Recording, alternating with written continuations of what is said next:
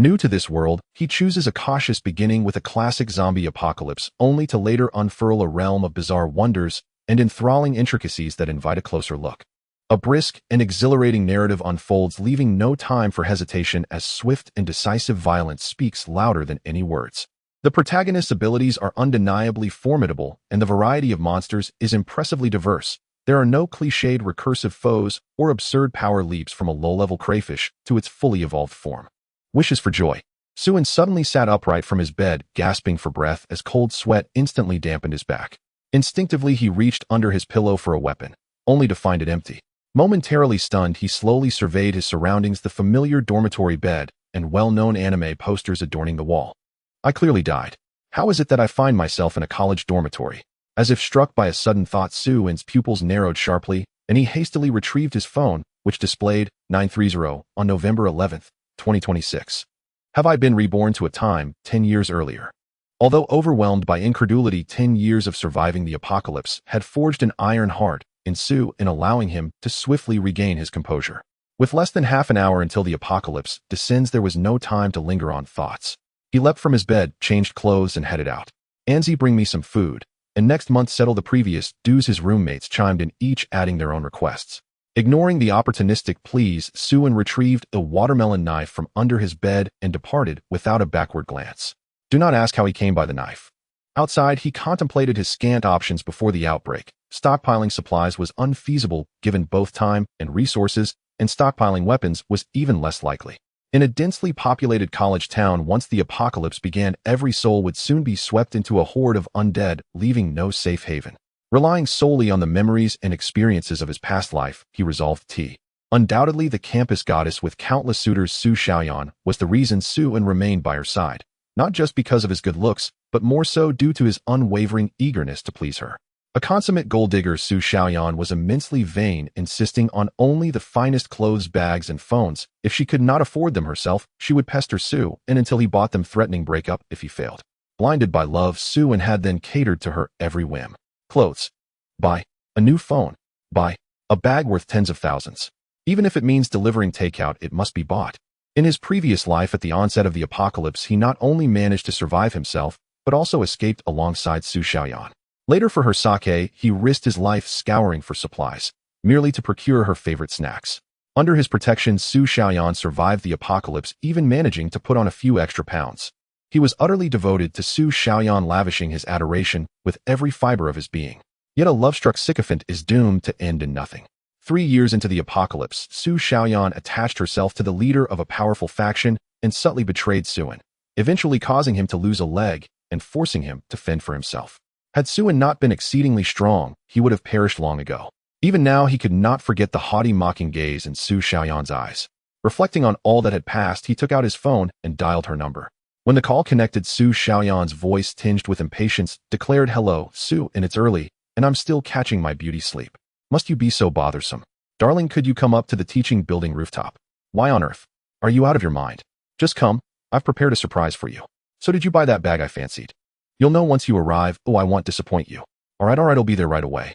Really, can't you just drop it off at my dorm building?" Within 10 minutes, Su Xiaoyan gracefully arrived on the rooftop. Under normal circumstances, Su's invitations might allow for an hour's delay, but when it came to gifts, Su Xiaoyan was impeccably punctual. She scrutinized Suin from head to toe and asked suspiciously, "Where is the gift? I don't see it. Suin, if you dare deceive me, it's over. We'll break up no matter what. I care not for the gift, or what I despise most is deceit. So now you choose to deceive me. Imagine the abuse when we marry." Watching the furious yet radiant maiden before him, Suin grew momentarily dazed, a warm smile softening his expression as he slowly advanced toward her. Without further ado, Suin grasped her soft throat as the gleaming watermelon knife emerged slowly from behind. Is this surprise enough? Seeing this, Su Xiaoyan trembled in terror, stuttering, "Su, my dear, what are you doing? Calm down. I'm just joking. No breakups, no breakups. I love you very, very much. I could never bear to part with you for a lifetime." Suin's expression remained unmoved, a warm smile still lingering on his lips. "When you went to hotels behind my back with those men, did you ever think of me? Oh, perhaps. After all, you were the one who covered the room fee. Is that what you call loving me? You haven't deleted the videos on your phone, have you?" Suin had been unaware of these matters until in his previous life, Su Xiaoyan herself disclosed them. Su Xiaoyan widened her eyes in disbelief, exclaiming, How did you know?" "No. My dear, listen to my explanation. I had no choice, why I was forced. Putting facts aside, don't you bear any blame. You promised to protect me, yet when I needed you most, you were nowhere to be found. Are you even a man? Suin shook his head in resigned irony, remarking, even in the face of death, you keep on fighting. After his words, he took a half step back and delivered a swift slash. A head rolled away. Flicking off the bloodstains from his clothes, he casually lit a cigarette and leaned against the railing, waiting for the apocalypse to descend. He had just killed a man, indeed his own girlfriend, and yet Suin felt no stirring of emotion, as if the cold corpse at his feet were utterly detached from him. His demeanor remained languid and indifferent. Only a faint glimmer of resolve began to emerge.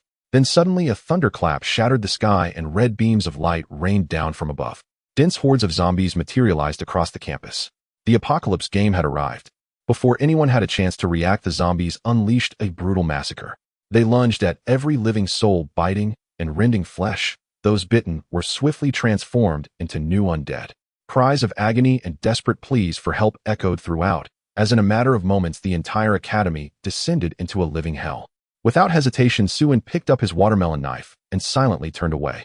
On the center of the rooftop stood a bronze supply chest in quiet repose.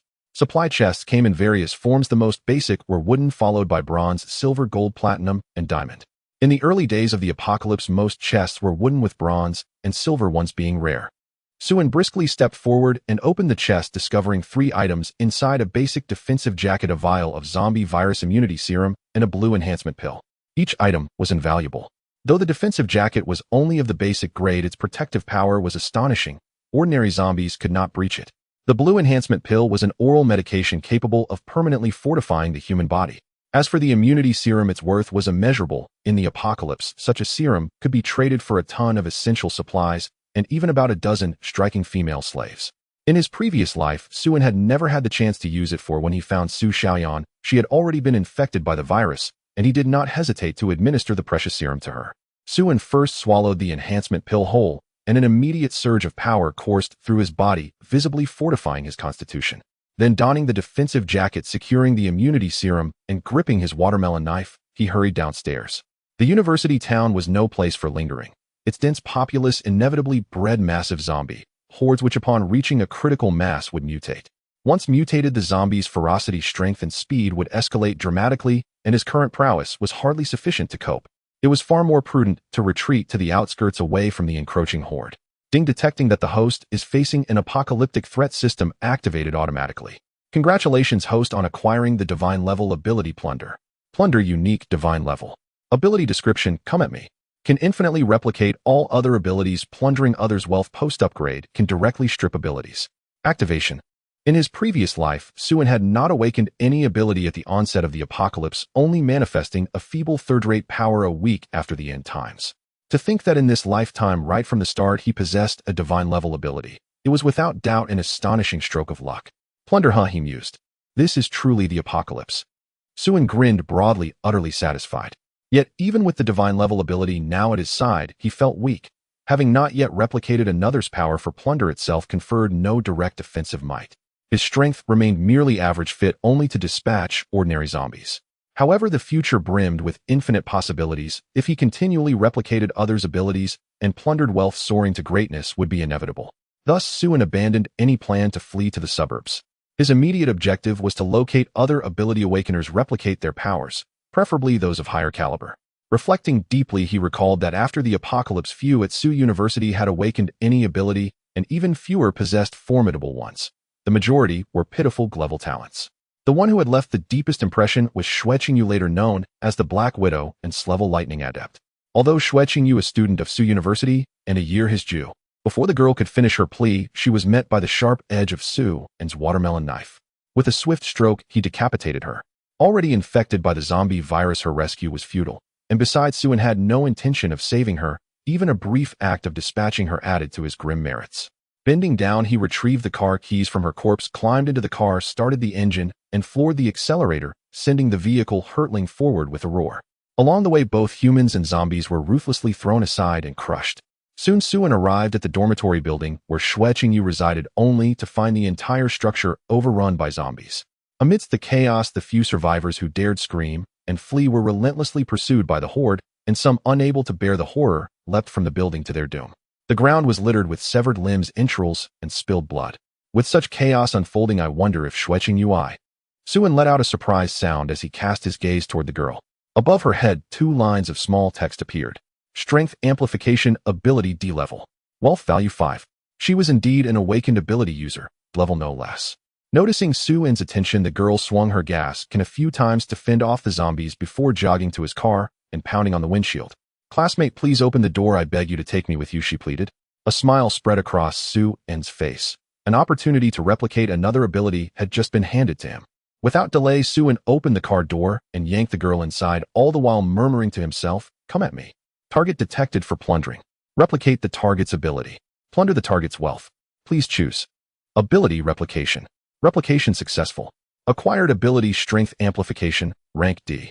In the blink of an eye, a rank D ability was secured. Suin's mood lifted considerably. At last he possessed a genuinely practical ability. Pity it was only rank D. For now it would have to suffice. Something was better than nothing. As for the other's wealth, only 5 points, likely all he owned besides the clothes on his back. Suin harbored no fetish for cross-dressing. Seizing such items would serve no purpose. "Thank you, big brother. I'm absolutely terrified. Is this the end of the world?" The girl murmured, still shaken, once back inside the car. Suin offered no reply, only countered with a question. "Do you know Schwetching UI?" The girl nodded eagerly. "Yes, of course. We even share a dorm." Hearing this, Suin's eyes lit up. "What luck?" He pressed urgently. "Do you know where she is right now, eh?"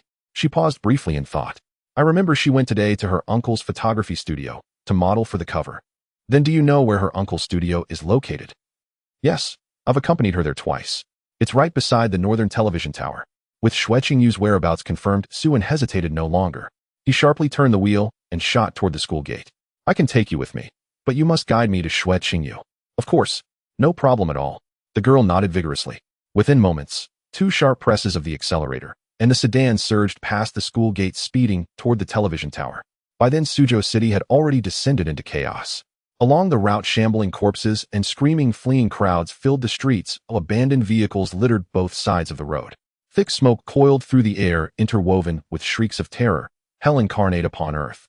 Yet this was only the dawn of the apocalypse. Many were still scrambling to evade the undead, and the roads remained passable, for now. Occasional obstructions, zombies or panicked crowds, were simply rammed aside. The girl stared out the Y.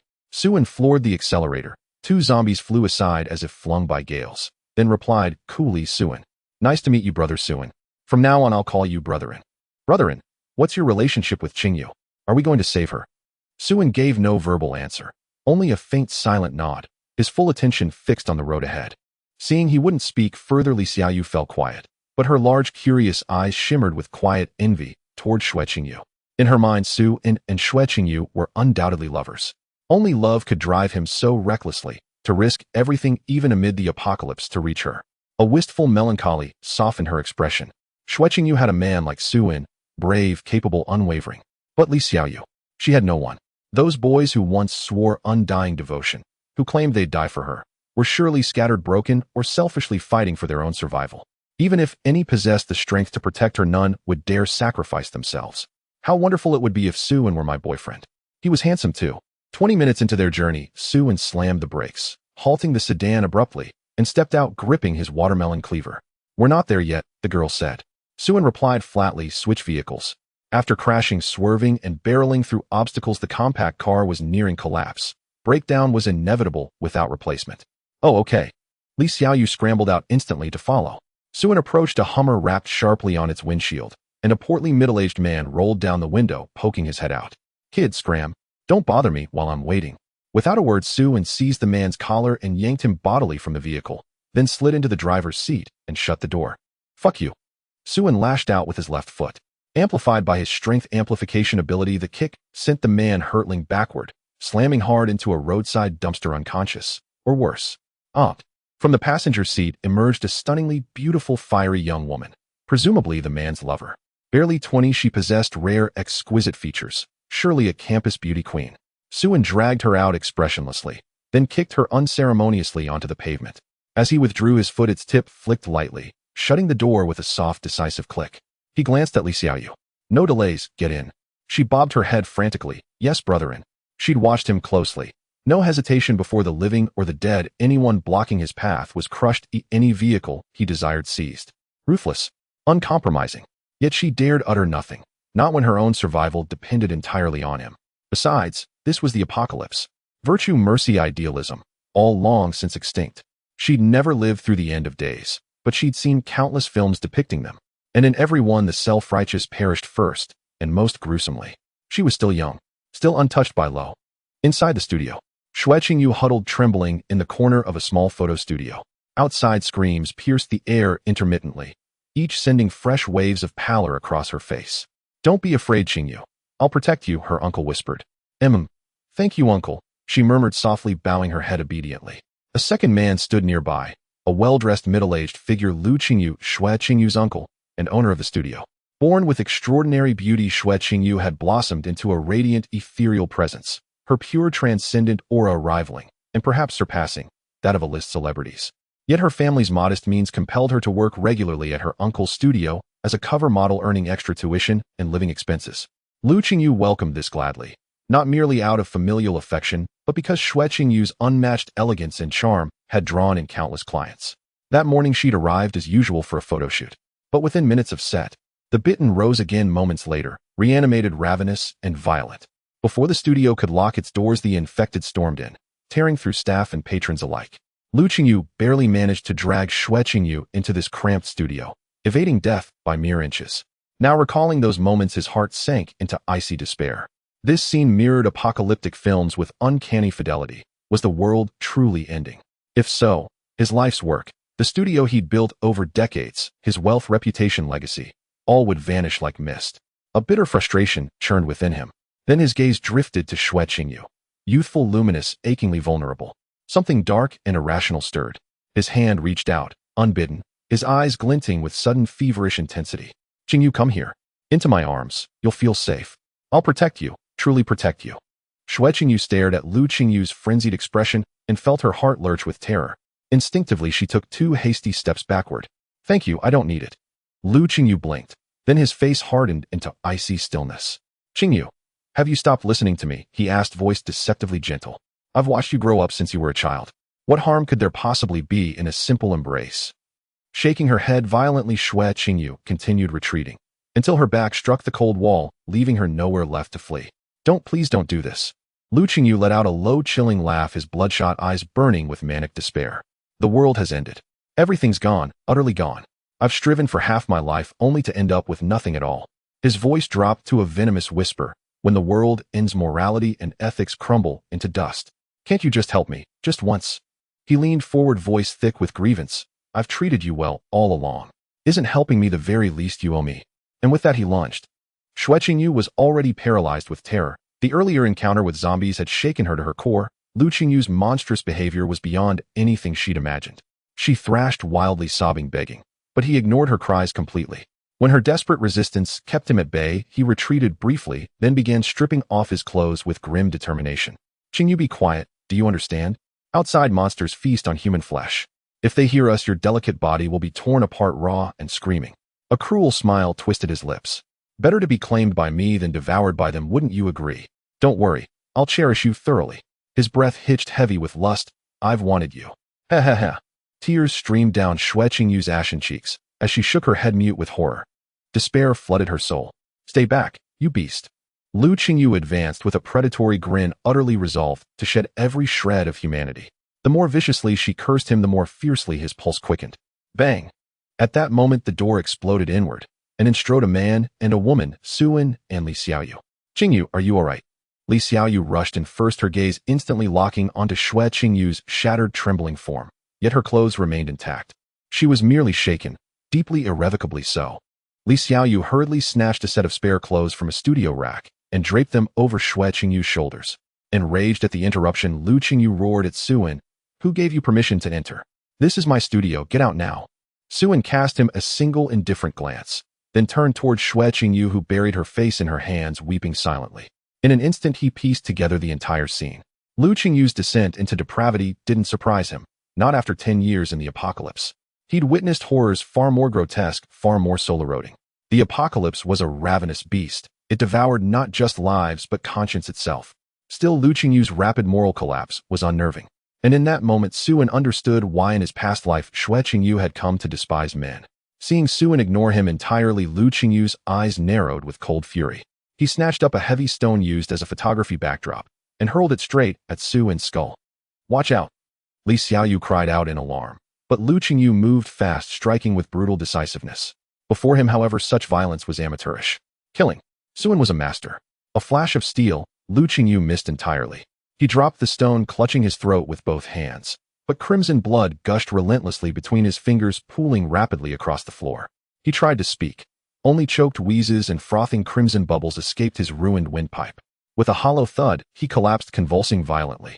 He wasn't dead, not yet. How long he'd last depended solely on how much blood remained in his veins. Suin. Suddenly Xue Qingyu rose from her tears and flung herself into Suin's arms, sobbing uncontrollably. Suin. A storm of confusion swirled in his mind. Do we even know each other? Yet without hesitation he wrapped his arms around her tightly and inwardly murmured, "Hand it over." Ding. Target detected for assimilation. Select ability to replicate. Replicate Lightning Dominion S rank. Assimilation successful. Acquired ability Lightning Dominion S rank. At last, S rank. A genuine S rank ability. Relief warmed his chest. From now on he finally had real leverage. But to Li Xiaoyu his quiet smile looked less like triumph and more like handing someone a sour lemon. Here stood a dashing man and a beautiful woman drawn together in raw, unguarded emotion. Li Xiaoyu's heart tightened with quiet, bitter ache. She hadn't been the first to arrive, never would be. The three exited the studio and returned to their vehicle. Suin slid into the driver's seat. The two young women settled into the rear, whispering softly, glancing at him furtively, shyly. Xue Qingyu's cheeks burned crimson, as she couldn't bring herself to meet his gaze. Li Xiaoyu watched them both, silent and observant. Suin meanwhile frowned deeply. The apocalypse had struck without warning, barely 2 or 3 hours ago. Yet many had already reacted, fleeing en masse in cars towards suburban safety. Chaos followed, roads jammed solid, gridlocked by panicked drivers. Zombies swarmed the highways, smashing windshields blindly, opening death's lottery. Most victims died instantly, but the true horror came when the dying in their final spasms stomped hard on the accelerator. Traffic collapsed entirely. Suin abandoned any thought of escaping the city by car. Walking out would take hours and carry lethal risk. Instead, he guided the two women out and headed toward a nearby luxury residence. Naturally, before moving in fully, they needed to stock up on essential supplies. Suin instructed Xue Qingyu to remain at the villa to sort through usable items, while he took Li Xiaoyu to nearby residences to gather provisions, and simultaneously clear out the zombies infesting the neighborhood, using the opportunity to hone Li Xiaoyu's combat capabilities. Li Xiaoyu possessed a Class D strength amplification ability, modest in growth potential and uncertain in long-term prospects. Yet it proved highly practical in the early stages, reliable, straightforward, and ideal for heavy labor. Unlike Xue Qingyu's lightning-based ability, which demanded time and precision to master, Li Xiaoyu's power required no finesse, only brute force. She embraced Suin's arrangement with enthusiasm, not because she welcomed being treated like livestock, but because abandonment in this desolate apocalypse would leave her utterly defenseless. As a strength type awakened, her physical might was prodigious, making B. Suin shook his head, helplessly reluctant to puncture her buoyant confidence. Her ability, like a certain anatomical feature, was ranked Class D, its ceiling already near sight. It had sufficed these past few days, but soon, once zombies evolved, this close combat brawler armed solely with amplified strength would likely falter against even elite specimens. Is Qingyu an awakened too? Li Xiaoyu asked, curiosity sparkling in her eyes. Yes, lightning manipulation. Her eyes widened. Wow, sounds incredibly prestigious. Suin concurred. Lightning-based abilities were inherently majestic, self-sustaining, pinpoint-accurate, peerless in speed and destructive force, and further empowered during thunderstorms, allowing partial command over ambient lightning. When even celestial wrath bent to one's will, weakness became implausible. Fortunately, he now wielded that same power, making it exceedingly valuable. He focused channeling lightning energy toward a distant zombie. A crackling arc leapt from his fin. All three abilities had gained varying degrees of proficiency. Strength amplification stood closest to leveling up, its cap seemingly 5 tiers. Lightning mastery's ceiling appeared far higher, 25 levels. Proficiency increased solely through usage. As for Sovereign Plunder, its mechanics remained opaque, though upgradability seemed certain. Its maximum level, however, remained unknown. The chasm between ability tiers was unmistakable. Setting aside Sovereign Plunder, even comparing Lightning Mastery and Strength Amplification revealed stark disparity, raw output scalability, and numerical ceilings. All favored Lightning overwhelmingly. One capped at 5, the other at 25. Suin cast Li Xiaoyu a glance tinged with quiet pity. Awakened or not, inequality was inescapable. Fortunately, he was anything but ordinary. Li Xiaoyu, oblivious to his empathy, simply gaped at him, mouth agape. Brotherin, you can discharge electricity. Are you also a lightning type awakened? In a manner of speaking. Suin nodded noncommittally. But I've seen how strong you are. I assumed you shared my strength amplification ability. Indeed, I do possess it. Li Xiaoyu fell silent, then beamed sweetly, truly worthy of being brotherin. She asked no further questions. The stronger her benefactor, the safer her perch. This was the fundamental logic of a loyal follower. They spent the better part of the day scouring the residential complex, eradicating zombies, and amassing supplies. By dusk, they returned to their base. Suin strolled ahead, hands in pockets. Li Xiaoyu trudged behind, shoulders bowed under hundreds of pounds of loot. Her petite frame nearly submerged beneath bulging sacks, save for two wide luminous eyes. Meanwhile, Xue Qingyu had methodically organized all gathered provisions and thoroughly cleaned every room. Their makeshift stronghold now bore faint, tender traces of home. Initial inventory tallied 9.5 jugs of cooking oil, over 300 gene of rice and flour, 13 cases of beverages and fruit juices, 629 bottles of premium wine and baijiu, including rare vintages priced in the tens of thousands per bottle, 60 gene of fresh vegetables, 40 gene of raw meat, over 20 cases of pet food, exclusively cat and dog canned meals, 6 full cases of condiments, soy sauce, monosodium glutamate oil. Wine and spirits, by contrast, were plentiful, 629 bottles, many vintage and exquisitely rare. Within months, their collective worth would soar beyond imagination.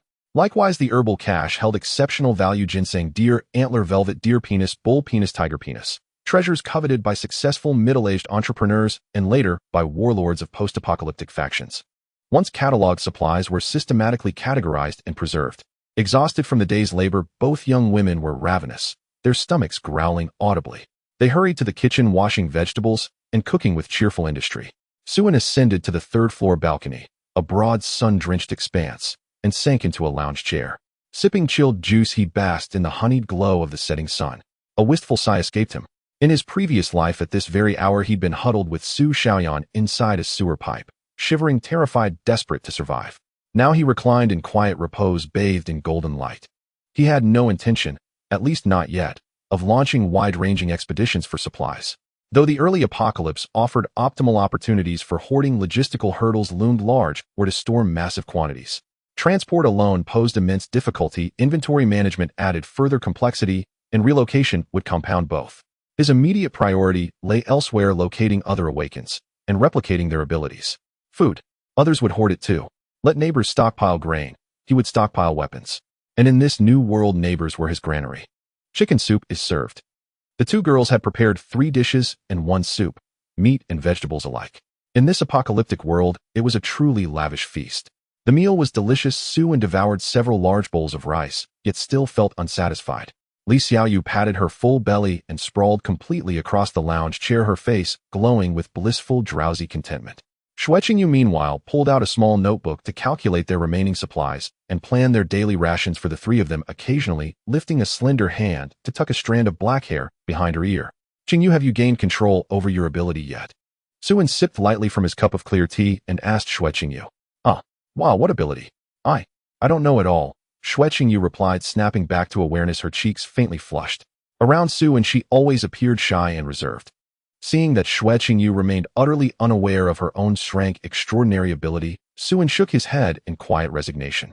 He simply could not reconcile this timid, blushing girl before him with the cold-blooded assassin she would become in his past life. With no choice, he began explaining everything to her, and she listened intently. I'll try. Xue Qingyu rose immediately, closed her eyes, and focused inward. Moments later, faint arcs of electricity shimmered around her body. She raised her palm, and a bolt of lightning shot forth, striking a sapling downstairs and reducing it instantly to charred ash. It worked. I did it, she whispered, breathless with exhilaration, tiny beads of sweat glistening at the tip of her nose. Suin smiled gently. Your aptitude is exceptional. Then, with a flick of his wrist, he gathered crackling arcs of electricity into his palm. The current surged forward, wrapping tightly around a nearby cleaver. With a casual sweep of his arm, the blade shot through the air and embedded itself deep into the wall with a resonant thud. Practice along this line for now. Lightning-based abilities offered numerous applications, among them electromagnetic manipulation of metal. This was one of the most energy-efficient and lethally precise methods available. Yes, I'll work hard, Xue Qingyu affirmed. Yes, sir, mission accomplished. Li Xiaoyu sprang up and delivered a mischievous, exaggerated salute. Suin couldn't help but smile, then turned and retreated into his room, collapsing onto the bed to rest with eyes closed. In silence, he combed meticulously through memories of his former life and weighed his next steps, especially how he ought to navigate relationships with Xue Qingyu and Li Xiaoyu.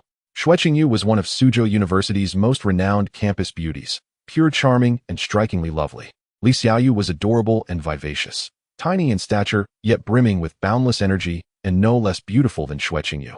To claim Suin felt absolutely nothing would be a lie. Had she been plain-looking, he'd have dismissed her without hesitation. Yet after the incident with Su Xiaoyan, he carried lingering trauma, making it impossible for him to entrust his heart fully to any woman. If only there existed an overlord ability, he muttered wryly. As for friendship, that option he discarded outright. In the apocalypse, there were no friends, no such thing as pure camaraderie. He refused to seek solace in fragile bonds. Was it tragic? Yes, and rightly so. This was the apocalypse. This was his way of surviving. Better to perish alone than to stake his life on the illusory kindness of others. On the balcony, Li Xiaoyu sat cross-legged atop the railing, knees propped under her palms, her gaze locked intently on the residential compound's entrance. Her expression solemn, her petite frame evoking a kitten poised to pounce. "Qingyu, go rest first. I'll keep watch here. When I'm too tired, I'll call you." Though Suin hadn't voiced it, Li Xiaoyu sensed plainly among the three she was the weakest. She feared being abandoned. So she resolved to contribute more, to do whatever she could. "It's still early. I can't sleep. Let's talk for a while. If you're sleepy, go ahead and rest. I'll stand guard just as well." Xue Qingyu shook her head, simultaneously guiding a fruit knife through the air using electromagnetic force, while chatting easily with Li Xiaoyu. Before the apocalypse, they'd been dormitory roommates, close enough that conversation flowed naturally. "Qingyu, how long have you and brother Su been together? I never noticed you even had a boyfriend." Startled, Xue Qingyu stumbled. Her concentration broke, and the knife shot past Li Xiaoyu's head with a sharp whistle. Li Xiaoyu jerked her neck back instinctively. "Whoa, Qingyu, you nearly killed me. Even if you do have secrets, no need for murder to cover them." Xue Qingyu flushed crimson, waving her hands frantically. "I'm so sorry. I didn't mean to. Suin and I aren't dating. Just met a few times." Li Xiaoyu blinked, stunned. How could that possibly be? Then why did brother Su risk his life to save you? Xue Qingyu had no answer. "Truly, we've only met a few times. And he already has a girlfriend." Her voice softened, her expression dimming slightly. "Nanny." Li Xiaoyu's pitch rose sharply, then dropped to a whisper. "Quick, tell me who the little schemer is." "Su Xiaoyan, from the Department of Chinese Language. Very beautiful, I think you've seen her." Li Xiaoyu's expression twisted. "Huh, isn't she the classic green tea bus? How could brother Su fall for her? I'm far more appealing. If only I were half a head taller." "Half a head? Just half a head taller. Say 20 centimeters. Then I'd be Suzhou University's campus beauty. Both Su Xiaoyan and Xue Qingyu stood just over 1.7 meters tall, a fact that haunted Li Xiaoyu, whose own height measured only 1.55 meters, leaving her perpetually breathless with insecurity. Fortunately, her looks compensated amply, securing her baseline charm. They've been together 2 years, but Su Xiaoyan never told anyone. She only sought him out when she wanted gifts. Su Xiaoyan's reputation among female students was poor. Rumors claimed she dated multiple boys in high school, and once in university her liaisons multiplied, entangling her with several wealthy young heirs. Xue Qingyu herself couldn't fathom why Suin loved Su Xiaoyan. She'd even witnessed Su Xiaoyan walking arm in arm into a hotel with another man. Wow, that little schemer is truly revolting. Wait, hold on, Qingyu. You claim you barely know brother Su, yet you know so much about him. Li Xiaoyu suddenly caught the eye. "Once I fell off my bicycle, and he helped me up. That's it. So you are surrendering yourself?" "I'm not." The two girls collapsed into giggles, leaning against each other on the balcony. The sun sank low, the dusk bled into twilight, cloaking the earth in deepening shadow. A grotesquely obese figure staggered down the street, vast as a mountain of flesh, limbs, unsteady throat, gurgling wet guttural sounds. Thick, foul-smelling black drool oozed from its slack mouth. Its shambling path led inexorably toward the very residential compound where Su-un and the two girls sheltered. As time slipped away, midnight arrived in the blink of an eye. Li Xiaoyu remained on the balcony, standing watch. Xue Qingyu, wrapped in a woolen blanket, slept soundly on the balcony sofa. They had agreed Li Xiaoyu would take the first half of the night, Xue Qingyu the second. Li Xiaoyu stifled a yawn and stretched, her movement rippling like a quiet swell. At that very moment, Li Xiaoyu spotted a figure standing by the residential compound's gate fence. Bathed in the pale glow of the street lamp, she saw what it was: a grotesque, hulking figure over 2 meters tall, its bloated bluish-black flesh rupturing through tattered clothes, black ichor dripping ceaselessly from its mouth. It resembled a water-swollen corpse, unnervingly immense and chilling to behold. A shiver ran down Li Xiaoyu's spine as she seized her baseball bat. She was certain it was a zombie. She nearly rushed downstairs to crush it with one decisive swing, but hesitated, eyeing its colossal frame. Surely it weighed 400 or 500 gene, clearly durable, perhaps even unyielding. What if she failed? After brief deliberation, she roused Xue Qingyu beside her.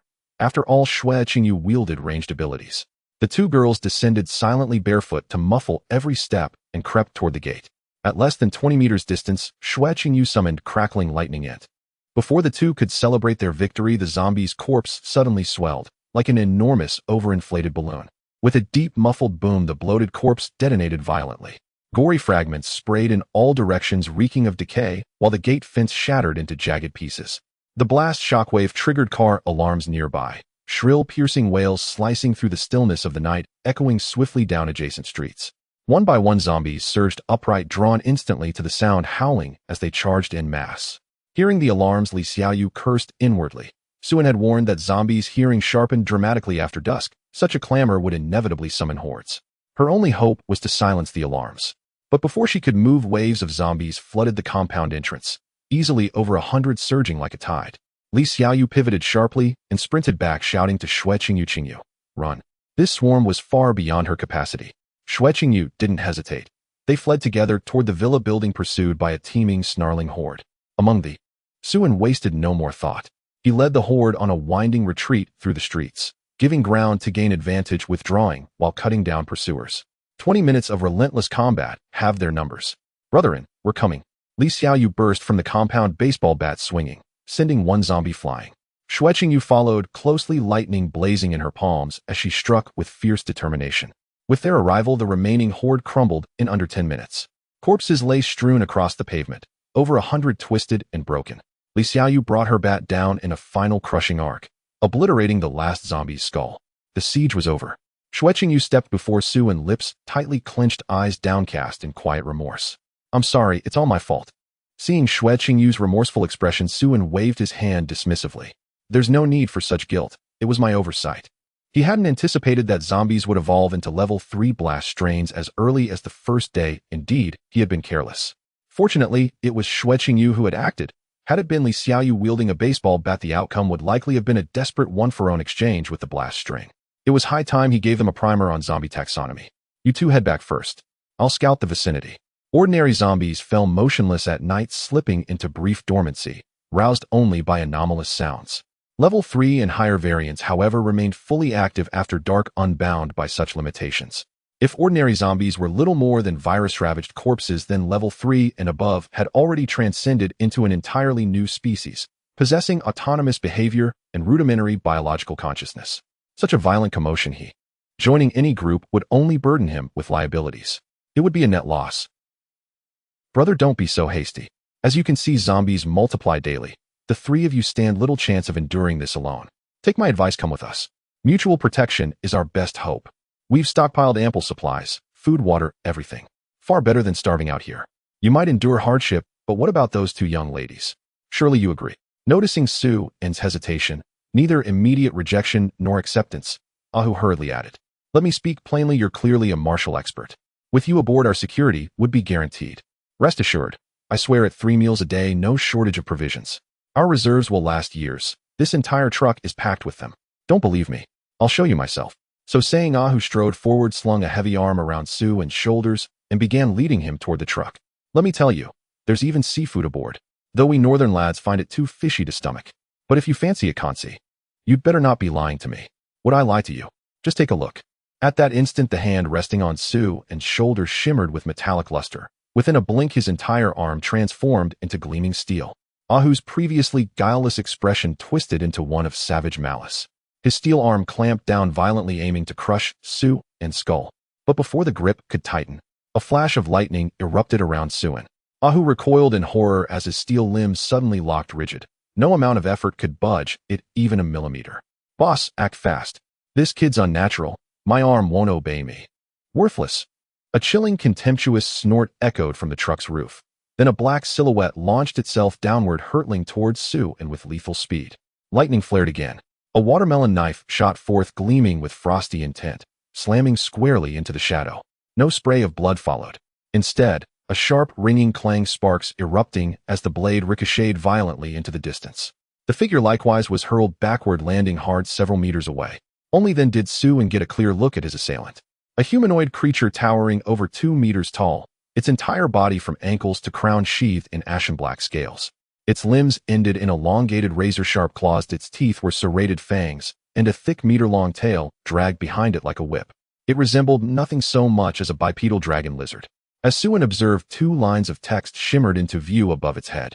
Ability: Bestial Transformation. Rank: B. Irreversible. Wealth value: 16000. I've yet to taste the flesh of an awakened one. So saying, the lizard man extended a forked tongue and licked the blood from his claw, his features contorting into a feral bestial grimace. Facing the lizard man's threat, Suen remained utterly impassive. With one hand he seized Hu Zi, now paralyzed and helpless, and lifted him aloft, all while silently intoning "Yours is mine." Target detected for acquisition. Select acquisition vector. Copy ability. Ability acquired: Iron Arm F. Though the Iron Arm ability was somewhat underwhelming, even a mosquito's morsel was sustenance, sufficient to hone his skill proficiency. "Boss, save me." Hu Zi's face flushed crimson as he feebly cried out to the lizard man for rescue. The lizard man exploded forward, feet driving with explosive force, blurring into a streak of black shadow hurtling towards Suen at terrifying speed. Suen flicked his wrist and hurled Hu Zi straight into the lizardman's path. Before Hu Zi could even register relief at his sudden release, the lizard man surged onward without pause and slashed downward with a single savage claw. "Get lost." 2 wet thuds echoed. No scream escaped Hu Zi's lips before he was cleaved apart, his body collapsing into severed, lifeless chunks strewn across the ground. The lizard man pressed on, closing in on Suen once more. Lightning flared around Suen's form. Nearby, a watermelon knife whirled through the air in a tight arc aimed unerringly at the lizardman's eyes. With a guttural roar, the lizard man raised both arms to shield his face. A deafening clang rang out, sparks erupted, before the knife rebounded violently. Yet in that fleeting instant, while the lizardman's vision was obscured, Suen launched forward like a thunderclap, closing the distance in a heartbeat. His right arm shimmered instantly with a metallic luster. Startled by Suen's blinding speed, the lizard man recoiled in alarm and lunged, claws raking towards Suen's skull. "Die for me, you wretch." But Suen was faster still. His strength amplification activated, coiled power released in a single devastating uppercut aimed squarely beneath the lizardman's jaw. A deep, hollow thud resounded. Then the lizardman's massive frame soared several meters into the air, shrieking like a wounded beast. Lightning flashed anew. Suen exhaled coldly. Locked. In an instant, iron railings shot forth, serpentine and sinuous, wrapping the lizard man in a tightening, coiling embrace. Within moments, he was encased entirely, a colossal iron sphere, plummeting heavily to the earth, raising a billowing cloud of dust. Even then, the lizard man refused surrender, roaring defiantly, straining with monstrous might. His thick, scaly limbs strained against the bindings, wrenching the steel until it groaned and shrieked in protest. SSSZZZT. Another surge of lightning struck, the entire iron sphere erupting in blinding, crackling current. Under the onslaught of raw electricity, the lizard man lost all capacity to resist within a minute, collapsing limply onto the ground, charred black, his scorched flesh reeking of acrid, nauseating burnt meat. Suen approached calmly, placed a single hand upon the lizardman's forehead, and murmured inwardly, "Yours is mine." Target detected for acquisition. Select acquisition vector. Wealth extraction. Wealth extraction successful. 1700 wealth points in material assets acquired. Remaining 1000 population wealth units inaccessible due to insufficient skill proficiency. Designate storage location for assets. Store them at the base villa. Assets transferred. Please inspect promptly. Brother, please spare my life. I'll follow you forever. I'll obey every command. The lizard man pleaded weakly. Suen cast a single detached glance, then rose, brushed dust from his palms, and turned away. "Regrettably, you hold no further value to me." The iron sphere constricted, not loosened. Several steel rods pierced inward through the lizardman's orifices, twisting, grinding, and shredding him from within into pulped ruin. His final breath choked off before a cry could escape. "Big brotherin, are you hurt?" Li Xiaoyu trotted up, baseball bat slung over her shoulder, concern etched across her face, her other hand dragging behind her, a hulking man left half paralyzed by her blows. Of the 3 attackers, 2 were dead. The sole survivor had been crippled mid-flight and dragged back. "Don't worry, I'm unharmed." Suen glanced coolly at the writhing man and added flatly, "Kill him. He serves no purpose alive." Shall I do it?" Li Xiaoyu shrank slightly. She'd never hesitated to strike down zombies, but killing a human, that was different. Raised in a civilized world, she bore deep psychological resistance to taking a life. Can't bring yourself to do it. Under Su-En's icy gaze, Li Xiaoyu's breath hitched. She lowered her head, voice trembling, as she stammered. I understand. After a long hesitation, Li Xiaoyu clenched her teeth and swung the bat, ending the man's suffering. Staring at the spreading pool of blood, her hands began to tremble. Su-En gently ruffled her hair in quiet reassurance. To survive the apocalypse, you must stain your own hands. Hesitation invites death, and in this world you may pity the undead, but never another human. Human hearts are more treacherous than flood or feral beast. In just this brief time, Li Xiaoyu had exceeded his expectations. Sharp in combat instinct, quick-witted. A thought stirred in him, perhaps she was worth cultivating. Whatever Big Brother says. She offered him a tender, trusting smile. She knew he acted for her sake. Even so, adapting her mindset to the apocalypse would take time. Xue Qingyu, meanwhile, remained detached, unmoved by the deaths of the three men. Su-En said nothing more. He walked to the rear of the cargo truck and opened its container doors. Not in search of supplies, the lizardman's entire. Su-En guided a sliver of iron through the crowd, swiftly severing every binding. Thank you, young master. You saved us. When that monster grabbed me, I thought I was doomed. That thing's terrifying.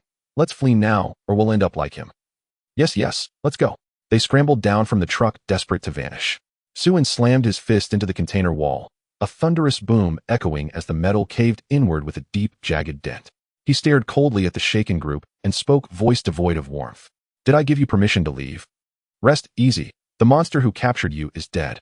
You are all free. But only on one condition: you must load all the corpses nearby into the vehicle and take them with you. A little labor in exchange for your lives. Surely that's a fair bargain. Hearing this, the group exchanged uneasy glances, but not a single person moved to lift a corpse. If even the lizard man was dead, what was there left to fear? A woman dressed in sharp business attire brushed dirt from her blouse and retorted indignantly. Why should we obey you? We're not your slaves. Why must we do whatever you command? I refuse. Others quickly echoed her protest. Exactly. No wages, and you expect us to work for free. I refuse to. I'll work, but only for pay or food. I haven't eaten in a full day. I haven't got an ounce of strength left. And now you want me to haul corpses? Do you even consider me human? I'm a woman after all. Not a shred of chivalry. Hardly qualifies as a man. A textbook, forever alone archetype. Young man, yes, you saved us. But please respect our fundamental human rights. We are free individuals entitled to dignity and autonomy. If you'd only speak with courtesy, plead respectfully, we might oblige out of gratitude for your kindness. But with that imperious barking tone, who would follow you? Young people today must learn proper conduct, or they'll never understand how they've been ruined.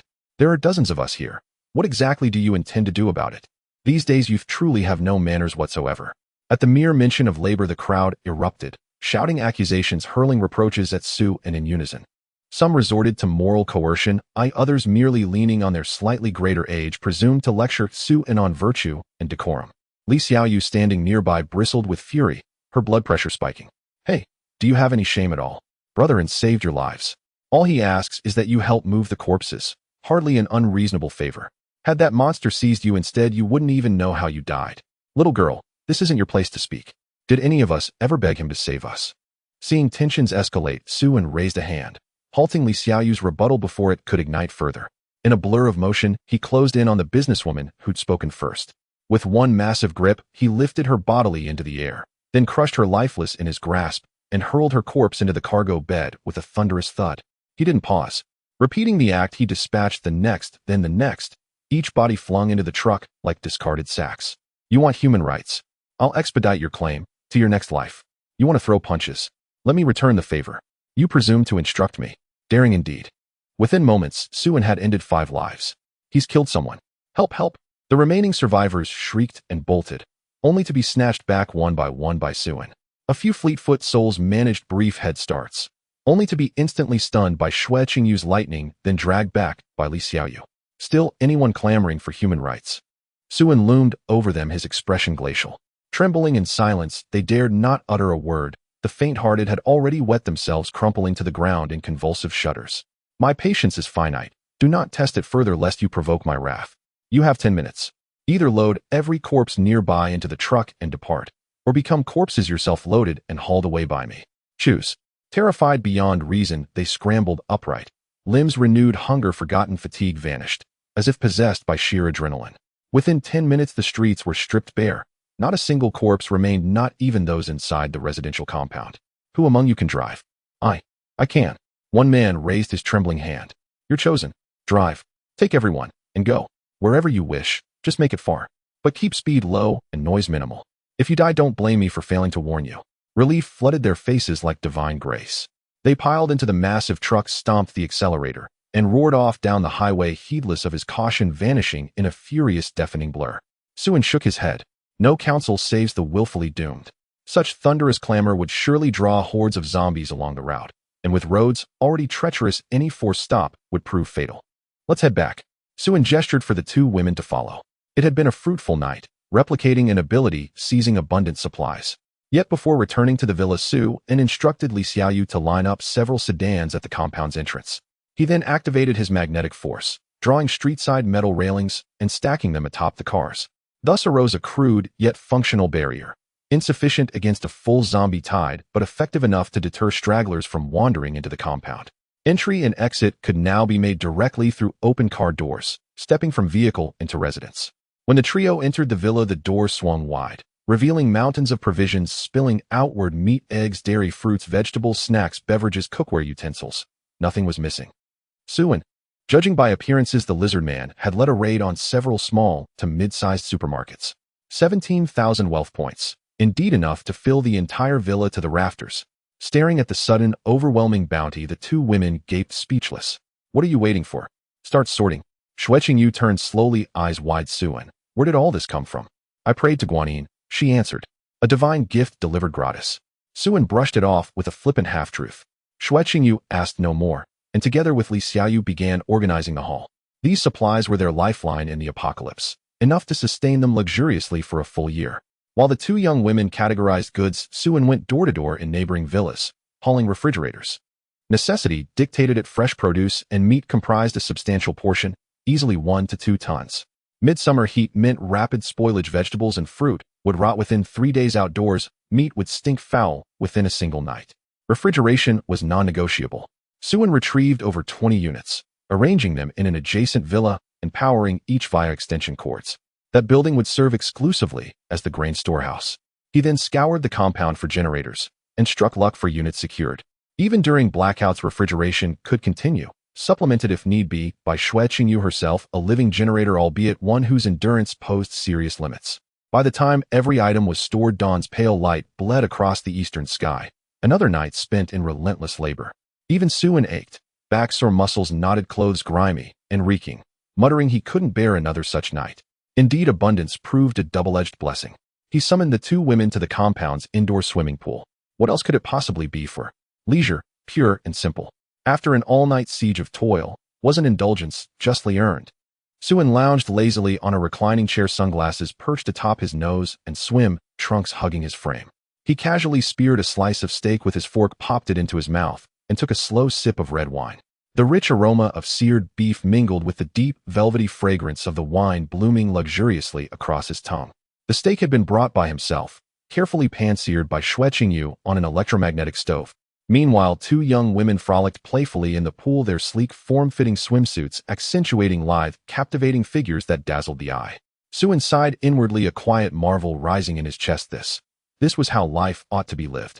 Brother, and come join us, a cheerful voice chimed. Come on down. Li Xiaoyu waved eagerly at Suin. He flashed a broad grin, rose from his chair, and strode barefoot to the pool's edge, then leapt without hesitation. I'm jumping. He twisted midair, 900 degrees of flawless rotation, before plunging in with a dramatic splash, heavy dive reminiscent of a Filipino-style fish toss. Water exploded outward in radiant arcs, drawing peals of delighted laughter from the two girls. The pool shimmered with unrestrained mirth, and beneath it all the invisible, intoxicating pulse of youth and vitality. After a while, they returned to the villa satiated and refreshed. Before leaving the pool, Suin drained both pools entirely and refilled them with fresh water. Within hours, the entire city of Su would suffer blackouts and water shortages. Electricity could be marginally stabilized, but water supply would soon vanish, forcing preemptive storage. Fortunately, the two indoor pools were capacious, evaporation remained slow, and contamination unlikely. For just 3 people, the reserves would last a long time. Back at the villa, Suin did not rest. Instead, he took Li Xiaoyu and left the compound immediately, while Xueqingyu stayed behind to guard the base. Her strength hetero-power made infiltration by ordinary survivors impossible, though utterly exhausted rest could wait.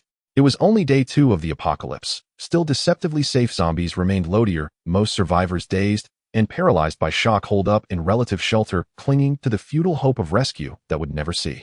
Before long, they had amassed over 20 overflowing bags of medication. They then located 2 large burlap sacks and packed everything inside. A truly bountiful haul. Yet Sue felt no elation. It wasn't enough, not nearly enough. They hadn't even filled half the counter, let alone touched the small warehouse tucked behind the store. A sharp pang gripped his chest. These were precious, readily accessible resources, and yet agonizingly, he couldn't carry them all. After brief consideration, Sue instructed Li Xiaoyu to fetch every item from the warehouse, while he dashed into the street in search of a freight truck. Not far away, he spotted a heavy-duty dual-axle truck idling roadside, surrounded by dozens of shambling zombies. How strangely familiar. A closer look confirmed it, the very same truck from yesterday. While now, fate does have its ways. But the cab stood empty. Those who'd ridden it yesterday were either long gone or devoured. One zombie among the pack bore unmistakable features of former member of yesterday's group.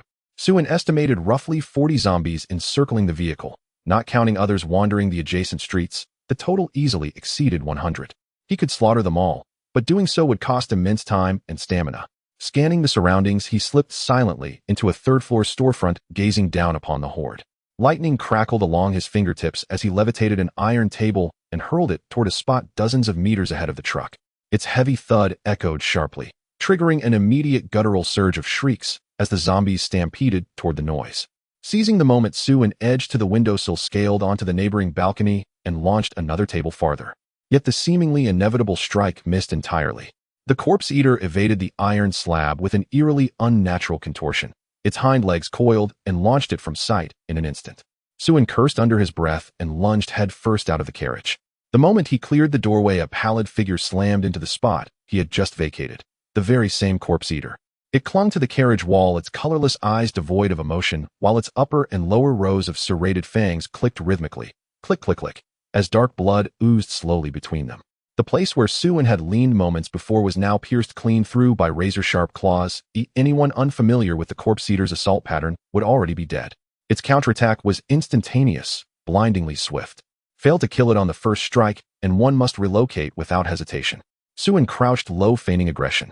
The corpse eater struck first, screaming as it hurled itself forward. Hey! Lightning erupted instantly, striking the corpse eater midair with searing force. Simultaneously, Sue's steel-hardened right arm lashed upward, seizing the creature's throat before slamming it violently into the ground. The corpse eater shrieked in agony, flailing its claws in desperate retaliation. Only for Sue to act faster still. A pre-commanded iron slab shot forward, plunging deep into its skull and churning violently within. The creature convulsed weakly, then lay still. Such zombies possessed overwhelming offensive instinct. The mere suggestion of attack would trigger their immediate lethal response. Master this truth, and one could turn their aggression against them. Sue spat contemptuously, then kicked the corpse aside with a heavy boot. He secured the carriage doors, sprinted back to the driver's seat, ignited the engine, and drove the truck over the sprawled remains, heading straight for the pharmacy where Li Xiaoyu waited. He could handle corpse eaters, but Li Xiaoyu, she would. Li Xiaoyu had already slumped into the passenger seat. All right, whatever Brotherin says. Sue stomped on the accelerator, swung the truck around, and sped back along the route they'd come, toward their base. To avoid excessive noise, and due to deteriorating road conditions, the truck maintained a modest speed barely exceeding 30 kilometers per hour. Even so, it drew a growing entourage of shambling corpses. Sue steered with one hand while diverting mental focus to manipulate nearby metal objects, deflecting or impaling pursuers. The truck did not only attract the undead, it also drew survivors. From apartment balconies and shattered windows along the roadside, heads cautiously emerged. Brother, could you toss up some food? I'll pay you 1,000. 5,000 for a single case of instant noodles. 20,000 for 1 pound of beefsteak. Grade 2A is fine. 100,000. I'll write you a certified check for a bag of rice and 1 pound of pork. Sue ignored them all. Money held no value in the apocalypse, not even fit to wipe one's backside, nor durable enough to burn well. As he wielded his abilities more frequently, his proficiency surged steadily, his lightning affy. Iron Arm, level 1 was its absolute cap. Frank abilities were inherently limited, offering zero room for growth. At level 5 strength amplification, Sue could lift nearly 1 metric ton barehanded. His level 5 lightning affinity allowed him to manipulate up to 2 tons of metallic mass at range. and each bolt now carried devastating power, reducing zombies to charred blackened husks upon impact. As always, not all abilities were created equal.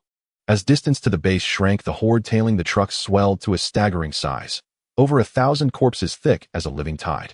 Among them lurked evolved variants, the obese volatile burst types, the calcified armored hard types, and the spring-loaded acrobatic leap types. Even after Sue-An's continuous roadside culling, to drive the truck straight into the base would risk leveling the entire settlement. Sue-An slammed the accelerator, surging forward, while unleashing his lightning affinity at maximum output. He seized passing vehicles, small sedans, motorcycles, and hurled them like guided projectiles into the mob. He prioritized burst types. Each impact triggered a violent detonation, gouts of gore and splintered bone erupting skyward. Under relentless assault, the horde quickly fell behind, until the truck vanished beyond their sight. Bereft of its target, the mass froze, then scattered aimlessly, surging toward any sign of life. Survivors who'd earlier peered from windows now unwit. Awakened abilities were ranked across 8 tiers: S, A, B, C, D, E, F, and G. Assuming maximum proficiency for each rank, F, entire awakened individuals could only reliably defeat level 2 mutated zombies. Against level 3, survival required sheer desperation. D and A tier users handled levels 34. B, entire managed level 5. A tier awakened beings could confront level 7 threats. Steer individuals stood alone, capable of engaging top-tier level 7 to level 8 abominations, perhaps even beyond. Level 8 marked the apex of zombie evolution.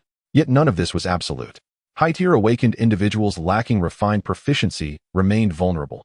Even Steer users, if inexperienced or ignorant of cultivation, could fall to a level 4 zombie.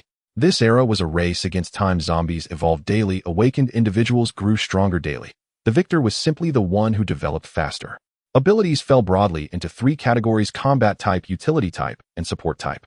The first 2 excelled in battle. Support type users struggled in solo combat, even in Steer support user MIG. Yet abilities were inert tools. Their efficacy hinged entirely on the wielder. Identical powers manifested differently in different hands. Some transcended limits, others failed to meet even baseline expectations. One person might build an empire from 1 million credits, another might squander it in months, then drown in debt. Nothing was absolute. This was true apocalypse, every second a test of raw survival instinct. After driving the truck back to the safe house, Sue-An first cleared the roadblock and then drove the big rig directly into the compound. The unloading would have to wait until morning. He and Li Xiaoyu were utterly spent. Xueqingyu had no power that amplified abilities, so lifting and carrying had been especially arduous. In any case, the medicine sat safe in the truck bed, shielded from rain and sun. Leaving it overnight would do no harm. Back in the villa, Li Xiaoyu did not even bother to go to her room. She collapsed straight onto the sofa and was asleep in an instant. Having been awake all night and exhausted from the day's toil, Sue-An was barely holding up himself and likewise lay prostrate on the couch motionless. Xueqingyu covered Li Xiaoyu with a blanket to ward off the chill, then stepped quietly to Sue-An's side and spoke in a voice soft as silk. "You worked hard." Sue-An answered weakly, "I'm fine." He was anything but fine. Electricity is formidable, but not infinite, and he. While his mind wandered, Sue-An's thoughts turned practical. 3 people were simply too few. Their combat strength was sufficient, but they were desperately short of laborers. He was forced to do everything himself, and progress was painfully slow. If only they had a handful more hands, they could have filled the truck to the brim today. He considered recruiting a few loyal laborers to stand watch and haul supplies. In short, they had plenty of material, but too few means to store it. Aside from hiring hands, there was a more valuable option: replicating into a space-type ability. Space abilities were not combat talents, yet they were priceless. Each awakener of a space power possessed an independent pocket dimension that could hold anything non-living. That private space preserved contents perpetually. What went in the same way came out. An almost game-breaking advantage. Space abilities were extremely rare and jealously guarded by the great factions. Identities of their bearers were SSE. Sue-An was merely laying out the facts, an advance warning for Xueqingyu. He had not yet spoken the most despairing truths. The bloodthirsty bats only moved by night. By day they slumbered. But daytime would not be safe either. Most zombies were active in daylight, and alongside them came bloodthirsty crows, creatures much like the nocturnal bats. Both bats and crows would multiply exponentially until their swarms blot out the sky. One hunts by day, the other by night. Their sole purpose was to hunt the living. Compared with those ravenous flocks, zombies were almost trivial. Before millions of bats and crows, even the strongest level ability user would be slaughtered in an instant. The crows and bats would not endure forever. After the 14th day, they would vanish without trace. Their sudden onslaught was like a great sieve culling those unfit to survive the end times and ushering in an even crueler phase. The apocalypse came in waves, each with its own stages. This was Meryl. The next morning after breakfast, Sue and set out once again with Li Xiaoyu. Today's objectives were twofold. First, to locate a fuel tanker and load it with gasoline for future use. Second, to search for other awakened individuals capable of replicating their abilities. They commandeered a motorcycle and sped toward the city center. Compared to yesterday, the streets teemed with far denser hordes of zombies and far more evolved variants. The once dominant baseline undead had now become a rarity. Instead, level 2 hardened types formed the overwhelming majority, while bloated types and leaping types roamed everywhere. After 3 days of apocalyptic chaos, most survivors had finally grasped reality. No rescue would come. One by one, they abandoned shelters and ventured into the ruins in desperate search of supplies. Yet for ordinary people, this awakening came too late. Zombies had already ascended to higher tiers. Bloodthirsty ravens hunted humans like prey. Every sortie now carried the sea. He sprinted straight for the bike, only to find Li Xiaoyu sitting sideways on the seat, swinging her bare feet idly. The man brandished his fire axe and barked, "Get off, or die." Li Xiaoyu didn't flinch. She smiled sweetly and replied, "Uncle, you're awfully fierce." His face darkened instantly. "Brat, don't force me to chop you down." He lunged to grab her, convinced she was just a pampered, sheltered girl who couldn't fathom the true lethality of this ruined world. But in a flash, Li Xiaoyu kicked, swift, brutal, unerring. He flew backward, crashing several meters away before collapsing, writhing in agony. Her blow had shattered multiple ribs. His companions rushed over, lifting him up as he groaned helplessly. "Goddamn, my ribs, they're broken." They stared at Li Xiaoyu in stunned disbelief. How could such a delicate-looking girl deliver a strike that snapped bone? Grab her, drag her inside, and teach her a lesson. One man licked his lips, gazing hungrily at Li Xiaoyu's delicate features. The others exchanged glances and nodded in grim agreement. This was the apocalypse. Morality dissolved. Tomorrow was uncertain.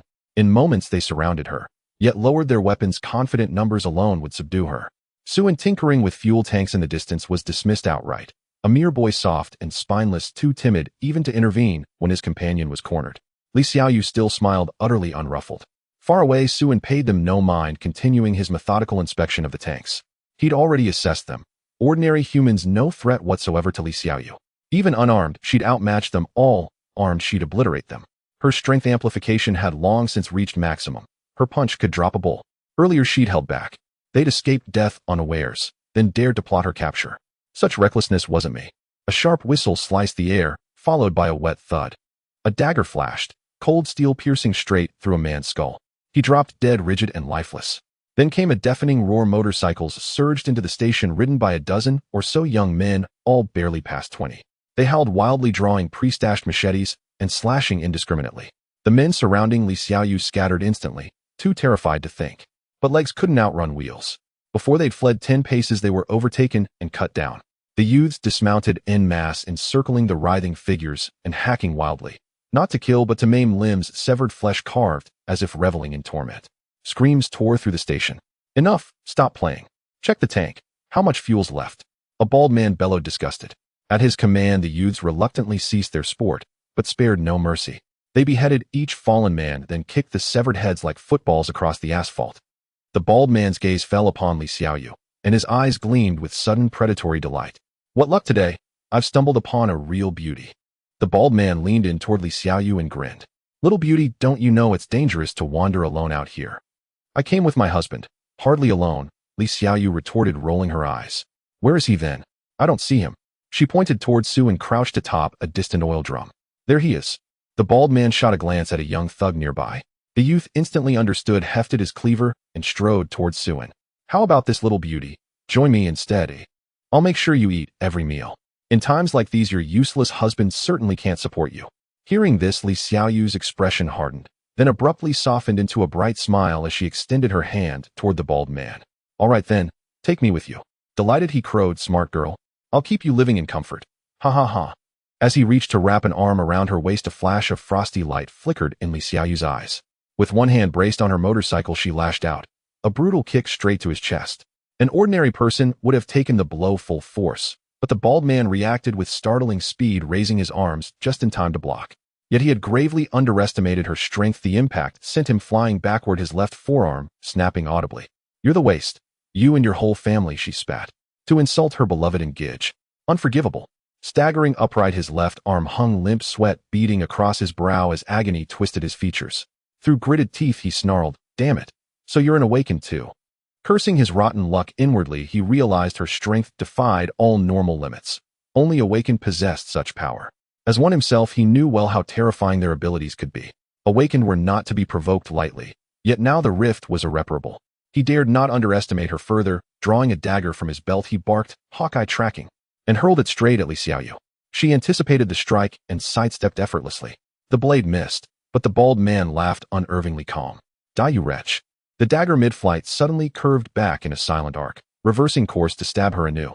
By the time Li Xiaoyu noticed, it was already upon her, gleaming coldly inches from her throat. Evasion impossible. Then, stillness. The blade froze midair, suspended as if caught in invisible silk. The bald man's cruel smirk froze on his face. His ability, Hawkeye tracking, guaranteed near-perfect accuracy. Even if dodged, the weapon would relentlessly pursue its target until impact. More lethal than any bullet. Yet here it hung motionless. "How? What did you do?" he roared. "A respectable brank ability," came a detached voice.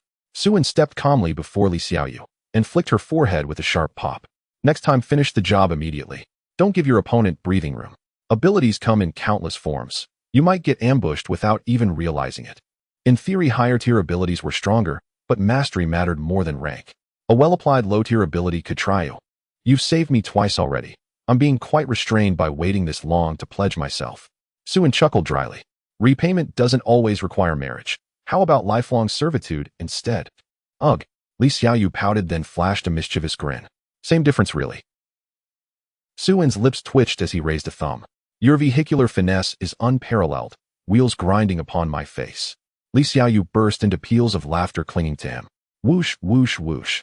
Shrieks of splitting air pierced the silence. 3 daggers streaked toward them in rapid succession. Enraged at being utterly ignored, the bald man hurled them in blind fury. "Both of you die." Suin merely glanced sideways, and the blades halted, frozen in mid-flight. "It's you, isn't it? You're an awakened too." Trembling, the bald man pointed a shaking finger at Suin. Even a fool would know now. They'd stumbled upon someone far beyond their league. "Friend, it's all a misunderstanding. Pure misunderstanding." Instinctively, he backed away, scanning for his men, only to freeze in horror. Bodies lay strewn across the ground.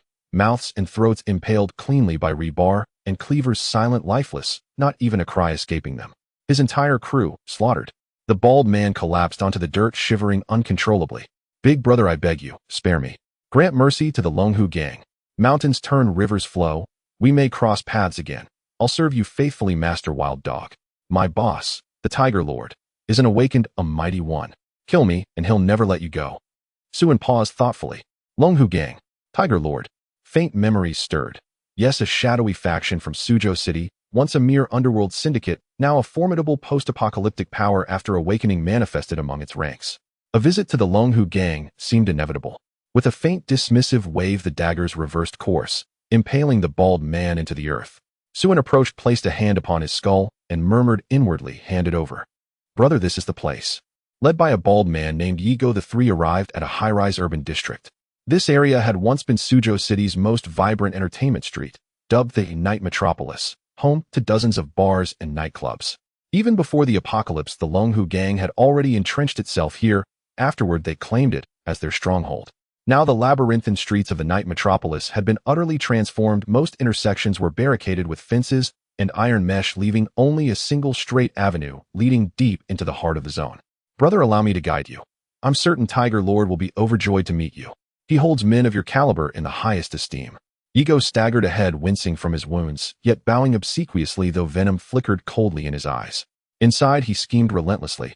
How best to eliminate Suin? He himself couldn't defeat him, but Tiger Lord could, with hundreds of Longhu. At the sight of Suin and Li Xiaoyu, one of the guards sprang upright and leveled a handgun at Su, in his expression sharp with suspicion. Suin was mildly surprised to see a firearm, but it was merely a pistol, effective against humans, perhaps, yet useless against zombies. It couldn't even pierce the hardened carapace of a level 2 hardened variant. Still, these men weren't entirely foolish. Placing the entrance on the 3rd floor kept hardened variants out, too clumsy to climb, and left leaping variants vulnerable to gunfire. Overall, it was reasonably secure, for now. In 2 days' time, that might change. "We're here to pledge allegiance to Tiger Lord. May we come up?" Suin asked, smiling amiably. The two exchanged terse words, then shouted downward. "Permission granted. Let the girl ascend first." The man waits below. One of them quietly clicked off the safety. Clearly he had no intention of letting Suan enter. Only Li Xiaoyu would be allowed inside. In the post-apocalyptic world, women were considered a form of resource, especially young beautiful ones. Li Xiaoyu, fresh-faced and radiant, was an irresistible prize. Enhanced by his eagle-eye ability, Suan's vision was several times sharper than an ordinary human's. He saw every micro-expression, every furtive gesture. He'd originally intended to infiltrate discreetly, avoiding unnecessary attention, but discretion was no longer an option. In one explosive motion, Suan surged upward, sprinting vertically up the building's facade. The window stood only 8 or 9 meters above ground, within his reach. A 5th or 6th floor ascent would have been impossible. The two guards stared dumbfounded, as if witnessing a ghost, then opened fire without hesitation. 2 bullets screamed from the barrel towards Suan, only to twist violently midair, reversing course and exploding the guards' skulls. Suan vaulted effortlessly through the windows, scanning the room. No one else was present, yet several daggers erupted from Suan's back, whirling like lethal vortices through the chamber. In the blink of an eye, more than a dozen warm corpses lay sprawled across the floor. The gang leader recoiled in abject terror, fumbling for his pistol and firing wildly at Suan. Each bullet twisted mid-flight, then slammed into the lieutenant's limbs, pinning him to the floor with 4 precise, shattering impacts. He collapsed, shrieking, a raw, guttural cry of agony. Suan strode forward, planted a foot squarely upon the man's chest, and spoke, voice glacial. "Where is Tiger Lord?" The lieutenant's face drained of all color. "Tig. Tiger Lord is in his office on the 5th floor. Brother, spare my life, I can." Before the words left his lips, a dagger sliced through the air and silenced him forever. Suan kicked aside the bodies blocking the doorway and stepped out calmly. Li Xiaoyu tightened her grip on the baseball bat and followed closely. Emerging into the corridor, they met several armed figures advancing with grim intent. "Who the hell are you?" one demanded coldly. Suan answered with silence. His daggers answered for him. One by one, skulls exploded. Blood slicked the floor, the air thickened with its coppery stench. Past the corridor stood a heavy door. The muffled roar of deafening rock music seeped from beyond. A dagger flew, dropping the 2 guards at the threshold. Suan pushed the door open. Inside stretched a vast dance hall. Neon lights pulsed violently, bass throbbed like a dying heartbeat, and the music assaulted the eardrums. Dozens of men and women writhed in the strobing light. At the center loomed a massive iron cage. Inside, a zombie, its mouth crudely stitched shut, nails surgically removed, chased a terrified woman in circles. A handful of thugs cheer. "Go stand guard at the door. Don't let anyone escape." Suan patted Li Xiaoyu's back. Such a scene meant little to him, yet for Li Xiaoyu it was unbearably nauseating. Far more so than any gory spectacle of blood and flesh. She nodded silently, clapped a hand over her mouth, slipped out of the dance hall, and shut the door behind her to stand watch outside. At that moment, the others inside noticed Suan. "Hey kid, who are you? Never seen you before. Who brought you up here?" With a flick of his wrist, Suan sent several daggers whirling through the air, cutting, spinning, striking. Screams of agony and shrill cries pierced the deafening music. 5 minutes later, bang! A dagger shattered the speaker, silence flooded the hall. Bodies and blood carpeted the floor. Only a few women remained, huddled in corners, trembling uncontrollably. Every man lay dead. It wasn't mercy that spared the women. Rather, most were merely captives, playthings of the Longhu gang, seeking only shelter and survival with no deep allegiance to the gang. Killing them would serve no purpose but to accrue needless sin. Suan was no bloodthirsty demon. He saw no reason to waste energy on the uninvolved. Still, a few women who had glared at him with open hostility met their quiet end. As for the Longhu gang members, none would be spared. To uproot weeds, one must eradicate their roots. He ascended the stairs at a measured pace, several daggers hovering silently behind him. Each person he encountered met swift deliverance. Blood and corpses marked his path, yet his gaze remained utterly calm, neither softened by pleas nor inflamed by slaughter. In moments he reached the 4th floor, only to be blocked. A heavily tattooed giant barred his way. "Kid, this isn't your place. I'll overlook your killing of my Longhu gang brothers. If you leave now, I might even spare your dog's life," the man rumbled. Suan's eyes drifted upward, to the man's forehead. Ability, Iron Body, Rank A. Wealth value, 2000. Seeing the data, Suan inwardly deemed himself fortunate. And a rank ability, the strongest he'd encountered since Xueqingyu. An Iron Body, exceedingly rare. It hardened the flesh into tempered steel, impervious to shotguns, resistant to nearly all abilities, immune to F. Took it off his corpse, some guy named Wild Dog, I think. "Don't worry, I'm quite skilled at killing." He passed peacefully. Hearing this, the Iron Man's eyes blazed with fury. His voice dropped low, on the razor's edge of eruption. He and Wild Dog had been inseparable, not by blood but by bond. They'd grown up together on the streets, and when the apocalypse struck, fortune smiled upon them. Both they awakened with abilities. They pledged loyalty to Hu Yi, rising swiftly to become the Long Hu gang's second and third in command. They dreamed of carving legacies from chaos, yet before they could savor their triumph, Wild Dog fell. His favorite dagger stolen, his remains lost to dust. Filth! I'll strip your bones bare one by one and grind them to powder. Roaring, the Iron Man lunged, swinging a fist of solid metal downward. Suin dared not block it. He leapt backward, just in time. Boom! A muffled thunder cracked. The iron fist punched straight through the wall, blasting a gaping hole. Dust and rubble exploded outward. He wrenched his arm free, shook off the debris unscathed, and charged again. SHHHSHHHSHHHSHHH. 3 steel rebar shot from the fractured wall like serpents, coiling tightly around the Iron Man. A 4th lanced toward his armored rear. Clang! Metal shrieked against metal, sparks erupting like wildfire. Trivial tricks, he sneered, snapping the rebar barehanded, a mocking smirk curling his lips. Then, crash, he slammed headlong into the wall again. Wah! Seriously? Suin sucked in a sharp breath. Compared to this brute, even Lao AI seemed like a novice. I've changed my mind. I won't kill you after all. Since you killed Lao San, you'll step into his role and serve me. But don't expect the same gentleness I showed Lao San. Heh.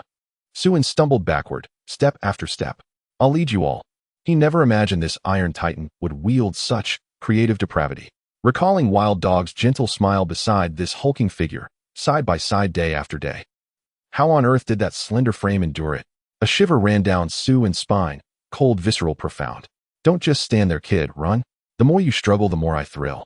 The real show has only just begun, huh? Laughing wildly, the Iron Man lunged once more. Yet Suin stood motionless, face grim. To the giant, he appeared frozen in terror. Just as the Iron Man hesitated, wondering whether to ease his blow lest he crush Suin outright, his entire body locked rigid, frozen mid-lunge. Your ability is indeed formidable, but not invincible. Lightning-based powers can easily counter you. Once you steal your body, your defense and mass become terrifying. Yet that very metallic form renders you vulnerable to electromagnetic forces, even direct control. Suin stepped forward slowly toward the motionless Iron Man, raising his palm, where crackling lightning coiled and arced with violent brilliance. How unfortunate for you. I happen to wield lightning. You lost no disgracefully. And the Iron Man remained frozen mid-punch, eyes wide with shock and bitter disbelief, his mouth twitching yet utterly unable to utter a single word. Any final words? Never mind. I'd rather not risk being nauseated by your voice. Suin pressed his hand against the man's skull and silently commanded, hand it over. Target detected for soul rending. Select domain of extraction. I take everything. Ability replicated successfully, steel-bodied form rank A. Wealth siphoned successfully, 2000 resource points. Select destination for transfer. Suin quietly designated the courtyard of his base as the transfer locus. Done. 2,000 points were modest, but in a rank steel-bodied form perfectly compensated for his critical defensive weakness. Acquiring just this one ability alone made the entire venture worthwhile. The yield was rich beyond expectation. Suin gave the Iron Man's shoulder a light pat. Brother, I must say, I'm genuinely appalled. You two really do indulge in some twisted games. He snapped his fingers. Instantly the Iron Man contorted violently, the head twisting sharply backward while the torso rotated forward in opposition. A moment later, bang. The neck snapped clean. The skull tumbled down with a heavy hollow thud. The Iron Man died then and there, his ability dissolved instantly, and his corpse reverted to its original human form. Suin stretched languidly then. That shouldn't be possible. Figure like Hu Yi, renowned unyielding, should never retreat so cravenly. Yet after thoroughly searching every inch of the 5th floor, Suin found no trace of him. He entered a lavish office, slumped into the executive chair, and propped his feet atop the desk, irritation simmering beneath his calm. Should have finished that ironclad sooner. Now I've taken a serious loss, damn it. Frustrated, he lashed out with his foot, sending the desk flying into the wall with a deep resonant thud. Wait, something's off. The sound wasn't right, dull, muffled, with faint reverberation. The room's dimensions are wrong. Judging by the opulent decor and craftsmanship, this must be Hu Ye's office. Yet its area feels unnervingly cramped, barely 40 square meters. A spark ignited in Suin's gaze. He approached the wall, inspecting it closely, then pushed aside a bookshelf. Behind it, a hair-thin seam traced across the surface. A firm tap with his knuckles yielded a crisp metallic ring. A hidden chamber, just as I thought. He stepped back, drew breath, and roared in steel-bodied form. and instantly his skin shimmered with cold gunmetal luster. His flesh transmuted into seamless, dense alloy. And then, crash. He charged headlong into the wall. Brick and plaster shattered inward, revealing darkness beyond. Suin shoved aside rubble, thrust his head through the breach, and grinned.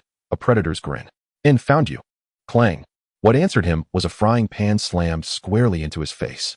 Suin's expression darkened. With deliberate force, he wrenched the wall wider, then squeezed his entire frame through the jagged opening. Before him lay a lavishly appointed, hermetically sealed bedroom. At its center stood a broad bed. Beside it sat a computer playing a martial arts film. Standing before the bed was a portly man in a bathrobe, now gripping a frying pan in both hands. Seeing Suin burst through the wall, the man dropped the pan at once and forced a laugh. Brother, you've mastered Iron Skull technique. Truly awe-inspiring. Hu bows in admiration. Suin tilted his head slightly. Do you honestly believe yourself witty? The man's knees buckled. He collapsed, forehead striking the floor again and again. Big brother, I beg you. Spare me. Name anything. I'll give it all. Everything the Longhu gang owns is yours. He scrambled to the bed, yanked out from beneath it a woman of exquisite beauty, slim-waisted, delicate-featured, radiant. Brother, behold Xiao Bingbing. A top-tier celebrity, polished, refined, ready for you. I've trained her well. You'll adore her. Suin stared. His pupils contracted sharply, breath quickening. Nu Yi nudged Xiao Bingbing urgently. Go to him. Now. She shot him a venomous glare, lips curled in quiet scorn. Humph, I refuse. What do you take me for? A common plaything. I'm a first-tier star. What rank does he hold to warrant my presence? I won't go. If anyone should let you go. Nu Yi nearly choked. His conditioning had clearly failed. But what could he do? He'd always been drawn precisely to her haughty defiance. Yet now his own life hung by a thread. Trivialities meant nothing. He struck her across the face, slap, and bellowed, voice raw with fury. You dare defy me? Don't you realize this is the apocalypse? First-tier star? Nonsense. Worthless drivel. Without me you'd have been devoured by zombies long ago. Obey me, or I'll mince you in a feed for them. Tears welled in Xiao Bingbing's eyes as she cradled her stinging cheek. Hurt, humiliated, deeply wounded. Fine. I'll obey. Jaw clenched, she cast Hu Yi one last searing look, then strode toward Suin. Men like him. She'd met dozens. Youthful, impressionable, easily captivated. She knew her allure was unmatched. Diffuse, subtle gestures, a whisper. She'd have him ensnared, panting, powerless. Perhaps he was even a rabid fan, already breathing heavily. A crude boy, but she'd make use of him. Not she'd tamed him, she'd ensure that fat fool paid dearly. Chopped to pieces, fed to the undead. Little brother, you must protect me, sniffle, sniffle. She lunged forward, aiming to nestle into his chest. Smack. Suin delivered a thunderous, open-palmed strike, launching the inexplicable sobbing girl across the room. Ni's eyes locked onto Hu Yi, unblinking, unwavering. Then he ran his tongue slowly over dry lips. It's you who should come forward, Hu Yi. Brother, don't jest. I'm all flab. I'd never catch your eye. Tiger Yi clutched his backside and scrambled backward, his broad face drained of all color. He had never imagined Suin's taste ran this way. Just as eccentric as the two dim-witted underlings who served him. In a flash, Suin appeared before Tiger Yi and seized his throat, hoisting him off the ground. Yours is mine. Now. Target detected for acquisition. Select acquisition. Focusin'. I want it all. Every last bit. Replication successful. Acquired ability. Vast domain. Spatial SN wealth acquisition. Complete 50 million points of material assets and select. Transfer destination. Transfer everything into the vast domain space. Transfer confirmed. Please verify receipt promptly. Ha ha. Suin shook with unrestrained laughter, shoulders heaving. At last, the spatial ability had arrived, and not just any spatial power, the peerless vast domain space, spanning an area equal to 100,000 football fields. No more would he fret over where to store supplies.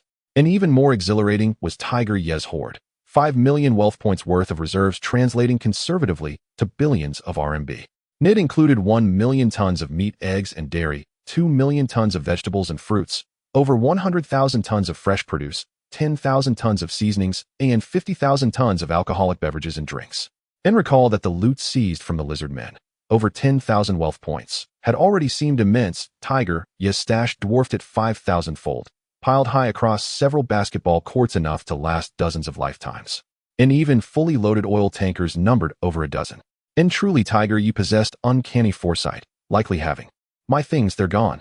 Everything in my space, vanished. All of it. Tiger Yi shrieked in terror. You did this, didn't you? Give them back to me. Nays blazing with fury, he clawed wildly at Suen. And this was his entire fortune, his sole foundation. These supplies had cost him hundreds of loyal men, sacrificed in grueling, perilous campaigns. And without them, how could he possibly survive? Enough noise. And with a contemptuous flick of his wrist, Suen hurled Tiger Yi against the wall. And, since you've so kindly stockpiled this much for me, I'll grant you a death utterly painless. And Tiger Yi glared with venomous hatred. I curse you to die wretchedly. I'll haunt you beyond the grave. And that wish may go unfulfilled. Few alive can kill me. Pray instead for a favorable rebirth, and next time wait your turn in line. Better yet, delay your reincarnation until after the apocalypse ends. As he spoke, lightning erupted from his palm, reducing Tiger Yi instantly to a pile of black ash. In awe, Xiao Bingbing screamed, bolting upright and lunging toward the door. Nearly forgot, I still have a witness. In word of his plundering Tiger Yi's vast hoard must not spread. Na man without sin may still perish if he bears treasure. Such abundance would ignite covetous eyes across every faction. Na bolt of lightning lanced forth, dispatching the former A-list actress with serene finality. And may she craft cinematic masterpieces in heaven, if indeed she reaches it rather than the abyss below. And thus perished the Longhu gang, utterly erased. In this outing had yielded extraordinary spoils. Suen's heart swelled with quiet triumph. And he then approached Tiger Yi's computer. Astonishing. Dozens of USB drives brimming with instructional material, action films of every kind, domestic and international alike. In true gold. Take it all. And he stowed both the drives and the laptop into the vast domain space. And then, humming lightly, he descended the stairs. And on the third floor, the women remained huddled in the dance halls. Look at you, Suen chuckled, ruffling her hair. And why come inside? Still nauseated out there. And she shook her head, glancing toward the women huddled nearby, hesitant, wordless. And you pity them. And Li Xiaoyu gazed at the women, deeply moved, fellow women suffering as she might have. And she also felt profound gratitude for having found Suen. Otherwise, she might now starve in some forgotten alley, or worse, be caged like them, reduced to playthings for others' amusement. And there are countless such souls. You cannot pity them all. And I know. And she nodded quietly, eyes downcast. And she understood the truth. She would never ask Suen to save them all. Yet sorrow lingered, especially seeing so many girls barely 11 or 12 years old. And Suen sighed softly, then addressed the women across the room, voice calm and distant. I've left food for you in the 5th floor room. Ration it carefully. And he had deliberately set aside only a fraction, barely a mote, from Tiger Yi's colossal stores, as an act of quiet virtue. And when impoverished, cultivate oneself, when prosperous, aid others. But Suen sought no grand salvation. Occasional merit-making sufficed. And he turned and walked away, Li Xiaoyu springin. Suen smiled, saying nothing. And the women wept softly. Some even sank to their knees, bowing low in the direction he'd vanished, whispering tearful thanks over and over. When the world has frozen into hell itself, even the faintest ember of compassion burns fiercely, warm, radiant, and unbearably human. Leaving the Longhu gang stronghold, Suen walked toward the commercial district with Li Xiaoyu. Xiaoyu, would you like to browse a shopping mall? He asked her. Yes, she replied eagerly. Though rations at the stronghold were sufficient, other supplies, especially those specific to girls, were exceedingly scarce. Soon they entered Wanda Mall, a typical post-collapse retail complex stocked almost exclusively with clothing, handbags, and cosmetics. Edible goods were virtually non-existent. Any that had remained had long since been looted. Consequently, few survivors ever visited such places. Li Xiaoyu skipped ahead into a clothing boutique and gleefully began selecting items without payment. Examining this blouse, trying on that skirt, taking her time. Suen simply swept his hand outward, and the entire store's inventory vanished into his vast spatial ability. Li Xiaoyu leapt backward with a shriek, a ghost. Shoo. Suen winced, covering his ears. Don't overreact. I've stored everything in my spatial domain. You can choose at your leisure once we return. A spatial domain. What is that? She asked, eyes wide with curiosity. Exactly as it sounds. I possess an immense spatial domain capable of containing anything except living animals or humans, he explained patiently. Really? Then, can I take all the things I want to? Her eyes sparkled with delight. Of course, but picking through each shop individually would be tedious. Without hesitation, he transferred the entire mall's contents into his spatial domain. Then came the next mall, emptied. And the next, emptied. And the next, emptied again. A fourth, a fifth, each stripped bare. A 4S automobile dealership. Entirely absorbed. A hardware store. Accepted without hesitation. A hospital. Excellent. Medical equipment and pharmaceuticals alike were secured. A steel yard. Hundreds of tons of steel, cement, and lime. All claimed. A paper mill. Indispensable. A spice factory. Self-evident. The very ground seemed worth uprooting. A library. Humanity's spiritual and cultural legacy now rested in his care. A distillery. Not a drop left behind. A cigarette factory. Likewise. By moonrise, after crisscrossing Suzhou all day, Suen finally paused, reluctantly. His spatial domain now held provisions equivalent to over 100 football fields volume. Diverse, abundant yet. She recounted everything she'd witnessed over the past 2 days, then continued. Look at those men. They live hedonistically, drowning in pleasure. Yet brother seems utterly indifferent to such things. Why? He's far superior to them. He should be more unrestrained, not less. He ought to have claimed us long ago. I'm starting to doubt my allure, and yours too. Xueqingyu blushed and lightly spat. How shameless you are. Doesn't his restraint prove he's exceptional? Unlike those beasts, a true gentleman worthy of trust. Li Xiaoyu groaned, clutching her forehead in exasperation. Oh, my innocent campus beauty. Your perspective is so narrow. Honestly, I'd prefer him to be a little beastly. Could it be? He refrains from touching us because of Li Xiaoyan. Has he been searching for her all along? Xueqingyu froze instantly. No. Could it be a? Xueqingyu hesitated, uncertain of Li Xiaoyu's speculation. After all, she had long observed Su In's genuine affection for Su Xiaoyan, so profound that he willingly played the fool, delivering takeout just to bring her gifts. His devotion ran deep. It was entirely plausible that his heart still lingered with her. At this thought, Xueqingyu unconsciously lent more credence to Li Xiaoyu's theory. Qingyu, think about it. If brother finds Su Xiaoyan and brings her back, given her temperament, would likely be left with bitter fruit, or even swept out the door altogether. Silence stretched. Indeed, it seemed frighteningly possible. Then what do we do? Li Xiaoyu raised a tiny fist, miming a decisive grip. Act now. Push the high ground, siege the crystal.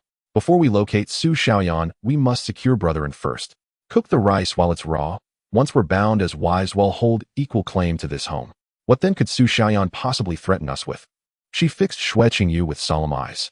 And remember, we're 2 against 1. A coordinated assault guarantees victory. Defeat is unthinkable. I've already settled our titles. You shall be the primary consort, and I the secondary consort.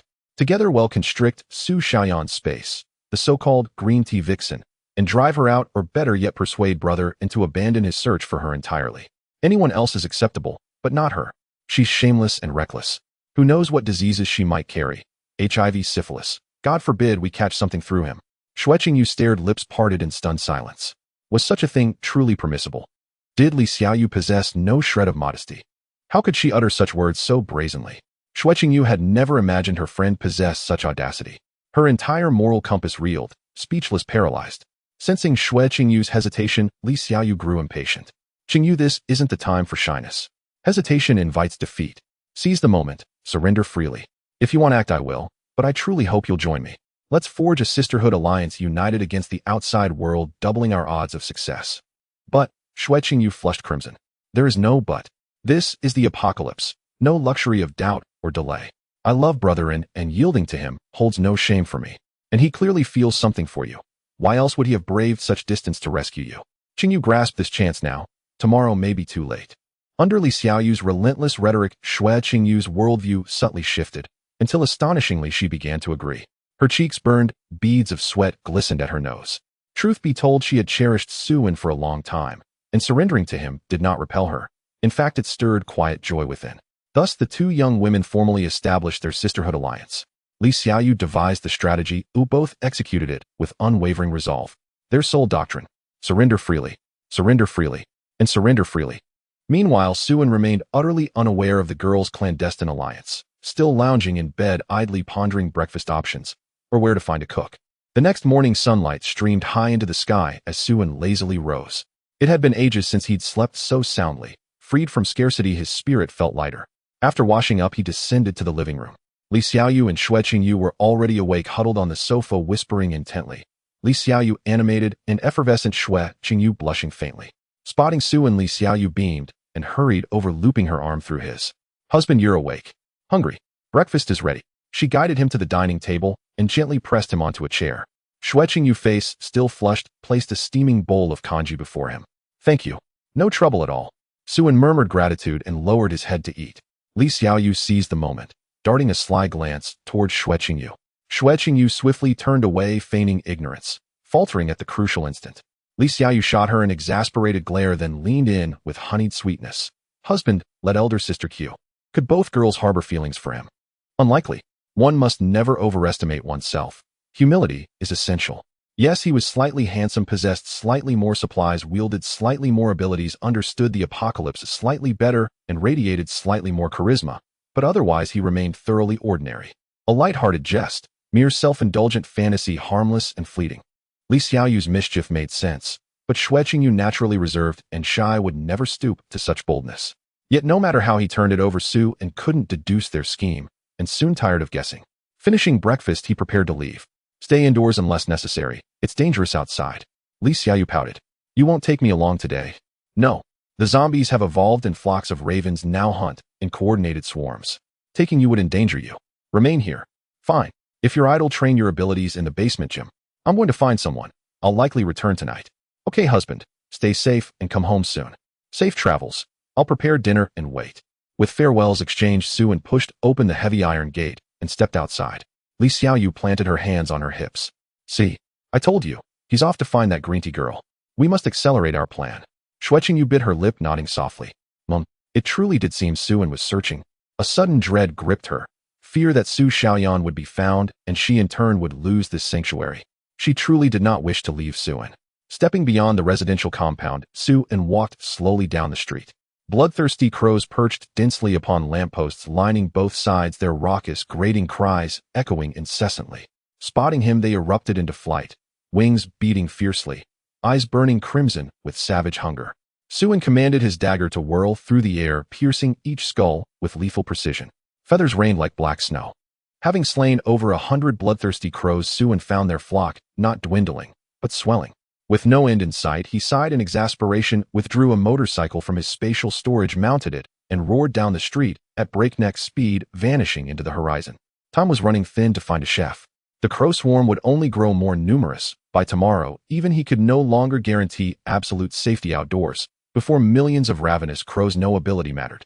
He had to secure his ideal chef before nightfall, otherwise the swarm's dispersal would not occur for another half-month. Who knew whether any skilled chefs would remain? They might already have been devoured by crows or bats. Su mapped several plausible locations, revved the engine, and surged forward, casually impaling a portly zombie blocking his path with a single precise dagger thrust. Haitian Hotel. On the day the apocalypse struck, the Haitian Hotel hosted its annual charity auction, a gathering of elite luminaries, influential officials, corporate magnates, and renowned celebrities, including rising stars and established actresses. Over 1,000 guests attended. Crimson carpets unfurled across the floors, media crews jostled for interviews, capturing the event's grandeur and solemnity. Then, the world shattered. Zombies erupted into the crowd, unleashing merciless slaughter. The dead were either torn apart and devoured, or reanimated as shambling, mutilated horrors, joining the slaughter en masse. Chaos consumed the venue. A few risked their lives to flee, most were trapped inside, scrambling desperately upward. In the stampede, many were trampled to death. The frenzy raged for a full day and night before subsiding. Of the original 1,000, fewer than 200 remained. These survivors barricaded themselves on the 18th floor and above, clinging to existence in grim silence. With all communication systems obliterated, the hotel became an island, swarming below with thousands of zombies soaring above into a 100-meter void. No one could descend and no one would come. In that suffocating despair, they clung. Moreover, they had been the first to reach the 22nd floor. When other survivors arrived, it was Lu Hui and her daughter who opened the door. The entrance was discreet, nearly invisible to zombies, granting them sanctuary and thus survival. Lu Hui, do you still have food? Share it with us. Hua Guo asked, eyes alight with desperate hope. Lu Hui shook her head. There is none left. Then where did those 3 loaves come from? Surely you're hiding more. Hua Guo refused to relent. Lu Hui frowned. Truly there is nothing left. All 3 loaves were shared. Hua Guo grew increasingly agitated. Impossible. You must have more. You arrived first. You've had days to hoard supplies. Who knows how much you've hidden? Bring it out now. His voice rose into a raw, trembling roar. Lu Hui, if you have anything, now is the time to bring it out. Exactly. We're all in this together now. No more holding back. Hand over the food, and every one of us will owe you a debt of gratitude. Think carefully who among us isn't someone of standing. You won't be at a loss. Once rescue arrives, and we all walk free, your rewards will be plentiful. I'm about to begin filming a major production. I'll cast Xiao Qiao as the lead actress, guaranteed, if you produce the supplies. And rather than restraining Hua Guo, the crowd joined in unison, urging Lu Hui to surrender her provisions without delay. And Lu Hui sighed helplessly. There truly is nothing left. I'm not lying. Those loaves I took from the restaurant on the 21st floor, scant as they were to begin with. I've already handed over the last 3. If you desperately need more, go fetch them yourselves from the 21st floor. There may still be some remaining. At these words they exchanged glances. No one stepped forward. In the 21st floor was Al. Lu Hui, why don't you go up to the 21st floor for the bread? You've been there before. You know the layout best. Upon your safe return, Li Dagong will owe you a personal favor, one whose weight you well understand. At that moment, a lean, middle-aged man spoke.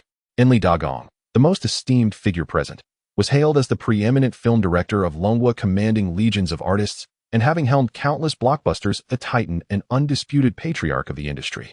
And Director Gang speaks wisely. Lu Hui, do take this one journey for us. We shall all be deeply grateful. And precisely, Director Gang has spoken. After all, you know the route best. And what are you hesitating for? Director Gang himself has issued the request. Consider yourself blessed to earn his debt of honor. And hearing their chorus of persuasion, Lu Hu's face paled instantly. And this was nothing short of sending her to her death, a near-zero chance of returning alive. And mother, don't go. Chow Chow rushed forward, shielding. We opened our door for you in goodwill. We shared our food with you. And now you demand my mother march to her death. Scum, ingrates, every last one of you. At Chow Chow's words, many averted their eyes in shame. And after all, she spoke truth. Without this mother and daughter unlocking the door, they'd have long since been torn apart by zombies. Yet what could be done now? Shall we simply starve to death here? Someone must sacrifice themselves. And how dare you speak so, child? Is this place yours to command? Li Dagong's face darkened. And Lu Hui, you will go to the 21st floor today, whether you wish it or not. You alone know where the bread lies. It is your duty to retrieve it for us all. Refuse, and not only will we all starve, but what of your daughter? Will you abandon her? As a mother, won't you consider your daughter's welfare? Should you persist in refusal, you shall incite the wrath of all, and no longer be welcome here. Li Dagong rose abruptly, cornering Lu Hui with coercive authority.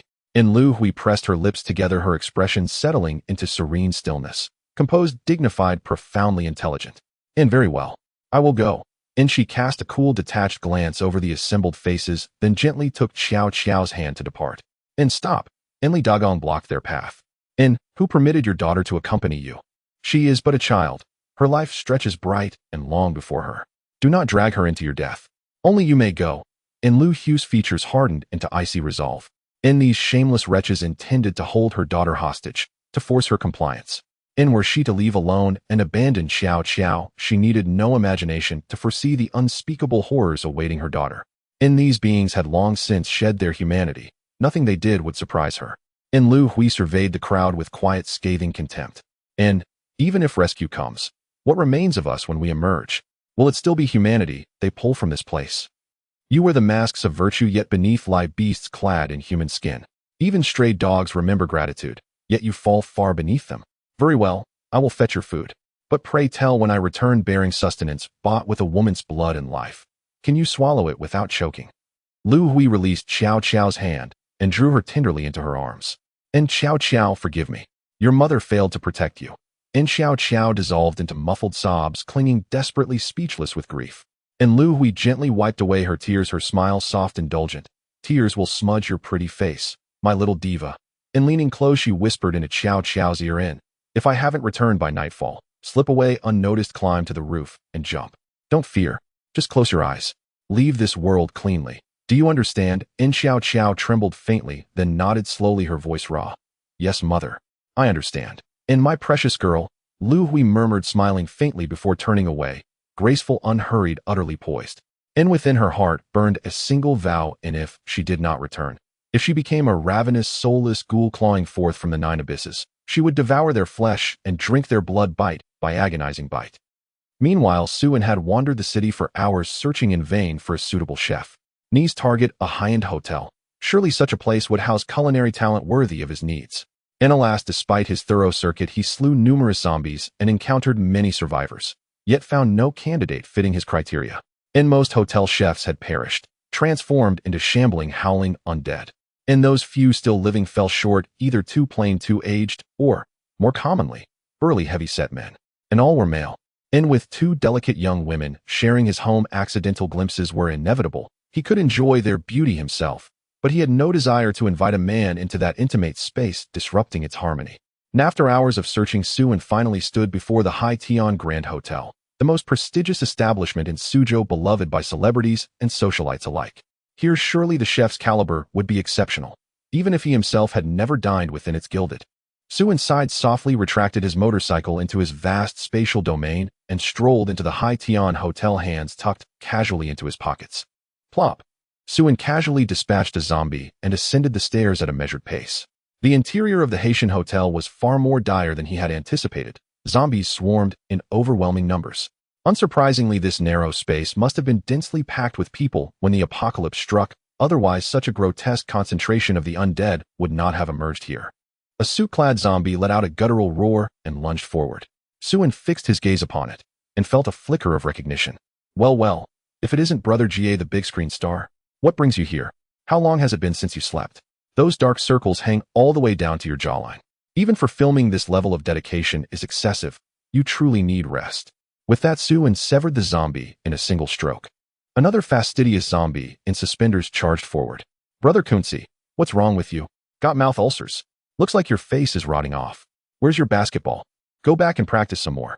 Suin courteously escorted Kunzi straight back to the spring to fetch his basketball. Infinite merit, infinite merit. Suin advanced floor by floor, cutting down zombies as he went. Entire floors teeming with the undead were bypassed outright. Surely no survivors remained there. Not until he reached the 20th floor did the number of zombies noticeably dwindle. The Haitian hotel stood at only 22 stories tall. Its summit was nearly within reach. Whether survivors still lingered would be decided in these final few levels. First, he searched every room on the 20th floor, encountering dozens of zombies, yet not a single living soul. Wah! A faint sobbing drifted through the air, delicate, unmistakably feminine. As everyone knew, zombies did not weep. There's still someone alive. Following the sound, Suin arrived at a half-ajar door at the corridor's end. Muffled sorrow emanated from within. Without hesitation, he gently pushed the door open. The weeping grew clearer. Inside sat a woman in a white dress, her hair wild and disheveled, her back turned to him. Though her face remained unseen, the source of the mournful cries was unmistakable, low, hollow, and steeped in grief. Just as Suin opened his mouth to speak, his eyes caught the faint words hovering above her head, and his heart lurched violently. He swallowed every word before it could escape. Zombie witch LV7 skills pursuit laceration. A sharp involuntary breath escaped him. He never imagined encountering this abomination. Witches, also known as female specters or sorceresses, were apex-tier evolved zombies occupying the absolute zenith of the undead hierarchy. Their base level was a terrifying 7, a height most mutated zombies could never attain, and they wielded Yuniku. Clatter! His foot brushed against an aluminum can. Its crisp ringing echo shattered the silence. Iron Body. Without hesitation, Suin instantly activated his Iron Body ability. Yah! The witch shrieked, a piercing, bone-chilling wail, as she whirled around, revealing a ghastly pallid visage. Then she blurred into a streak of white, hurtling towards Suin at impossible speed. So swift, even his eagle eye ability failed to track her. By the time he reacted, she stood before him, crimson claws, each over 30 centimeters long, already slashing downward in a blinding arc. He had no time to evade. A cascade of metallic clangs erupted, sparks flying wildly, as her talons raked across his chest again and again in the blink of an eye. Fortunately, Iron Body held firm. Not a single strike proved fatal, though his torso was left crisscrossed with countless pale gashes. Still, if this continued, his defense would inevitably shatter. Without pause, Suin coiled his strength and drove a thunderous fist into her abdomen, sending her flying backward. Several daggers shot forth, pinning her to the floor. She shrieked, straining to rise, only for Suin to raise his hand. A torrent of crackling electricity surged forth, engulfing her completely. Amidst the violent dance of lightning, her screams dwindled, then ceased, leaving behind only a charred, blackened husk. Only once the witch lay utterly lifeless did Suin release his ability. His chest burned crimson, his upper garments reduced to tattered shreds. He owed his survival solely to his own resilience. Any other awakened, even someone of Snow Qingyu's Shrank caliber, would likely have been obliterated in a single exchange. This creature possessed near-zero defensive capability, but compensated with peerless speed and raw destructive force capable of dispatching opponents in an instant. Its pursuit skill ensured prey rarely escaped. Its laceration tore through flesh and spirit alike, allowing it to execute perfect one-for-one trades even amid swarms of enemies. Before Suin could catch his breath, another shrill, ear-splitting cry pierced the air from outside, grating, agonizing swelling until his eardrums throbbed and swelled. After laboring for over an hour on the 21st floor, Lu Hui finally located several baguettes in the hotel kitchen. She then began inching her way back along the same path, moving with silent feline caution. But a wandering zombie stumbled into the kitchen and she dropped flat to the floor, wriggling low to avoid detection, holding her breath. Her composure never wavered. Each decision was precise, each evasion flawless. Just as she neared the kitchen exit, suddenly a bloodthirsty raven outside the window spotted her. It shrieked and hurled itself against the glass, its frantic flapping producing a relentless, jarring clatter. Drawn by the noise, the zombie lunged straight toward her and saw her crouched motionless on the floor. Lu Hui sprang up without hesitation and fled. The zombie bellowed in pursuit. She bolted from the kitchen straight for the 22nd floor, every zombie along the way drawn into the chase, swelling the horde behind her. Realizing the mob had grown too, the door cracked open just enough to reveal Li Dagong's pockmarked face. "Open up, I've brought food." At the sight of the baguettes in Lu Hui's hands, his expression lit up with greedy delight. "Quick, hand them in." Lu Hui's face hardened. "Open the door first." Li Dagong sneered. Then his features twisted into something cruel and predatory. "Heh, you filthy bitch, don't get to bargain. If you want your daughter spared from being sliced into sashimi, hand over the food now. Then go fetch a bucket of water. I'm parched. Your girl's still a virgin, isn't she? She's so sweet and delicate. Her blood might even taste sweet." Lu Hui's entire being trembled. Her face drained of color, turning deathly pale. Wordlessly, she thrust the precious hard-won food through the gap. "No, please don't harm Qiao Qiao. I'll give you the food. I'll go get the water right now." She had long abandoned faith in humanity, so much so that she'd told her daughter, "If I don't return, jump." Yet even she had underestimated its depravity. These monsters had never wanted bread. They wanted her daughter, her living, breathing, bleeding flesh. After all, what were a few loaves compared to the full, succulent body of a living human? Just as Lu Hui prayed desperately, a sudden black shadow slipped silently behind her. She sensed something amiss and whirled around in haste, only to see at the stairwell entrance a naked boy crouching motionlessly. His entire body was mottled with livid bruises. His enormous eyes held no whites, only ink-black orbs. Then his mouth opened and closed with a hollow, rhythmic clack of teeth. Next, his jaw wrenched impossibly wide, his face tearing apart in an instant, revealing a glistening crimson throat that dangled and pulsed grotesquely. A shuddering tremor ran through it, and then erupted into a piercing, ear-splitting shriek. "Yeah!" The shrill cry flooded the entire hotel, instantly agitating the horde of corpses, which surged frenziedly toward the 22nd floor. Under that razor-edged sound, Lu Hui nearly fainted, clamping both hands over her ears just in time to endure the onslaught. Li Dagong, who had poked half his head out of cover, recoiled with a guttural scream, clutching his ears as blood trickled from them. Lu Hui gritted her teeth and crawled toward the door, slammed it open, then braced herself against it with all her strength. This nameless abomination had made such a racket. It would surely draw hordes of zombies. The 22nd floor was no longer safe. She did not beg for survival, only for the monsters inside that room to die. Every last one. Yet in that brief span, the undead had already stormed upward. The door was sealed too late. As the tide of corpses crashed and despair seized everyone, they collapsed helplessly onto the floor. Lu Hui remained eerily calm, brushing a strand of hair behind her ear, awaiting death in serene stillness. Bang! Crash! A dagger shattered the window pane, spiraled once through the air, and cleanly severed the boy's head. The shriek vanished mid-wail. Thud! A deep, resonant impact shook the building to its foundations. The staircase linking the 21st and 22nd floors collapsed entirely. The teeming horde plummeted into the chasm. The rest were stranded, circling aimlessly below. A figure landed lightly on the windowsill, crouched, and casually dug a finger into his ear. Damn screaming strain, screeching non-stop like a banshee. Deafening. Sunlight streamed through the glass, falling in soft golden ribbons across his sharp, chiseled features, his obsidian eyes fathomless as frozen abysses. Several daggers hovered silently behind him, gleaming with cold, sacred grace. Lu Hui stared upward, transfixed at the striking man who had appeared as if summoned by fate. If gods existed in this world, this was surely one. She had never believed in divinity, never knelt in prayer or pleaded for salvation. Yet now an overwhelming urge to prostrate herself rose unbidden within her. She did not want to die. She wanted to live with her D. Suin clicked his tongue in mild annoyance. Looks like he wouldn't find a chef after all.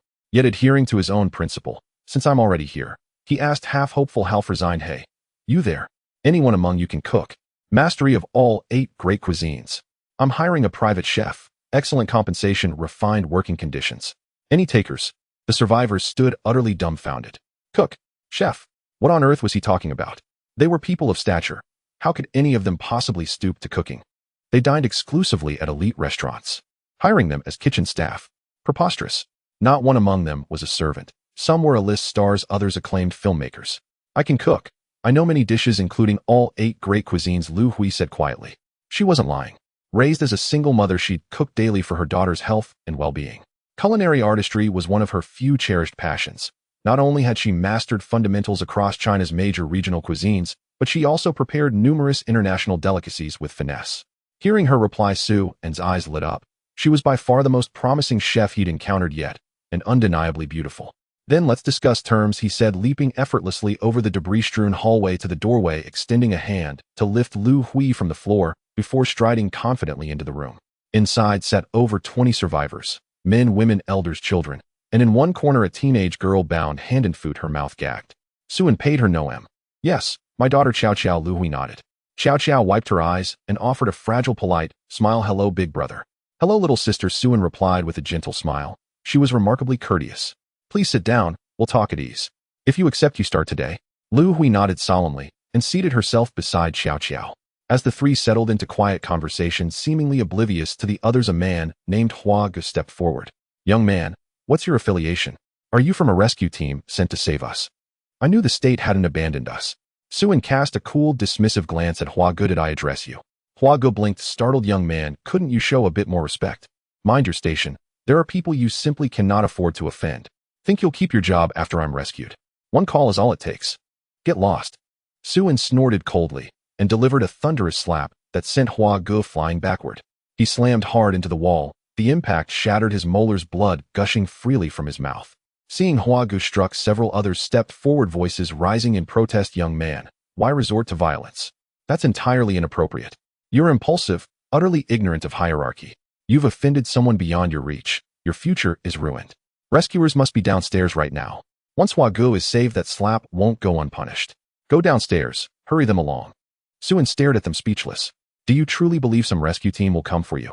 This catastrophe is global. No rescue teams exist, and conditions will only deteriorate further. Everyone is fighting for their own survival. No one risks life and limb to save a group of entitled nobodies. If you wish to pray, kneel before a Buddha. If you crave dreams, sleep. Be pragmatic. Stop indulging in illusions. Upon hearing Su-en's words, the entire group froze in stunned silence. A global catastrophe. No rescue. Absolutely no one would come to save them. Had the end of the world truly arrived? Impossible, you're lying. I refuse to believe it unless you provide proof, someone retorted, unable to accept reality.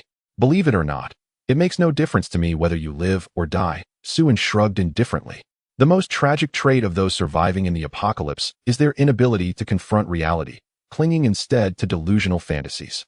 Such people invariably perish first, failing even to survive the earliest stage.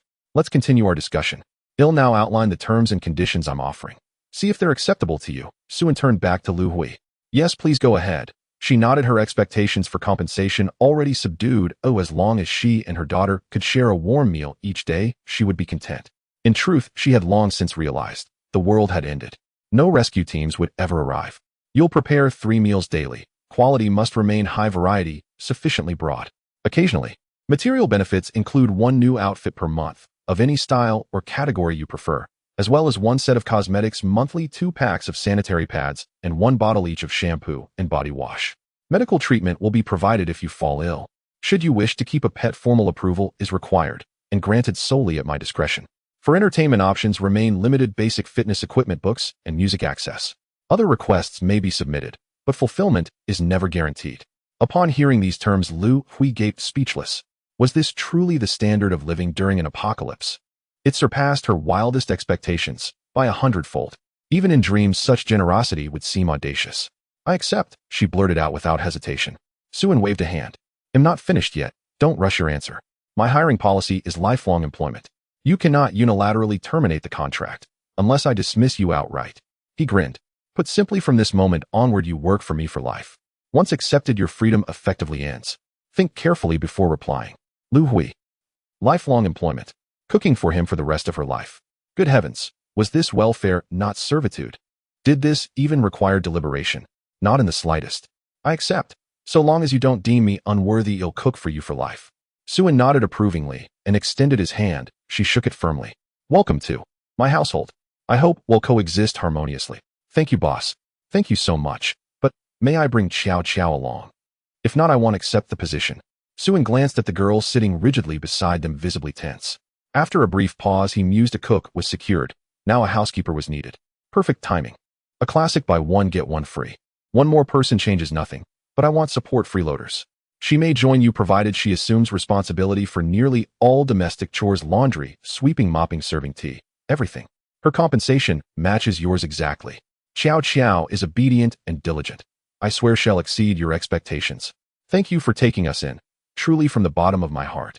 Lu Hu's eyes brimmed with tears as she hastily rose and bowed deeply. Yu Xiao Xiao followed suit, bowing reverently. Thank you, big brother. Xiao Xiao will obey and work hard, never once freeloading. Their lives had swung between extremes so abruptly that both women trembled on the verge of tears. Suin smiled, faintly flicked his wrist, and from his spatial domain materialized a steaming bucket of Kinda chicken family meal and 2 bottles of cola placed neatly upon the table. Judging by your pallor, you haven't eaten in quite some time. Eat first, fill your stomach. Then I'll escort you out. Staring at the suddenly appeared fried chicken and cola, the 2 women clapped hands over their mouths, in awe gazing at Su and as though beholding a deity. What divine artistry was this? Is it unappetizing? Seeing neither woman move, Suin asked, puzzled. No, not at all, they chorused, waving their hands vigorously. Then, abandoning all restraint, they bent their heads and devoured the meal ravenously. Yu Xiao Xiao even cried while eating, not from sorrow but from sheer, overwhelming deliciousness. Watching the 2 devour meat and sip cola, the surrounding survivors stood dazed. As savory aromas filled the air, audible gulps echoed repeatedly. Brother, could I have 1 bucket too? He'll pay 10,000. Young sir, half a bucket for me. He'll give 100,000. Me too. 1 million, no 10 million, for just a single drumstick. Brother, I'll write you a blank check. Name your price. Just half a drumstick, or even the bone. I'm not picky. Starving survivors erupted into frenzied bidding. Suin, growing impatient, waved dismissively, go cool off somewhere else. Realizing money and checks held no appeal for him, the crowd despaired. They possessed nothing else of value. One man, desperation overriding reason, lunged forward to snatch their food. Suin cast a single calm glance. His dagger flew from behind and struck the man squarely, knocking him unconscious. Head spared them all. No one dared approach again. The power Suin displayed lay far beyond ordinary human comprehension, akin to a superhero. Surely the collapsed corridor had been his doing. Such a being was utterly untouchable. When they had finished eating, Suin rose and stretched lazily. If you're done, let's go. I'll take you out of here. Both girls hurriedly stood up. Yu Xiao Xiao briskly gathered the chicken bones and scraps, cradling them like a precious treasure. Why are you holding on to the bones? Suin asked. She blinked innocently and replied earnestly, to boil soup with later. Suin burst into quiet laughter and gently patted her small head. Clearly the 2 had endured great hardship recently. In his past life, he might well have done the same. It's fine, just throw them away. As long as you obey, you'll never lack for food again. Thank you, big brother. They'll be very obedient. Hearing that the bones would be discarded, others suddenly perked up. Xiao Xiao, don't toss them. Give them to auntie, he'll pay you. Give them to uncle instead. Don't you remember? I treated you to ice cream when you were little. Shoo. Xiao Xiao, didn't we film together last year? You must recall. But Xiao Xiao turned her head away with a sullen pout, refusing to engage. These people had once forced her mother to certain death, and even bound her, threatening to devour her alive if her mother failed to return with food. She remembered every detail. Not even on bended knee would she surrender those bones to them. With that thought, she dashed to the window and hurled both bones and packaging box down into the abyss below. I'd rather throw them away than give them to you. A middle-aged woman watching this gnashed her teeth in fury. Brat, who gave you the audacity? She raised her hand, poised to slap Xiao Xiao, but froze upon meeting Suin's icy gaze and hastily withdrew. Slap yourself 10 times, Suin commanded, voice calm and detached. The woman flushed crimson, daring not to protest yet unwilling to comply. My patience is thin. Don't force me to act. If you do, it won't just be slaps. Throwing you off this building would be simpler. Her face turned ashen. I'll do it. Please don't kill me. And with frantic, stinging slaps, she began striking herself. At that moment, Li Dagong, who had remained silent until now, approached with a practiced smile, extending his hand. Young sir, greetings, director. Surely you can see this is a mutually beneficial arrangement. Suin drew a sharp breath inward. How staggeringly inflated must one's ego be to utter such shameless words. He half wished he possessed even half this man's imperviousness. Head likely withstand hundreds of witches' claws barehanded without a scratch. No need to activate steel body at all. Big brother, don't believe him. He's a liar, a scoundrel, a monster. Xiao Xiao declared, puffing her cheeks indignantly, her expression adorably fierce. Oh, how exactly has he broken his word? Tell me. Xiao Xiao promptly recounted everything from beginning to end. Once Suin grasped the full sequence of events, he slowly shook his head at Li Dagong. I want past judgment on whether your actions were right or wrong. This is the apocalypse after all. Such distinctions have long since blurred beyond relevance. Survival alone matters now. Yet it's a pity self-inflicted ruin admits no reprieve. They are now my employees, and as their employer, turning a blind eye to their grievances would be unconscionable. Director Lee, have you considered how you'll settle this debt? Lee Dagong forced an unconvincing smile and instinctively stepped backward. I see you're a man of strong principles. You surely won't be swayed so easily by mere whispers. Suan's eyes grew colder still. 10 seconds. Jump off the building yourself, or I'll hurl you over the edge. Choose. Silence means consent to option 2. Lee Dagong clenched his fists tight, his pockmarked face darkening with suppressed rage. You brat, don't think I fear you. Want to know how many I've buried? More than enough. Adding one more won't trouble me. Suan nodded slowly. Excellent. You've made your choice, and astutely discovered a third option. In a blur he vanished, then reappeared instantly before Lee Dagong, seizing his throat and dragging him toward the doorway. Ancient Buddhas sacrificed flesh to feed eagles. Today Director Lee offers his own body to feed the undead. Truly admirable. Boundless merit, Director. With that, Suan flung him headlong into the shrieking horde surging up the stairwell. Within moments, Suan had fed the zombie horde 8 portions of rations before finally ceasing. The debt owed by the mother and daughter was now fully settled. Time is nearly up. We must depart. As for the others, they would be left to their own fates. Suan levitated an iron table outside the window and gestured for the pair to join him at the sill. Then with one arm around each, he stepped onto the table, which drifted gently downward, carrying them floor by floor. With his current mastery over electromagnetic force, such a feat posed no great difficulty, though it carried a faint sense of paradox akin to lifting oneself off the ground by pushing one foot against the other. The mother and daughter clung tightly to Suan, too terrified to peer downward. Breathing in the warm masculine scent rising from his skin, Lu Hui's cheeks flushed crimson, her heartbeat accelerating rapidly. This man, powerful as a deity, had appeared in her world without warning, rescuing her from the mire of despair, awe-inspiring, yet profoundly reassuring. She wondered idly how old he was, judging by his appearance he seemed younger than herself. A quiet melancholy settled upon her. She was already a mother, her youth long gone. They landed safely moments later. Several zombies lunged wildly toward them, only to fall one by one beneath Su and swift dagger strikes. By midday, the streets teemed with ever denser hordes, and mutated strains grew increasingly common. After brief consideration, Suan retrieved a motorcycle from his spatial domain and mounted it. Climb on, I'll take you home. He'd originally intended to drive a sedan, more spacious, easier for 3, but given the deteriorating roads and swarming undead, that plan was no longer viable. Encountering a colossal mutant could easily stall or overturn the car, though he himself would remain unharmed. The mother and daughter, ordinary civilians, would face mortal peril. For safety's sake, the motorcycle was the wiser choice, faster, more agile. Certainly not for any frivolous reason, like convenience meals. Lu Hui sat behind, while the smaller Xiao nestled forward, tucked securely against Suan's chest. Hold on tight. I ride fast, he warned her. With a chui, or rather, a feast has descended from the heavens right there at Jinlong Reservoir. Come quickly. Food and shelter abound and safety is assured. Suan scoffed, crumpling the flyer into a ball and tossing it aside. Such claims were fit only for deceiving ghosts, and even ghosts would turn away in disbelief. Yet it remained undeniable, in times of chaos people were often far easier to fool than phantoms. His skepticism did not negate others' gullibility. In this fractured world, sustenance and security eclipsed all else, and many would still risk everything, even knowing the promise was hollow. Indeed, Suan recalled Jinlong Reservoir well. It was no ordinary stronghold. It was a faction born from prison riots after the apocalypse. Convicts who'd stormed out with weapons and ammunition seized the reservoir and entrenched themselves there. Their choice of stronghold was deliberate. The reservoir's geography was unparalleled. Adjacent to a hydroelectric plant, it supplied limitless power. It's unlikely. Later, the faction even renamed itself Criminal's Isle, a title bearing grim self-awareness. Yet many misread criminal as drunken, imagining Drunken Isle to be some hedonistic paradise, a land of wine pools and meat forests. As the helicopter's roar faded into the distance, Suan snapped back to focus, turned the motorcycle, and descended from the rooftop, steering steadily toward their base, to deliver Lu Hui and her daughter first. Yet an impulse stirred within him to investigate Jinlong Reservoir himself.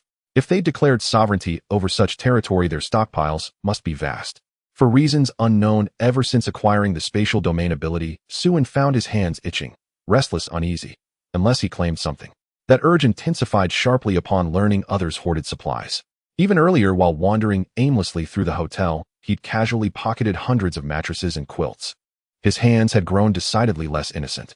After about half an hour of swift travel, they finally returned to their base. Sue directly controlled the motorcycle to leap over the high wall, speeding into the community and stopping at the villa's entrance. "All right, we've arrived," Lu Hui said unsteadily as she got out of the car, feeling a bit dizzy from the rapid ride. Xiao Qiao was slightly better off, but still pale from the speed. Before Suen could knock on the door, Li Xiaoyu and Xue Qingyu rushed out with Li Xiaoyu sweetly running towards him. "Hubby, you're back." Suddenly, after just a few steps, Li Xiaoyu froze. What was going on? Why were there two women, one tall and one small, besides Suen? Li Xiaoyu quickly turned to Xue Qingyu. "Why do I feel like neither of them is Su Xiaoyan?" Xue Qingyu nodded. She is not Su Xiaoyan." "Phew, as long as it's not her, that's good." Suen called for everyone to head inside. "Let's go back inside for now." Staying outside for too long could attract a flock of bloodthirsty crows. Dealing with the crows wasn't too much trouble, but the thought of them keeping an eye on him and ambushing him later was troublesome. Back in the living room, Suen sat down on the sofa confidently. "Don't just stand there, sit down." Xue Qingyu brought over a few cups of water. "Thank you." "Thank you, sister." The mother and daughter quickly expressed their gratitude as they took the cups. "You're welcome," Xue Qingyu replied with a warm smile, quietly sitting next to Suen. "Let me introduce you. This is Sister Lu Hui, the chef I hired specifically for us. From now on, our 3 daily meals will be entrusted to her. This is Yu Qiao Qiao, Sister Lu Hui's daughter, who will be our little maid in training, responsible for cleaning and organizing." He brought back a chef and a little maid. Both of them didn't have much of an opinion about it. As long as it wasn't Su Xiaoyan, they were grateful.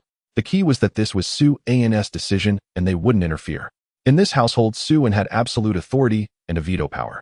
They also needed to spend a lot of time practicing their abilities, so having someone help with chores was a good thing. "Welcome to our little family. I'm Xue Qingyu. It's a pleasure to meet you both." "I'm Li Xiaoyu. Welcome to you both." Looking at the two beautiful girls before her, Lu Hui glanced at Su and pondering the relationship among the three. "Thank you, I will work hard." Xiao Qiao then tilted her head and asked, "Are you both big brothers' wives?" Xiao Qiao's words were astonishing. Suen almost spat out water. Xue Qingyu looked awkward, unsure how to explain. Li Xiaoyu, however, chuckled and said, "Not yet." The speaker was oblivious, but the listener was attentive. Lu Hui mused, "Not yet. Then it will be in the future, right?" However, upon careful reflection, it made sense. Not to mention Su An's almost godlike abilities, he was also very handsome. In this chaotic apocalypse, it was normal for such a divine man to have several beautiful companions. In Lu Hui's eyes, Suen held a very high status, someone to be looked up to. Even her gaze towards him was mixed with a sense of admiration and reverence. A vague feeling of treating Suen as a belief took root and sprouted in her heart. Whatever Suen did must be for a reason. Suen then arranged 2 rooms for the mother and daughter, also retrieving a pile of clothes from the spatial area for them to choose from, along with some feminine items. Since his rebirth, he had been extremely busy, every day hardly getting 2 hours of sleep, let alone anything else. "Sister Lu Hui, you can rest tonight, cook tomorrow. Just tell me what ingredients you need. I lack everything except food." "As long as you can cook, well, we have fish from the Yangtze River and carp from the Yellow River," he said. "Thank you for your concern, but I want to work today," she replied. "No need to be so polite, just call me Suen. You can familiarize yourself with the environment first. I need to go out again." After settling the mother and daughter, Suen headed out once more. Today he had already encountered a zombie of the witch level, who knew what he would face tomorrow, especially with the flock expected to multiply tenfold. Just the thought of that scene gave him chills. He planned to thoroughly investigate the Jinlong Reservoir today. After tomorrow, he wouldn't go out planning to hide for half a month until the second phase of the apocalypse Bega.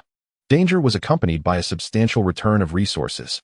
Therefore, many survivors gradually returned to the city's outskirts, scavenging for supplies during the day and returning to the city's edge to sleep at night. However, they dared not approach the city center, which had become a hell on earth for everyone, entirely a domain of zombies. Many survivors also spontaneously formed survivor teams at this time.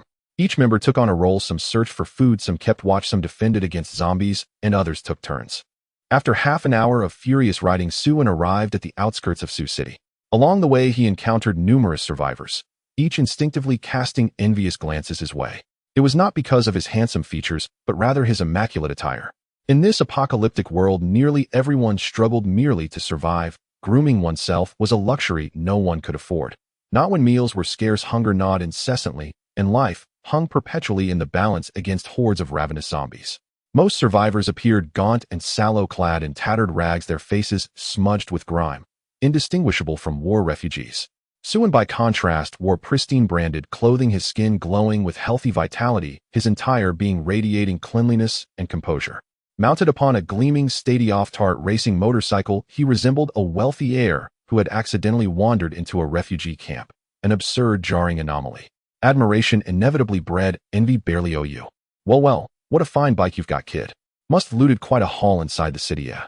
A man leaned lazily on a steel pipe as he approached, his gaze sweeping over Sue and with predatory scrutiny. Not all survivors dared risk venturing into the zombie-infested urban ruins for supplies. Many instead turned bandit, lying in wait along escape routes to ambush those who braved the dangers. After all, humans were far easier prey than the undead. These men were precisely such marauders, predators preying upon fellow survivors. Sue scanned the group and detected no awakened individuals, only ordinary humans. In the earliest days of the apocalypse, awakened beings remained exceedingly rare. Their numbers would surge only after the onset of the second phase, when mass awakenings would begin. But survival itself was prerequisite. Every ordinary human now fought tooth and nail just to live another day. Within 15 days, half the global population would perish anew.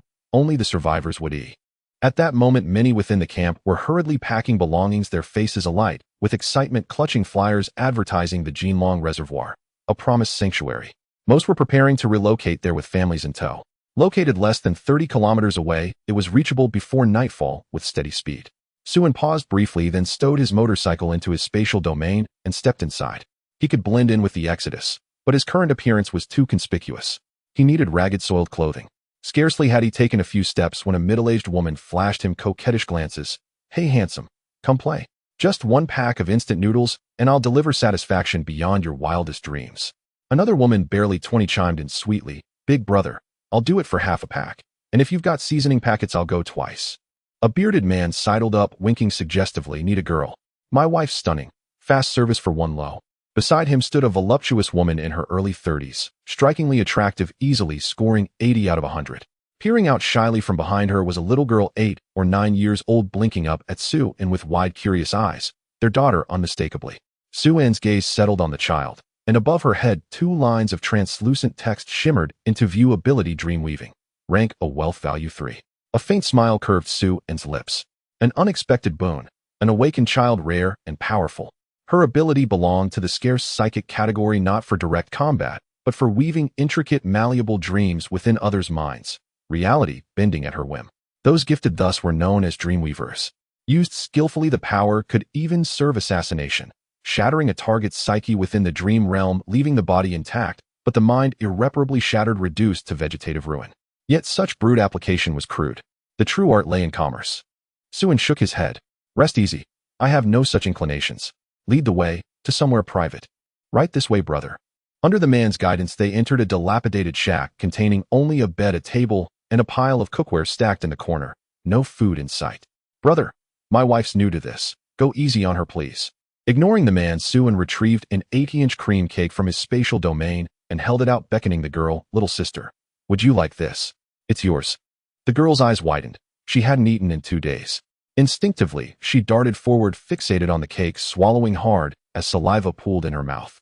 "Big brother, is this cake really for me?" Sue smiled, gently patted her head, and placed the cake into her arms. "Of course. It belongs to you now." Acquisition activated. Target detected. Select acquisition vector. Replicate ability. Ability replication successful. Acquired dreamweaving, rank A. Sue effortlessly acquired an A rank ability, instantly lifting his spirits. When he magically produced a large cake, the married couple gaped in stunned silence. The man pointed at Sue stammering incoherently. Sue rummaged through the house on his own and soon unearthed a set of men's clothing, tattered and grimy. "This will do." He immediately changed into the soiled shirt and trousers, surprisingly well fitted. Then from his spatial storage, he retrieved 3 cartons of instant noodles and placed them on the floor. "Your daughter is also an awakened one. She can manipulate dreams. With slight practice, she'll master it swiftly. If you wish to live, find a secure shelter and remain hidden for the next half-month." Having spoken, Sue turned and strode out of the cottage, breaking into a light jog as he merged with the throng of refugees, vanishing from sight within moments. Only then did the family of 3 snap back to reality.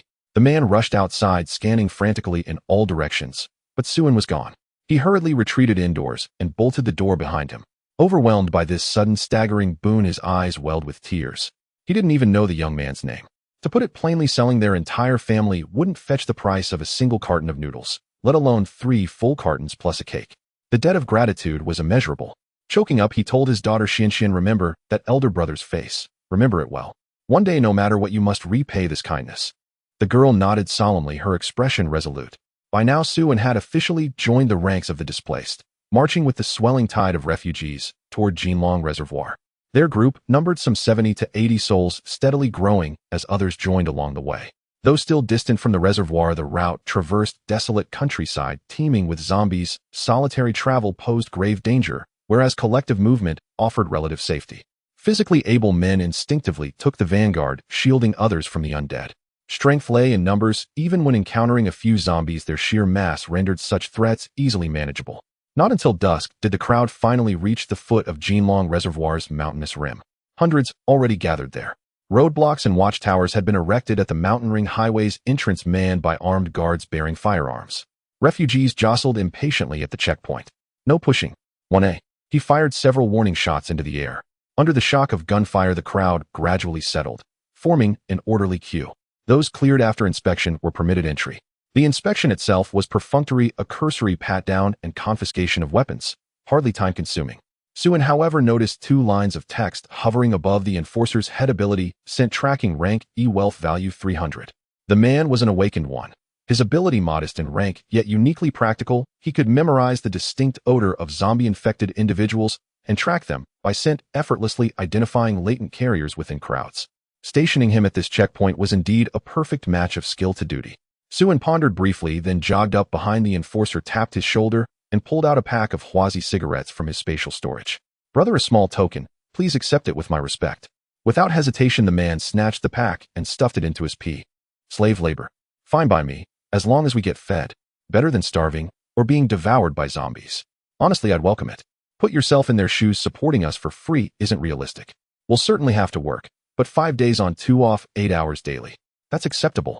If it's 996, compensation better be generous. Say meet at least once every 2 days. Terms must be negotiated up front. Housing shouldn't be substandard, meals needn't be lavish, but nutrition must be balanced. Let's unify our stance now. Stand firm. Concede too easily and future negotiations become impossible. Don't you all agree? Absolutely. We've got numbers on our side. That gives us leverage. Hearing this wave of self-righteous chatter, Sue couldn't help but twitch at the corner of his mouth. What exactly had they been drinking? Setting aside the awakened one stationed here, who held absolute authority, didn't they see the rifles? A single magazine burst would end all talk of terms. These people, having lived too long in peacetime, suffered from severe cognitive rigidity, still indulging in fantasies even now. Sue leaned against the hull and closed his eyes, choosing serene detachment. Listening further would insult his intelligence, not just theirs. Even he felt his blood pressure surge. Comrade, won't you voice your opinion? Speak freely. I'll compile everyone's demands for negotiation. A bespectacled man adjusted his glasses and addressed Sue. Sue waved both hands emphatically. No. I'll leave this to you cultured folks. I'm merely a stray fish, best not meddling where I don't belong. The man cast Sue a disdainful glance, then rose and announced loudly, I'll now summarize our collective demands. Feel free to supplement any omissions. First, housing. Separate dormitories for men and women, and conjugal quarters for married couples. Second, food. 2 meals daily sufficient to satisfy hunger with at least 1 containing meat. Third, recreation. The freighter glided toward the island and eased into its mooring amid the refugees' anxious imaginings. The cargo hold creaked open and several armed men stood outside barking orders into the dim interior. Get out. Now. Move your asses, no dawdling. One by one the refugees disembarked onto the shore, their eyes darting wildly about. Before them rose a towering earthen wall encircling the entire island. Watchtowers punctuated its crest, searchlights sweeping across its surface like restless sentinels. The island itself loomed like a colossal slumbering beast of mud and stone, half submerged in the water. Under the armed men's stern guidance, the group passed through the gate in the wall and entered a broad plaza where several bright lamps cast stark pools of light over the huddled crowd. A man in a warden's uniform stood atop a raised platform, bullhorn in hand, commanding in a sharp metallic voice, listen. Carefully formed 2 lines. Men on the left, women on the right. A murmur rippled. The bespectacled man who had earlier urged dissent in the ship's hold stepped forward, raising his hand high and calling up to the platform, Comrade, may we ask, what terms do you offer us? We've traveled this far in good faith. Surely you won't betray our trust. Moreover, we haven't yet decided to stay. We are neither your employees nor your subordinates. You hold no authority over us. Let us negotiate with mutual sincerity. His words rang with conviction, igniting immediate agreement. Yes, show us sincerity. Exactly. Among us are skilled people of all kinds. If you wish us to remain and contribute, you must offer fair terms. Show sincerity, or I walk away now. Let those who wish to stay stay. Same here. The wardens burst into raucous laughter. Huh, huh, huh. Did you hear that? They're demanding sincerity. Huh. Livestock demanding terms. Am I hearing correctly? Huh, huh, huh. The man on the platform smiled faintly and casually waved his hand. A single gunshot cracked the air. Blood erupted in a crimson spray. The bespectacled man crumpled lifeless to the ground. Murder. He killed him. Panic exploded. Refugees turned and fled, but the gate had already been sealed shut. Several wardens hefted machine guns and opened fire into the crowd. Gunfire roared, screams pierced the air, and within seconds over a dozen refugees lay bleeding on the plaza floor, utterly still. When the firing ceased, the man on the platform spoke again. Cold, measured, final. You have 3 minutes to form 2 lines. Men left, women right. What follows disobedience needs no elaboration. This time obedience came swiftly. Within 60 seconds the lines were drawn. Glancing at the armed wardens surrounding them, every refugee felt ice flood their veins. The weakest among them trembled violently, barely able to stand. All right, choose your pick. Take whoever you like back with you. The rest, why? Ugh. Those who resisted were shot dead on the spot. Wives, girlfriends, all lost along with their own lives. Some wardens bypassed the women entirely and selected men instead. A sharp sword, sharp eyes. Come on, back to my place. Let's settle this face-to-face. Suin shuddered inwardly. Fortunately, he'd smeared mud across his face before arriving, deliberately dulling his features. Otherwise, he feared for far more than just his dignity. After roughly 10 minutes, the wardens finished selecting women and marched the remaining refugees away, locking them into prison cells. The facility spanned 3 levels, hundreds of cramped rooms, each barely 20 square meters, yet crammed with over a dozen people.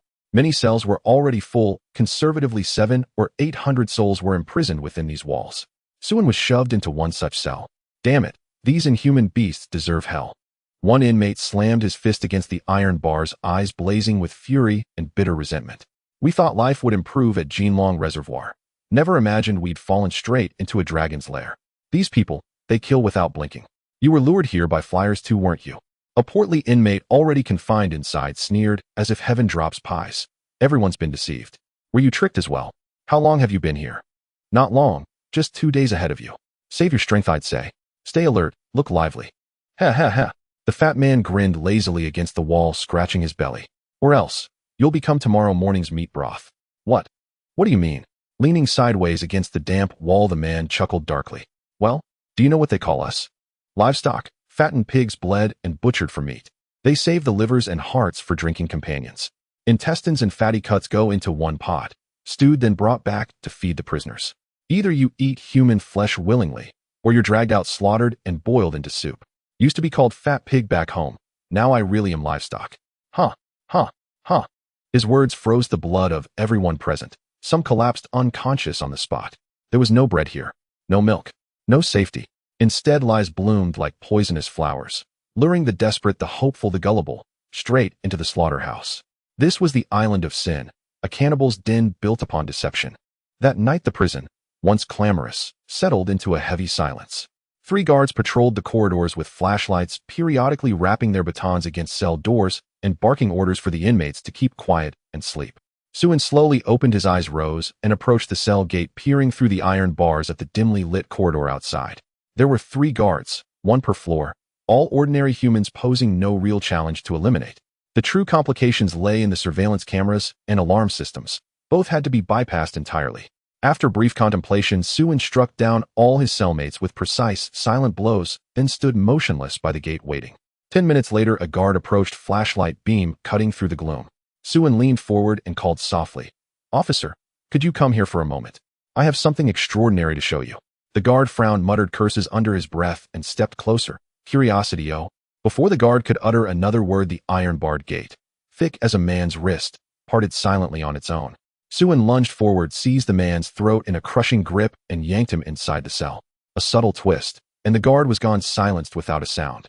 Suin swiftly stripped the body, donned the uniform, and strode out of the cell with unhurried confidence. He traversed the corridor, exited the inmate wing, and headed toward the staff residential zone. Ordinary dormitory blocks earned only glances. Awakened beings held elevated status. They would never dwell among commoners. Circling the living area yielded only mundane occupants, so he narrowed his search to standalone residences. At one such villa, he paused at the window. Inside, 2 burly men wrestled violently, muscle straining against muscle, so fiercely it stung his eyes. One was an ordinary human, the other, an awakened. Ability Magnification B. Wealth value 1800. Magnification granted proportional bodily in. Too cruel, too perfect. Heya. And now he could bestow severed abilities, crafting loyal awakened disciples without negotiation, coercion, or recruitment. He could forge his own cadre, not by gathering, but by design.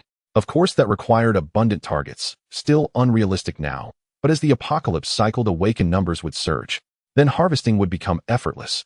Let's begin with this criminal isle. Suin dissolved into shadow, vanishing into the night.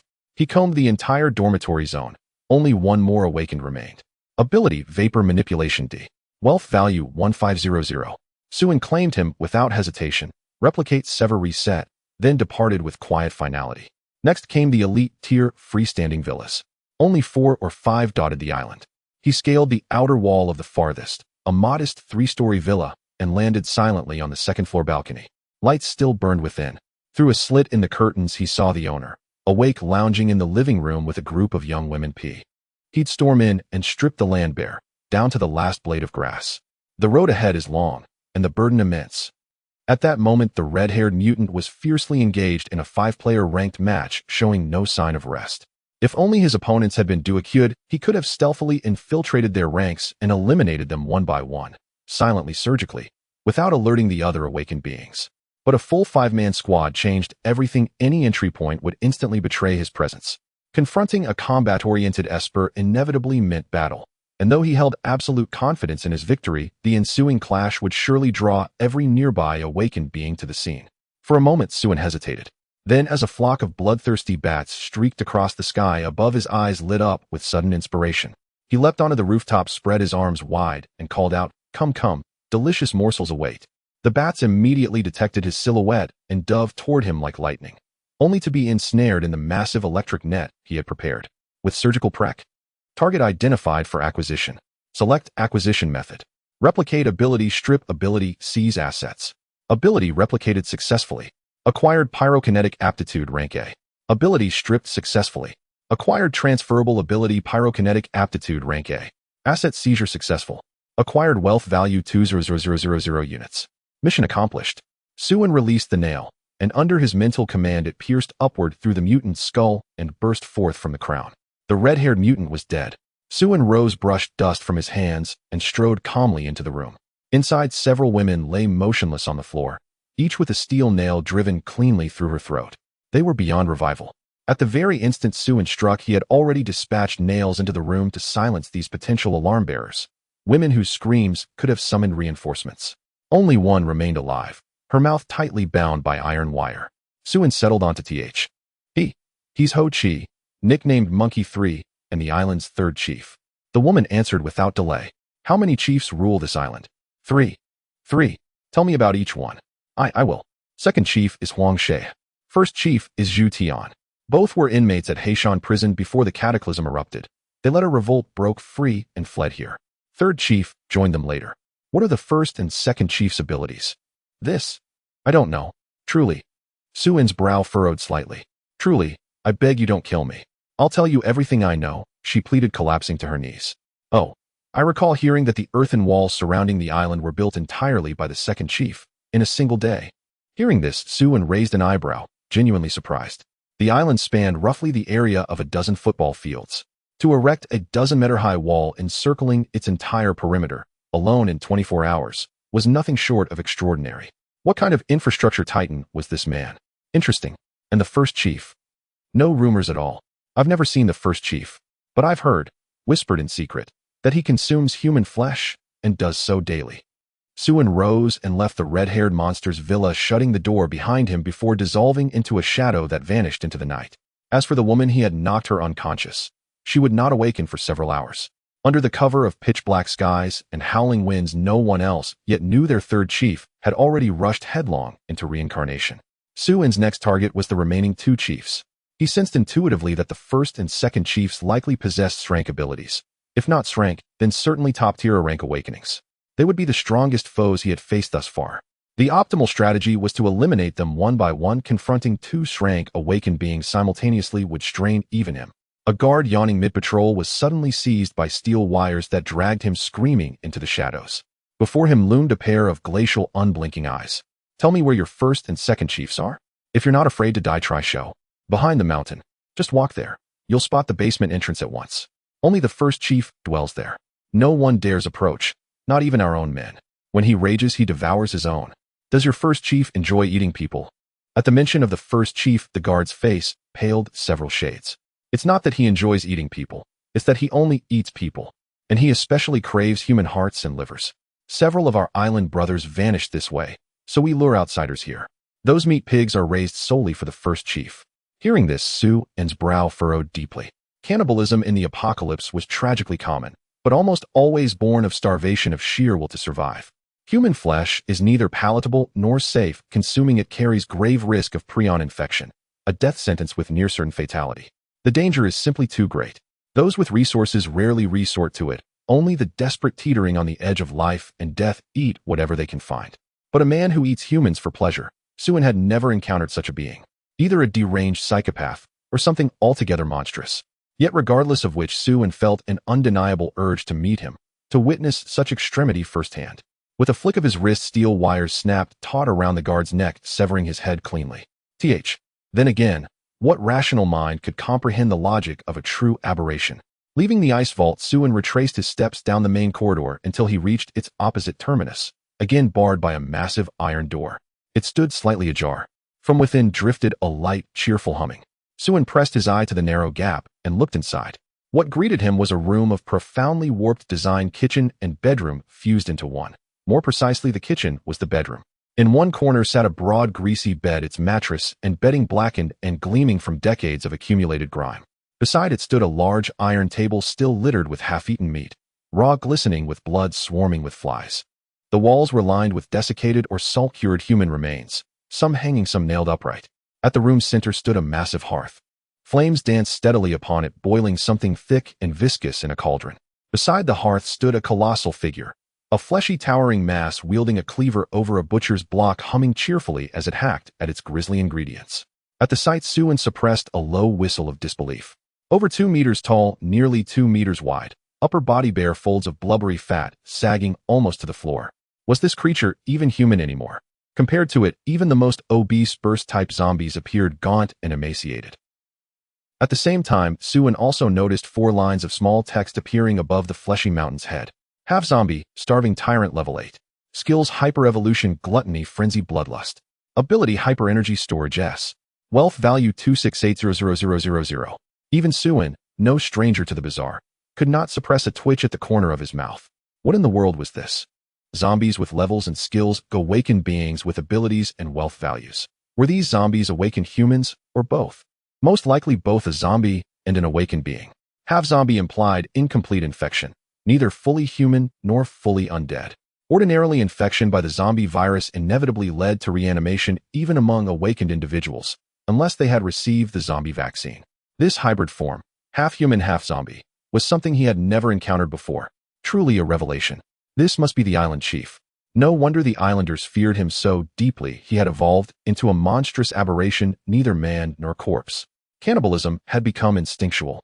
Judging by his sheer mass, his appetite was staggering. Consuming 80 or 100 gene of human flesh in a single meal would hardly strain him. If he were particularly selective, he might devour several grown men at once. By that reckoning, the entire cold storage chamber of frozen meat would scarcely last him long. Just then the island chief, who had been hacking away at meat, abruptly froze, lifted his head, and sniffed the air like a hound. A low guttural rumble vibrated in his throat. Fresh human flesh. The scent is exquisite. With sudden ferocity, he whirled toward the door. His bloated face sagged under layers of fat. One flap of flesh dangling over his brow had already been torn away to keep his vision unobstructed. His mouth gaped grotesquely, 4 or 5 times larger than a normal man's, and his teeth had warped into jagged shark-like serrations.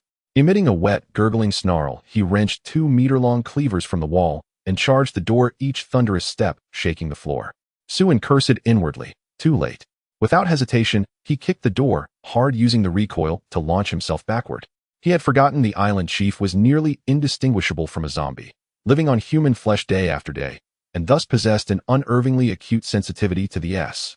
The island chief locked eyes with Su-en, gaze burning with ravenous greed and unrestrained savagery visible through the narrow slits between folds of flesh. Suin did not reply. Instead, he summoned dozens of steel reinforcing bars from his spatial domain.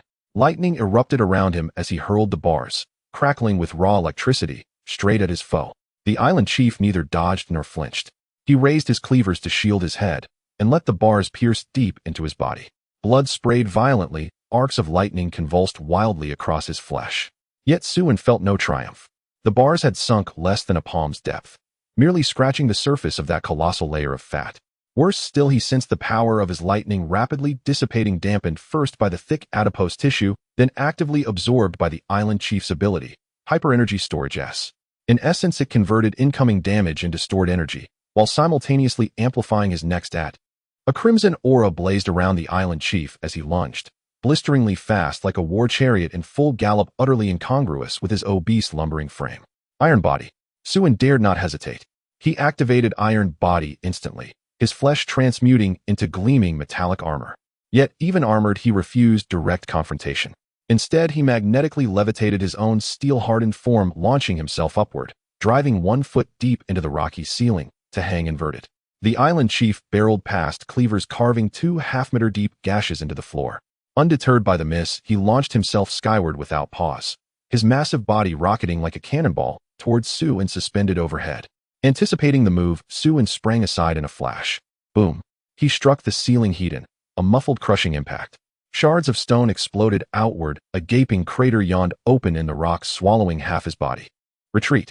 Suin bolted without hesitation, racing down the corridor toward the exit. This narrow passage offered him no advantage. The island chief's speed and strength had reached their apex, leaving Suin hopelessly outmatched.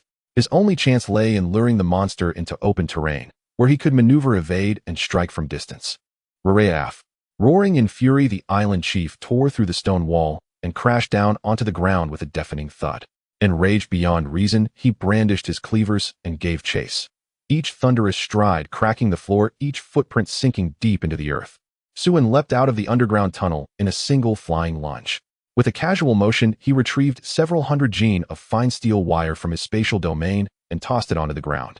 Under the precise control of electromagnetic force, the wires wove themselves into a vast net spread across the floor. Bang! Immediately afterward, the basement door was shattered inward, and the clan chief charged forth.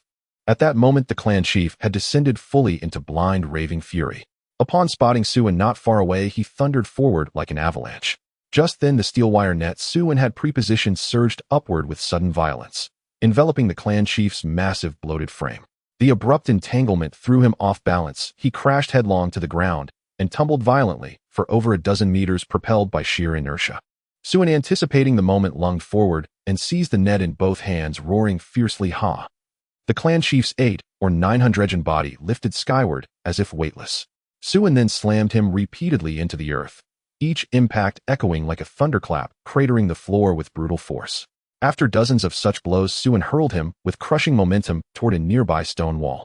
A deafening bang resounded as the clan chief struck the wall heat-in, his body battered, dazed vision swimming with stars.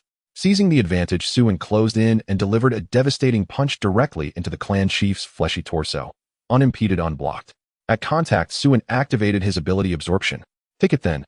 Target detected for absorption. Select absorption vector. Replicate. Strip. Seize wealth. In rapid succession, 3 acts of absorption executed flawlessly. Replication successful, acquired ability. Overcharge S. Stripping successful, acquired transferable. Arc. The clan chief bellowed a guttural roar, his colossal frame surging with raw power, ripping the steel net apart with a violent rip. His fist, charged with the force of 10,000 gene, hurtled straight towards Suin. This time, Suin neither dodged nor retreated. Instead, he assumed a defensive stance and simultaneously gathered a crackling sphere of lightning within his palm. Dong! The clan chief's fist slammed into Suin's forearm, producing a dull metallic clang. The shockwave sent him reeling backwards several meters, his boots carving deep furrows into the ground. Over. Charge. Suin exhaled the words, cold, precise, final. Crimson light flared around his silhouette. The lightning in his palms swelled tenfold in brilliance and intensity. Then, with a single explosive push of his legs, he became pure lightning, blazing toward the clan chief. His unstoppable fist shattered the sound barrier, pierced through thick muscle and hide, then punched clean through the clan chief's torso. More than half of Suin's arm vanished into the gory cavity. Ugh! The clan chief vomited a torrent of blood. The crimson haze in his eyes receded, his berserk state collapsed, and with it reason returned. Impossible. Your ability, it's identical to mine. How? Because it was yours. All along, you fool. The clan chief's pupils contracted sharply. How is this possible? My ability, it's gone. Give it back. I'll kill you. He reached for Suin, desperate clawing. You no longer have that chance. Suin clenched his fist. A cataclysmic surge of lightning erupted from his palm, bursting outward, tearing through the clan chief's body from within, shredding flesh and sinew alike. With a sickening wet slurp, he split apart. Hundreds of mangled fragments collapsed into a grotesque heap, leaving only his swollen head perched atop the carnage. His mouth opened, perhaps to speak, but his trachea had ruptured, his vocal cords obliterated. No sound emerged. In the final instant, eyes wide with disbelief, burning with rage, his gaze went blank. Life ceased. Clan chief, deceased. Suin lightly vaulted onto a boulder, surveying the splattered gore and viscera, and grimaced. Better avoid this technique unless absolutely necessary. Detonating lightning inside an opponent delivered unparalleled lethality, but the visual aftermath was appalling. Worse still, he'd been spattered head-to-toe with pulped flesh, visceral nauseatin. He hastily scanned his spatial domain. Their newly acquired supplies filled its expanse.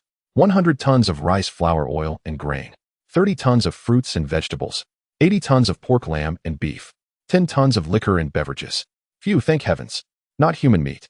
Relief washed over him. Then came the question.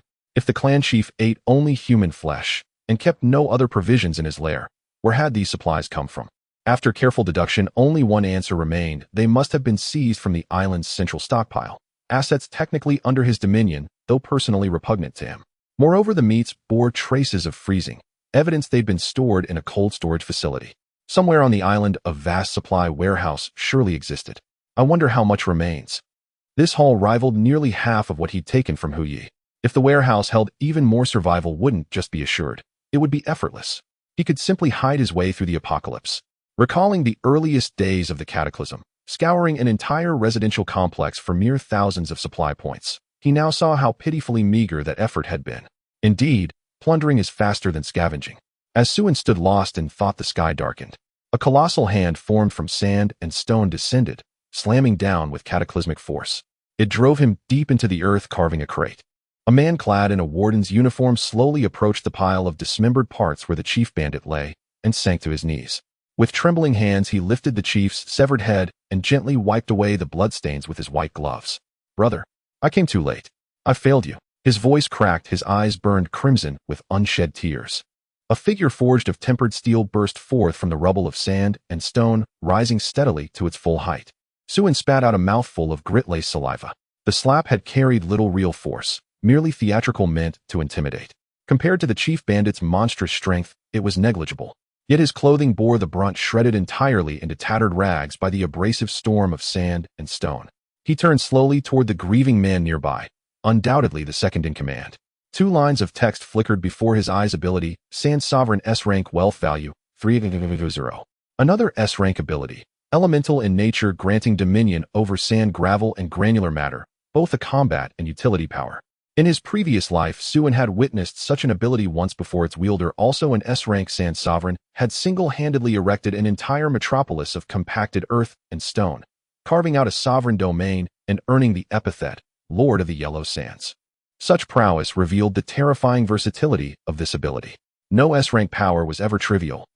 Undeniably malignant tumors of the apocalypse, hoarding such abundance while condemning others to starvation. Am I then also a tumor now? Ah, never mind. Delicious. The second-in-command whirled around, eyes blazing red with searing hatred. Who are you? Why did you kill my elder brother? We bore you no grudge. Suin twisted his torso, easing stiff, aching muscles. His bones clicked like colliding metal. With a light leap, he landed just meters from the man. He gazed upon him, then scoffed, cold, disdainful. We're all wolves. Why pretend to be sheep? Did you never consider that when you scattered flyers luring innocents to their deaths, you might also draw the very demon who would end you? How unfortunate. For you, I am that demon. Your misfortune is simply that you crossed my path. The second in command glared venomous. You slaughtered my brother, all for those nameless civilians.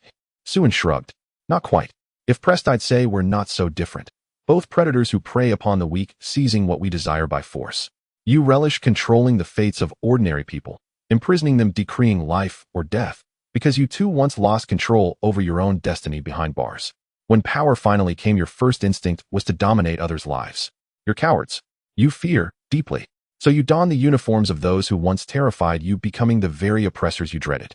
You and your brother were likely low-rank inmates, bullied relentlessly within those walls. Your brother often went hungry. That scar on your forehead, a cigarette burn, and your dignity, still intact. Am I right? Gentleman inmate masquerading as a warden. Stung to his core, the second-in-command surged upright. A colossal fist of compacted sand erupted from the ground and hurtled towards Suin. Silence. Shut your mouth.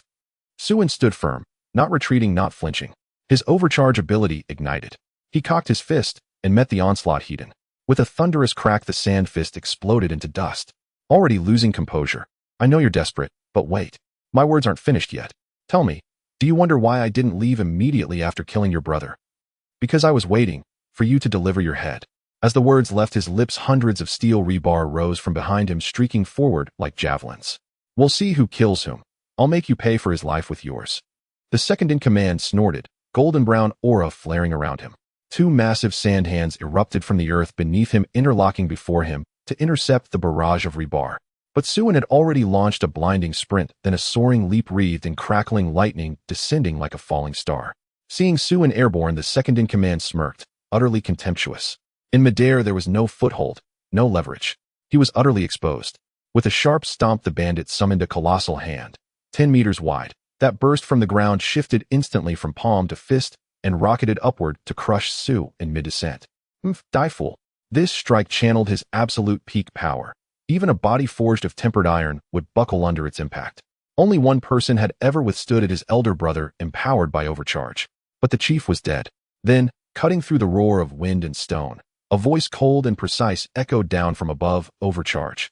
At T. Suin became a human projectile, shattering the colossal fist like brittle clay, closing the distance in a heartbeat.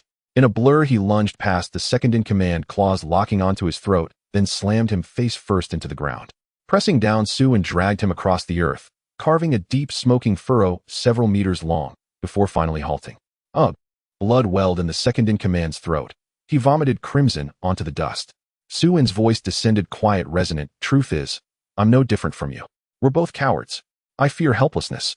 I fear betrayal. I fear having my fate dictated by another. I fear reliving my last life. My leg hacked off, my body discarded in a mass grave, forced to scavenge rotting flesh like a beast just to survive. So in this life, I will become stronger than anyone alive, and I will pay any price to achieve it. After 3 consecutive acts of domination, replicating an ability, seizing an ability for transfer, and plundering wealth, Suin granted the second chief a final merciful release. Thus perished all 3 chiefs of the criminal, all none spared. Their supplies were stripped bare, leaving the island's armories utterly desolate. Yet Suin did not depart immediately. Instead, he turned back toward the isle, ready to shear yet another fleece.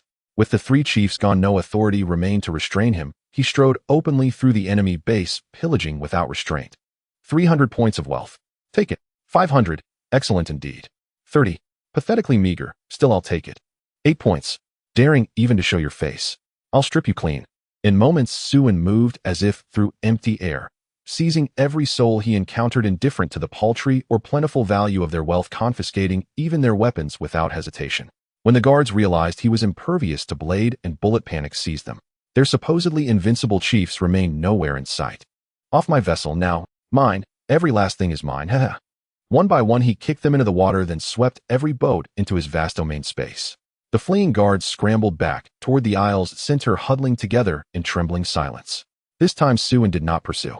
Instead, he gazed across the vast reservoir and fell into quiet contemplation. Since I'm already here, the reservoir's waters remained unpolluted for now. In days that would change, perhaps some should be preserved as reserve. Moreover, during the second cataclysm, fresh water would grow scarcer than food itself.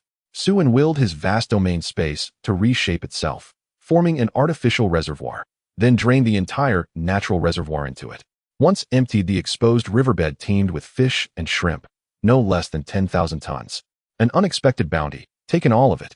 As he gathered the aquatic harvest, his gaze fell upon the thick, fertile silt beneath. He could not resist. 1 million tons vanished into storage. Such earth held unmatched potential for cultivation, for nurturing seedlings. Useful or not, it mattered little.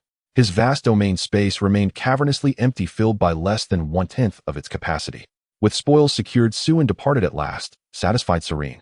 He had seized a helicopter intending to fly home, but lacked even the most rudimentary flight training. Combat, however, he mastered flawlessly. He abandoned the idea, crossed the parched reservoir bed onto the highway, retrieved his motorcycle, revved the engine, and sped homeward along the open road. Only after his departure did the surviving guards dare lift their heads. Gazing upon the reservoir, now cracked and bone-dry, they stood stunned. That monster has finally left. Unimaginably terrifying. He looked at me once, and I felt death brush my throat. I wonder, did he slay all 3 chiefs? What in the world happened? Where did all the water go? Not a single drop remains. As the guards reeled in collective disarray, a roar of chaos erupted from the prison compound. The inmates have broken free. What do we do? Our weapons, stolen by that man moments ago. What choice do we have?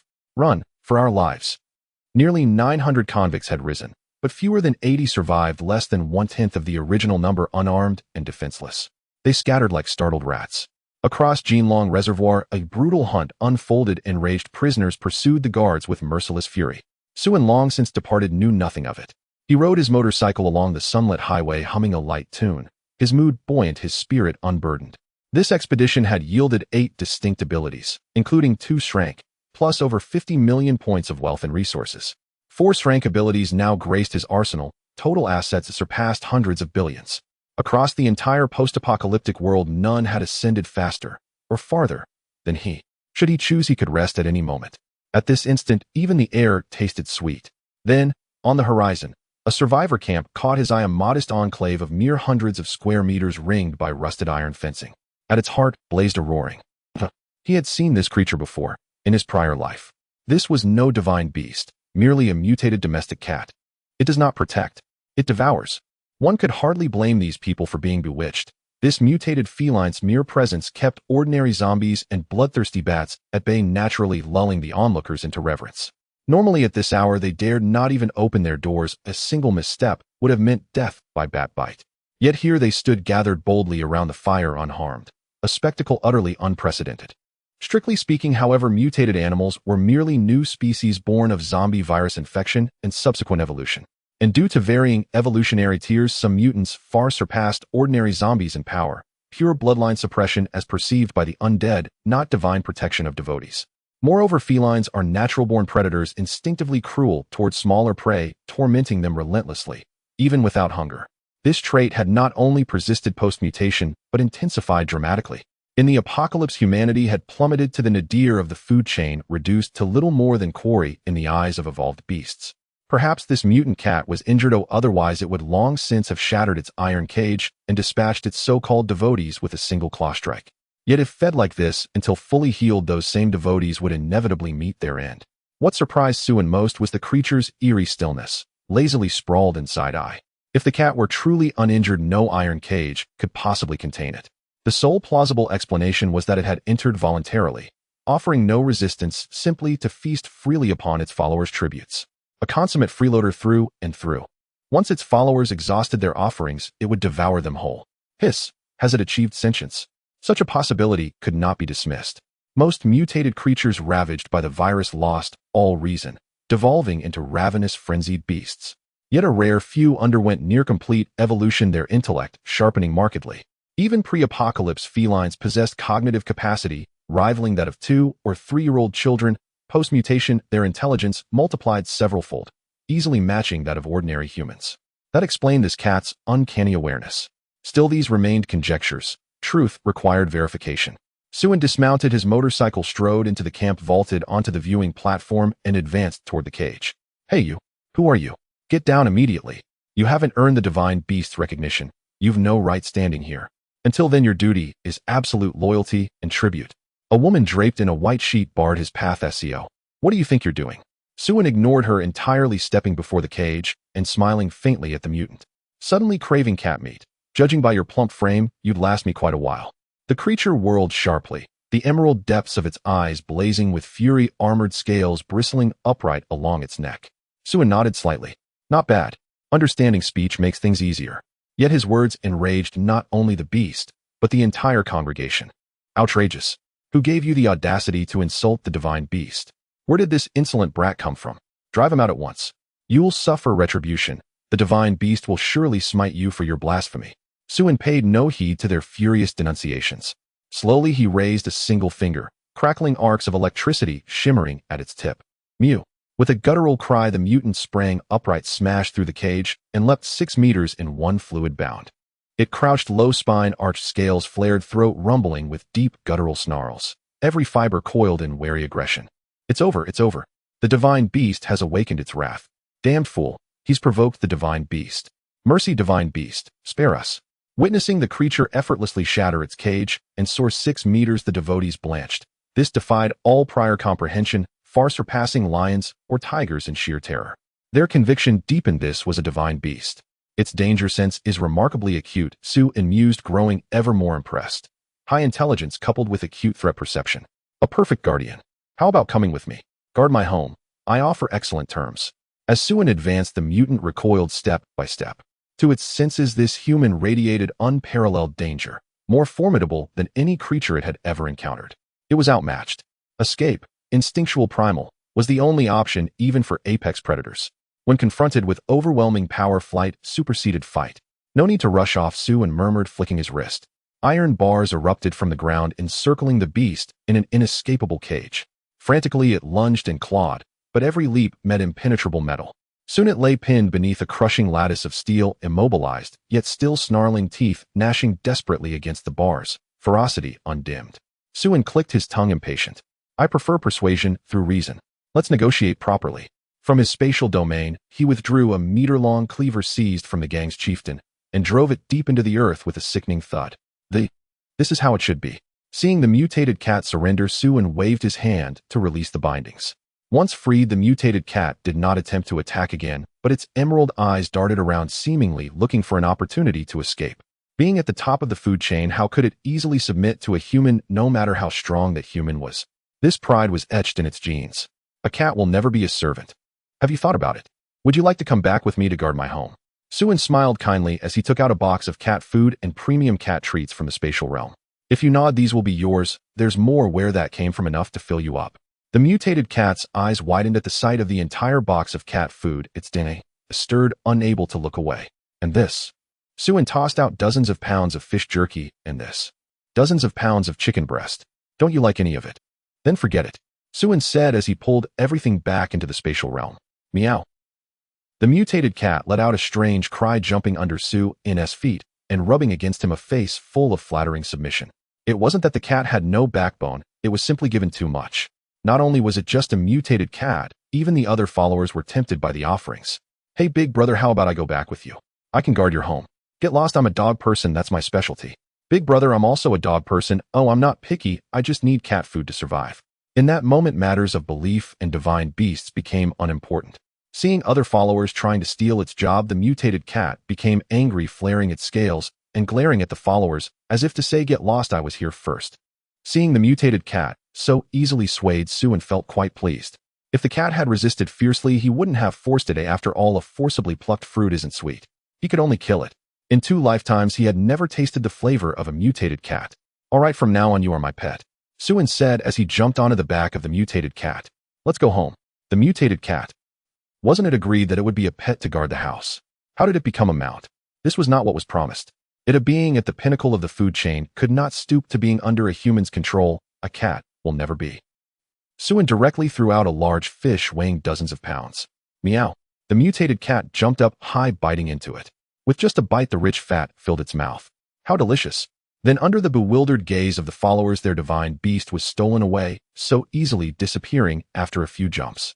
Oh, it's truly a divine being that has descended. The divine beast has obeyed the call of the supreme, true God, and left with him. The leading woman knelt in the direction Sue had departed. The other followers were even more puzzled. Sister, the divine beast clearly left because of cat food. The woman glared. Call me the high priest. Ignorant mortals, can you conjure food out of thin air? Only a god can do that. He is the God, the supreme, true God. Hearing this, the followers were stunned. It seemed, indeed, legend has it that Jesus turned water into wine for the suffering people by the Red River. And just now they had seen that young man conjure food out of thin air. This was a true miracle. It must be that the true God heard our call, which is why he appeared before us. His departure is merely a test for us. I have heard the call of the divine, offering my loyalty to the supreme deity. Let us follow the divine's guidance to move forward. All suffering is a trial bestowed upon his faithful servants. As long as we are devout enough, the true God will return to guide us out of suffering. Under the high priestess' rallying call, more and more people believed her, kneeling down in droves. Soon everyone in the camp had become devout followers of Suin. A cult named True God sect took root and flourished. At this moment, Suin was riding the mutated cat on the road, completely unaware that he had been deified by others. The speed of the mutated cat was astonishing, surpassing 100 miles per hour, completely ignoring road conditions, moving in a straight line. When encountering small rivers or buildings, it easily leaped over them with enough endurance to run 100. Li Xiaoyu poked her head out with a mischievous grin. Suin gave a thumbs up in admiration. You really know how to have fun. Husband, you finally returned. Everyone was so worried. Although everyone knew Suin was strong, his delayed return still caused concern, especially in this perilous apocalypse. Li Xiaoyu pushed Suin through the door, only to be startled by a scaled cat the size of a calf. What a big tiger. It's not a tiger, it's a cat, Suin casually explained. I found it as a pet. It can help guard the house. Huh, is this really a cat? Is there such a large cat? Is it really appropriate to keep a cat the size of a cow as a pet? It won't eat people, right? Generally it won't. It's very well behaved, right, Wonkai? Suin patted the scaled cat's big head. This was the name Suin gave it, Wonkai. Simple, yet auspicious, earthy to the extreme, is elegance. Meow, Wonkai responded. Li Xiaoyu's mouth twitched slightly. No wonder she liked this man, even his cat was so imposing, especially with that name. It sounded a bit like a dog's name. Soon the group returned to the villa and entered the dining room. The table was filled with 2 large tables of dishes: shrimp in tomato sauce, dongpa pork crispy, sea cucumber steamed, base lemon beef, spicy duck, blood stew goji, berry stir-fried cabbage lily, and lotus seed porridge osmanthus, sweet soup sour, and spicy salad, dye-style chicken feet, seafood stone pot rice, pan-fried snow fish, charcoal grilled foie gras, sashimi platter, seafood pasta, rosemary grilled steak. There were meat and vegetables, sweet and spicy, sour and fresh, with dishes from every cuisine, even Dai cuisine from Yunnan, and several overseas specialties. There were over 20 dishes, which was more lavish than most families during the new year. This was prepared by Sister Lu Hui and Xiao Qiao after a whole day's work. You should try it. Xue Qingyu smiled slightly as she served Suin a bowl of soup to warm his stomach. She felt inferior to Lu Hui's culinary skills and even entertained the idea of apprenticing under her. She was the best cook she had ever seen. No, she should be called a gourmet. It looks quite good, Suin nodded in satisfaction. Lu Hui smiled shyly. It was prepared in a rush. They're just simple home-cooked dishes. I hope you find them to your taste. Suin raised an eyebrow. Is this considered home cooking? It seems this chef has some skill. I'm going to have good fortune in the future. Let's all sit down and eat together. Sister Lu Hui and Xiao Qiao, don't be so formal. Oh, just treat this place as your home. Suin invited everyone to sit down for dinner. He hadn't eaten much that day and was already starving, having only had some fried chicken on the road as a makeshift meal. After a few bites of the dishes, Suin couldn't help but be impressed. Describing them as visually appealing and delicious was an understatement. He then began to eat heartily while the others followed suit. During Su An's absence, they hadn't eaten much, waiting to share a meal with him, so they were all hungry now. As they ate, everyone chatted and laughed. Li Xiaoyu animatedly recounted the movies and TV shows she had watched featuring Xiao Qiao, claiming to be a fan and praising her charm and acting skills. Xiao Qiao's little face turned red with embarrassment. Xue Qingyu hardly spoke, quietly listening while occasionally serving Suin dishes, and Lu Hui helped pour wine. A warm scene unfolded. Wang Cai, squatting at the kitchen door, thought, I wanted to say, have you all forgotten something? After thinking carefully, feeling Wang Cai's pitiful gaze, Lu Hui finally remembered that Suin had brought a pet back. She quickly found a large iron basin to use as a food bowl and filled it with some food for Wang Cai. Excited, Wang Cai spun in circles, meowing nonstop. After you finish eating, remember to clean your bowl, Suin said without turning around. Wang Cai nodded repeatedly. Seeing Wang Cai display such understanding, Xiao Qiao couldn't help but exclaim softly, Wang Cai is so smart. Hearing someone praise it, Wang Cai elegantly lifted its head and meowed in a sophisticated manner, its face showing a very human-like pride, as if saying, of course. Then it plunged its head back into the food bowl and began to eat voraciously. After half an hour, the meal finally came to an end. Suin, satisfied and full, lay back on the sofa, not wanting to move. He hadn't eaten so well in a long time and was feeling a bit stuffed. Almost all 20-some dishes had been cleared, with even the soup finest. The girls praised Wang Cai for being so clever, causing it to puff up with pride. At this moment, it was already late at night, and Suin began to feel sleepy. He then reminded Wang Cai, be alert tonight, don't sleep too deeply. Always pay attention to the surroundings, and don't forget your duty to guard the house. Wang Cai meowed in agreement. Suin thought for a moment, and then took out several 100 pounds of cat litter from his space, tossing it on the ground. Later, go outside and dig a hole to use the litter as your toilet. From now on, when you need to go, you can do it yourself. But remember to clean it regularly. You are now a mature cat, and should learn to handle your own business, understand? The next day, it was already the 6th day after the apocalypse, and the number of bloodthirsty crows had reached a terrifying extent. Looking up, one could see a dark mass of crows, each flock containing at least several thousand. The entire Sioux city was shrouded in these flocks, large and small. Just a day prior, ordinary people could still venture out to seek supplies under the crows' watch, but today was different. Anyone who dared to show themselves would be overwhelmed and devoured by the crows. Even their bones would be stripped clean. Even in the relatively less populated suburbs, stepping outside was an arduous task, as a slight misstep could lead to immediate death. Yet despite the danger, many survivors had to risk everything to search for food or to stockpile supplies. By now, many people had noticed that the crows and bats were multiplying at an explosive rate, and if this continued, it would soon be too late to gather supplies after today. In contrast to the survivors who. As for the other women, they each had their own tasks to attend to. Lu Hui was in the kitchen preparing delicious meals, and in her spare time, she liked to lazily lounge on the sofa with a book or retreat to the study to write and paint. She was a woman of great depth and elegance, exuding grace and nobility at all times. Xue Qingyu and Li Xiaoyu had transformed the neighboring villa into a training ground where they practiced their abilities. Both were still making significant progress in mastering their powers. Particularly Xue Qingyu, with her class ability, had immense potential for growth, while Li Xiaoyu's growth space was rather limited. This made Suen recall some of the abilities he had acquired after separating from the Island of Sinners. Among them were 2 class abilities. If he gifted one to Li Xiaoyu, her growth potential would increase considerably. Suen then glanced at Xiao, noticing a small progress bar above her head. The progress bar had reached 71 indicati. He had never tasted food made with abilities, and he found himself looking forward to it. Moreover, Lu Hu's favorability was extraordinarily high, making him feel at ease. Finally, there was Li Xiaoyu. Suen planned to cultivate her into a capable assistant. Li Xiaoyu had strong combat instincts and was worth developing. After empowerment, she truly had a promising future. Of course, his main motivation for wanting to empower the women was that he wanted to ease his burdens. One must not do everything by oneself. In life, one should enjoy every moment of success. Xiao, please call Lu Hui here, Suen said as he took off his sunglasses and patted Xiao's little hand. Okay, master. Xiao replied with a sweet smile, revealing her small tiger teeth, which was utterly adorable. Initially, Suen found it somewhat awkward that Lu Hui and her daughter called him master, but since they insisted on it, he had become indifferent to it. However, after getting used to it, he found it quite enjoyable. Soon Lu Hui arrived on the balcony and smiled warmly at Suen, saying, "Master, do you need anything?" In truth, the reason why the mother and daughter insisted on calling Suen master was entirely Lu Hu's decision. This was her way of demonstrating loyalty, though unspoken it conveyed much. Looking at this refined and graceful woman, Suen couldn't help but silently admire her beauty in his heart. She was the most feminine woman he had ever encountered, embodying an exquisite blend of intellect and charm. It was often said that women are like water, but in Lu Hu's case, she resembled a fine, aged wine, rich in beauty and flavor. Even though Lu Hui repeatedly addressed him as master, it still felt somewhat surreal. It was hard to imagine that such a woman exuding an aura of nobility would display such a gentle demeanor. Do you know what psychic abilities are? Suen cut straight to the point. And Lu Hui nodded. Yes, I do. After 2 days of close contact, she had learned of the existence of awakened individuals, Li Xiaoyu and Xue Qingyu among them. Li Xiaoyu possessed extraordinary strength, capable of lifting an entire compact car with her bare hands. Xue Qingyu, meanwhile, could unleash lightning from her palms and manipulate metallic objects at will. Neither woman was ordinary. This knowledge stirred a quiet unease within Lu Hui. She and her daughter were merely ordinary people. She herself excelled only at cooking, little else. This chaotic era, people like her were countless. Should Suen so much as utter the word, willing servants would flood the entire neighborhood. She and Xiao were always expendable. She knew deep down that her own worth was profoundly limited.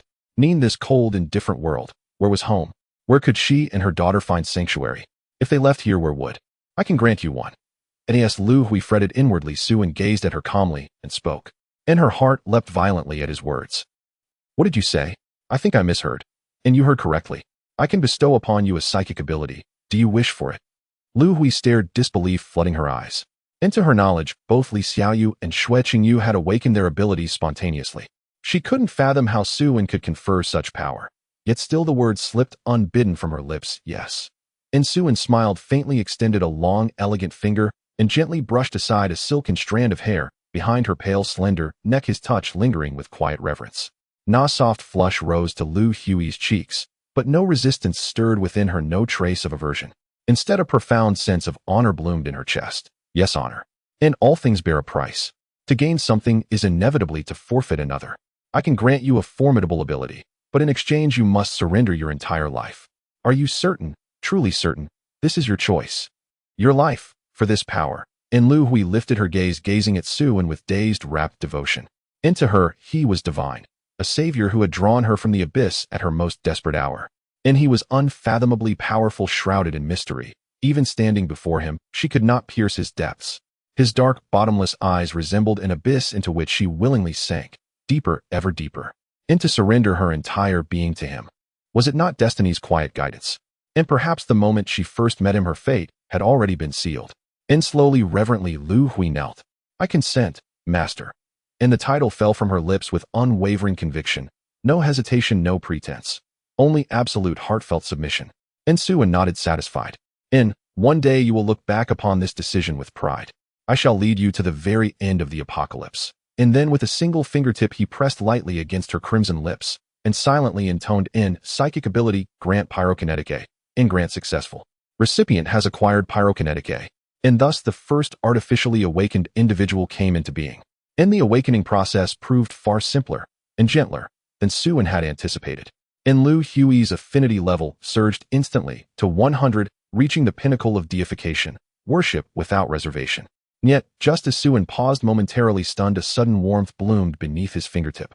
Lu Hui's face flushed like. Su-Wen's eyelid twitched. Young lady, what exactly are you about to do? And have we misunderstood something? Nan Xiao Xiao is right there. Might we please exercise some restraint? At last Su-Wen grasped the overwhelming power of absolute affinity. A full day passed in the blink of an eye. And for the entirety of it Su-Wen did almost nothing. Basking in sunlight, savoring meals, receiving back rubs and massages from his devoted attendants, occasionally listening to music to revive long-dormant sensibilities. It was pure unhurried ease, the most relaxed day he'd known since his rebirth. And supplies required no further thought. What he already possessed far exceeded need. Even the combined remaining stockpiles across the entire Suzhou city might not rival half his reserves. The Zue Ren Island Syndicate and Longhu Gang, unwitting benefactors, had amassed every conceivable resource he could envision. And dinner that evening was equally lavish. 18 dishes in total, blending northern and southern culinary traditions. The rich, mellow depth of imperial Beijing cuisine harmonized with the fiery, palate-awakening boldness of Sichuan fare. And Lu Hui was nothing short of a culinary treasure. Her mastery over gastronomy never failed to astonish. And laughter. Yet to become a truly competent and formidable awakened one must master the full spectrum of an ability's applications.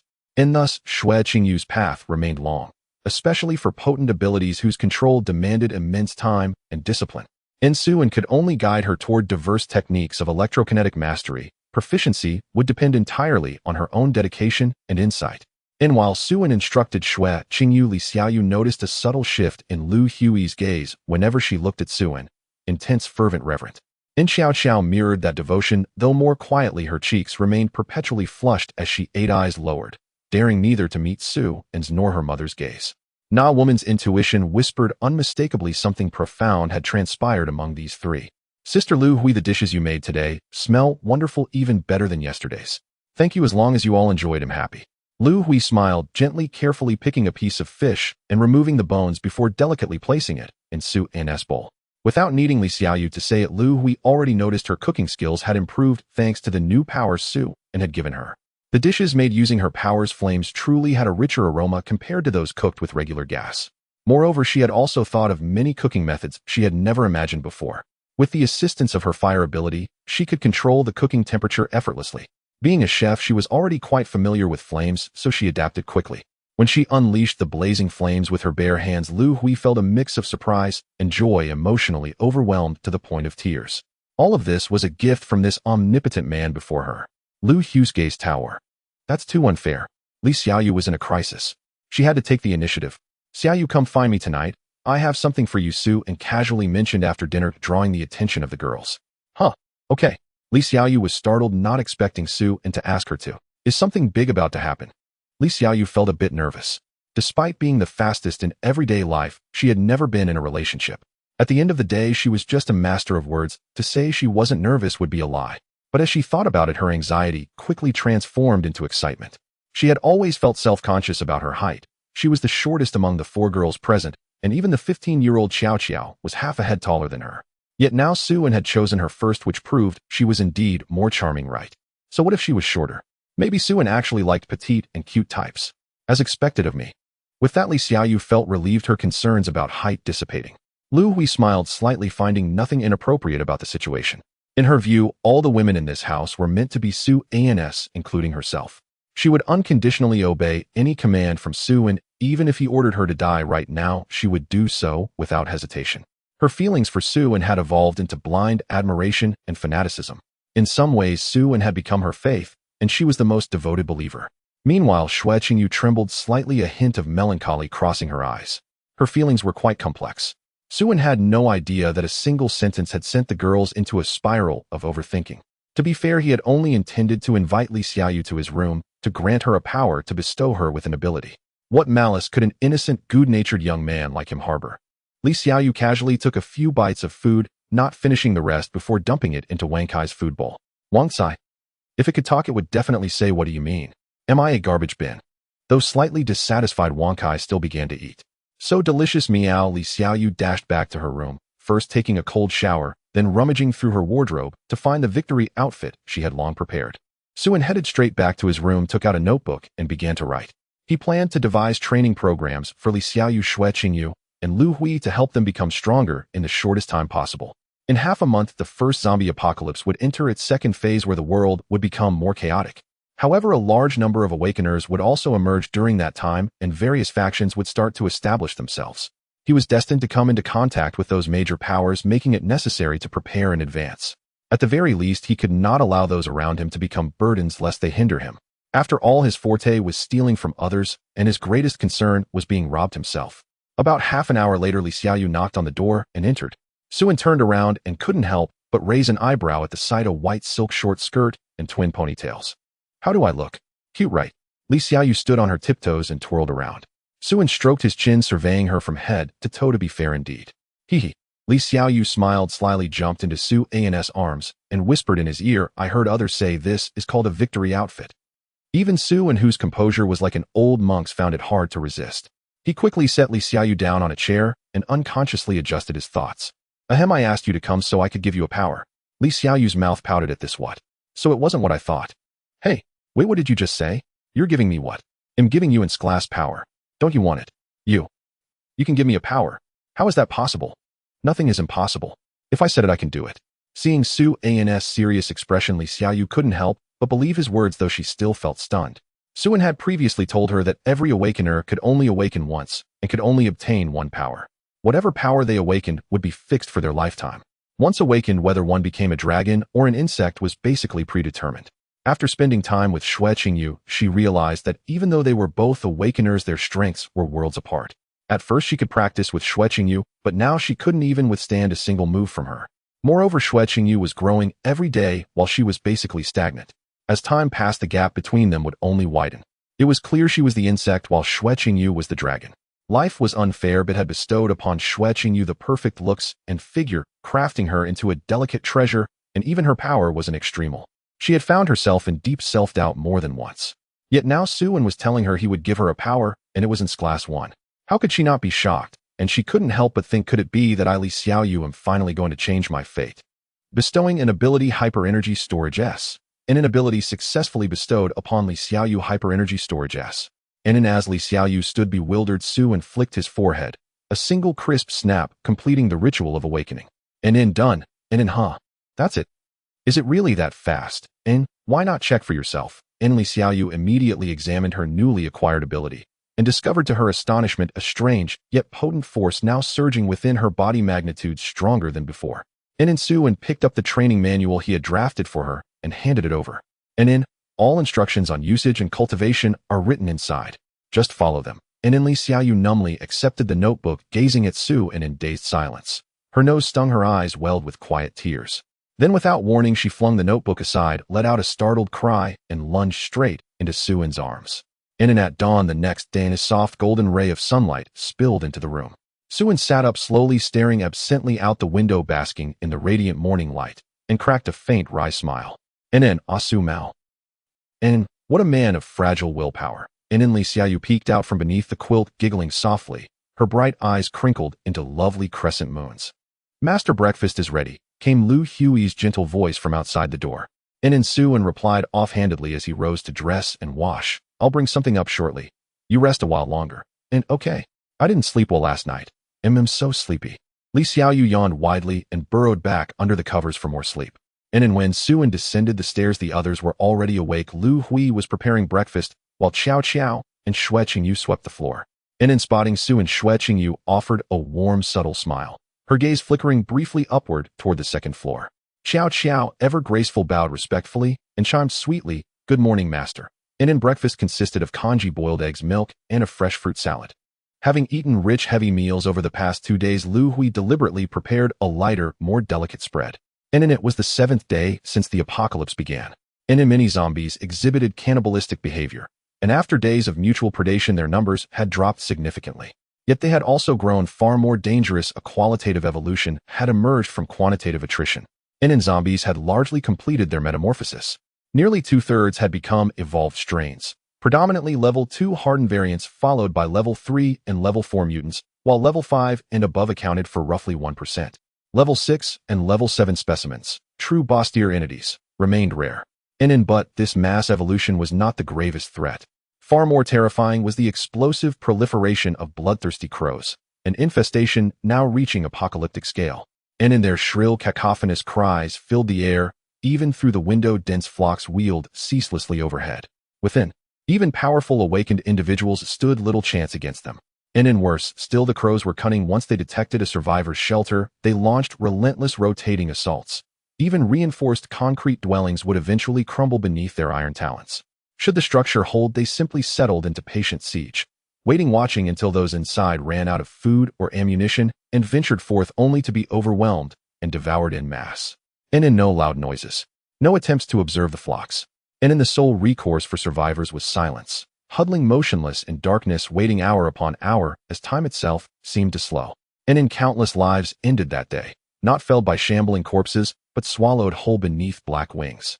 And under such peril, even Suin could only seize every moment to bask in the sun. And in just 2 days, the crows would blot out the sky entirely, leaving no light, no warmth, no chance to sunbathe. Fortunately, Wang Kai's spirit-repelling aura kept the crows at bay. Rarely did even a single bold bird dare approach the villa, and should one do so, it posed no real threat. And once sated with sunlight, Suin retreated to the private home theater within the villa, attended by his petite maidservant, to watch films. And electricity had long since vanished, but generators, diesel, and gasoline were plentiful, ensuring uninterrupted power. The films themselves had been copied from hard drives left behind by former residents of neighboring villas. And Lu Hui had carefully curated a selection, featuring Qiao Qiao's filmography, including both movies and television dramas she'd starred in. And a child prodigy, Qiao Qiao had debuted at age 3. By now, her body of work spanned 40 to 50 titles, ranging from supporting roles to leads, historical epics to modern dramas. Even Suin, who held zero interest in celebrity culture, had heard her name before. He recalled leering roommates drooling over her CL. Day 10 of the apocalypse, Suin and Li Xiaoyu were awakened at dawn by a raucous flock of crows. Ever since she repaid his kindness 3 days prior, the girl had taken up permanent residence in Suin's room. Her clothes, cosmetics, and belongings all moved in without hesitation, as if they were already cohabiting. Fortunately, Suin's bedroom was the master suite of a villa spanning over 100 square meters. Li Xiaoyu's arrival did not make it feel cramped. Yet she had redecorated the entire space in soft pink tones, a choice that left Suin, a man of rugged simplicity, utterly speechless. Unable to endure the crow's relentless clamor any longer, he grumbled and stomped downstairs. Wang Kai, and meow. And go outside and scatter the crows nearby. They're unbearably noisy. And while you're at it, take the trash out. And meow. And hunting birds and chasing pests. That's child's play for a noble scaled cat, truly omnipotent. As for tossing garbage, merely a flick of the jaw. Wang Kai snatched the garbage bag in its mouth and dashed off to chase the crows. Suin hastily devoured breakfast, then strode into the first-floor living room and kicked a gaping hole straight through the wall. For days he'd been holed up inside the villa, surviving on little more than eating, sleeping, and playing ranked matches with Li Xiaoyu. The sheer dearth of entertainment had begun to gnaw at his patience. So he conjured a tunnel from sand and stone linking the villa directly to the neighborhood swimming pool and invited several young women to join him for a swim. They didn't even return to the villa for dinner. Instead, they grilled meat beside the pool, sipping wine, savoring skewered meat, and listening to their maid play piano. Life for now held a fragile charm. Life, though modest, remained bearable. And in day 18 of the apocalypse, the crow infestation had plateaued, no longer multiplying, merely consolidating. There was simply no more space left. Every visible surface teemed with bloodthirsty crows. Power lines snapped, signal towers collapsed under their weight. The skies themselves had drowned in a churning black sea of wings. Survivors now endured conditions too dire for words. Those with ample food reserves clung to existence. Barely, but most had reached their breaking point. Rations were exhausted, water scarce. 11 unbroken days of darkness had seeped deep into their souls, leaving fear and despair indelible, suffocating, endless. Some so-called geniuses attempted to hunt the crows for sustenance, only to succumb to the virus reanimating as shambling corpses. Suin's losses too were severe. He had irrevocably forfeited his right to sunlight. This deprivation kindled a simmering resentment toward the accursed crows, so Wang Kai's duties expanded thrice daily, 2 hours each time he patrolled the perimeter to drive them away. Meanwhile, Xue Qingyu and Li Xiaoyu relocated their training grounds from the neighboring villa to the basement. Lu Hui, when not cooking, also descended to practice her abilities. There was only one Wang Kai. His demon-repelling aura could not be divided. A rare bright spot, however, was the rapid advancement of the 3 women's powers, each day sharpening their strength, their control, their presence. It brought Suin quiet solace. And in idle hours, he discovered new diversions, watching Qiao Qiao, their petite maid, sing and dance. Days of shared life had softened the edges between them, bonds deepening, trust taking root. Xue Qingyu and Lu Hui found kinship in the kitchen. Xue Qingyu often sought Lu Hui's guidance in pastry making and fine cuisine. Li Xiaoyu meanwhile dragged Qiao Qiao into vocal and choreographic lessons, then performed nightly encores in Suin's room for his critical appraisal. Or rather, she filled the night with lilting melodies that sent Xue Qingyu blushing. Xue Qingyu's armament, by contrast, exuded elegance, a set of 900 tempered steel thunder needles, each 7 centimeters long, 1 centimeter in diameter, designed for precision, ranged assault, and optimal conductivity. Though she could not yet command them all simultaneously, her capacity would only grow. Lu Hui posed a greater challenge, as a pure pyrokinetic. Few materials could withstand the intensity of her rank flames, let alone serve as viable weapons. Her only hope lay in future treasure chests, whose frequency would increase dramatically post-Phase 2. Among possible rewards, elemental affinity bracelets specially attuned to awaken and amplify innate powers. Yet even without such gear, Lu Hui claimed something far dearer from Su, in a solid steel flat-bottomed wok, proving perhaps that for her culinary mastery remained the highest art of war. As for Qiao Qiao, the petite maid, Suin bestowed upon her, without hesitation, 10 complete ensembles of white-stockinged high-mobility tactical attire.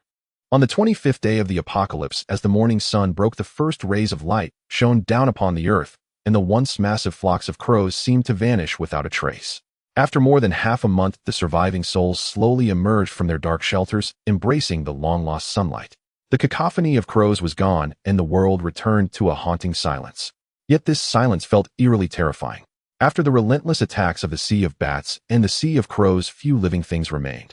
Aside from zombies and a handful of mutated animals, no other creatures could be seen. Not even a fly or a mosquito could be found. The towering skyscrapers and elegant pavilions lay in ruins, having been ravaged by the crows and bats. Collapsed, decayed, and all but obliterated, electric poles, signal towers, and trees were nearly all toppled, leaving no upright structures in sight. Within just half a month, the entire world had become a desolate wasteland, signaling the when food is scarce, even a grain of rice is more precious than gold. As for ordinary people, their situation was even more dire. Joining a faction offered no benefits whatsoever. The only advantage was the protection from the faction and the opportunity to follow awakened individuals into the city to scavenge for resources.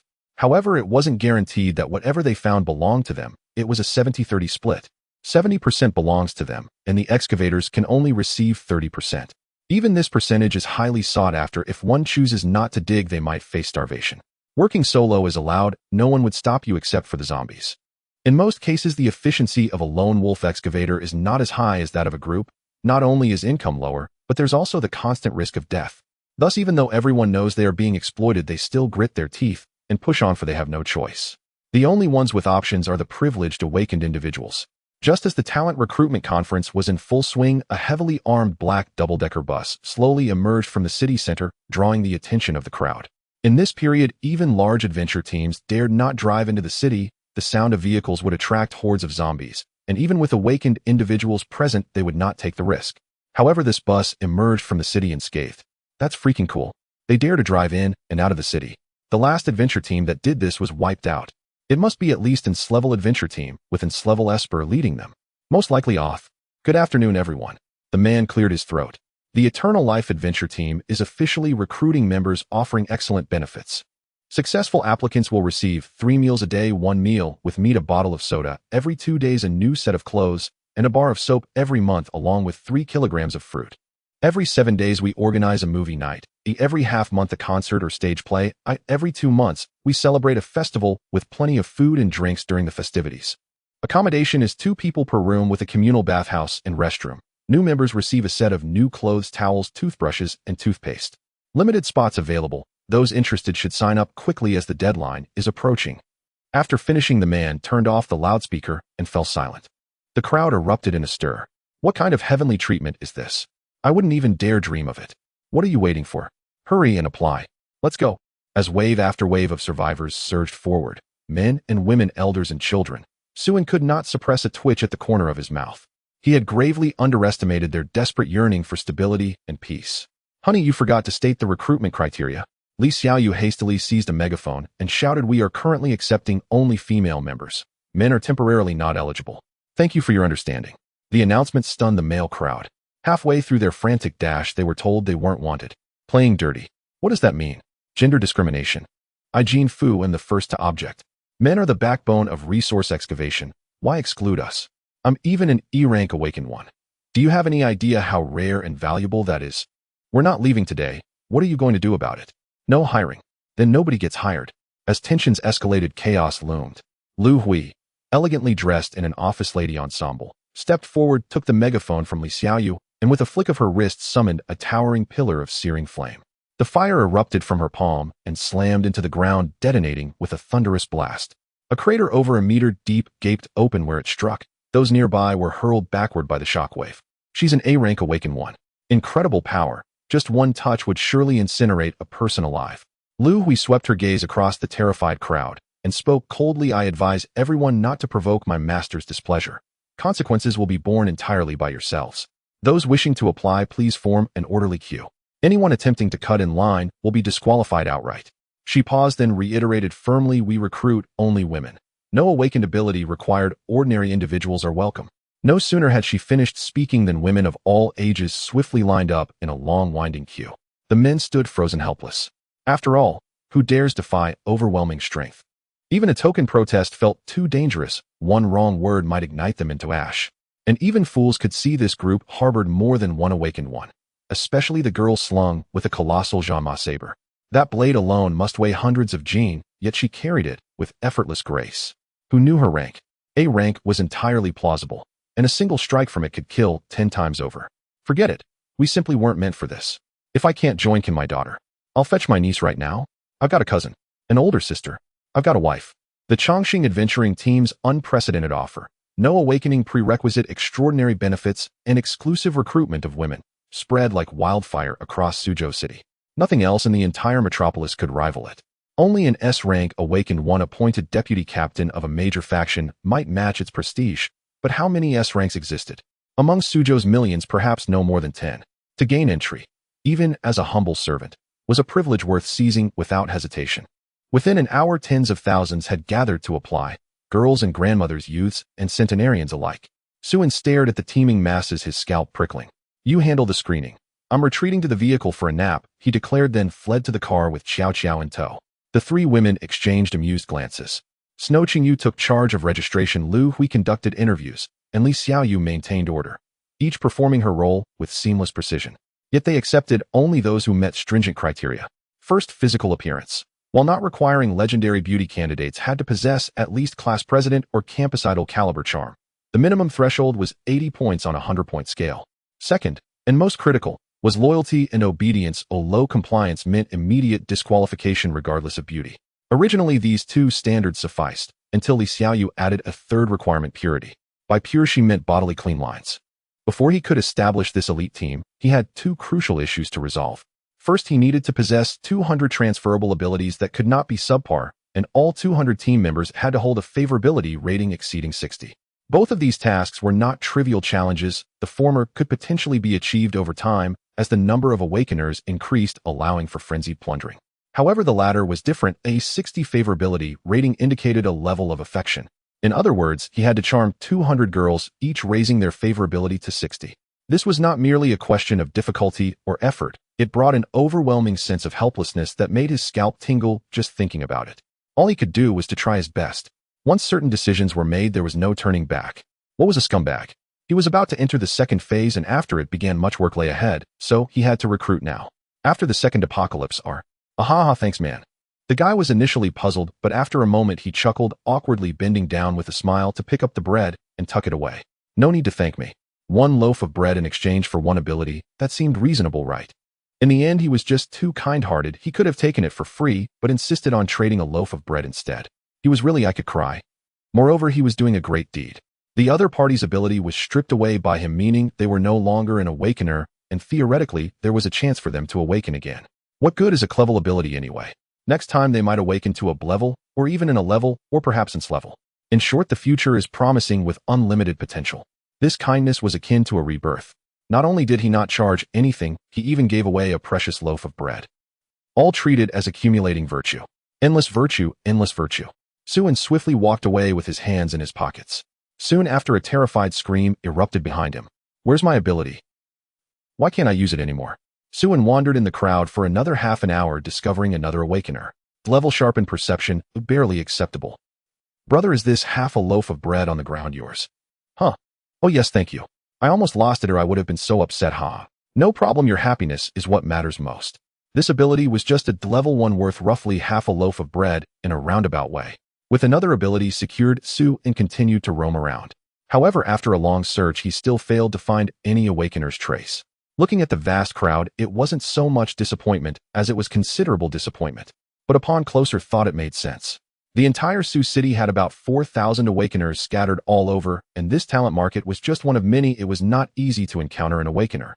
Moreover, most awakeners were sought after by various major factions, not needing to run around looking for jobs. When their abilities were revealed, they were basically fought over. How could rare talents be willing to endure the scorching sun in this sweltering heat to seek trouble? Realizing this, Suin simply decided to stop looking. Whoever wanted to search could do so. Others could help him stockpile food. Couldn't abilities be stockpiled too? In life, one must learn to be flexible. Once others have recruited enough awakeners, he could bring a basket of bread to visit them. If one basket was too few, he could bring 2. He wasn't a stingy miser after all. For now, he was just waiting for a tiger lord. By the time Suin returned to the recruitment point, the recruitment went relatively smoothly, though the 2 corpses lying beside the recruitment point seemed to indicate that the process was not without its disturbances. They had already recruited quite a number of people. Roughly counting, there were over 200, all of whom were beautiful and fair-skinned girls. Even in this beauty-rich Suzhou, it was hard to witness such a spectacular sight, not to mention that it was during an apocalyptic period. Upon seeing Suin return, Lu Hui walked over gracefully to report, Master, we have now recruited 218 individuals, exceeding our expected target by 18. However, I suggest we recruit a few more. Given today's influence, news will quickly spread to other areas, and more people will come in the next few days. Let's continue recruiting for 2 more days. Then we can take them back for further review and evaluation, eliminating those who do not meet the standards while keeping the qualif. Suin nodded without much thought, extending his hand to dust off a speck of dust from Lu Hu's collar. Let's do as you say. You can be in full charge of the recruiting process. Whatever needs to be done, don't hesitate to ask me. He naturally trusted Lu Hu's abilities. As a former CEO of a listed company, she should be more skilled at recruiting employees than he was. Thank you, Master. Lu Hui looked at Suin tenderly, her affectionate gaze nearly overflowing with warmth. Feeling shy under such direct affection, Suin awkwardly rubbed his nose. What's the situation with those corpses? Lu Hui then regained her composure, her cheeks slightly flushed as she explained, they were troublemakers who were killed by Xiao Yu with a knife. Well done. In the future, whenever encountering troublemakers, regardless of their status, just eliminate them directly. Wait a minute. Were there any awakeners among them? It seems that 2 of them were awakeners. One had a level ability, and the other an level ability. However, they couldn't withstand even one strike from Xiao Yu, and were killed instantly. Hearing this, Suin couldn't help but twitch his mouth, a subtle pain tugging at his heart. What Xiao Yu struck were not mere troublemakers, but his coveted abilities. Such great talents were lost just like that. Punishment was necessary. Tonight, she would have to play an instrument for half an hour without stopping. By the way, in the future, if you encounter any awakeners, try to capture them alive. I need them for researching abilities. They will be very useful to me. If you encounter an S-level awakener, report to me directly and do not engage. Understood, Master. The recruitment process continued until dusk, and only then concluded hastily. The originally planned 200 people had turned into 400 within a single day, severely exceeding the target. The large buses that came could barely accommodate. Suin quietly retrieved his motorcycle from his spatial pocket and sped back toward the city. In the shadows, he summoned a spare coach from his spatial domain and drove it back. Cumbersome, yes, but essential for security. Spatial abilities were rarer than even strength awakenings. Should anyone witness him pulling an entire coach from thin air, they would instantly deduce that all supplies of the Chongqing Adventuring Corps rested solely with him. Secrecy was paramount, for now at least until the Corps was fully established. With 2 coaches, the 400 recruits barely fit. Packed shoulder to shoulder, scarcely room to breathe. Suin drove one. The other required an impromptu driver, and fortunately a young woman stepped forward who knew how to handle such a vehicle. Thus 2 overloaded coaches crept slowly toward the city. Li Xiaoyu rode ahead on her motorcycle carrying Xue Qingyu, clearing the path. Inside the coaches, the women watched in mounting dread as the vehicles roll. Beyond this point lies the city, and once we enter there will be no turning back. After repeating the warning thrice and confirming no further departures, Lu Hui produced the enrollment roster and began calling names, marking those who had left. Any who attempted to reapply in the coming days would be summarily disqualified. With that minor disruption resolved, the coaches resumed their journey. As time passed, they advanced deeper into the urban heartland, a forbidden zone few dared tread. Every passenger sat rigid, breath held, hearts hammering against throats. At first, only scattered hardened strains appeared, but soon relentless tides of undead surged forth, accompanied by elite evolved strains, bloated strains that detonated on impact, leaping strains capable of flight and subterranean evasion, binding strains whose tongues lashed out over 10 meters, corrosive strains spewing viridian acid. A grotesque menagerie, each more horrifying than the last, many species utterly unknown to these survivors. Only now did they grasp with chilling clarity why the city's inner districts bore the grim title of Human Exclusion Zone. This was no longer human territory. It belonged wholly and irrevocably to the undead, and they were sailing straight into its darkest depths. The faint of heart-stifled sobs, hands clamped over mouths. As Lu Hui had warned, regret once past this threshold was a luxury no longer afforded. Survival now rested entirely in fate's indifferent hands. Yet these horrors were little more than theater for the uninitiated, mere shadows before the light of 2 Shrank Awakeners. With Li Xiaoyu leading the vanguard and Xue Qingyu covering from afar, disaster was impossible. And with Suan, an ambulatory cheat code, standing in reserve, failure was inconceivable. Li Xiaoyu and her ilk had long grown numb to such sights. Indeed, she and Xue Qingyu often ventured out expressly, as if some strange dormant power had stirred within her. Meanwhile, Xue Qingyu focused on eliminating specialized strains, explosive strains and corrosive strains, whose volatile or ranged traits rendered them perilous for close-quarters combat. Under the seamless coordination of these 2 Shrank Awakeners, the dreaded zombie tide dissolved into fragility. Within 10 minutes, not a single undead remained standing. It was not that the zombies were weak, but that their adversaries were transcendent. Across the entire world, perhaps only this one corps could boast 2 Shrank Awakeners as its advance guard. Once the last corpse fell, Li Xiaoyu returned, reluctantly, almost wistfully. These things seem smarter now, she murmured half to herself. Moments earlier, dozens of mutated zombies, sensing overwhelming odds, had turned and fled, then lurked silently in the shadows watching. Her intuition was correct. The undead were growing smarter. Through relentless evolution, certain strains had begun. What a handsome young man, and he must be the commander of an adventuring guild, and I wonder if he already has a girlfriend. And Suin clapped his hands again, cutting off the girl's hushed chatter. And let me introduce myself first. And my name is Suin. I am the captain of the Eternal Life Adventuring Guild. You may address me as captain provided you successfully pass the trials ahead. And it's growing late. Let's eat first. And everyone sit cross-legged on the ground. And the girls exchanged puzzled glances, but obediently settled down, their eyes bright with anticipation as they gazed at Suin. None had expected food to appear so soon upon arrival. And hooray, there's food. And a bowl of porridge would be perfect right now. And yes, even just one slice of bread would do.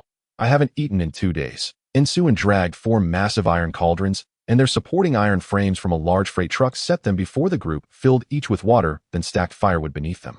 With a casual flick of his rumors claimed only senior officers in elite adventuring guilds were permitted to eat potatoes, and many among them swallowed hard, mouths watering. Suin then opened the remaining 2 sacks, revealing 2 heaping piles of fresh pork. Not collective gasp erupted. Eyes widened, jaws slackened, disbelief painted every face. And this was no mere portion. It was over 100 gene, perhaps 200, of meat. Since the cataclysm, such abundance had vanished entirely. Most survivors hadn't even glimpsed meat in years, surviving instead on roots, bark, and boiled weeds. And now confronted with this bounty, the girls trembled with hunger. Saliva flooded their mouths. Some leaned forward as if ready to dive headfirst into the cauldrons. Swallows echoed like rhythmic percussion. Sue calmly emptied the pork into the remaining cauldrons, then produced a sack of salt, dividing it evenly into 4 portions and adding 1 to each pot. At the sight of seasoning, the girls lost all composure.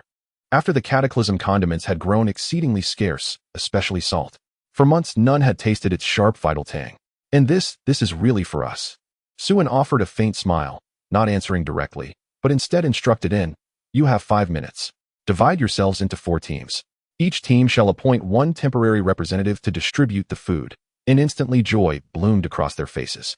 So it was truly meant for them. Unbelievable, yet undeniably real. And within moments, the 300 girls organized themselves seamlessly, 4 lines of exactly 75 each. Each team swiftly chose its representative. And thus 300 pairs of eyes locked onto the 4 great cauldrons, silent, rapt, waiting. They waited for the food to finish cooking. And Xiao, the petite maid, brought over a stool for Sue to sit, then stood beside him, holding a silver tray bearing a glass of red wine ready to serve at his slightest gesture. And indeed, Xiao's recent conduct had impressed Sue deeply, and he found himself contemplating what suitable ability might best complement her devotion. And half an hour passed. The rich, savory aroma of simmering meat permeated the air, clear proof that the meal was done and ready. Representatives stepped forward. Bowls and chopsticks are stored inside the truck's cargo bay. Fetch them and distribute them now. Once every person has utensils, begin serving 1 potato, 2 ladles of meat, and a bowl of broth per person. And the 4 representatives dashed to the truck, retrieved the utensils, and distributed them efficiently. Then, following Sue's instructions precisely, they began portioning out the food. And the girls lined up, collected their meals, and hurried back to devour. Sue shook his head, not answering outright, but regarded them with a subtle, knowing smile. How do you find our guild's offer of terms? Exceptional, truly exceptional. Better than any guild I've ever heard of. Even a rank awakened ones don't receive such treatment. Others nodded fervently in agreement. And Sue gave a slow, thoughtful nod, then spread his palms outward. Then tell me, what precisely can you offer us in return? The girls exchanged uneasy glances, speechless. These conditions rivaled those granted to rank awakened ones. Yet they were ordinary. No awakened abilities, no combat prowess. Only capable of scavenging supplies or performing menial labor, and likely consuming more than they gathered. And earlier, preoccupied solely with securing admission, they'd given no thought to reciprocity. Now sobered, they realized their worth fell far short of such generosity. And each possessed quiet confidence in her appearance. After all, they'd been selected from among countless candidates as paragons of beauty. Yet in this shattered world, beauty held little currency, unless one bore the mark of awakening. And for the Eternal Life Adventuring Guild to extend such terms, even 3 days' worth of provisions would purchase their full allegiance. I'll eat only once every 2 days. Me too. And me. And even that modest sacrifice felt significant. Having tasted meat, none wished to forfeit this chance. And Sue shook his head on. For the next 7 days you will undergo an evaluation. Those who pass will remain. Your compensation upon formal recruitment will be exactly as promised. Those who fail will be dismissed immediately. I must also warn you, this evaluation is not without peril. Death is a common occurrence. This is your final chance to withdraw. Once tonight passes, your life or death tomorrow rests solely in my hands. If you wish to back out now, step forward. I will ensure your safe departure tomorrow, and this meal shall be on me at no cost to you. You will walk away entirely free. As his words settled, the women glanced at one another, but none stepped forward. By the end of the meal, each had silently weighed her resolve. The Chongqing Adventuring Guild's wealth and power far exceeded ordinary imagination. Its offer, comparable to that granted to Rank Awakeners, was genuine. To secure formal membership was a dream so radiant it could stir laughter even in sleep. Aeons in 1,000 years, Oppo. Might we die? So what? It does not mean death is certain. To put it bluntly, we are all castaways with worthless lives. Outside these walls we are but rats skulking in sewers, or playthings for others' amusement. Worse still, some may fall into the hands of sadists and suffer unspeakable torment. Their expressions hardened, none would yield. Indeed, only a fool would choose retreat. Excellent. I hope you never regret this choice. Sue then summoned Xue Qingyu and the other 3 women. First he gestured toward Lu Hui. She will serve as your chief examiner. Next he indicated Xiao. She is your head of logistics, Yu Xiao. Then he introduced Li Xiaoyu. She is your chief instructor, Li Xiaoyu. Finally, he turned to Xue Qingyu. And she is your deputy captain, Xue Qingyu. Hearing that Suen had appointed her deputy captain Xue Qingyu was stunned. She believed Lu Hui far more suited to the role. Merely serving as Suen's secretary would have fulfilled her deepest hopes. Sensing her yes, you may address the captain as master as I do, or simply as captain. Under no circumstances may you use his full name. Is that understood? Understood. Very well. Now obey my order. Remove all clothing, outer garments and undergarments alike. At Lu Hui's command the women hesitated, though several quietly complied. After all, they were all women here. What was there to be shy about? As for the captain, a glance was harmless. Perhaps being noticed by him would even prove advantageous. Truly a stroke of fortune. I repeat, this is an order. Lu Hui stated, tone unchanged. Though seemingly degrading, such a directive served a purpose, cultivating absolute obedience. And this was merely the beginning. If shedding clothes secured entry into the Chongqing Adventuring Guild, legions would clamor for the chance. Even expanding the compound tenfold would not suffice.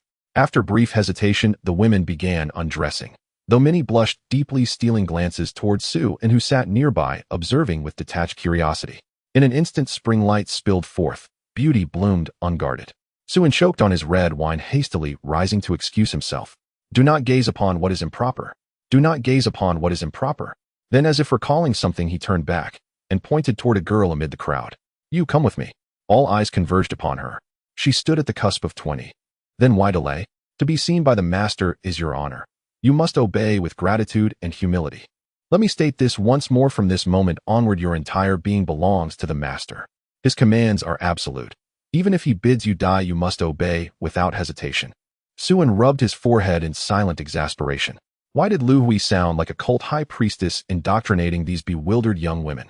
Had his respectable adventuring guild somehow morphed into a sinister sect?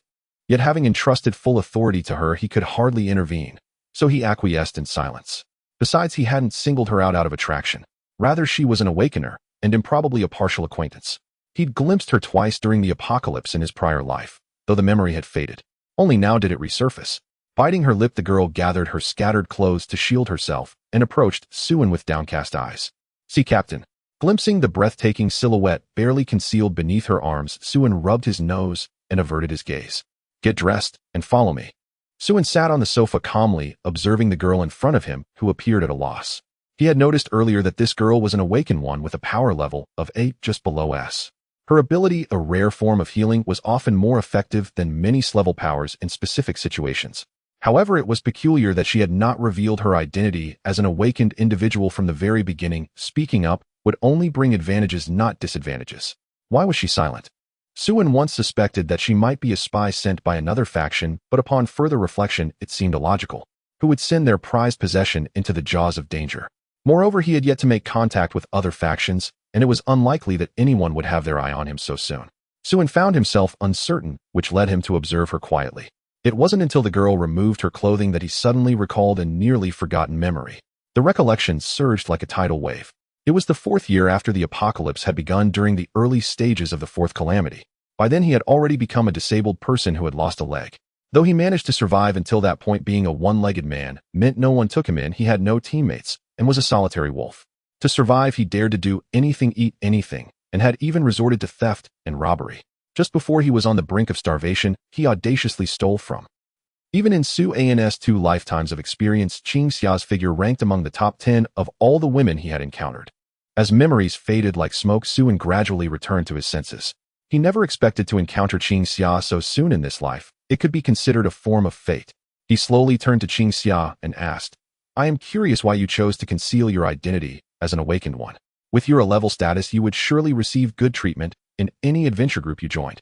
Upon hearing Suan's words, Qingxia's face turned pale, and she involuntarily took 2 steps back. You. How do you know? Suen smiled, but did not explain. Tell me what made you choose to hide your identity in our adventure group. Don't tell me it's because of the treatment. That has nothing to do with hiding your identity and would only make you seem more suspicious. Qingxia bit her lip, not daring to meet Suan's gaze, hesitating to speak. Why don't you want to say? Or is it that you still can't? Suan's expression gradually turned cold. Qingxia immediately waved her hands desperately. No, I saw you and decided to apply. Did we know each other? I don't remember, Suen replied, puzzled. I saw you at the Longhu gang. You killed everyone from the Longhu gang, and that's how I was saved. Oh, is that so? Though he had merely passed through the Longhu gang, he was certain he had not seen Qingxia there. Furthermore, none of the women at the Longhu gang had been clothed. Given Qing Xia's ample assets, he should have at least had some impression of her. Yes, there was. I was initially locked in a cage at the back of the dance hall, and you couldn't see me. Later, after others helped me escape, I saw you in the corner. Qing Xia hurriedly explained. Suin stroked his chin thoughtfully for a moment, then looked up at the progress bar above Qing Xia's head. Favorability 50, such a high favorability rating indicated that she already trusted him quite a bit and had a considerable liking for him. It was impossible for someone with no interaction to have such a high favorability. Combined with what Qing Xia had said earlier, it was very likely that the truth was indeed as she claimed. Were you dressed when you saw me? Yes, Lord Tiger wanted me to obey his orders. When I refused, I was locked up. They only withheld food from me. They didn't touch me. Qing Xia said, her face slightly flushed as she tugged at her tattered clothes. Suin smirked and continued to ask, are you so confident that you can join our adventure group while hiding your identity as an awakened one? Qing Xia shyly lowered her head, burying her face in her chest, pretending to be an ostrich and refusing to speak. Don't be so nervous, that's not a big deal. With your abilities, you are fully qualified to join our adventure group. However, I do hope you won't attempt to hide anything in the future, understood? Understood, Captain. I swear I won't do it again. Alright, you can go now. Also bring Li Xiaoyu to me. It really has nothing to do with Xiaoyu. I never told her I had powers. Ever since I was captured by Lord Tiger, I have never dared to speak of my abilities. Over time, I unconsciously wanted to hide it. I said this is a minor issue of it is past. I have other matters to discuss with Xiaoyu. Really? TSK. I will go now, please don't be angry. Qing Xia said, sensing Su-in's displeasure, and quickly ran out. Shortly after, Li Xiaoyu, grinning, snuggled up to Su and massaging his back and legs with a look of flattery. Honey, I'm sorry, please don't be mad. Half an hour later, Suin walked out of the villa with a radiant spirit, while Li Xiaoyu followed behind. At that moment, the new members in the yard were each filling out a form. Sister Xiaoyu, why is your face so red? Xiao Xiao asked in confusion upon noticing Li Xiaoyu's flushed cheeks. The weather has been too hot lately, and I ate some spicy snacks, so I'm a bit overheated, Li Xiaoyu explained with a dry laugh. Sister Xiaoyu, you must call me when there's good food in the future. We are good sisters, we should share our blessings and face hardships together. I will definitely do that next time. Li Xiaoyu nodded repeatedly. Meanwhile, Lu Hui, who overheard their conversation, shot Li Xiaoyu a flirtatious glance. She then glanced at Suin, her face slightly flushed, but said nothing. Suin walked directly to Qing Xia, who was filling out the form, and patted her shoulder while activating the plunder. Hand it over to me. Detected plunderable target, please choose plunder direction, replicate abilities. Replication successful, acquired ability, healing. Almost forgot about replicating abilities. However, it was merely replication, not extraction. I will observe Qing Xia for a while. If things don't go well, I will extract it directly. If Qing Xia's obedience is high and her favorability rises quickly, then extraction will not be necessary.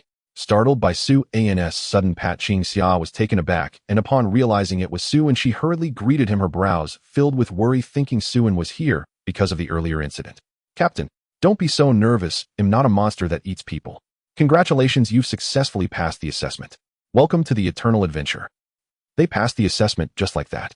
It ended before it even started. Damn connections. They must have pulled some strings to get ahead. I can do it too. How unfair.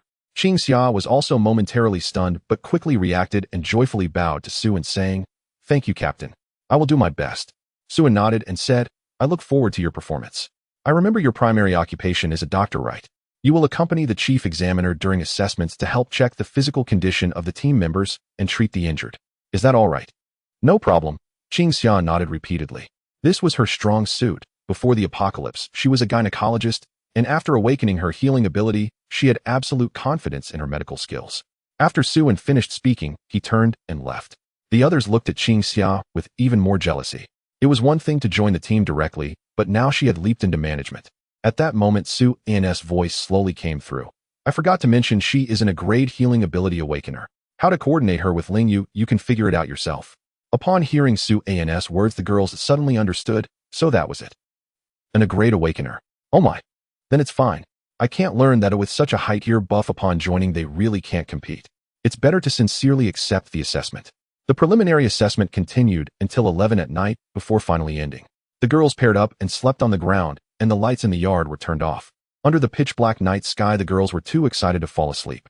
Some were whispering to each other, gazing dreamily at the luxurious villas just within reach. The night city was completely dark, occasionally punctuated by the distant roars of monsters. Occasionally, under the moonlight, they could see huge shadows leaping across the distant buildings. It dawned on the girls that they were in the city center, this den of monsters, and they were lying outdoors. Not wanting to think about it, but once they did, their hair stood on end and the atmosphere became tense. Do you think zombies will break in and eat us at midnight? Don't say such things, but scary. This is the city center. There are all kinds of monsters. Who knows if one will quietly crawl in at midnight? Stop talking while I'm scared. After this series of conversations, the girls' excitement had dissipated significantly and fear began to rise in their hearts. The timid ones tucked their heads under their blankets, afraid to show themselves. Just then a girl pointed towards the door and exclaimed, "Look that!" "What is that?" Everyone turned to look in the direction of the sound and saw a shadow the size of a calf quietly squatting by the community gate watching them. The shadow resembled an animal with 4 legs, its huge eyes reflecting eerie green light in the moonlight like 2 large blinking light bulbs. A monster. Several girls screamed in fright, scrambling to run and huddling under the foot of a villa, completely disregarding Lu Hu's prior instruction not to leave the yard at night under any circumstances. They watched as the monster slowly stood up, walked to a nearby trash can and tossed something it was holding into the bin, then ambled toward the yard. Those who had not run away also became restless. A few more were scared and ran off, while those who stayed gritted their teeth and held their ground. Some were so frightened that their legs went weak and they couldn't even stand, let alone run. Just when everyone thought the monster was about to pounce into the crowd and wreak havoc, it suddenly turned and walked away with a graceful, cheerful stride. It seems some people didn't take my words to heart. At that moment, Lu Hui walked out from the distant villa with a serious expression, a ball of flame rising in her hand, illuminating the dark yard. In the glow of the fire, everyone finally got a clear look at the monster's appearance. It was a giant black cat covered in green scales. Its name is Wang Kai. It is the owner's pet. It just went downstairs to throw out the trash. Wang Kai glanced disdainfully at the still frightened women. Meow. Lu Hui formally announced on the spot that the 8 girls who had fled had failed the assessment and were disqualified from joining the Chongqing Adventurers Guild. Several of them immediately crouched down and burst into tears. Yet no one pitied them. Lu Hui had repeatedly warned them beforehand. Having violated her explicit instructions, they must accept elimination. Were they not in truth terrified as well? They were all gritting their teeth and enduring it silently. I expect you to remember every single requirement I stated earlier. Violate even one and you are dismissed immediately. Moreover, zombies will enter the courtyard. Do not sleep too deeply. Your only path forward is to fight with your lives. Lu Hui delivered these icy words and turned sharply, retreating into the villa. The initiation screening for the Chongqing Adventurers Guild proved far more rigorous than they had imagined, and this was merely the first day. Who knew what grueling trials awaited them next? The women convened briefly and decided to assign rotating night watches. Thus, trembling with dread, they endured the long night until dawn broke. After breakfast with several of the women, Suan descended the stairs slowly, while Qing Xia had already been waiting downstairs. "Good morning, Captain." Suan nodded. "From now on, join us for meals." "Thank you, Captain," Qing Xia replied, flustered and honored. Li Shaoyi. Clearly her whispered counsel the previous night had borne fruit. Upon entering the courtyard, they were met with a sea of young women bearing dark, weary circles beneath their eyes. Few had truly slept through the night of unrelenting anxiety. Only a rare handful, blessed or cursed with extraordinary indifference, could have drifted off the moment their heads touched the pillow. Lu Huiyu and Qing Xia will remain here today to continue the assessment. Everyone else come with me to recruit new members. Understood, Master. With a few casual instructions, Suan departed with Xue Qingyu and the others boarding the bus and driving out of the residential compound. Lu Hui offered the assembled women a chilling smile. "I trust you spent an unforgettable night, but this is only the beginning. In the days ahead, I shall ensure, within a single day, that you grasp how utterly worthless dignity is and how your lives weigh less than wild grass." Her expression suddenly twisted with savage intensity as she gnawed sharply at her fingernails. "After tasting food prepared by Master himself, you dared not kneel in gratitude. Even I have never known such honor. Your arrogance is unbearable. It is blasphemy against Master. Unforgivable. Utterly unforgivable. You are but Master's dogs. No, rather his devoted believers, his most faithful servants, ready to surrender everything, even your souls." Fervor and madness blazed fiercely in Lu Hui's eyes. From the moment Suan rescued her from the Haitian hotel, she had fallen irrevocably in love with that godlike man. When he bestowed upon her an awakened ability, her infatuation erupted instantly into fanatical worship. She regarded him as nothing short of divine. She loved Suan so fiercely it drove her mad. A woman of 30, untouched by romance her entire life, had buried that passion deep within, letting it ferment until it reached its zenith. Yet when Li Xiaoyu casually proposed adding purity as a membership criterion, the remark struck Lu Hui like a blade. At 15, she had been forced to bear the child of a monster. She was already a mother no longer virginal, irrevocably unclean. Meanwhile, each of the young women surrounding Suan shimmered with pristine innocence like mountain SPR. Were Suan to witness Lu Hui in this state, he would be utterly stunned. No amount of imagination could conjure such ferocious devotion in that elegant, poised woman. She bore the unmistakable fervor of the most zealous cultist. By then, Suan had already arrived at yesterday's recruitment site, with Xue Qingyu and the others. To his surprise, the crowd was even larger than before. No sooner had the bus halted than a tide of women surged forward. They're here. The Chongqing Adventurers Guild is recruiting. Hurry, form a line, or you'll miss your chance. Oof, don't shove. Can't you young girls show some courtesy to an elder like me? Wow, Maya, may I ask your age? 70. But my legs still carry me just fine. Madam, surviving to this age is truly remarkable. But heed my advice, return whence you came. The Chongqing Adventurers Guild recruits only beauties. I was stunning in my youth. Who knows? I might just be chosen. To serve you in filial piety. As before, Suan delegated the work while Li Xiaoyu and Xue Qingyu handled recruitment.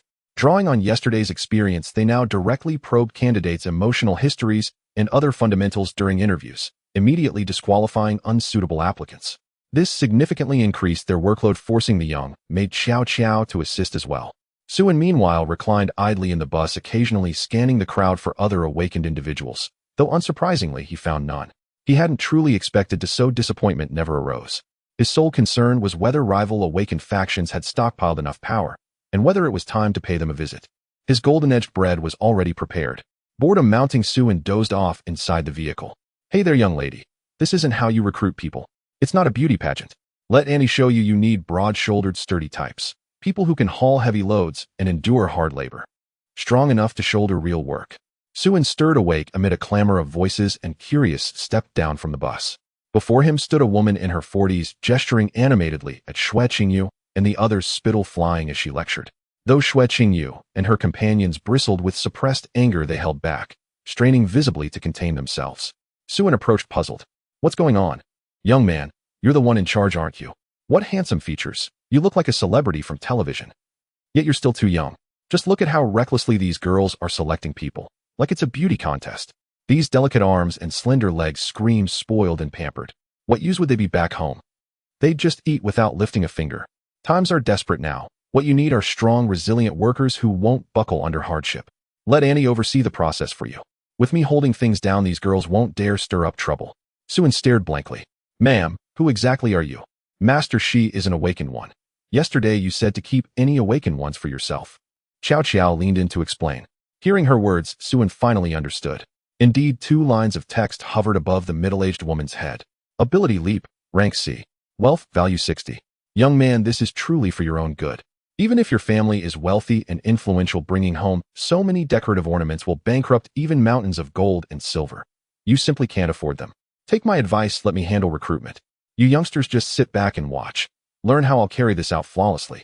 As she spoke, the woman grew bolder, still even attempting to shove Xue Qingyu aside and seat herself in the evaluator's chair. Suan could only sigh inwardly. He wasted no time. He delivered a thunderous slap that sent the plump woman flying backward. In that very instant, he activated his ability Plunder, replicate strip Cs. Triple execution. Teach me how to do. The woman slowly sat up, clutching her swollen cheek. Few teeth remained intact, blood gushed from her mouth, and she shrieked in terror. Help! Murder! Someone's committing murder at the Alliance Assembly. Suan raised his hand and hurled a crackling sphere of lightning. She exploded into crimson mist. That's what murder looks like. He lowered his hand and turned to Xue Qingyu with quiet command. From now on, whenever you encounter such awakened ones, slice them into human stumps. Leave just enough breath to keep them conscious. At that moment, a bearded middle-aged man emerged from the crowd, clapping slowly. His hood shadowed his face and a cigar dangled from his lips. 2 figures, a man and a woman, flanked him. Brother, you've quite the temper. Didn't you know killing is strictly forbidden at the Alliance Assembly? Suan's eyes narrowed slightly upon seeing the 2 lines of text hovering above the man's head. Ability Scorching Divine Corrosive Venom, rank S. Wealth value 18000. Another rank, Scorching Divine Corrosive Venom, the pinnacle among venom-based abilities. This ability was highly unusual among rank combat abilities. It occupied an extreme position. Maximum lethality, maximum fatality rate, yet abysmal combat effectiveness and negligible endurance. Its venom was instantly fatal upon contact. Even fellow Shrank Awakened ones would lose half their lives upon exposure. Survival meant grievous life-altering injury. Yet its flaws were glaring: an absurdly short effective range, less than 1 meter, and strict limits on usage frequency. Still, because it could be administered covertly, especially via gastric mucosa contact, not even immortals could reverse its effects once ingested. Hence its lethality remained absolute. But its ultra-short range and limited activation severely undermined both its battlefield viability and sustained combat capacity, hence the label Extreme. That's Ma-san, the leader of the Viper Adventuring Guild. Phew, Viper Adventuring Guild. That's a major guild. Their leader goes by Ma-san, nicknamed Road Taipan. Rumor says he's in Shrank Awakened 1. His venom surpasses Taipan venom 100-fold. A single drop can kill hundreds of zombies. What's he doing here? Incredible. I've never seen in Shrank in person before. The Chongqing Adventuring Guild is finished. All major guilds jointly decreed no killing permitted at the Survivors Alliance Assembly. Break the rule, and every guild will unite against you. They killed someone yesterday, and still haven't learned their lesson. Now they've done it again. This time they're truly doomed. Amidst the murmurs, Suin vaguely recalled such a regulation. Yes, he'd attended this Survivors Alliance Assembly in his previous life. Apologies. I've genuinely never heard of that rule, Suin replied, lazily leaning back against the vehicle with arms crossed. Seeing his arrogant demeanor, the man's gaze flickered with cold intent, gone in an instant, replaced by hearty laughter. No wonder. It's rare to see a new face at the 100 Alliance Summit. The 100 Alliance Summit. Never been. If his memory served, it had been convened 3 days prior by all major factions, its agenda unknown. He hadn't attended in either life. While others held meetings, he'd been lounging poolside grilling with girls. He'd briefly considered going, but dismissed it. The Survivors Alliance Assembly emerged directly afterward, along with its litany of rules: advance applications required for recruitment, no killing permitted, no poaching awakened ones from rival guilds, and countless other tedious stipulations. So he simply chose not to go, never attended. Then he knew nothing. Ignorance of the rules meant no rules existed.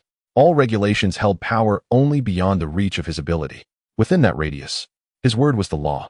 Ignorance may excuse yesterday's act, but killing again today, that's harder to justify, Ma-san said, smiling faintly. Oh, so the esteemed guild master expects an explanation. Ma-san waved a dismissive hand. Not at all. I'm merely curious. Is your guild newly arrived? I've never heard of it. In this world, rules existed only to bind the weak. Yesterday, Liu Hui's ability had already manifested at rank A. Any guild boasting and a rank awakened one stood above such petty ordinances. Ma-san had heard rumors of a peculiar guild offering exorbitant pay to ordinary survivors, and came out of sheer curiosity. Partly intrigued by the rumored fire element, a rank awakened one, partly fascinated by Chongqing Guild's apparent wealth. No other guild in Su territory could match their recruitment terms. Not even he dared offer such generosity. He couldn't afford a tenth of it. Though Viper Guild ranked among the largest powers, resources ran perpetually thin, feeding its awakened ones a lone streak. At Chongqing Guild, scale collapse would come within 3 days. Just a tiny guild, only a few members. No wonder you've never heard of us. Precisely because we're so small, we've come recruiting. I see. Ma-san felt thoughtful. Chongqing Guild likely belonged to the rare category, ample grain, few mouths. At most 10 tons, generously estimated. He'd tacitly assumed they were richer than even Viper Guild. A remarkably high assessment. In this apocalypse, young men who gained power often lost all restraint, lusting after women, abandoning reason. This youth before him, surely no different. You strike me as straightforward and bold. I'd welcome a tour of your guild. Perhaps our 2 guilds could forge private ties, mutual aid, mutual support. What say you? Li Xiaoyu had silently taken position behind Su, and her expression stern as her hand settled firmly upon the hilt of her Zhanma saber. At a single glance from Suin, she would strike down this smiling serpent without hesitation. Not far away, Xue Qingyu also heightened her vigilance. Yet her attention remained fixed on Qiao Qiao, who was but an ordinary civilian. The moment conflict erupted, she would shield Qiao Qiao without delay. Sensing the mounting tension, Ma-san let out a hearty, boisterous laugh. Haha, ladies, no need to be so tense. I bear no ill intent, he declared, extending his hand towards Suin. Allow me to introduce myself. I am Ma-san, captain of the Viper Mercenary Company. And you, young sir, might I ask your esteemed name? Suin's brows lifted slightly at the sight. This old fox surely means to poison me. Though fully aware of the danger, Suin did not refuse. Instead, he clasped Ma-san's hand with a broad, toothy grin. Suin, captain of the Chongqing Adventuring Guild. As their palms met, Ma-san's smile widened, his serpentine eyes shimmering with mirth. Suin smiled just as brightly. What a splendid uncle indeed, rushing headlong to deliver gifts. Well then, come right this way. Target detected for acquisition. Select acquisition vector. Replicate ability, a seize wealth. Ability replication successful acquired ability. Scorching divine corrosive venom strength. Wealth seizure successful 18000 wealth points acquired and transferred to the expanse vault. Oh, Captain Ma, your bread has fallen to the ground. Ma Sen blinked in utter bewilderment and glanced down. Sure enough, a half loaf lay beside his foot. Ah, not that one. Ahem. Thanks for the heads up, brother. Huh. Ma Sen hastily bent to retrieve the loaf. One learned the true value of grain only when managing a household. This half loaf alone could hire 2 awakened individuals. Whosoever it was, he'd claim it first. Sigh, too many sorrows to recount.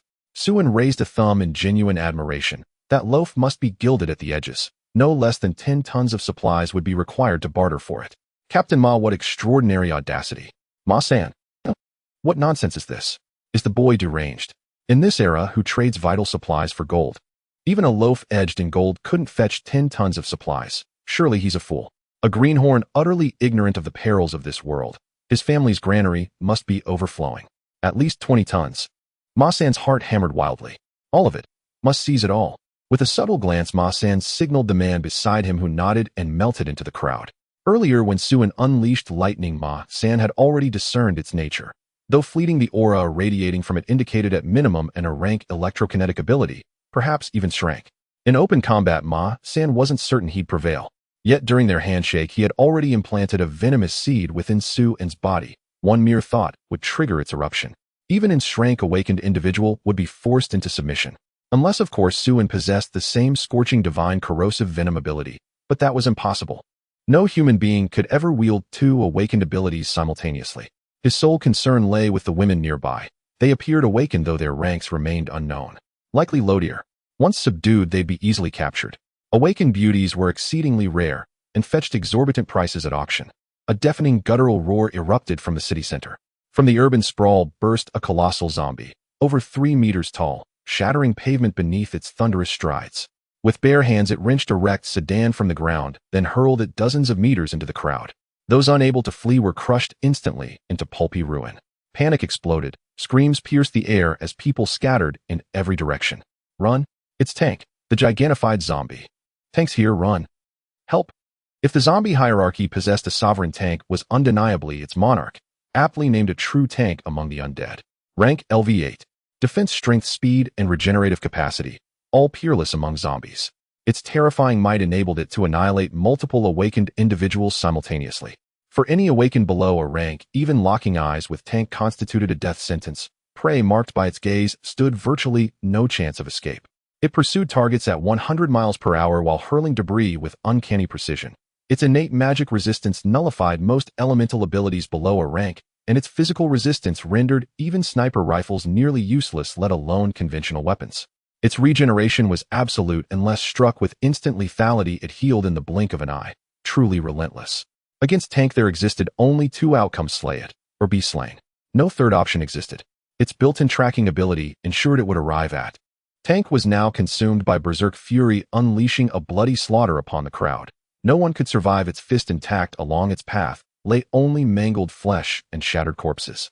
In moments, it surged towards Suen and his companions. How dare this monstrous beast run rampant? Does Captain Su have no intention of extinguishing it? Master Ma can instantly discern that Captain Su is a peerless master concealing extraordinary prowess, a chivalrous hero of unwavering loyalty and tender compassion. Such a paragon embodies the very essence of Xia. The greatest heroes serve their nation and protect their people. Master Ma's judgment is never mistaken. Master Ma immediately showered Suen with effusive praise, pressing him into action with thinly veiled urgency. Suen stared at Master Ma in astonishment. You're absolutely right. I truly am understood by you. Then Captain Su, please act swiftly. Master Ma shall stand guard for you, daring not to steal your thunder. Suen hesitated slightly, waving his hand dismissively. Too weak. Far too weak. This hulking brute is barely on par with my gatekeeper dog. He wasn't exaggerating. Wang Kai had begun at level 6, and after 2 weeks feasting on kitchen scraps, had risen to level 8, matching Tank in raw power. Whether Wang Kai was feline or canine mattered not at all. Upon hearing this, Master Ma's lips twitched violently. He'd seen shamelessness before, but never such audacious, unblushing arrogance. He nearly detonated his poison seed then and there. Later, he vowed to carve 2 deep gashes across the youth's face, to test just how thick that hide truly was. Just as Master Ma prepared to resume his manipulation, Li Xiaoyu seized her greatsword and charged headlong at Tank. Master Ma almost leapt up, exclaiming brilliant. He'd been racking his bra. Meow saw. Tank annihilated, in a single move. Is this girl even human? She must be Shrank, definitely Shrank. The Chongqing Adventuring Company harbors not one, but two Shrank-awakened beings. Bitten into something unbreakable. Master Ma cursed inwardly. He'd never imagined the Chongqing Adventuring Company possessed such terrifying strength. Otherwise, he'd never have come alone. At the very least, he'd have allied with several other companies first. Fortunately, no open hostilities had yet erupted, otherwise disaster would have followed. He held no confidence in defeating that horrifying girl, even Onion, and two others hadn't even drawn their weapons yet. Who knew what rank they concealed? Master Ma instantly resolved to withdraw. The Chongqing Company was rich prey, but not for now. He was a viper, not a lion. Patience, timing, and stealth were his true arts. Captain Ma, weren't you planning to visit my place? Why don't we go now? Suen beamed at Master Ma. Instantly drenched in cold sweat, Master Ma frantically waved his hands. No. I've just remembered urgent matters at home. I'll have to decline your generous invitation today, and pay a proper visit another time. You must rush home, Captain Ma. Heh. Urgent matters. Can't be delayed. I see. Su-An's expression dimmed with feigned disappointment, then brightened as if struck by inspiration. Then perhaps I should visit your company instead. Just a casual call like dropping by a neighbor's. Master Ma blinked, startled. Just you alone? A neighborly visit needs only one guest. Master Ma couldn't help but scan Suen up and down, murmuring inwardly in disbelief. This boy had lost his mind, walking straight into the jaws of death. Chuckling heartily, he declared, if Captain Su wishes it, how could Master Ma possibly refuse? Master Ma will welcome you most warmly, brother. Captain Su, please lead the way. By the way, how many awakened individuals does your company employ? Master Ma, unthinking, tossed out a rough estimate. Not many at all. Perhaps 40 or 50. Mere misfits unworthy of Captain Su's notice. So many. Suen raised an eyebrow, then turned and re-entered the bus. Captain Ma, please wait a moment. I'll prepare a small token. Moments later, he descended, carrying a basket brimming with loaves, roughly 40 or 50 in all. A modest gift. Please accept it in good spirit. Captain Su is far too kind. Master Ma accepted the basket with a radiant smile, yet paused, sensing something oddly familiar about the bread. Captain Ma, hold it tightly. It's especially heavy. Don't worry. I can carry whatever you bring. These loaves are edged in gold, you know. Captain Su, you truly have a wit. And Captain Ma isn't far behind. Ha! Their laughter rang out in unison, each smiling with perfect courtesy, each hiding daggers beneath silk. We will accompany you. Upon hearing Su and was going to visit the Poison Snake Adventure Group, Li Xiaoyu and Shui Qingyu both displayed worried expressions. Villains are not to be feared. It is the smiling tiger like Ma San that is the most troublesome. No one knows when such a person will stab you in the back. The brighter their smile, the more chilling it becomes. Moreover, the Poison Snake Adventure Group is a large organization, and Ma San mentioned there are at least 40 to 50 awakened ones. Although they do not know how strong Suen truly is, facing so many awakened ones at once is certainly no easy task, not to mention having Ma San and Shrank awakened overseeing them. No need, it's just a visit. I can go alone. But the two girls wanted to say something, but were pulled in by Suen on either side, who whispered, don't worry, I'll be fine. It's more convenient for me to go alone. You stay here and continue recruiting. Raise the standards a bit today, aiming for around 200 people. If anyone comes to cause trouble, and there are rank or higher awakened, once you deal with them, just retreat back to the base, without waiting for me. Being hugged by Suen like this, Li Xiaoyu felt fine since they were used to being close, but Shui Qingyu trembled slightly, her face flushing as her heart raced. Suen had never taken such intimate action towards her before. Then be careful. We'll wait for you at home. Watching Suen whispering with the two girls, a hint of malice crossed Ma San's snake-like eyes, his gaze towards Suen filled with even more disdain. Just a lecher not to be feared. Once back at the adventure group, he would first capture this brat, then find a way to absorb the entire Chongqing Adventure Grove. Are we walking? Ma San was taken aback. What else? In this day and age, who would think about taking a car? Gasoline is too precious. If you can save it, save it. Don't worry, it's not far, just a few kilometers. This was even more frugal than he imagined. He clearly had a full 1800 points of wealth and resources at home. Converted, that's over 10 tons, almost approaching a fraction of his millions, which is not little. Oh, but now it's gone. Well, that's fine then. Let's just walk a bit. Then, under Ma San's guidance, the group headed towards the Poison Snake Adventure Group's base. In his previous life, Suen was too busy surviving to observe what the apocalypse truly looked like. In this life, lacking nothing, his mood had improved significantly, and he couldn't help but gaze around as they walked. All around him was a scene of utter devastation. Due to the crow swarm, the ground was barren, and even the weeds and green leaves were hard to find.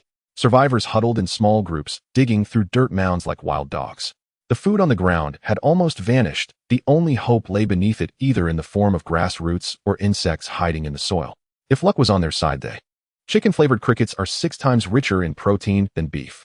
It can be said that most people are hanging on to life relying on plant roots and insects. Even the congee soil has been almost fully consumed.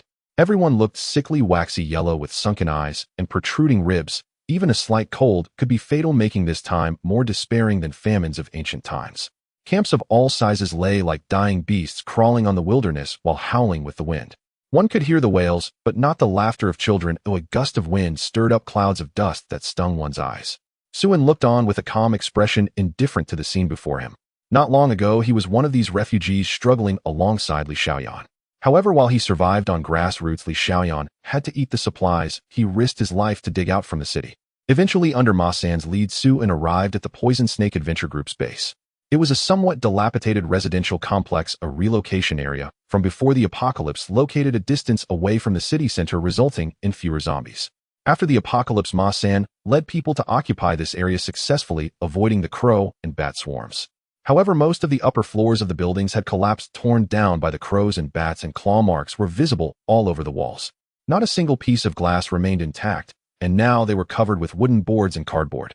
Despite its shabby appearance, this was already considered a fairly luxurious residence. For ordinary people, living conditions were hardly better than a doghouse. Ma San led Suin directly into a living room with a table, sofa carpet, and hanging paintings, a tea table, and a green plant on the table. Let's call it a living room, as long as it wasn't drafty. Someone bring tea. Another awakened. Captain Su, how do you find the ambience here? Not too shabby compared to your adventure group, right? It's not that Ma San was boasting. There are not many places that can still enjoy such treatment. Well, not too bad. It has a simple beauty. It was almost comparable to the configuration of his own employee's restroom, indeed, quite stylish. Captain Su, I won't beat around the bush. I'm very interested in your group. I wonder if your group can join my Poison Snake Adventure Group. I can offer you a position of authority. Ma San was too lazy to keep up the pretense and directly laid his cards on the table. Hearing Ma San's words, Suin was not surprised. He had intentionally presented himself. Being straightforward was better for everyone, saving time. He then slowly said, Captain Ma, your appetite is quite large, still coveting my little remaining supplies. However, you should first check your own granary. What if it's already empty? Bang! Ma San slammed the table, narrowing his eyes, and coldly said, Kid, don't think that just because you're in level awakened you can act fearlessly. Let me tell you frankly, I have already planted a poison seed in you. I can kill you anytime I want. He continued, if you know what's good for you, tell me the location of your adventure team's base, how much supplies you have, and how many awakened members there are, or you'll find it hard to die. Have you ever tasted this level poison? I will turn your bones to powder and your organs to blood. Just as Ma San was threatening Suin with a grimace, someone suddenly burst into the room. Not good, Captain Wei. Ma San frowned, slightly displeased, and said, Don't you see I'm busy? If you have something to say, spit it out quickly. Why do you keep bothering me with trivial matters? Are you still not weaned? The subordinate hurriedly waved his hands. It's not a small matter, Captain. Our supplies, the supplies. Ma San's heart sank. What happened to the supplies? All the supplies are gone. There wasn't a single grain of rice left in the warehouse. It had been fine in the morning. The brothers had stood guard without leaving for a moment. Yet just when they checked, they found the entire warehouse empty. Ma San suddenly stood up, grabbing his subordinate by the collar, and angrily shouted, What nonsense is this? Do you mean to tell me that so many supplies grew wings and flew away? The subordinate was nearly in tears. It really has nothing to do with us, but just suddenly disappeared. Ma San was in a panic, his mind a chaotic mess. The supplies in the warehouse were the backbone of the Poison Snake Adventure team. Without them, they couldn't pay the awakened members' wages the next day, and over time people's hearts would scatter. Everyone needed to eat to survive. What was the point of staying here if there was no food? Captain Ma, didn't I tell you earlier that your granary is empty? Suin took a sip of tea. The water wasn't good, and the tea leaves weren't fine either. It was terribly bitter compared to the Da Hong Pao brewed by his own family. He casually tossed the teacup onto the tea table, splashing tea everywhere. Ma San stared intensely at Suin. It was you, wasn't it? You did this right. How did you manage it? The granary, the strongest defense of the Poison Snake Adventure team, had 8 awakened members guarding it, plus infrared alarms. To power the alarms, all the gasoline of the Poison Snake Adventure team was used for electricity. Even he, as the captain, had to travel green. He simply couldn't fathom how Suin had managed to silently empty the entire warehouse, especially since Suin had been right beside him the whole time. Could there be other companions? What if it wasn't him targeting the Chongqing Adventure team, but rather he was the one being targeted by them? No matter how hard Ma San thought, He couldn't imagine that after just shaking hands with Sue in his granary had been completely looted. If he had known, he would have wished to chop off his own hand. There was nothing to be done. Sue's little hands were just so dirty. Captain Ma, I already told you the bread I give you is plated with gold. It's very precious. A half loaf can be exchanged for an entire warehouse of supplies. Didn't I give you around 40 or 50 before? Guess how much you need to trade for what you want.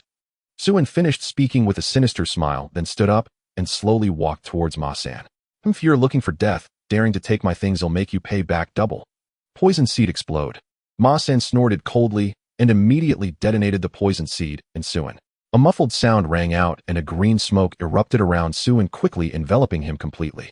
The green plants on the table merely touched a bit of the green smoke and rotted into slime in the blink of an eye. Don't worry, I won't kill you directly yet. Your little life is still useful to me. I will secretly send someone to find the location of your adventure team's base, and in less than half a day's time I will find it. By then your entire adventure team will die along with you. Those few women, once I've played enough, they'll sell them in the human market. Kid, you're still too young. I don't think that just because you have abilities you can do as you please. Experience is key. Compared to me, you're still. While Ma-san was blabbering away, a large hand suddenly shot out from the smoke and grabbed Ma-san by the throat, lifting him up. Ma-san tried to break free, but felt utterly powerless. Although he was in level awakened, his close combat ability was really poor. Once the toxin lost its effect, his strength was almost akin to an ordinary person. Meanwhile, a multitude of fine iron wires shot out from the smoke, binding the nearby subordinates into mummies. Sue's cold voice came from within the smoke. Don't you know the law of no harm when there's smoke? Haven't you watched enough movies, Captain Ma? The smoke suddenly shrank, quickly gathering into Sue's palm and disappearing. Seeing his poisonous smoke simply absorbed by Sue, and Ma-san's eyes widened in disbelief. Only abilities of the same level and type could absorb each other's toxins. How could you have the same ability as me? Impossible. You clearly have lightning abilities. Sue smiled faintly. What nonsense are you spouting, Captain Ma? Where did you get your abilities? It's all an illusion. Why don't you check if you have any abilities? Ma-san hurriedly examined his own abilities. The result was just as Sue had said. He really had no abilities left. His burning god corruption had vanished. Where are my abilities? How could this be? Why have they disappeared? How could this happen? Connecting it to the mysteriously vanished supplies in the warehouse, Ma-san seemed to have realized something, looking at Sue in horror. It was you, it must be you. You stole my abilities. Crack. Sue suddenly exerted force, cutting off Ma-san's words at the throat. Shoo. Sue extended a slender finger to his lips, making a silencing gesture. Captain Ma, this is not something to be spoken of. Crack, crack, crack. As Sue exerted force, Ma-san's eyes began to fill with blood, turning a deep red veins bulging on his face. Eventually, in the struggle against suffocation and pressure, Ma-san gradually stopped fighting back. Sue slowly released his grip, and the corpse slumped to the ground. A burst of intense flames instantly enveloped the corpse, and moments later it had turned to a pile of charred remains. Sue waved a hand, freeing the subordinate's mouth beside him. All right, start shouting for help now. The person, terrified, began to cry out. Help someone. The captain has been killed. A steel bar pierced through the concrete floor, impaling his thigh. Louder, haven't you eaten? It's him. He killed the captain. I saw it with my own eyes. Kill him now. Avenge our captain. At the man's cry, the entire Viper mercenary company surged forward. Hundreds of figures, 400 or 500 in all, filled the field. At the forefront stood dozens of awakened cultivators, 40 to 50 strong, ranging from grade G to grade B, with a single grade A among them. Filth. You dared slay our captain. You shall die today. No need for words. Cripple him first, then interrogate at leisure. Deputy captain, as a grade A awakened, you shall lead us now that the captain is gone. We'll discuss succession later. First we exact vengeance. Since his rebirth, Sue had never before witnessed so many awakened cultivators gathered at once. Gazing upon the furious mob, an unexpected thrill stirred within him. His blood pulsed with restless heat. He was about to confront dozens of awakened cultivators at once. How exhilarating. He already possessed nearly 20 abilities, 5 of them ranked. Perhaps no one alive could answer that question anymore. Even against class awakened, he could now execute an instant kill. But was that enough? No, it is not. Not nearly enough. Power amplification, iron body, auditory enhancement, olfactory enhancement, eagle eye tracking, leap amplification, lightning mastery, pyro energy, stone skin, gigantification. Sue threw back his head and roared, a thunderous bellow that split the sky, as over a dozen abilities ignited simultaneously. Knee's frame swelled to monstrous proportions. 4 to 5 meters tall, his flesh transmuted into gleaming steel overlaid with a jagged carapace of living rock. In crackling lightning and roaring flames spiraled around him in an unrelenting tempest of thunder and fire. In slowly he raised his hands, and thousands of steel rebar erupted from the walls coiling behind him like serpentine dreadnoughts, each tip wreathed in the virulent soul-corroding venom known as scorching divine rot. In this sudden transformation froze the Viper Mercenary Company in stunned silence. And he has an class ability. And no, not just one. Not just one. In so many. He possesses countless abilities. He has too many abilities. In a monster. How can any human wield so many powers? He is no man. He is a monster. And Suin gazed upon the terrified crowd with cold indifference. And he had endured 9 apocalypses. And he had watched continents drown beneath ravenous seas, seen civilizations crumble into dust, witnessed skies shatter and fall, gazed upon the Andai, rising over endless deserts, beheld the azure Leviathan breaching the abyssal ocean, and stood face-to-face with gods upon the new continent. And before cataclysmic disasters, even Sklas Awakens were but fragile insects, helpless, insignificant, doomed. And to kill in Sklas instantly meant nothing when fate itself was dictated by apocalypse. Inhuman strength, however vast, remained bound by mortal limits. And the only true way to survive the end was to become the end itself. To become the apocalypse itself. I am the apocalypse. Boom. The earth trembled violently. Sand and stone erupted skyward in a churning torrent, blotting out the sun, swallowing the heavens whole. And like a primordial beast bursting from the depths of the world, the maelstrom opened its maw and swallowed the Viper Mercenary Company's stronghold in a single seamless gulp. And within that colossal grinding maw, Suin's voice echoed, icy, absolute, final, welcome to the apocalypse. As the last crimson rays of sunset bathed the land, the colossal fortress of sand and stone hovering above the Viper Mercenary Company's ruins slowly loosened and collapsed inward. And where the stronghold once stood now lay only rubble and ruin, crumbled, silent, absolute.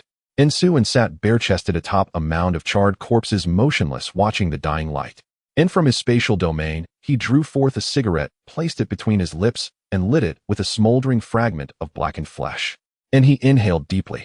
Naviri, member of the Viper Mercenary Company, lay here. Awakened cultivators and ordinary folk alike, elders, children, women, all reduced to ash and bone.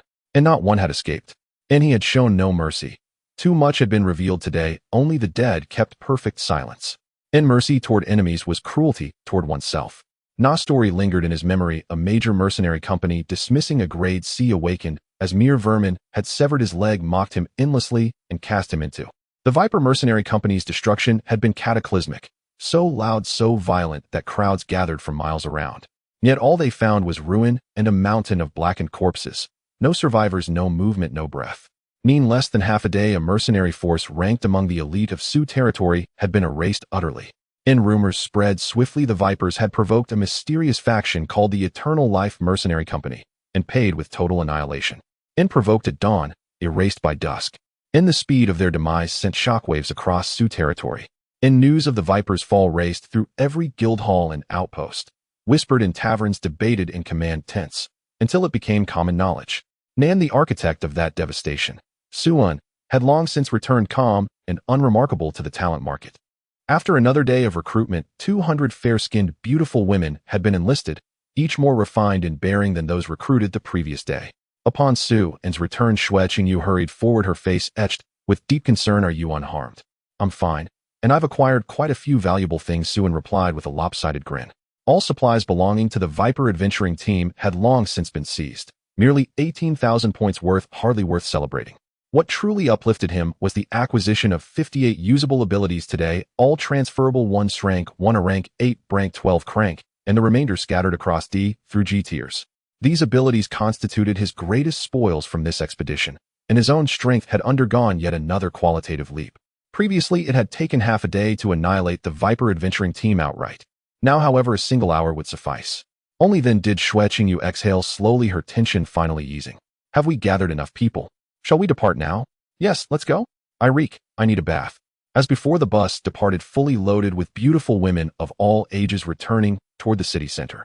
Before leaving, however, they announced publicly that tomorrow would mark the Longevity Adventuring Team's final recruitment day, after which admission would be virtually impossible. It took nearly an hour to reach the base. The moment Suin stepped off the bus, he froze in stunned silence. Before him the courtyard sprawled with women lying haphazardly, naked, broken, and trembling. Some wept face down on the ground, others curled into corners, shivering violently, still others stared blankly into space hollow-eyed, as if their souls had already fled. It was almost unimaginable what unspeakable ordeals they had endured in so short a span. "My lord, you've returned." Lu Hui approached. "What happened to them?" "It is but a minor correction, my lord, intended only to deepen their obedience," Lu Hui replied, her smile unwavering. Suen opened his mouth, then closed it again. This was a minor correction. They were all but ruined. Yet in the end he chose not to intervene. Lu Hui's affection for him was absolute, her loyalty unshakable. She would never act against his interests. Let her proceed as she willed, so long as the objective was achieved. After all, the longevity adventuring team's privileges were not easily earned. Those who chose to remain must steel themselves for whatever lay ahead. "My lord, 20 candidates have been selected, 2 especially exquisite and immaculate. Would you care to see them?" Suen waved both hands frantically. No, I must bathe first." He dashed off toward the villa's bathroom the moment he spoke. Lu Hui's extraordinary loyalty was indeed an asset, but at times it bordered on unsettling intensity. He hadn't recruited these women for personal indulgence, but for strategic preparation far into the future. Besides, with so many women under one roof, how could he possibly manage? He possessed no kidney enhancement ability, and overexertion would prove fatal. Yet everyone else, including Xue Qingyu, assumed precisely that he'd assembled them solely for his own pleasure. There might be other reasons, certainly, but this assumption remained unquestioned. Otherwise, why recruit women instead of stronger, more practical men? Suen, had he known, would have cried out in protest. What choice did he have? Could he really recruit men instead, then grind affection points with them? The condition for transferring an ability was a bond exceeding 60%, equivalent to at least the admiration tier. Imagine then a cohort of men harboring nothing but special brotherly affection toward him. Just imagining it was enough. He would sincerely thank them, with a blade. A night raid by a woman. He could endure it. But one by a brother. That would earn a death sentence. He recalled middle school, boarding life, moon holiday weekends. Most roommates went home, only he and 2 others remained behind. Those 2 roommates. That incident had scarred his young heart irreparably. The very next day, he petitioned his homeroom teacher to change dormitories. Yet he couldn't shake the feeling that those 2 classmates looked at him strangely. Even afterward, during holidays, he'd rather sleep overnight at internet cafes than risk staying in the dormitory again. Fencing, once a childhood pastime, had become a deep-rooted trauma, evoking equal parts revulsion and dread. Having adjusted the bathwater, Suen sank luxuriously into the warm embrace of the tub. With no crowflock interference, the solar water heater functioned once more, providing genuine hot water. Indeed, the longevity adventuring team was among the few remaining places where bathing remained possible. Elsewhere, most surface water had vanished. People now relied solely on scarce groundwater drawn from wells. But groundwater was finite, dwindling rapidly with every additional mouth. Drinking water was rationed strictly, bathing was unthinkable.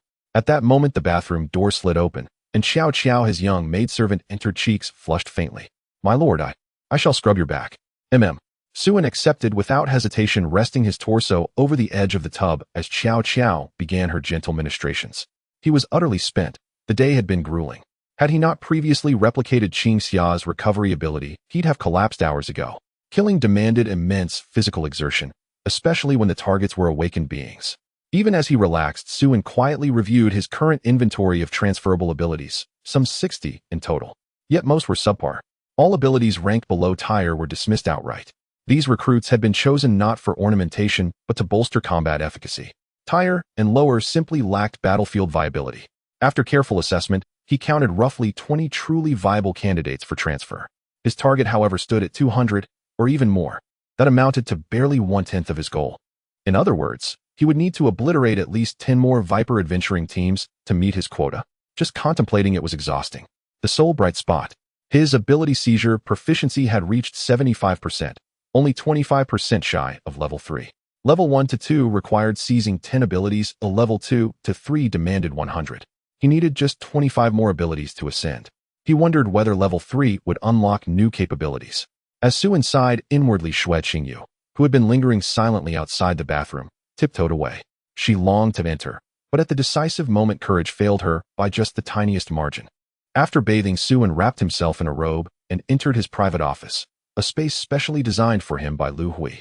Lavishly appointed, the room featured velvet carpets that seemed almost unremarkable amid its opulence. If antique curios and classical calligraphy scrolls adorned every wall, while the desk itself was carved from a single slab of rare high-knotted golden silk Nanmu wood.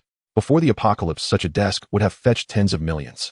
Even in the post-apocalyptic world, where scarcity had only heightened its prestige, it remained a coveted status symbol among elite mercenary factions. Yet what puzzled Suen most was the stack of Qiao Qiao's bold photo albums covering his desk and the walls plastered with her glamorous posters, many freshly shot by Lu Hui herself. Suen couldn't fathom Lu Hui's intent until he settled on maternal devotion as the only plausible explanation. Her love for her daughter ran so deep that even in the ruins of civilization, she still pursued Qiao Qiao's dream of stardom. Setting aside his confusion, Suen opened his notebook and began sketching and writing. In 2 days precisely at noon, the second phase of the zombie apocalypse would commence. The first wave, the zombie apocalypse, unfolded across 3 distinct stages. Stage 1, the initial outbreak lasting 31 days. Its first week was deceptively mild. Only scattered zombies, perhaps a few mutated variants. But on day 7 the transition began, the bat tide and crow tide, swarms of winged horrors heralding the shift into stage 2. This interlude proved the deadliest stretch for survivors. Awakening powers were rarest here, and the duration stretched long enough to exhaust hope. Only after enduring the crow tide did humanity earn 3 days of fragile respite. He wondered whether cultivating rapport on the spot would still be feasible, or if he'd have to resort to more direct methods. They say the swiftest path into a woman's heart is a kidney-strengthening ability. I truly need one. He pondered whether his recovery ability might suffice. Tonight he'd test it on Li Xiaoyu. Moments later, Lu Hui arrived with the 20 carefully selected women. She stepped behind Suen and gently massaged his temples, then turned to the newcomers with quiet authority. Remove your clothing. Master, please observe whom you prefer. Tonight she will. Without hesitation, the women obeyed. Utterly compliant, loyalty absolute. Suen swiftly raised a hand to halt the proceedings. Put your clothes back on. He realized Lu Hui had misread his intention entirely. He wasn't ready, not now. Too much hung in the balance. This wasn't the hour for indulgence. With visible disappointment, the women dressed once more. Only then did Suen study them closely, not for beauty or bearing, but for affinity levels. What he saw startled him. The lowest stood above 70%, several soared to 99%. Stunned, he muttered, what on earth happened? He'd never cultivated affinity with them. Not a single gesture, not a word of praise. How had their loyalty surged so inexplicably high? Had they been brainwashed? Suen gazed at Lu Hui with newfound respect. She possessed remarkable skill. And not just a little, considerable mastery indeed. Does Master disapprove? I can bring younger ones, equally lovely. Suen waved both hands emphatically. No, not at all. I'm utterly satisfied, more than satisfied. From now on, all new recruit evaluations fall entirely under your authority. Conduct them however you see fit. I offer my full support. Ha ha ha. Suddenly gaining 20 new affinity cultivation assets felt like divine providence in a blizzard. Overcome with elation, he drew the elegant young matron into his arms and kissed her deeply. Lu Hui stiffened, eyes widening in disbelief. She'd never imagined he'd willingly touch her. Trembling uncontrollably, years of suppressed devotion surged forth like a breaking dam. Suen hurriedly averted his gaze. The matter at hand was urgent. He needed to empower the new members first and arrange their abilities. He casually instructed the 20 girls, come to my room tonight. But he immediately realized he had misspoken. The implication was too heavy and could easily be misunderstood, so he quickly corrected himself. Just stay here and no need to come to my room tonight. Lu Hui shot Suen a flirtatious glance, biting her red lips, as she stood up to help him undo his clothing buttons. As long as he wished, she would comply with anything before him. She had no principles. Her soul belonged entirely to him. Wait, what are you doing? That's not what I meant. I'm here to grant them abilities, not in the way you think. Lu Hui's face turned red upon hearing this, and she quickly stepped aside, saying, I'm sorry, Master. Suen waved his hand, saying, it's fine. He then stood up and walked over to the new members, gently patting each of their faces. In an instant, the 20 artificial awakeners were completed. I have now bestowed each of you with an ability, which means you are all awakeners now. The girls felt changes within themselves, their beautiful eyes widening in surprise. It seemed just as Lu Hui had told them, the Master was omnipotent, as great as a deity. As long as they offered absolute loyalty, they could receive unimaginable blessings and gifts. At that moment, no one doubted Lu Hui's words any longer. They looked at Suen with even more fervent admiration, their favorability soaring. 8 of them reached 100, while the lowest was still at 91. They all knelt down simultaneously, saying, thank you, Master, for your blessings. Suen nodded in satisfaction at the sight. Their favorability was rising swiftly. No need to kneel, get up. Just remember to keep this matter hidden in your age. Understood, Master, we will never speak of it. All right, you may go now. Find instructor Li Xiaoyu and let her take you to the underground training grounds. You have little time left to master your abilities, so don't slack off. The new members joyfully descended the stairs to find Li Xiaoyu for training. In an instant, they transformed from ordinary people into awakeners, as if in a dream. Thinking of the lavish treatment within the group, which even made Shrank awakeners envious, the girls were so moved that they cried. The master was truly too good to them. Joining the Changshengman adventure group to serve the master was the proudest decision they had ever made in their lives without exception. Lu Hui did not leave with the new members because she noticed Su-wen bending down a bit deliberately when he stood up. She understood the implication. She slowly approached Su-wen from behind and with a gentle breath asked, "Do you need my assistance, master?" Su-wen hesitated for a moment. Lu Hui bit her lip and hesitated for a moment before replying, "All right, I will have Qiao Qiao come over." Su-wen feared that Lu Hui might misunderstand again, so he hurriedly added, "I plan to grant Qiao Qiao an ability." After all, Qiao Qiao was part of the group's upper management, and it wouldn't be appropriate not to give her an ability. Over time, the little girl's favorability had inexplicably risen to 99, 2 points higher than Xueqingyu. This made Su-wen somewhat suspicious. Could Lu Hui have brainwashed Qiao Qiao as well? It shouldn't be possible. Lu Hui smiled slightly, saying nothing, and went downstairs to call Qiao Qiao. Su-wen sighed and sat back in his chair. It seemed that everyone now regarded him as a brainless yellow bug, and there was no way to wash that stigma away, even if he jumped into the Yellow River. By heaven's conscience, he had only a little secret with Li Xiaoyu. He hadn't touched anyone else. It felt somewhat unfair to be wronged like this. Yet he couldn't refute it. He couldn't just reveal to others that he had a system and had been reborn. Everything was for the sake of future preparations, right? There was no way he could reveal it and not in this lifetime. He might as well embrace being a bug, as sooner or later he would really have to solidify that title. After the first apocalypse, when the adventure group had stabilized, he would go all out. Soon Qiao Qiao arrived at the office. Su-wen pulled the obedient little maid onto his lap, casually bestowing her with an ability. He still had 2 Shrank abilities to give away. One was the recently acquired Divine Scorching Corruption, and the other was the Sans Master obtained from the second-in-command at Sin Island. The former had too many restrictions, a high mortality rate, and lacked combat power. The conditions for use were rather harsh, making it unsuitable for Qiao Qiao. In contrast, Sans Master was much better. Qiao Qiao was also the logistics supervisor of the group. Sans Master had high combat power and could temporarily establish bases, transport supplies, and so on, making it a good fit for her. Thus, Su-wen decided to grant Sans Master to Qiao Qiao. "I'm giving you an ability. Let's see if you like it," Su-wen said, playfully pinching Qiao Qiao's little nose. Qiao Qiao felt the newly acquired ability and gently raised her hand, causing the dust in the room to float slowly. Su-wen, it seemed that this sibling bond had deteriorated right from the start. Something felt off. Nightfall. Su-wen lay sprawled on his bed, legs crossed, idly reading a book while waiting for Li Xiaoyu's return. What else could he do? The nightly routine, of course. Today's events had been rather overwhelming. So much so that for the sake of mental and physical well-being, a modest degree of artistic censorship was entirely justified.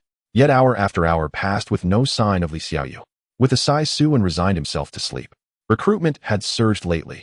Today alone brought over 400 new applicants, all requiring individual assessment and screening. As head trainer of the guild, Li Xiaoyu surely had her hands full. What Su-wen did not anticipate, however, was that Li Xiaoyu was not occupied with new recruits at all, but instead engaged in earnest persuasion with Xueqingyu. "Qingyu, let me speak plainly, save the child. You were the one who insisted on going." Xueqingyu murmured, her cheeks flushing crimson. How was I to know his attack power was that high? Every strike crit, more terrifying than an endless barrage from a legendary weapon. Li Xiaoyu replied, still trembling with residual dread. "I can't. I don't know anything. I can't help you." Xueqingyu shook her head vigorously like a child's spinning rattle. Seeing her unwavering timidity, taking one step only after 2 sharp lashes, Li Xiaoyu groaned in exasperation. "Qingyu, seize this chance. Look, within mere days hundreds of stunning young women have already gathered in the courtyard. And just look at Sister Lu Hui and Xiao Qiao. They're practically clinging to Su-wen's bed already. Delay any longer, and you'll miss the last train entirely." "That can't be right." Xueqingyu's gaze darted evasively. "Why not? Let me tell you. Before long there may be no place left for you. Just observe those fresh arrivals. Every single one is scheming to slip into his bed.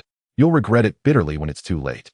Some of the girls already here are no less captivating than you, and who knows how long Su-wen will hold out. Were I in his position, I wouldn't wait a day. I'd change partners thrice daily. As for someone as hesitant as you, it might take years before he even remembers your name. Forgetting you would be perfectly understandable." Xueqingyu fell silent, painfully aware of her own timidity. How even during university, she'd harbored a secret unspoken affection for Su-wen, never daring to ask for his number, exchanging barely more than a handful of words over 2 long years. Yet in matters such as these, she was utterly lost. incapable of distinguishing truth from exaggeration in Li Xiaoyu's impassioned rhetoric. Sensing her hesitation, Li Xiaoyu say, "No one understands this better than I do. I'm the sovereign of comprehension. Come on, tonight. To tomorrow, okay? Next time, I promise." Fine, fine. Just remember, no backing out this time." Li Xiaoyu trudged away dejected to face the gale alone. Dawn the next day. After breakfast, Su and set off for the talent market once more, this time accompanied by several young women. Yesterday's announcement, that today marked the Longevity Adventurers Guild's final recruitment round, had drawn an unprecedented crowd. Moreover, news of the Serpent Adventurers Guild's annihilation had spread widely, catapulting the Longevity Guild's reputation skyward, especially given its astonishingly generous terms. Applicants swarmed the site like a living tide. Before Su and even arrived, a serpentine queue had already formed. Some women had walked through the night, braving perilous cross-district treks across the wastelands. Though zombies rarely roamed far from urban centers, long-distance travel remained fraught with lethal hazards. Yet none of this deterred their fervent devotion to the Longevity Guild. Suin couldn't help but wonder, had ever. "President Wu Xian graces us with his presence. What brings you here?" Suin asked, lips curling with mild disdain. "The Serpent Adventurers Guild incident. Was that your doing?" Wu Xian asked directly without preamble. "It was. Any objections?" Suin shrugged nonchalantly. Wu Xian showed no anger at the casual tone. "Formalities aside, I won't interfere in your feud with the Serpent Guild. Victory or defeat rests solely on strength and skill. The Serpent Guild administered this market district. Now that you've dismantled them, jurisdiction over this zone should rightly fall to your guild. However, you've yet to attend any 100 Alliance gatherings, so consensus remains divided on whether jurisdiction should formally transfer to you. I urge Captain Su to attend the upcoming 100 Guild Assembly, to explain your actions publicly and thereby claim legitimate authority over this district. What say you, Captain Su?" Hearing Wu Xian's proposal, Su and felt zero interest. His stronghold lay elsewhere, not beyond city limits, so assuming administrative control over such a vast marketplace offered him no tangible benefit. Elegant phrasing called it jurisdiction, blunt truth branded it custodianship, a thankless duty of providing free sanctuary to survivors.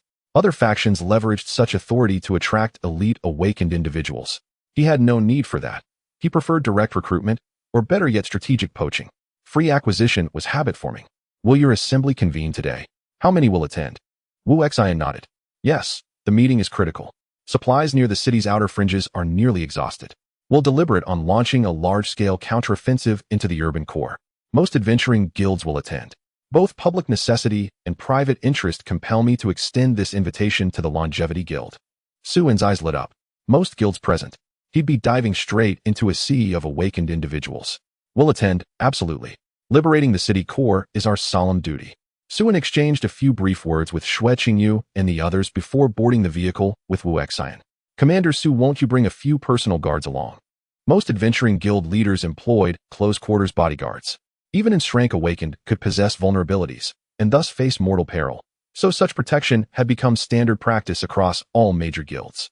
"My household is short-staffed, I can't afford such luxuries," Suin replied lazily. A statement grounded in truth. He simply had no spare personnel to assign as escorts. Moreover, he arguably required none. He possessed no discernible weakness.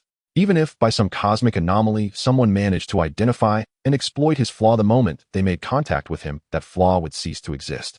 He was quite literally a plague incarnate. Touch him, and misfortune followed. The mildest consequence of brushing against him was utter financial ruin. Hearing Suin's reply, Wu Xian said no more, choosing instead to attribute the young man's demeanor to youthful arrogance. After driving over 100 kilometers, they arrived at the so-called 100 Alliance Assembly. It was a makeshift venue erected from prefabricated materials. Threadbare carpets covered the floor alongside roughly 100 mismatched chairs and desks, plus a large blackboard. Less a formal assembly hall, it resembled more a rural elementary school classroom. Crude, yet functional under constrained circumstances. Already the venue teemed with people, easily 200 to 300 in total. Only 70 or 80 were principals. The rest stood silently behind them as personal guards. Yet without exception, every individual present was an awakened, and all were high-tier ones. Even the lowest ranked among them held at least a Class C ability. Suin's eyes gleamed with unmistakable interest. Upon Wu Xian's arrival, numerous guild leaders rose to greet him. Wu Xian exchanged P. Venue 16, the former jurisdiction of the Serpent Mercenary Guild. At Wu Xian's words, the hall fell silent. Glances flickered between attendees, and no one spoke. Before Suin's arrival, objections had been loud and numerous, but now not a single voice rose. Backroom slander came easily. Public defiance demanded courage, and far more raw power. No one wished to become the next Serpent Guild. I Kwang Lang object. Just then a scarred, broad-shouldered man slammed his boots onto the table and fixed Suin with a taunting stare. I'd imagine the Everlife Guild's leader would be someone formidable. Turns out it's just a greenhorn kid. He stretched his neck towards Suin. Kid, I hear you lure girls with sky-high salaries dragging hundreds home daily. How does a scrawny frame like yours possibly keep up? Ha ha ha. Wu Xian shook his head helplessly atop the podium. So much for dreading the inevitable. This scar-faced man was Kwang Lang, leader of the Fong Wolf Guild in Shrank Awakened, who commanded over 200 awakened underlings. Among all Su region guilds, Fong Wolf ranked solidly within the top 3. Kwang Lang was infamous for his volatility and explosive temper. Pre-apocalypse, he'd been a gang enforcer, his hands stained with blood. After awakening, he slaughtered his entire former syndicate, ripping his boss's skull from his spine to fashion it into a drinking cup. The number of lives he'd extinguished likely surpassed even the zombies he'd slain. A true god of slaughter. Few in Su region dared provoke him. With Kwang Lang openly opposing resolution seemed impossible. Suin cast a calm, dispassionate glance toward him. Ability Infinite Fury, S rank. Wealth value 78000. And Shrank Enhancement Combat ability renowned for extraordinary regeneration and devastating offensive output. Upon activation, President Wu Xian, may I ask which venues fall under Commander Kwang Lang's jurisdiction? Venues 4, 5, and 6, Wu Xian replied instinctively. Suin rose slowly, a faint razor-edged smile spreading across his lips. Effective today, venues 4, 5, and 6 belong to the Everlife Guild. Who consents? Who objects? Lu Hui knelt before Su in her humility, so absolute it resembled a speck of dust adrift in the wind. Years of warped emotion had transformed her beyond recognition. She exhausted every ounce of herself to appease him. Suin reclined lazily in his chair, a faint ache blooming behind his temples. He had watched unblinking as she gradually unraveled, her devotion twisting into something jagged and obsessive. He knew her feelings for him were pathological, yet he never corrected them, never guided her, never offered solace. Perhaps her fanatical loyalty, bordering on madness, was precisely what he desired most. From beginning to end, he remained a coward consumed by selfishness, terrified of betrayal, no different from those on Sinner's Island. Men who craved dominion over others' fates, tyrants cloaked in fear. If a slave ability existed, he would chain every soul around him without hesitation. He was twisted too. Deep within him festered both malice toward the world and a trembling hollow. Xiao Qiao advanced like a puppet on strings. Night air hung cool and still. Suin leaned against the balcony railing attended by his 2 maids. He felt no inner conflict, only profound relief, a lightness that permeated body and soul. All 48 abilities had been distributed, adding yesterday's 2068 awakened individuals now stood ready. At dawn, they would divide into 8 teams to assault 8 distinct laboratories simultaneously. 6 teams would each be led by Shrank awakened individuals supported by 8 additional awakened members and 20 ordinary survivors, tasked with breaching laboratories rated at safety level 4. The remaining 2 teams would be commanded by Li Xiaoyu and Xue Qingyu, respectively, targeting level 5 laboratories. As for level 6, the highest tier, he would confront it alone. Lu Hui, Qiao Qiao, and Qing Xiao would manage logistics and medical triage. Their objective was clear seize as many high-yield laboratories as possible before the main survivor factions could react. That night, none slept deeply. The newly awakened women practiced their abilities with quiet intensity, refining C. Before dawn the next day, 17 heavy trucks roared out of the base in disciplined formation, heading beyond the city limits. Suin rode ahead atop, Wang Kai leading the convoy. It had been far too long since Wang Kai last tasted open air. He bounded wildly with unrestrained excitement, earning several sharp raps on the skull from Su and before sulking into subdued obedience. By the time the convoy cleared the city outskirts, pale light had just begun to bleed across the eastern horizon. Look, so many vehicles rolling out of the city. Incredible. Looks like the Chongqing adventuring team. No wonder. They're the only ones bold enough to drive freely in and out of the city. They've earned that privilege. I heard the Wolf Fong adventuring team was wiped out by them. Yesterday, no less. What? That's strong. Shame my daughter didn't make the cut. Couldn't join Chongqing. Where are they headed, though? Why head straight into the wastelands? Who knows? Maybe Captain Su is taking his girls on a countryside outing. I've heard Chongqing has only one man, Su, and himself, and all the rest are stunning women. Just thinking about it makes me envious. Envy won't feed you. Even with that many beauties, you couldn't sustain them. Can't even keep yourself fed.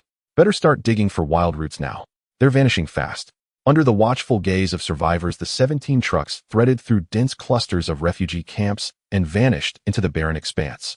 A few curious onlookers trailed briefly, But human legs could not match roaring engines. Soon they fell behind, disappointed, and turned back. After nearly half an hour of steady travel, the convoy slowed to a halt across a desolate plain. "We'll establish camp here," Suen declared. Instantly, the women sprang into action, unloading pre-packed tents, portable fencing, and modular construction kits from the trucks, assembling shelter with. "No, we sent scouts. They should have returned by now." As time swiftly passed, January arrived. It was the heart of winter, and the temperature had already dropped to single digits. Fortunately, Sudi, being a southern city, rarely experienced temperatures below zero. For those accustomed to life in a civilized world, this winter felt exceptionally cold. With scarce resources, surviving the winter relied solely on one's spirit. Fortunately, the equipment provided by the Chongqing Adventure Team allowed everyone to barely manage a decent meal.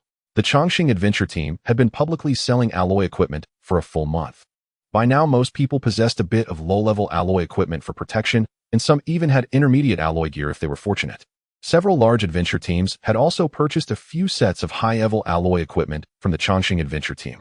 With these enhancements, those capable ventured to raid laboratories, while those less fortunate quietly scavenged for supplies in the city. In the current city, food supplies were no longer essential. Comparatively, nutrient solutions offered better value than food items that were difficult to preserve. Nutrient solutions taste bad. Anyone who could say such a thing was likely just too well fed. The most valuable items in the city were now clothing, pants, and blankets for warmth. Of course, compared to these basic necessities, antibiotics and other medications were exceedingly rare. With already poor living conditions worsened by the cold weather, who wouldn't catch a cold or fever? Before the apocalypse, medication prices were already high, and after the end of the world, they skyrocketed. A single antibiotic pill could be exchanged for 5 bottles of nutrient solution, yet even at this price, they remained scarce. What astonished people was that the Chongqing Adventure Team at this time surprisingly opened a sales window for medications.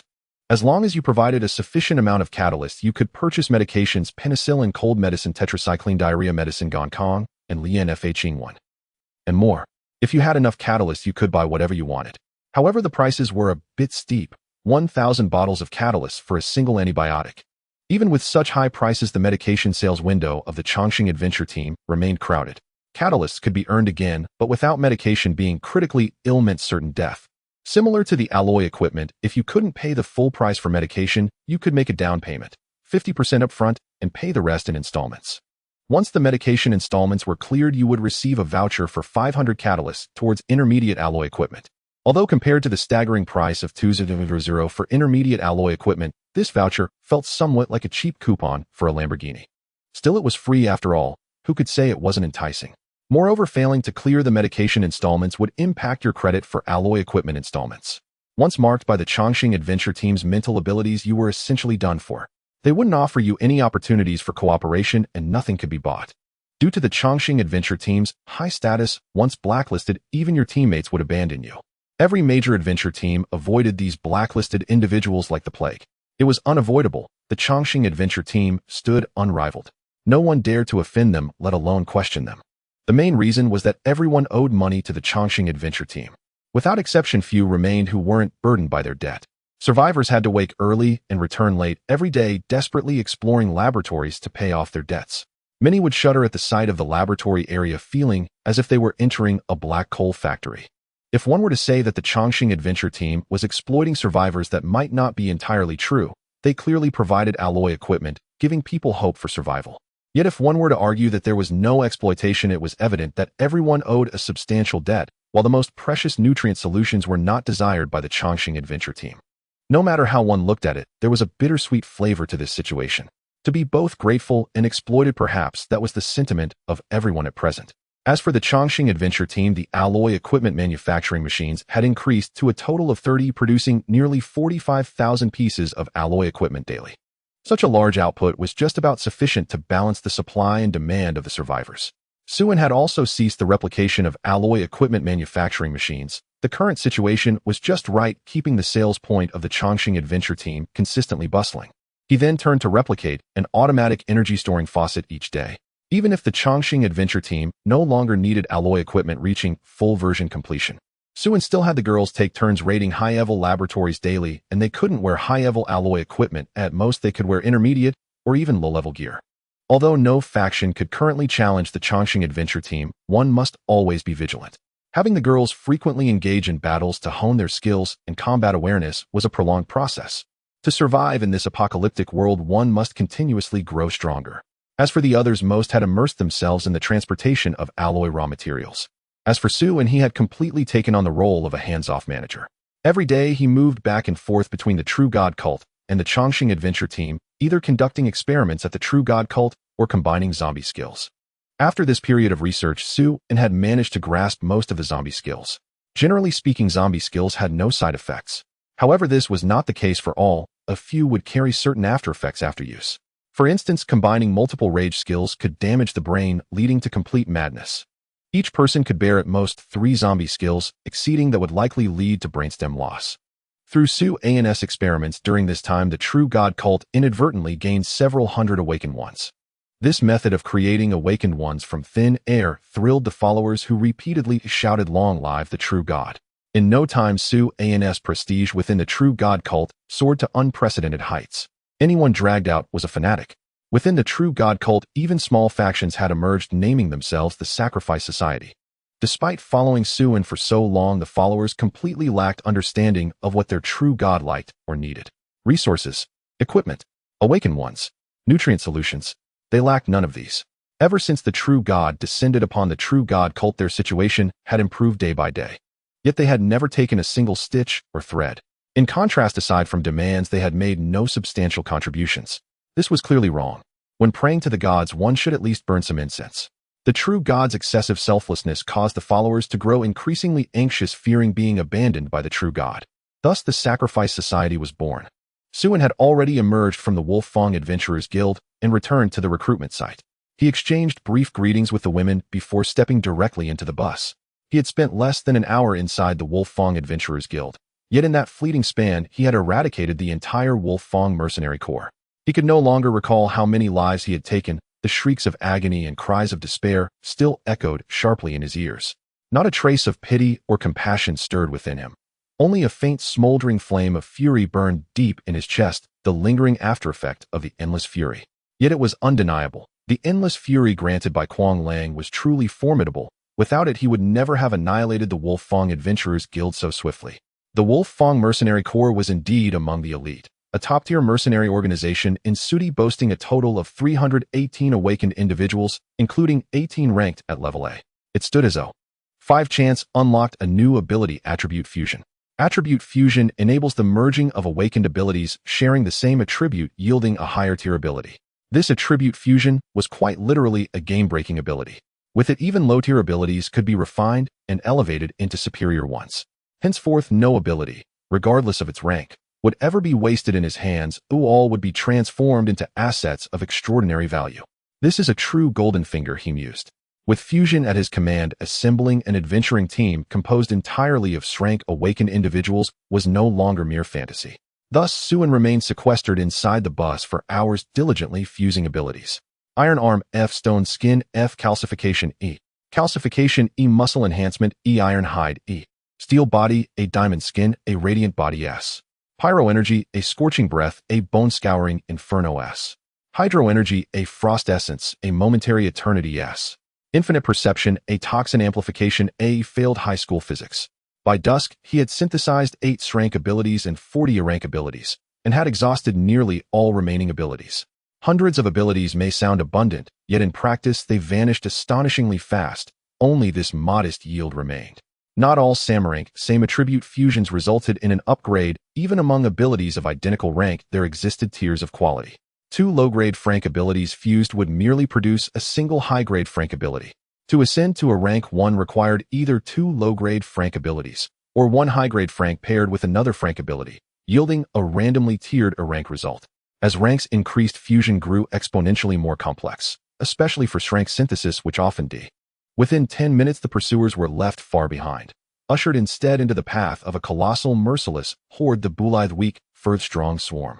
Finding the Chongqing Adventurers Guild base unlikely, their survival itself hung in the balance. The 3 buses arrived safely back at the base. After handing over the recruits to Lu Huisu and returned directly to his office to organize intelligence, identifying laboratories scheduled to refresh tomorrow and categorizing them by safety level. He now possessed 40 rank and 8 rank abilities available for gifting, enabling him to recruit 48 new operatives. Adding yesterday's 20, he now had 68 candidates in total. He planned to divide them into 8 squads, each led by an awakened individual supported by non-awakened personnel serving auxiliary roles. These civilians would preferably be those slated for elimination. Their deaths would incur no regret. Should they survive, however, they would earn a seco. My lord, 60 new members have been selected. 60, sufficient. Bring me 8 immediately. As you command, my lord. Moments later, Lu Hui entered the office accompanied by 8 exquisitely beautiful women, flawless in complexion and feature, each embodying a distinct elegance: plum, orchid, bamboo, chrysanthemum, varying in stature and grace. Clearly, Lu Hui had deliberately selected the most stunning among them. She issued the same instructions she had given the day before. Suen knew her intent and felt a flicker of irritation rise. He had been painstakingly restraining himself, determined not to jeopardize operations. Yet Lu Hui had tested his patience repeatedly. Compounding this was the residual wrath from today's excessive use of endless fury. Fuel upon fire, he chose to withdraw entirely. Calmly, he remarked, "You're using this to test your officers." Lu Hui knelt before Su in her humility, so absolute it resembled a speck of dust adrift in the wind. Years of warped emotion had transformed her beyond recognition. She exhausted every ounce of herself to appease him. Suen reclined lazily in his chair, a faint ache blooming behind his temples. He had watched unblinking as she gradually unraveled, her devotion twisting into something jagged and obsessive. He knew her feelings for him were pathological, yet he never corrected them, never guided her, never offered solace. Perhaps her fanatical loyalty, bordering on madness, was precisely what he desired most. From beginning to end, he remained a coward, consumed by selfishness, terrified of betrayal, no different from those on Sinner's Island. Men who craved dominion over others, fate's tyrants cloaked in fear. If a slave ability existed, he would chain every soul around him without hesitation. He was twisted too. Deep within him festered both malice toward the world and a trembling hollow. Xiao Qiao advanced like a puppet on strings. Night air hung cool and still. Suen leaned against the balcony railing, attended by his 2 maids. He felt no inner conflict, only profound relief, a lightness that permeated body and soul. All 48 abilities had been distributed, adding yesterday's 2068 awakened individuals now stood ready. At dawn, they would divide into 8 teams to assault 8 distinct laboratories simultaneously. 6 teams would each be led by enshrank awakened individuals supported by 8 additional awakened members and 20 ordinary survivors, tasked with breaching laboratories rated at safety level 4. The remaining 2 teams would be commanded by Li Xiaoyu and Xue Qingyu, respectively, targeting level 5 laboratories. As for level 6, the highest tier, he would confront it alone. Lu Hui, Qiao Qiao, and Qing Xia would manage logistics and medical triage. Their objective was clear, seize as many high-yield laboratories as possible before the main survivor factions could react. That night, none slept deeply. The newly awakened women practiced their abilities with quiet intensity, refining C. Before dawn the next day, 17 heavy trucks roared out of the base in disciplined formation, heading beyond the city limits. Suen rode ahead atop, Wang Kai leading the convoy. It had been far too long since Wang Kai last tasted open air. He bounded wildly with unrestrained excitement, earning several sharp raps on the skull from Su and before sulking into subdued obedience. By the time the convoy cleared the city outskirts, pale light had just begun to bleed across the eastern horizon. Look, so many vehicles rolling out of the city. Incredible. Looks like the Chongqing adventuring team. No wonder. They're the only ones bold enough to drive freely in and out of the city. They've earned that privilege. I heard the Wolf Fong adventuring team was wiped out by them. Yesterday, no less. What? That's strong. Shame my daughter didn't make the cut, couldn't join Chongqing. Where are they headed, though? Why head straight into the wastelands? Who knows? Maybe Captain Su is taking his girls on a countryside outing. I've heard Chongqing has only one man, Su, and himself, and all the rest are stunning women. Just thinking about it makes me envious. Envy won't feed you. Even with that many beauties, you couldn't sustain them. Can't even keep yourself fed. Better start digging for wild roots now. They're vanishing fast. Under the watchful gaze of survivors, the 17 trucks threaded through dense clusters of refugee camps and vanished into the barren expanse. A few curious onlookers trailed briefly, but human legs could not match roaring engines. Soon they fell behind, disappointed, and turned back. After nearly half an hour of steady travel, the convoy slowed to a halt across a desolate plain. We'll establish camp here, Suen declared. Instantly, the women sprang into action, unloading pre-packed tents, portable fencing, and modular construction kits from the trucks, assembling shelter with. No, we sent scouts. They should have returned by now. Wu Xen stood grim-faced at the vanguard of his forces. No matter how he turned it over in his mind, he could not fathom that the Chongqing Adventuring Guild had utterly annihilated the Wolf Fong Adventuring Guild, leaving not a single survivor. It was a chilling exact replica of the Serpent Fong Guild's demise. The Wolf Fong Guild had been vastly superior to the Serpent Fong Guild. Their combined strength dwarfed the latter's by several times. Yet the outcome was identical, and both fell within a single day. A profound sense of crisis now gripped Wu Xian. He sensed with unsettling clarity that his position as guild master was slipping away. Without doubt, Suan stood as a formidable contender for the throne. His resolve to absorb the Changshan Guild hardened further. One mountain cannot harbor two tigers. Sudi would have but one sovereign.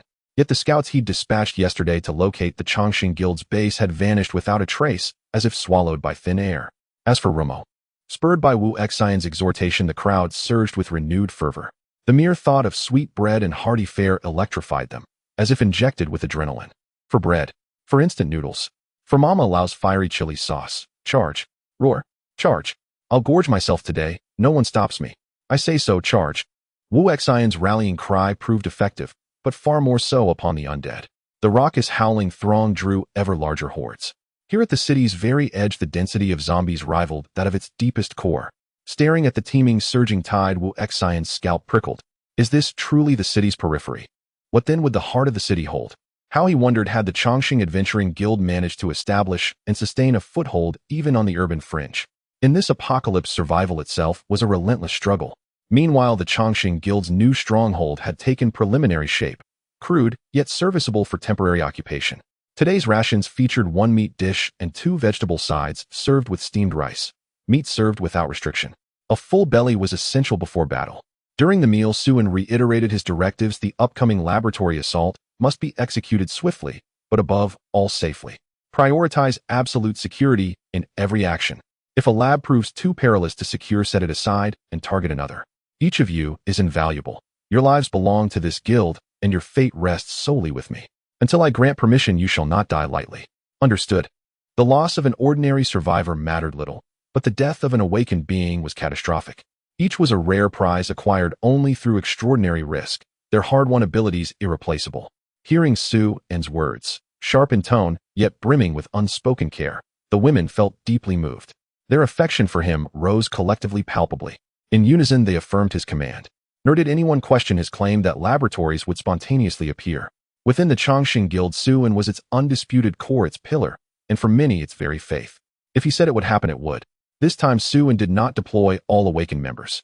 He retained 2 rank awakened beings to guard the base and screen new recruits.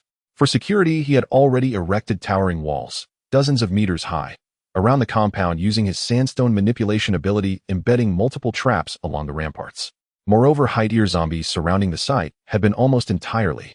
One would first need the capability to even reach the city center, then locate the stronghold within it, then breach its thick, fortified walls, all while avoiding ambushes from zombies drawn by the commotion. As noon approached, and the sun blazed directly overhead at 12 o'clock, a deep, resonant rumble shook the earth. The ground trembled violently. One after another, colossal steel fortresses erupted from the barren wasteland like bamboo shoots after rain. Their sizes varied. Some stood only 5 or 6 stories tall, while others formed interconnected behemoths soaring over 100 meters high. In the blink of an eye, the desolate plain transformed into a forest of iron citadels.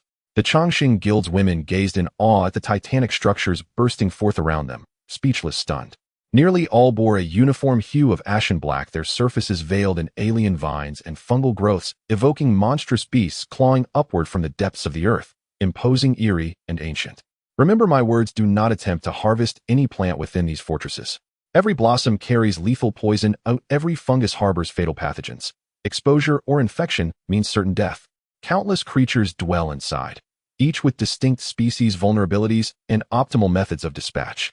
A small team remained at the stronghold while the other 7 teams set off along their predetermined routes. Before leaving, the girls each gave Suan a big hug, some with tears glistening in their eyes. For some, this farewell might indeed be the last, each one embarking on the journey with a resolution to face death. Yet no one blamed Suan for his harshness, it was their own choice. During their time with the Eternal Life Adventure Group, their lives had been more comfortable than in paradise, with meals every day and no need to eat grass or cockroaches, living as if in a dream. However, this did not mean they could enjoy this treatment without guilt. Now was the time Suan needed them, and also the time for them to prove their worth. As they watched the 7 teams depart, Suan prepared to act alone. Xiao Xiao leaped into Suan's embrace. He gently patted Xiao Xiao's back and whispered to reassure her, "Don't worry, I will return soon." After exchanging a few words with Lu Hui, Suan rode on Wang Kai and disappeared into the fortress jungle. It was the first day of the laboratory's refresh, which would yield a top-tier laboratory with a safety rating of 6. This laboratory was located deep in the southwestern part of the fortress jungle, quite a distance from the temporary stronghold, and at least an hour's travel for Wang Kai. He chose to tackle the top-tier laboratory alone precisely because its danger level was exceedingly high. Ordinary people would find it nearly impossible to survive, and even S-class awakened ones had to tread carefully. Even at the end of the first apocalypse, Su-Dis top-tier laboratories were never fully conquered, and the few that were taken down had come at a heavy price, with numerous adventure groups joining forces. This illustrates just how dangerous the electrical laboratories were. In other words, outside the city area at this moment, the 100 Alliance army had been engaged in fierce battles in the city for 4 to 5 hours, with the advance still slow.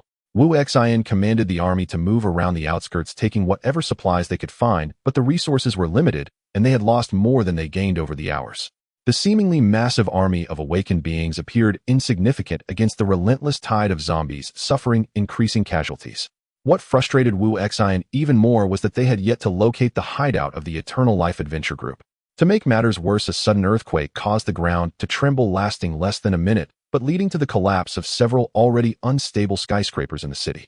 The awakened army was thrown into disarray, their formation shattered, while the zombie horde launched a vicious assault on the beleaguered forces. Even Wu Xian, with his usually calm demeanor, felt his defenses be. Suin had already entered the laboratory's interior. No wonder it was rated safety level 6. Every few steps brought him face-to-face with grotesque mutated creatures. Spiders the size of millstones, hornets, as large as basketballs, cockroaches the size of terriers. Even the weakest among them were level 4. And these were merely ordinary virus-infected organisms, not bioorganic weapons. Just then a crimson figure slowly crawled into view from around the corner. It was a hairless humanoid, its entire musculature exposed to the air. Its grotesquely swollen brain had shattered the skull, leaving raw cerebral matter fully exposed. Its elongated limbs ended in razor-sharp claws. Liquor level 7. This too was not a BOW, but an evolved zombie transformed by viral infection. Its cranial tissue had hyperproliferated, of vision had atrophied entirely, yet hearing had become preternaturally acute. It possessed extraordinary leaping ability, a retractable barbed tongue, and lethal talons. Driven by Farah, they were ultimately useless. Possessing schematics meant nothing without manufacturing apparatuses. In his previous life, Suin had never seen anyone locate such equipment, rendering these theoretically invaluable blueprints little more than scrap paper. Still, he stowed them all into his vast domain space. One could never rule out the possibility of finding the machinery someday. Nor were the schematics the only useless items. The 180 vials of catalytic solution proved equally worthless. These emerged exclusively from chests after Phase 2 began. Ingested by humans, they caused instantaneous death. Administered to animals, they triggered explosive cellular rupture. Their sole application lay in plant cultivation. Accelerating maturation, crops normally requiring 6 months to ripen would reach full maturity in just 3 days. But they ripened excessively, beyond viability. Plants treated with catalyst became lethally toxic. Consumption meant certain death. Some even underwent violent mutation, rising as predatory horrors that hunted and devoured humans. At present, catalytic solutions were not merely useless. They were hazardous waste, universally reviled and discarded. And yet their yield was staggeringly abundant. Yet this was true only for the present phase. Catalysts would truly shine during the second apocalypse, transforming yesterday's refuse into priceless treasures. Then a single vial would command greater value than an entire sack of meat. This realization kindled in Suin an ambitious plan: mass acquisition of catalytic solutions. Acquiring them now would cost next to nothing, prices likely plummeting to absurd lows. How many vials could one loaf of bread buy? A sack? A cargo trailer? What if just 1 grain of rice per vial? No, 2 vials per grain. After circling the entire laboratory, Suin still chose not to leave.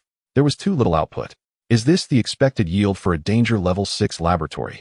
Although there were hundreds of bows and thousands of mutated creatures, a regular large adventure team would suffer severe injuries or face annihilation here.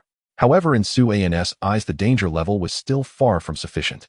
There were too few types of BOWs, and the unique item expected from a danger level 6 laboratory had not yet been discovered. After wandering around multiple times, he finally found a straight downward passage beneath the collapsed metal plate. Found it, he exclaimed, casually tossing a ball of flame down the passage. The flame flickered as it fell to the bottom. Dark shapes surged towards the light in an instant, devouring the flame and plunging the passage back into darkness. Using the last flicker of light from the flame, Suin managed to catch a glimpse of the monster's appearance. It was a humanoid giant frog with its back covered in dense gray-green protruding horns. LV9 Hunter Gamma Development Code MA124, a product created by merging amphibian eggs with whoosh. An ice sculpture shattered into chunks of flesh. Suin waved his hand, conjuring a fireball to illuminate the surrounding dark environment. This place resembled a sewer. The water that had accumulated on the ground had turned into solid ice, while dozens of frozen frog sculptures surrounded him. These hunters gamma appeared immobile, but in reality they were not entirely dead, merely in a temporary state of hibernation. Suin skillfully controlled a high-grade alloy blade, slicing them into pieces. Meowed. Wonkai jumped down, immediately grabbing a piece of frog meat to munch on. Suin twitched at the corner of his mouth. Aren't you afraid of choking? Meowed. It's delicious. This creature was hopeless, willing to shove anything into its mouth. It had already eaten a considerable amount of boughs earlier. Only a mutated creature like Wonkai could enjoy such delicacies.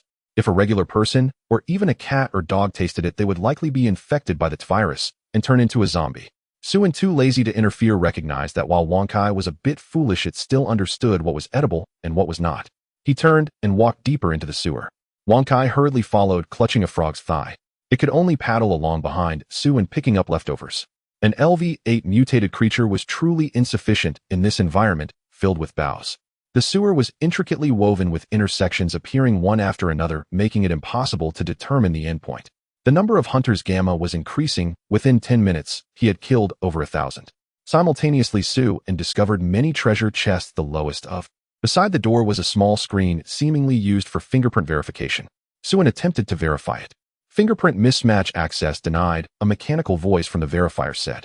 If he guessed correctly, there should be a fingerprint key somewhere in this laboratory that could open this heavy door. It was unrealistic to find it in the sewer, so he could only look for it in the offices above ground. In other words, to obtain the key, he would have to return upstairs to search. I hate decrypting things. I didn't ask you to decrypt it. He then suddenly grew larger, his body transforming into a diamond form, unleashing dozens of abilities. Fire and lightning roared, and ice and fire surged unceasingly. And then he launched into a series of military punches against the alloy door. Let me decrypt it. Bang, bang, bang. A series of loud crashes echoed continuously. Before long, the alloy door had been smashed into a large dent, and the tightly sealed door had cracked open a gap wide enough to slip through. Decryption successful. Suin deactivated his abilities and slipped inside. Upon entering, a blinding light surrounded him. It was a vast underground plaza about 100 feet wide, filled with dazzling treasure chests stacked like a small mountain, with the lowest being platinum grade. There were even dozens of diamond grade ones. In his 2 lifetimes, this was the first time he had seen diamond grade chests, and he was amazed to see so many at once. This is a windfall. Suin spent half an hour opening the mountain of treasure chests one by one. In total, there were 842 chests, 800 platinum grade, and 42 diamond grade. What a bountiful harvest. In his 2 lifetimes, he had never seen so many treasure chests. The contents of the platinum grade chests were predominantly high-grade alloy equipment, design blueprints, and medicines that permanently enhanced physical capabilities. Just these platinum grade chests yielded over 1200 pieces of high-grade alloy gear and 1528 bottles of permanent physique-enhancing potions. The items in the diamond grade chests were even more outrageous. Although they were fewer in number, each was exquisite. Each chest contained a permanently auto-recharging handheld electromagnetic cannon. The cannon had an average firing rate of 1 shot every 5 seconds, with each shot's power equal to a full force strike from an A-grade lightning-type awakener capable of reaching up to 20 consecutive shots. However, after 20 shots, there would be a 3-minute cooldown for recharging. A regular person wielding a handheld electromagnetic cannon could even contend with Insgrade Awakener. Only in the diamond grade chest C. With 8 crazed wolves, if Insgrade Combat Awakener wore it, they would be undefeated in unknown battles. The high-tech armor was indeed outrageous. Not only was its combat power off the charts, but it also had a thoughtful self-adjusting feature that could resize itself according to the wearer's physique, maintaining the most comfortable body temperature despite external conditions. The lightweight and breathable material made it convenient and practical, making it essential for home travel and criminal endeavors. In his previous life, Suin had only seen such armor from a distance, and that was after the second apocalypse had arrived. A set of high-tech exoskeleton armor could almost be described as priceless, something that could not be traded for any amount of food. Yet now he had obtained 16 sets. Without hesitation, Suin took out a set and donned it. The material was very thin, almost like silk underwear, and felt extremely smooth against the skin. Upon wearing it, it automatic. In addition to the high-tech armor, there was also a very special blueprint, the automatic defense turret for electromagnetic towers. It looked like something quite formidable. Unfortunately, like other blueprints, it lacked the necessary manufacturing equipment. It could only be viewed, not used. Finally, there were still 9 top-tier nano-cold weapons left. When not in use, they could transform into accessories for easy carrying, and when needed, they could become weapons of choice. Suin was just in need of a reliable weapon, and these 9 nano-weapons came at the perfect time.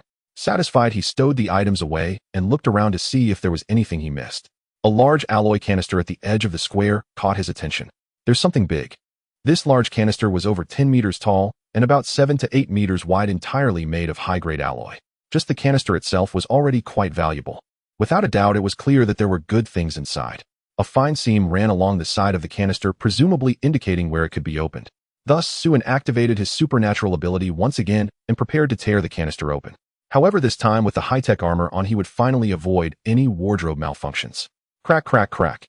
With Suin's brute strength tearing at it, the alloy canister emitted a series of piercing friction sounds, and the gap widened further. It's opening, hee hee. However, just then a massive fist suddenly shot out from the canister, sending Suin flying across the room, embedding him into the wall with no hope of escape. A giant figure slowly emerged from the canister through the widening gap. It was a humanoid creature over 9 meters tall, its body covered in swollen, writhing flesh, with 2 large hands protruding from its sides. Its neck was bare, devoid of a head. Strictly speaking, its head was located on its body, and it had more than one. Dozens of variously shaped heads were scattered like tumors across its body, their mouths constantly opening and closing. At first glance, it looked like a massive tumor formed from the fusion of many corpses, twisted, ugly, and repulsive. Goddess of Night, LV-29 Disaster Class Creature, Civilization Destruction, Threat Level LV-6 High Threat, to Level 1 and below. Civilization's Intelligence Assessment 5 Low. Possesses basic biological instincts, vital weakness, energy mutation, core skills, infinite prolif. A Level 29 creature, a disaster class being. It seemed he had unwittingly released something extraordinary. Without a doubt, this is the most powerful creature Suin has encountered so far. With an initial level of 29, the bow is merely a trifle in its presence. Its abilities are disturbingly monstrous. Honestly, Suin regrets not having restrained his hands and letting such a creature loose. This is a terrifying being that poses a threat to an entire civilization. No wonder there are so many treasure chests here. It must be the boss room. He should have thought of that sooner. Just as Suin was lost in thought, the Goddess of Night charged at him like a mad beast, her massive body weighing several tons, shaking the ground with each step. Suin, just emerging from the wall, could only respond in panic, receiving a solid punch. The several meter thick wall, reinforced with alloy, was brutally breached. Suin was sent flying into the sewer, rolling for dozens of meters before crashing into the wall. The Goddess of Night smashed through the alloy door and followed him out. However, instead of attacking Suin immediately, she reached out with her massive hand, gathering the corpses of the bow from the ground and rapidly absorbing and merging them. Her body continuously grew larger, expanding several more meters in the blink of an eye, all while wantonly slaughtering other creatures in the sewer, such as cockroaches, bats, and spiders. She devoured and merged whatever she encountered. Her level increased by 1, reaching level 30. Suin felt his scalp tingle at the sight. This was still in the sewer. If she escaped from the laboratory and absorbed the corpse tied along with a large amount of organic matter, who knows how big she could become. At that point, no matter how many people there were, it wouldn't be enough to stop her. She might even truly annihilate the entire civilization of Earth. Suin had no time to think further and unleashed all his abilities. Amplification, defense, elemental perception. He used everything he could. First, he incinerated all the bow corpses on the ground with flames, evaporating other creatures in the sewer before the Goddess of Night could grow stronger. Seeing the food snatched away, the Goddess of Night fell into a rage and locked onto Suin as her target, charging at him like a madwoman. Suin had no choice but to brace himself and charge forward. There was no retreat left now. Once this creature got out, he could care less about destroying 1 or 2 cities, but annihilating a civilization was a fate he couldn't escape. The saying, "Under the fallen nest there are no intact eggs," was exactly the case here. Ultimately, it was his own impatience that had let this thing loose. Man and monster collided fiercely. To Suin's surprise, the creature's defense was much lower than he had imagined, and he charged right through it, leaving a massive blood hole in its colossal body. Yet within less than 10 seconds, the hole rapidly healed back to normal, as if it.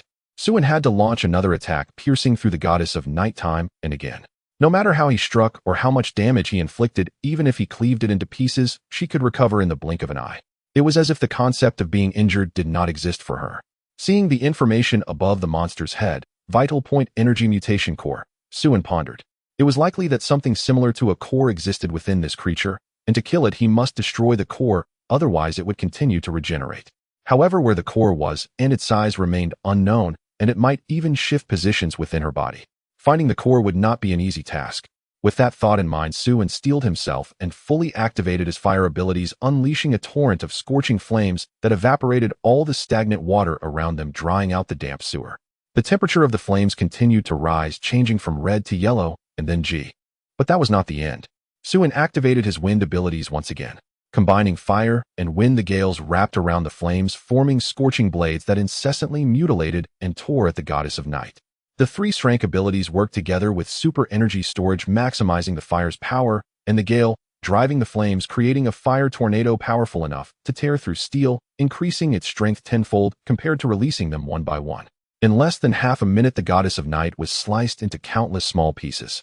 These small chunks did not even have time to merge again before being incinerated into carbon ash by the flames. Moments later, the goddess of night was completely reduced to a pile of ashes, leaving only a blood-red orb the size of a fist on the ground. Suin quickly extinguished the flames and took out his nano-weapon, transforming it into a tang sword, slicing the blood-red orb in half. Thus, this disaster-level monster was eliminated. It took him a full 5 minutes. So strong. Up to now, no other creature has been able to withstand his attacks for this long. Of course, the primary reason was that the goddess of night was limited by her environment and had not fused with too much organic matter. Otherwise, whether or not he could kill her would be another matter altogether. Ding host detected killing a disaster-level creature, obtained title Guardian of Civilization, gained divine ability civilization. Seed unique civilization. Seed can randomly draw 10-12 level civilization items every day. Hearing the system's notification sound, Suin couldn't help but freeze for a moment, his heart racing. Another divine ability. He had built his foundation on this divine ability of Plunder. He understood perfectly well how powerful a divine ability could be. Any level ability was merely a younger sibling in its presence. He did not expect to gain unexpected rewards from killing a boss. Civilization Seed and Plunder are not combat abilities, but functional ones. Their effect is straightforward, a lottery. He can do a 10 draw once a day, randomly obtaining items of civilization level 1 to 2. Although the appearance was somewhat dark, at least I drew a level 2 civilization item. It's just a faucet after all. The exterior of the faucet was not much different from a regular one. It resembled those found in public restrooms, being automatic and sensing motion, or just extending a hand would trigger the water flow.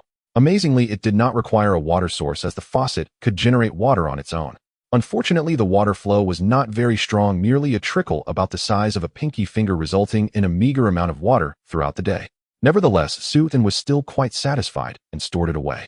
In the second apocalypse, water resources were precious, more so than food. Soon this faucet would be flowing not water, but gold. With this faucet, there was now a basic assurance of water resources in the second apocalypse. Just as Suin was envisioning the future, Wang Kai suddenly appeared out of nowhere, rushing towards the blood-red core left by the goddess of night. Upon seeing the shattered core, Wang Kai's mouth watered uncontrollably. Taking advantage of Suin's momentary distraction, Wang Kai quickly swallowed half of the core in one gulp. "What the hell, you idiot, do you want to die?" Suin was startled and jumped up in shock. Although the core was destroyed, who knew if Wang Kai would still revive after consuming it? If the goddess of night returned, then wouldn't it mean having to kill her again, and then receive a godly ability from the system? Suin's eyes brightened, and he revealed a pampering smile towards Wang Kai. "There's still half left, don't waste it, you just eat it all." Wang Kai, who thought they would be beaten, was deeply moved at that moment. Master is really too good to her. Not only did he give her delicious leftovers every day, but now he was even letting her eat this exquisite treasure. With tears of gratitude in her eyes, Wang Kai swallowed the remaining half of the core. Yes, yes, yes, just like that. Suin's smile became even more radiant. Meow? With a strange cry, Wang Kai suddenly collapsed, limbs twitching uncontrollably, rolling on the ground. Suin instinctively drew his nano-combat knife. After 3 seconds of silence, he was ready to put Wang Kai to rest. At that moment, Wang Kai began to swell and transform, fluctuating in size until stabilizing at the size of an ordinary house cat. With a whoosh, Wang Kai leaped up, excitedly bouncing around, controlling her body to continuously grow larger and smaller. Super mutated creature energy, devouring scale, cat LV-15 ability, infinite growth, infinite recovery. The goddess of night did not revive. Instead, Wang Kai unexpectedly gained a great advantage, inheriting part of the goddess abilities and evolving into a new mutated creature. Seeing the information above Wang Kai's head, Suin smirked, dissatisfied as he sheathed his nano-combat knife. He considered it a mere upgrade for his mount, better than nothing. Let's go, you fool. This laboratory had been thoroughly conquered. With the start of the second phase, countless laboratories broke ground. The oblivious survivors slowly began to gather around the laboratory area. Nobody knew what these sudden steel fortresses were. The brave ones sneaked inside, hoping to find something valuable, but most who entered never came back out. It was expected that something unfortunate happened. Driven by curiosity, more and more people ventured into the laboratories. Eventually, someone managed to escape from within. This person found a silver treasure chest inside, acquiring an unprecedented low-level alloy combat knife and a bottle of nutritional fluid. The alloy combat knife was sharp enough to cut through iron like mud, easily dispatching hardened zombies with a single slice. Drinking the nutritional fluid instantly relieved hunger and filled them with strength. People went mad, rushing into the steel fortress like lunatics. However, facing the bow and mutated creatures inside the laboratory, these individuals were any. Upon learning that the laboratory could yield treasure chests and abundant resources, the 100 Alliance did not hesitate to choose to hold a meeting. When Suin returned to the temporary base, the sun was already setting. All 8 reconnaissance teams had likewise reported back, having completed their exploratory missions. A total of 16 members had fallen, 2 per team, representing a 10% fatality rate. This toll occurred despite Suin's prior briefing on laboratory protocols and the classification's vulnerabilities and behavioral patterns of bioorganic weapons. Fortunately, not a single awakened individual had perished, a silver lining amid profound loss. By comparison, other mercenary brigades attempting their first foray into laboratories rated at safety level 3 or higher, even under the leadership of an S-rank awakened, would typically suffer casualty rates exceeding 80%. With his current strength, Suin could move unchallenged across the entire Suzhou region. The 100 Alliance's ragtag factions were beneath even his notice. The 8 teams collectively retrieved over 1,000 pieces of alloy armor, hundreds of nutrient vials, hundreds of physical enhancement serums, more than 10,000 catalytic solution vials, and 4 sets of alloy armor blueprints. Yet most of the recovered armor was mid-tier. The high-tier variants constituted less than 10%. Among the haul were also 3 antiviral serums added to the one Suin himself had acquired during the apocalypse's earliest days, bringing his total to 4. Such serums were extraordinarily rare, with infinitesimal production yields and overwhelming demand. Both awakened and ordinary humans remained vulnerable to the zombie virus, though awakened individuals possessed marginally greater resistance, not immunity. Consequently, antiviral serums were in critically short supply. Each dose could calm man. A night passed in quiet contemplation. At dawn, Suin and Li Xiaoyu departed the temporary base, exiting the laboratory zone. Li Xiaoyu drove solo back to the urban base to fetch reinforcements, while Suin strolled leisurely, with Wang Kai weighing which mercenary brigade to visit next. Bread remained plentiful, but only the most fortunate would taste it. Meanwhile, survivors had gradually shifted their encampments from the city's periphery to the outer fringes of the laboratory zone, an endless sea of humanity stretching beyond sight, as most of Suzhou region's population converged there. Yet progress against the laboratories remained agonizingly slow. Even after a full day, scarcely any safety level 1 facilities, least hazardous among them, had been secured. Most awakened refrained from direct assault, instead complying with the 100 Alliance's directive to cordon off the zone and deter civilians from crossing the perimeter. Any violator was summarily executed, and their corpse publ. Suin stumbled into the vicinity of the laboratory with Wang Kai, now the size of an ordinary house cat, playfully bouncing behind him. Upon seeing Suin emerge from the laboratory area, 2 members of the 100 Alliance quickly approached. Do you have exploration authorization approved by the Alliance? If you found anything, bring it out, and pay taxes according to your search qualification level. Suin was utterly bewildered by this barrage of questions. Are you trying to extort me? He had never encountered a situation where someone forcefully demanded something from him, especially when he had dirty hands. Stop wasting time, show us your Alliance search permit. You can't produce it, King Yu. You have some nerve, don't you? Kneel and put your hands on your head. We suspect you have illegally explored the laboratory area and will punish you. You best cooperate, or we have the right to execute you on the spot. Suin couldn't help but gasp in disbelief. What an impressive display of authority. Is this still the apocalypse? Do these people really see themselves as the official authorities? Without needing any signals, Wang Kai suddenly grew several meters tall and swallowed the 2 little thugs whole in a couple of bites. After casually chewing a few times, Wang Kai spat them out. Not tasty at all. Human flesh has lost the taste of childhood. Not yet dead. Wang Kai kindly dug a hole for them. Witnessing the gruesome demise of the 2 little thugs, the members of the 100 Alliance maintaining order outside were utterly shocked. This is rebellion. How dare you kill our 100 Alliance members? Hang him up for public display. And that monstrous tiger, kill it too. Get 2 awakened ones to help me. Let's take this kid down. 2 awakened ones charged at Suin. I don't care if you're an awakened one or some kind of monster. If you provoke our 100 Alliance, be prepared to die. Before Suin could act, Wang Kai charged forward like lightning, biting one and bringing it back to Suin. After plundering 3 times, Suin lost interest. Wang Kai swallowed the howling awakened ones, crunching them down. Though not very delicious, they were still awakened ones, nutritious. With the deaths of the two awakened ones, the others became even angrier, roaring as they surged towards Suin, appearing to be 30 or 40 awakened ones in total. However, the highest ability level among them was only grade C. Faced with such weaklings, Suin couldn't be bothered to act himself, allowing Wang Kai to pounce and bite back each one, while Suin plundered 3 times. With Wang Kai's current strength, awakened ones below grade SC. You're finished. Someone has already gone to notify the president. Just wait, you'll be hanged and your corpse whipped. A member of the 100 Alliance trembled, pointing at Suin as he threatened him. Wang Kai didn't spare him either. With one paw, it sent him on his way. Truthfully, Suin was quite dissatisfied with the 100 Alliance. Having lived again, the 100 Alliance hadn't changed at all. In his past life, because of the 100 Alliance, he had barely completed 1/10 of the experiments by the end of the second phase, and many wanted to rush into the laboratory area, but had no chance.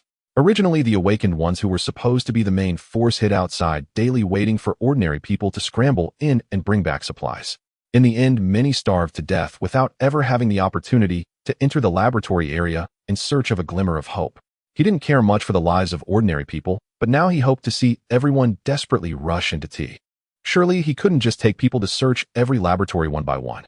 It would be easy, but time was of the essence. The second phase also had a time limit. The best way was to let all survivors rush into the lower laboratories and frantically collect catalysts. Later he would buy them at a discounted price. With this in mind, Suin directly kicked down the barriers surrounding the laboratory area and shouted to the crowd, in the name of the Chongqing Adventure Team's leader, I hereby announce from today onwards, everyone can freely enter the laboratory area to explore without needing anyone's approval or any qualification proof. If you want to enter, go ahead. If you want to leave, do so. Anything you obtain inside will belong to you personally. You don't need to hand over a single cent to anyone. Fellow survivors, fight for survival, for tomorrow, for family, for friends. Hey, let's fight together. Let us survive together in this terrible world. After just a few bowls of chicken soup, the crowd's emotions were instantly ignited. To hell with the 100 Alliance. Why should they monopolize the laboratories? Why should we rush in and risk our lives while they wait outside to collect taxes, demanding 80% in return? Su, the leader, is right. To survive, we must fight and work together to get through this crisis. With the Chongqing Adventure Team supporting us, what is the 100 Alliance? Even if I die, I won't allow them to exploit us. Yes. With the Chongqing Adventure Team and leader Su supporting us, to hell with the 100 Alliance. Long live the Chongqing Adventure Team. Long live leader Su. Long live the Chongqing Adventure Team. Long live leader Su. Long live the Chongqing Adventure Team. Long live leader Su. Suddenly the crowd's cheers reached a fever pitch. Boom. At that moment, a fireball suddenly erupted in the crowd. In the explosion of flames, a few who were still cheering were instantly burnt to black ash. The protective barriers also ceased. There Wu Xin was seen slowly walking over with a group of adventure team leaders, his face as dark as thunder. Yesterday, the 100 Alliance had paid a considerable price to find the Chongqing Adventure Team's base, yet they still hadn't found it. Just when they hadn't located the base, Suin had appeared out of nowhere to stir up trouble, killing dozens of their awakened ones. Wu Xin's blood pressure was completely off the charts. Leader Su, who allowed you to spout such nonsense here? The rules set by my 100 Alliance are ironclad. You aren't qualified to change them. Behind Wu Xin stood hundreds of people, every single one an awakened being, including numerous high-tier A-rank awakeners and 5 additional S-rank awakeners. Some belonged to Wu Xin's Golden Crow Adventuring Guild, while others were senior executives or even leaders of rival adventuring guilds. Collectively, this group embodied the absolute core strength of the entire Sudi region. No wonder Wu Xin wielded near absolute authority in this chaotic era. He possessed the power to back it. And Wu Xin was nothing if not prudent. Upon hearing that Suin had come to cause trouble, he immediately mobilized his elite forces and rushed to the scene. At the sight of Wu Xin and his entourage, the crowd fell utterly silent, not daring even to draw a breath. Before such high-rank awakeners, ordinary people were little more than grass blades or crawling insects. Though they gathered in dense numbers, most were emaciated, sallow-faced, half-starved, weak, and utterly devoid of awakening abilities. Faced with a woman beside Wu Xin stepped forward sharply. Brat, don't get cocky. Don't think slaying Quang Lang grants you free reign. Before the 100 Alliance, you're less than a fart. Dare I remind you, I could end your life this very moment. Wu Xin raised a hand, gently restraining her and signaling calm. Suin's abilities were too bizarre, utterly inscrutable. The Wolf Fong Adventuring Guild had been obliterated in an instant. A confrontation was best avoided if possible. Though Wu Xin held absolute confidence in his ability to kill Suin, he feared Suin's dying counterstrike. A final devastating blow that would claim many awakened lives. These individuals were his precious pawns. Each lost pawn diminished his leverage. To dominate the masses, he required a vast number of such pawns. Without them, mass unrest would spiral beyond control. He then turned to Su and with a measured smile. Surely the 100 Alliance and Captain Su share no personal grudge. If your grievance stems from the Chongqing Adventuring Guild's non-affiliation with the 100 Alliance, I, as its president, hereby formally extend full membership to your guild. You shall receive commensurate benefits and your fair share of territorial jurisdiction. To express our sincere regret, we offer half a ton of rice and flour along with half a cured ham as compensation. What is your verdict, Captain Su? Wu Xian's concession was purely tactical, to buy time and contain Suin. The moment Suin had struck down Quang Lang in a single blow, Wu Xian had resolved to eliminate him without delay. A man capable of threatening his supremacy could not be allowed to live. Half a ton of grain and a slab of ham served as bait, surely irresistible to Suin. Who could refuse such an offer? Even Wu Xian himself doubted he could. His confidence ran deep. Who do you think you're insulting, Wu Xian? Do I look like someone starving? That meager offering wouldn't even satisfy my dog. Wang Kaimu. It's a cat, not a dog. Hearing these words, Wu Xian's face flushed alternately pale and livid. Half a ton of grain and flour, called meager. His own Golden Crow Adventuring Guild, the largest in Sudi, would have coveted such reserves. Such ostentatious posturing defied reason. Only desperation masked as pride could explain it. Then what does Captain Su desire? Nothing at all. Exactly as I stated earlier, from this day forward these people may enter and exit the laboratory zone freely. No one shall impede them. We bear no enmity. Do not overreach. Wu Xian's expression darkened further. This isn't negotiation, Wu Xian. Do understand that clearly. Suin let out a cold, derisive snort. As tensions neared rupture, the awakened beings behind Wu Xian stirred restlessly. President Wu, why waste words? Just kill him. We outnumber him vastly. Shall we cower before some greenhorn boy? At that moment, Bai Li Bing emerged slowly, clad in black, holding a black parasol. I endorse Captain Su's proposal. She cast a calm, appraising glance towards Suin. Her alignment was not voluntary, it was necessity. Earlier, Suin had granted administrative jurisdiction over certain territories to the Black Rose, a gesture Wu Xian interpreted as covert collusion between the two guilds. Consequently, the Black Rose had been excluded from the laboratory zone's governance and denied exploration rights or profit shares. To gain access, they would need to submit as a subordinate unit under Wu Xian's Golden Crow Adventuring Guild, a prospect Bai Li Bing refused outright. She knew well the fate awaiting a women-led guild subordinated to another degradation exploitation. From now on, all may enter and depart the laboratory zone freely, and pay no further tribute to the 100 Alliance. Do you consent? Silence descended, thick and suffocating. Many wished to raise their hands, yet under Wu Xian's glacial gaze they bowed their heads motionless. I agree. A frail, grimy little girl timidly lifted her hand, her voice soft and childlike. She hadn't eaten in days. Her parents had starved to death days ago. Her sister had been seized. When she found her, only a naked corpse remained. She now lived alone in this desolate world. She knew nothing of the laboratory zone's perils. Only rumors whispered of drinks within that staved off hunger forever. She longed to drink one, to honor her parents' last wish to survive. Filthy brat, you've no right to speak here. A fire tribute awakener behind Wu Xian hurled a searing orb of flame straight at the girl. In an instant, she would be reduced to ash, until Suin flicked a glance toward Wang Kai. Like lightning, the cat shot forward, intercepted the blaze midair, and swallowed it whole. Then with theatrical flourish it belched, a plume of smoke curling mockingly toward Wu Xian's faction. Wu Xian, how bold the 100 Alliance has grown, daring to strike a member of my Chongqing Adventuring Guild. Suin grinned broadly. Wu Xian ground his teeth audibly. This was sheer fabrication. Suin, cease your slander. She belongs to no guild of yours. Suin ignored him, beckoning the girl instead. Come here. Trembling, she approached, eyes lowered. Her parents' final command echoing in memory, never look a man in the eye. Hide. Survive. Suin made no protest. Gently he placed a hand atop her head and patted it once. As of this moment, she is a member of the Chongqing Adventuring Guild. Then he turned to Wu Xian, voice edged with quiet steel. The 100 Alliance owes me an explanation. Why attack my comrade? Unconscionable. Intolerable oppression. Seeing Suin's unreasonable persistence, Wu Xian became furious and completely abandoned the idea of temporarily pacifying him. He turned to the crowd behind him and said blandly, kill him. Be quick about it, this kid is quite strange. As soon as Wu Xian finished speaking, the crowd, who had been stifling their anger, charged at Suin. Damn it, I've wanted to kill this kid for a long time. My blood pressure is rising just listening to him. We should have acted already. Why waste words? Don't break him apart. This kid looks quite handsome.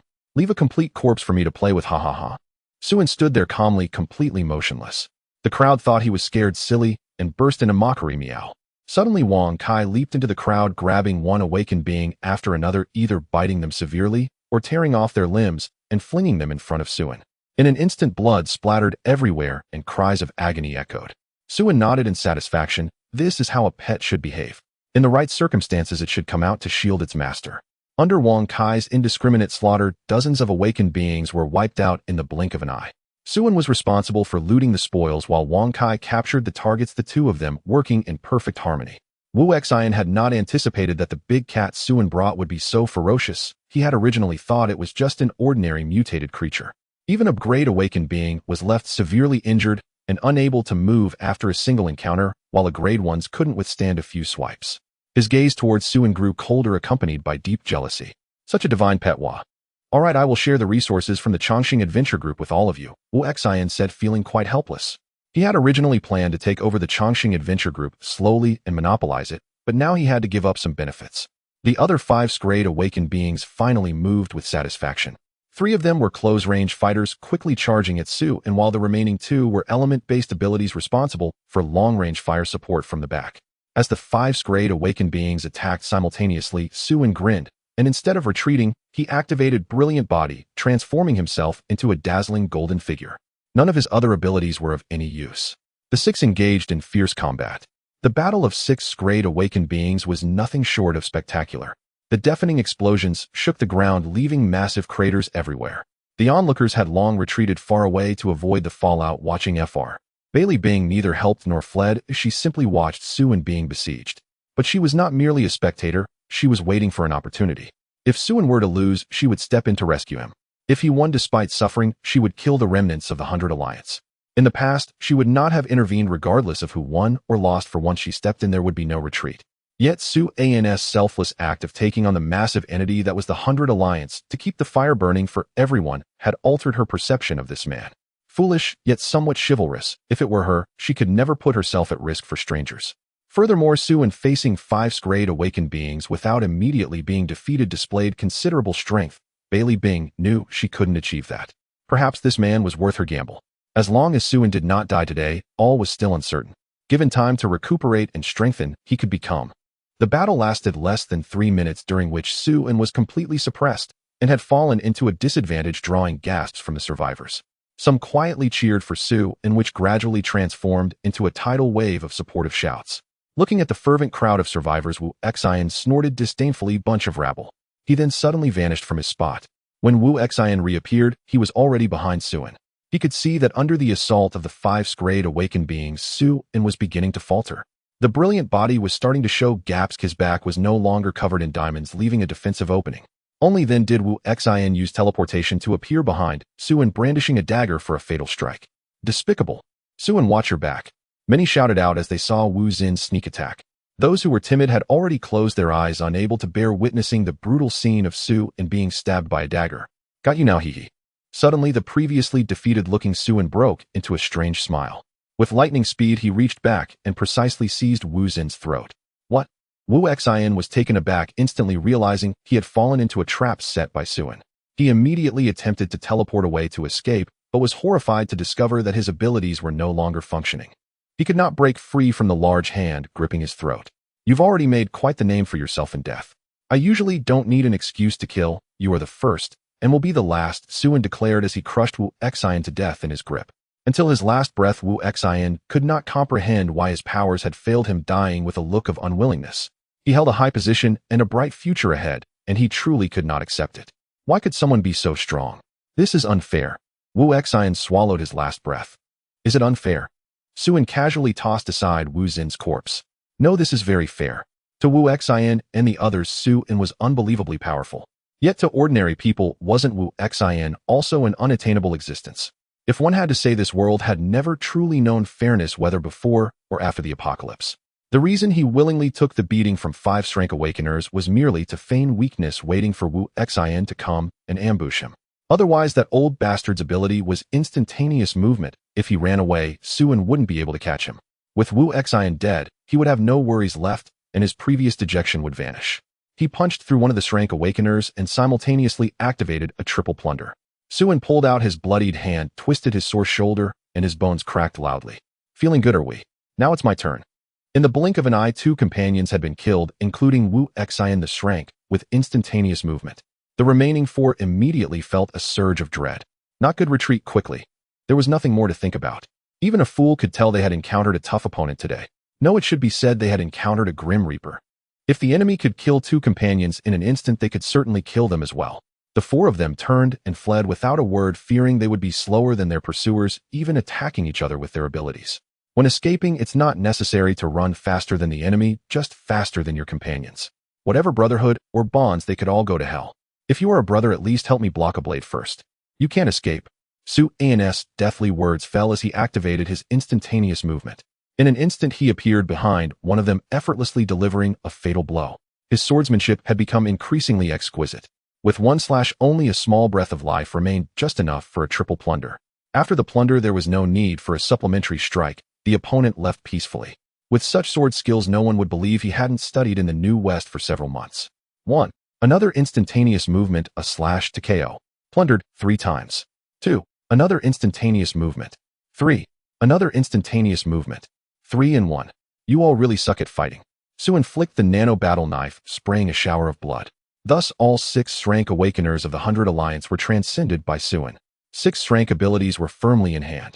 Of course, being a good person to the end, he would also help transcend the others one by one. I'm a cat, not a dog. Hearing about the extra food, Wang Kai immediately perked up, its injuries visibly healing in an instant. No matter how others attacked, its body was unscathed. It was fierce now. With Wang Kai's strength, these Awakeners wouldn't be able to take it down in just 2 or 3 days. Su also moved into the crowd, unleashing a rampage of killing and plundering. Several Shrank Awakeners of the 100 Alliance had already been killed. These people probably wouldn't hold out much longer before breaking down. It was crucial to kill as many as possible before they faltered, and then chase down the ones that escaped. In an instant, cries of despair echoed, and the number of Awakeners visibly decreased at an alarming rate. In less than 3 minutes, more than half had fallen, and this was under Su's deliberate control of the killing range. Had it not been to plunder abilities, he could have wiped them all out within a minute. Seeing Su like a god of death, the Awakeners could no longer hold their ground and turned to flee. Help! Sarah Lang, sorry Lang. Mom, I want to go home, I don't want to play anymore. Su would never let them escape so easily. Losing even one would be a bloody loss. He then pushed his abilities to the limit, chasing and plundering. If he couldn't plunder quickly enough, he would first injure them and leave them for later. Thus the scene transformed into a chase with one person and one cat pursuing hundreds of Awakeners, laughter mixed with cries filling the air. The distant onlookers were left dumbfounded. In less than 30 seconds, the atmosphere underwent a 180-degree turnaround. The once desperate duo now resembled divine beings, slaughtering the 100 Alliance's members like vegetables. They're going insane, they're going insane. Good kill. 5 minutes later, Su sent the last passenger to their end. Although it was a bit late, he still hoped they could catch the last train to heaven.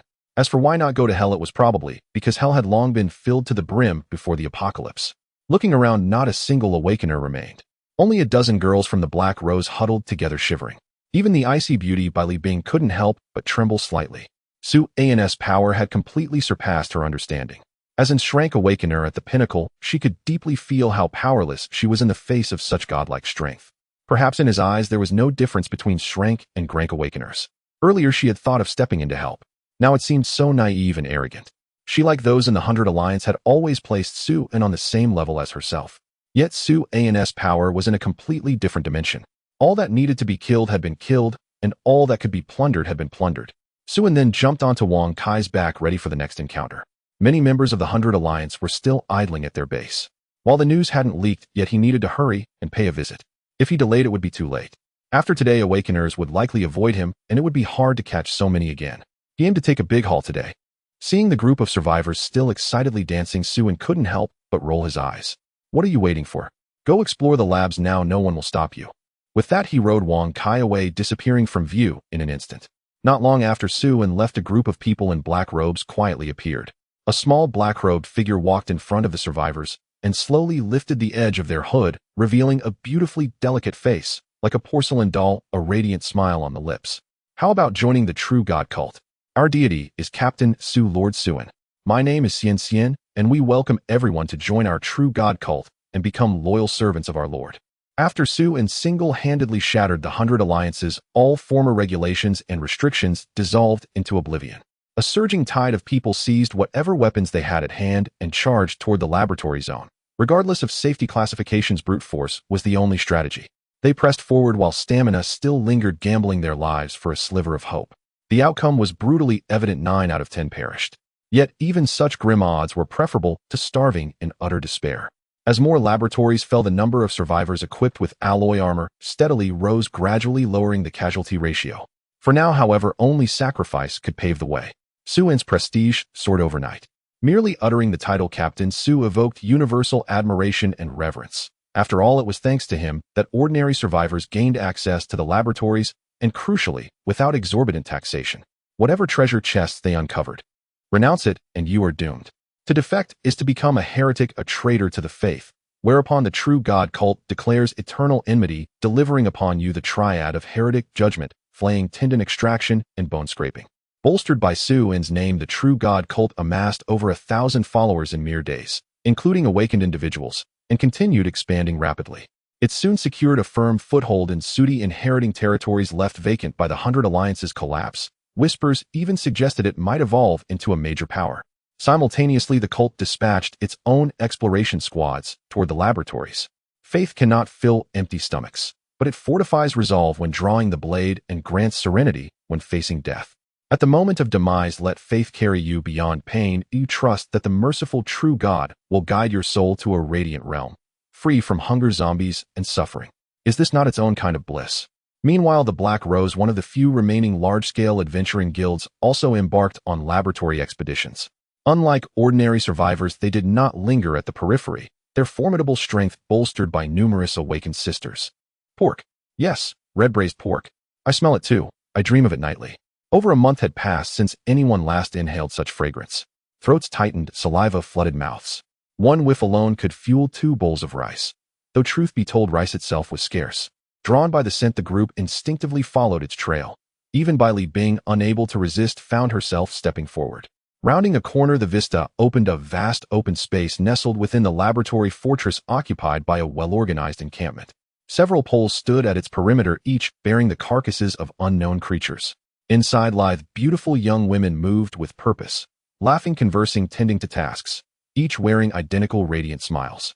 Every woman wore gleaming high-tech alloy battle armor, so dazzling it threatened to blind the unwary. Their weapons, exotic alloy arms unlike anything Black Rose had ever seen, were equally astonishing.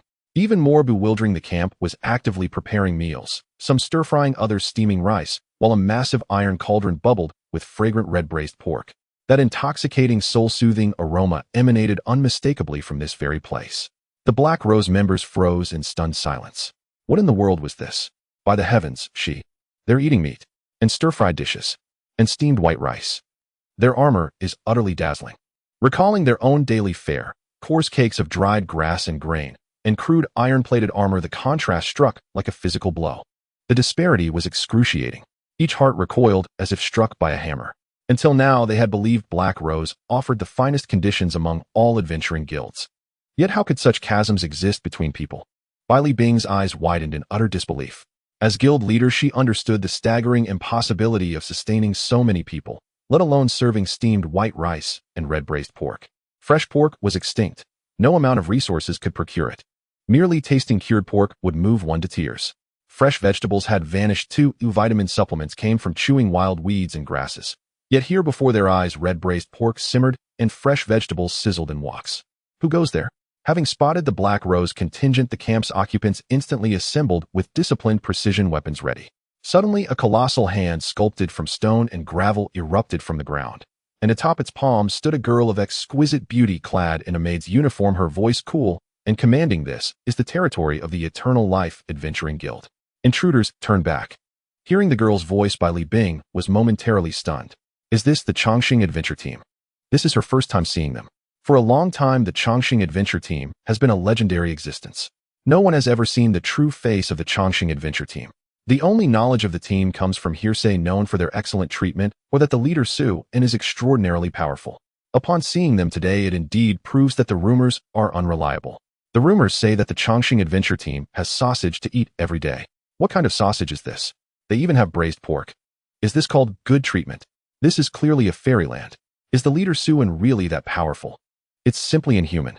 In a daze, Bai Li Bing felt an overwhelming sense of defeat.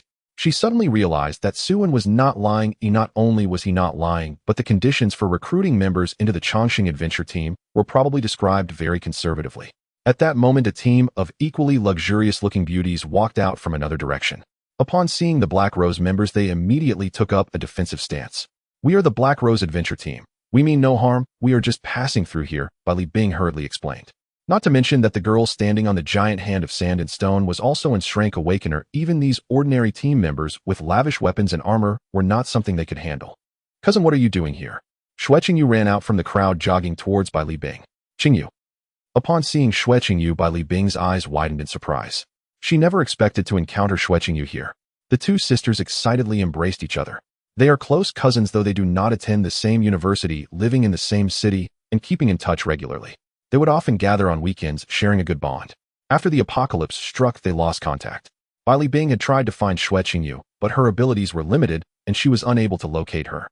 "Xiao Xiao, she is my cousin, no need to worry." Xue Qingyu waved her hand to explain to Xiao Xiao. Xiao Xiao nodded in response. "All right, Sister Qingyu." Then she slowly retracted the giant hand of sand and stone, allowing the girls in the camp to lower their guard and return to their activities. "Cousin, let's go inside and talk," Bai Li Bing suggested. "Okay." Under Xue Qingyu's guidance, they all entered the camp. It was only when Bai Li Bing observed the Chongqing adventure team up close that she realized what true luxury meant. The clothes and shoes of the people here were all brand new, unlike their ragged attire. Moreover, they all smelled delightful. Just a whiff revealed they used shampoo and soap and even wore perfume. It's not that they didn't care about cleanliness. After all, who would want to go around with a stench of sweat all day? It was simply due to limited conditions, let alone perfume. They could hardly afford soap. Moreover, water resources were scarce, and drinking water was already tight. How could they bathe daily? Not only were their clothes new, but their utensils were also new. Some rooms even had brand new carpets at their doors. A few girls were even excessively putting on makeup. What time is it that they're still putting on makeup? Wait, where did the cosmetics come from? Bai Li Bing, who was always known for her resilience and reluctance to express herself, felt a crack in her composure. "Qingyu, is this how you all live normally?" Xue Qingyu smiled awkwardly. "Not exactly. We just set up camp here, and the conditions are slightly worse than at the headquarters." Bai Li Bing responded. "Is this what you call worse?" Bai Li Bing was already at a loss for words. If she didn't know Xue Qingyu's temperament, she would truly think the latter was putting on a front to boast. "By the way, Qingyu, how did you end up in the Chongqing adventure team?" "Suin asked me to join." Bai Li Bing frowned slightly upon hearing this. "He didn't force you to do anything, did he?" Xue Qingyu shook her head repeatedly. No, he treats me very well." In her heart, Xue Qingyu actually wished Suin would force her to do something. Bai Li Bing raised an eyebrow, feeling puzzled. However, she still trusted Xue Qingyu's words. From her understanding of Xue Qingyu, she was the type who appeared gentle but was strong-willed. She would never easily be coerced or manipulated by others. Given Xue Qingyu's strong character, she would probably rather take her own life than live in humiliation. That was odd. What gave Suin the right to assign such an important position to Xue Qingyu? She would never believe there was nothing between them. At that moment, Xiao Xiao approached with 2 cups of juice. "Ladies, please enjoy. If you prefer soda or chilled beer, just let me know and he'll get it for you." "Thank you, Xiao Xiao." Xue Qingyu nodded in thanks. Bai Li Bing's mouth twitched slightly, feeling like a beggar. This is what true living looks like while they were merely surviving. "Cousin, let me introduce you. This is Xiao Xiao. You should have seen her on TV. She is very famous and currently the logistics minister of our adventure team." Bai Li Bing nodded hello. She had felt that Xiao Xiao looked somewhat familiar, and after Xue Qingyu's mention, she remembered seeing her frequently on TV, indeed a star. Suin was rampaging through a mercenary outpost affiliated with the 100 Alliances, indiscriminately replicating and stripping every awakened ability he encountered. He seized every shred of wealth, down to the last single point. Along with anything else remotely useful, chairs, benches, nothing was spared. He took them all. Beds and quilts, repurposed as padding for Wong Kai's doghouse. Steel beams and iron plates might come in handy. Refrigerators, televisions, washing machines. Exquisite finds. He carted them away without hesitation, though his vast spatial storage already held over 10,000 such appliances. Like a beast leaving behind only its pelt or a wild goose stripped of every feather, no outpost Suin visited remained intact, not even its very soil. One mercenary group after another collapsed beneath his onslaught, one awakened being after another boarded the high-speed train to paradise. Within half a day, dozens of mercenary outposts had been utterly eradicated. Especially the elite large-scale ones nearly annihilated to the last. The surviving groups, regardless of whether they'd ever crossed paths with the Chongqing mercenary group, fled en masse. Some particularly clever awakened individuals even buried themselves alive, leaving only their heads above ground camouflaged beneath makeshift coverings. solely to evade Sue and that harbinger of doom. They had truly embodied the phrase half-buried by one's own volition. For a time, an eerie spectacle unfolded. Every mercenary outpost stood completely deserted. Suen could only curse under his breath and call it quits. It wasn't that he. After this day's spree of ability plundering, Suen's plunder ability reached maximum proficiency at level 3. Advancement from level 1 to level 2 required 10 abilities, each granting 10 proficiency from level 2 to level 3, 100 abilities, each contributing 1 proficiency from level 3 to level 4, 1000 abilities, each adding just 1 proficiency. Now at level 3 with 100 proficiency, he met the threshold for ascension. Ding! Congratulations, host. The plunder ability has leveled up, unlocking an additional function. Under plunder, all life is equal. All life is equal enables the plundering of innate skills from any carbon-based life form. Hearing the system's chimes, Suen's lips twitched. So now, even things that weren't quite human could be stripped bare. He was straying ever further down the path of ceasing to be human. Then came the question, could skills looted from mutated beasts or zombies even be used by a human? Or rather, could they truly be wielded? Take for instance the Night Goddess's infinite proliferation. If activated, wouldn't it instantly trigger a Lovecraftian, elder god, transformation, swelling him into an infinitely expanding mass of flesh? The mere thought sent shivers down his spine. After all, he still had countless beautiful women awaiting him at home. He had no intention of becoming some unspeakable nameless abomination. Stealing such abilities. Acceptable. Using them himself. Absolutely not. Let's test it first. Without hesitation, Suen slapped Wang Kai squarely across the head. Wang Kai, meow. Meow. Meow. Hand it over. Detected plunderable target. Please select plundering direction. Replicate ability. Oh, plunder wealth. Ability replication successful. Acquired mutated beast skill. Infinite growth, infinite regeneration. Wealth plundering successful. Acquired 1024 wealth points deposited into vast spatial storage. Please review promptly. Both of Wang Kai's primary abilities had been replicated, and even his wealth stripped clean. Inside Suen's spatial storage, several boxes of dried fish snacks, numerous cat tins, and a book titled Comprehensive Guide to Feline Breeding and Reproduction now appeared. It actually works. Absolutely astonishing. Food was understandable, but that book? This cat was definitely not innocent. Simultaneously, Suen discovered he could now see the affection level hovering above Wang Kai's head, 100. Astonishingly high. Yet upon reflection, it made perfect sense. Suen was Wang Kai's sole provider, the very god of sustenance to this gluttonous feline. Since he could plunder abilities from mutated beasts, the next logical step was to test whether zombies were equally vulnerable. Suen retrieved from his spatial storage the dried fish and cat tins he'd just looted from Wang Kai, laid them on the ground, and instructed his feline companion, fetch me 2 zombies. 1 weak, 1 stronger. These are yours. At the sight of so many treats, Wang Kai's tongue lolled out, saliva dripping freely, his massive head bobbing eagerly before dashing off toward the city center. Before long, he returned dragging 2 motionless zombies between his teeth, one a standard low-tier zombie, barely clinging to existence, the other a witch still shrieking piercingly, mouth agape. Irritated by the noise, frantically Wang Kai gathered the remaining cat tins and dried fish into his arms, glaring warily at Suen's decidedly unclean hands. Suen first attempted a triple plunder sequence on the standard zombie, yet not a single response registered. Clearly, beings lacking innate abilities yielded nothing. He then turned to the witch and performed another triple plunder, deliberately commanding the system, plunder relentlessly. Instantly, 2 abilities manifested, rend and track. Simultaneously, a grimy piece of clothing materialized in his hand. Holy! Suen dropped it immediately. His hands were now truly unclean. Things were nearly settled, and it was around 4 or 5 in the afternoon. It was about time to return home for a meal. With that, Suen mounted Wang Kai and headed towards the temporary base. As Suen rode Wang Kai to the outskirts of the laboratory area, survivors were flocking in large groups, many of them returning with bountiful rewards. Upon seeing Suen riding in, the crowd couldn't help but pause, their gazes filled with admiration and gratitude. Some quietly bowed their heads and bent their waists in silent thanks. Suen did not pay much attention to the others, but focused on a girl who was huddled in a corner. The girl appeared to be around 11 or 12 years old, her face dirty with big eyes scanning the surroundings as if searching for something. When she spotted Suen, her eyes lit up and she was about to get up and run over, but after glancing at her tattered and filthy clothes and shoes, she shyly lowered her head, her little finger unconsciously rubbing a stain. Earlier, in order to find an excuse to deal with Wu Xin, he had casually taken in a new member. He waved to the little girl with a slight smile, saying, "Come here, I'll take you home." Hearing this, the girl joyfully lifted her head, sprinting towards Wang Kai, gazing up at Suen with hopeful eyes. "Get on up here," Suen said, turning slightly to reach out for the girl.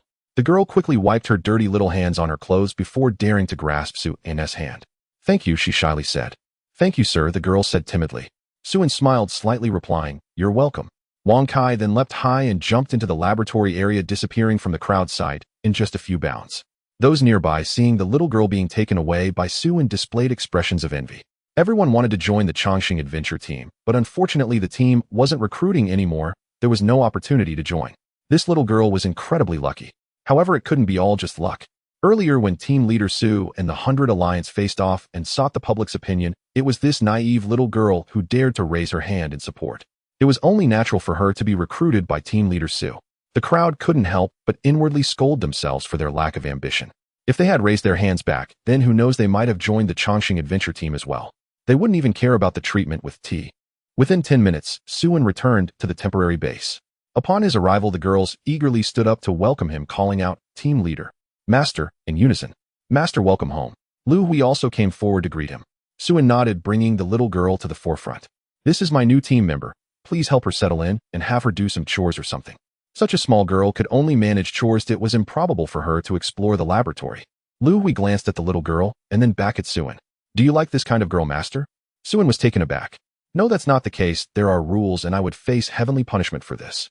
Lu Hui stifled a laugh, her enchanting eyes shimmering, then turned to the little girl asking, "What's your name, little sister?" "Hello, sister. My name is Bing Tang, like the kind you can eat the sugar candy." Lu Hui chuckled, her gaze toward the little girl becoming increasingly fond. Typically, children of this age would call her Andy. "You truly live up to your name. Your little mouth is quite sweet. Come on, sister, we'll take you to wash up and change into clean clothes." Following that, Bing Tang accompanied Lu Hui, glancing back every few steps, feeling a bit frightened in this unfamiliar environment. It would take her a few days to adapt.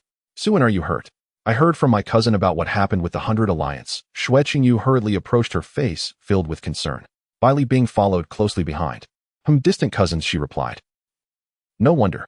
Upon closer inspection, the two do share some resemblance, and both are stunning beauties. However, their personalities are worlds apart. One is as gentle as jade, while the other resembles a 1,000-year-old iceberg, looking as though everyone owes her a vast amount of resources."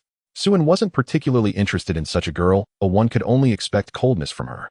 "Team leader Bai Li, it's good to see you again," Su-An casually greeted. Bai Li Bing nodded, saying nothing further.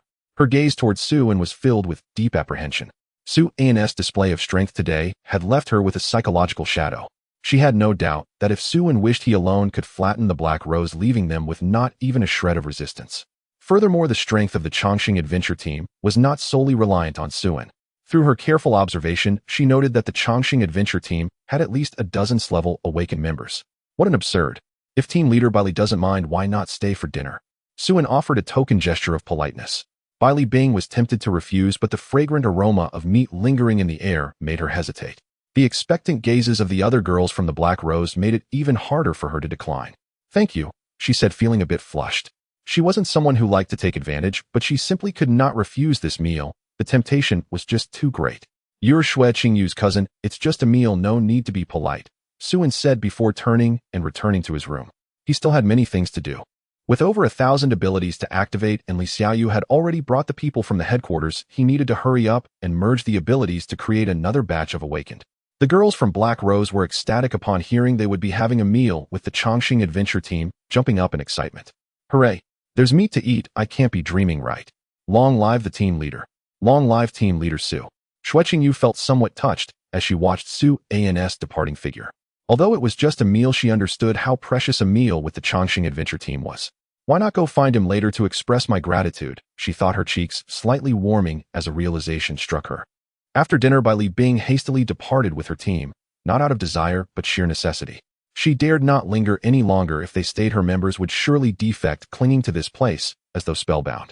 The living conditions of the Chongqing Adventuring Guild had grown so absurdly generous that even she found them overwhelming. Fruit served after every meal. It wasn't only the members who hesitated to leave. Even she herself felt reluctant to go. Before departing, she longed to persuade Xue Qingyu to join her at Heisa Megaway as deputy captain, sparing her from Su-An's ill intentions. Yet she lacked the nerve to utter the words. How could she possibly invite someone back to subsist on wildgrass dumplings? Only a fool would agree. Still, knowing Xue Qingyu was thriving brought her quiet reassurance and deep satisfaction. Her sole concern remained whether Su-An might corrupt Xue Qingyu. A man so depraved, he spared not even Xiao Bingtang. Within the entire Chongqing Adventuring Guild, Suin stood alone as its sole male, all others were exquisitely beautiful young women, fair-skinned and graceful. His motives required no speculation. Perhaps the guild ought to rename itself the Harem Adventuring Guild. Thus, by Li Bing issued repeated fervent warnings for Xue Qingyu to protect herself at all costs. Xue Qingyu nodded obediently, while inwardly calculating how best to thank Su in that very evening. Her cousin's admonitions slipped effortlessly in one ear and out the other.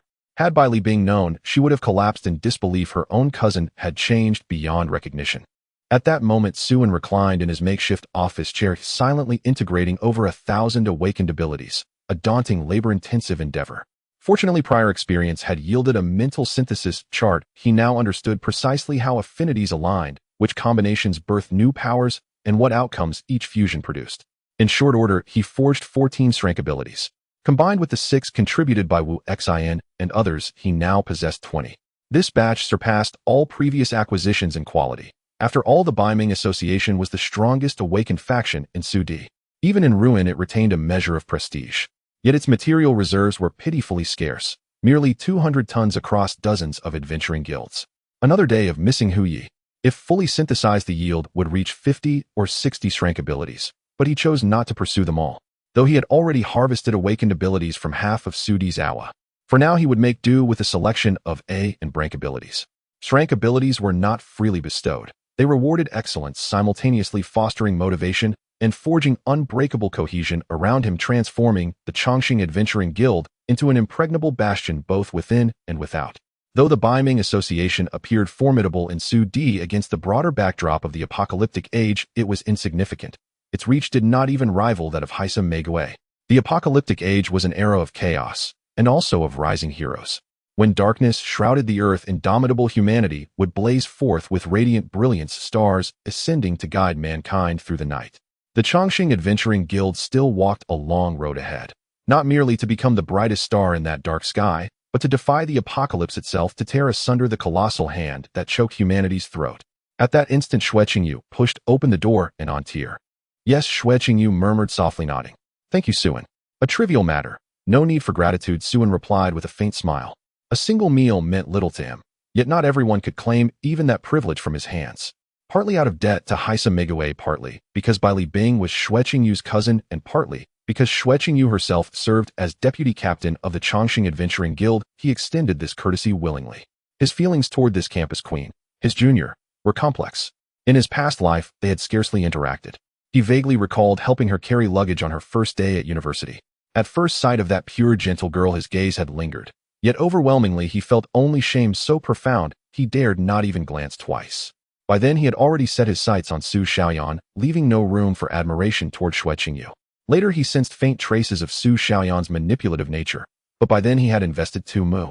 He sighed softly, gazing into the past, then beckoned gently towards Xue Qingyu. Unthinkingly, she stepped forward. Just as she instinctively turned to flee, Suin drew her close in a firm embrace.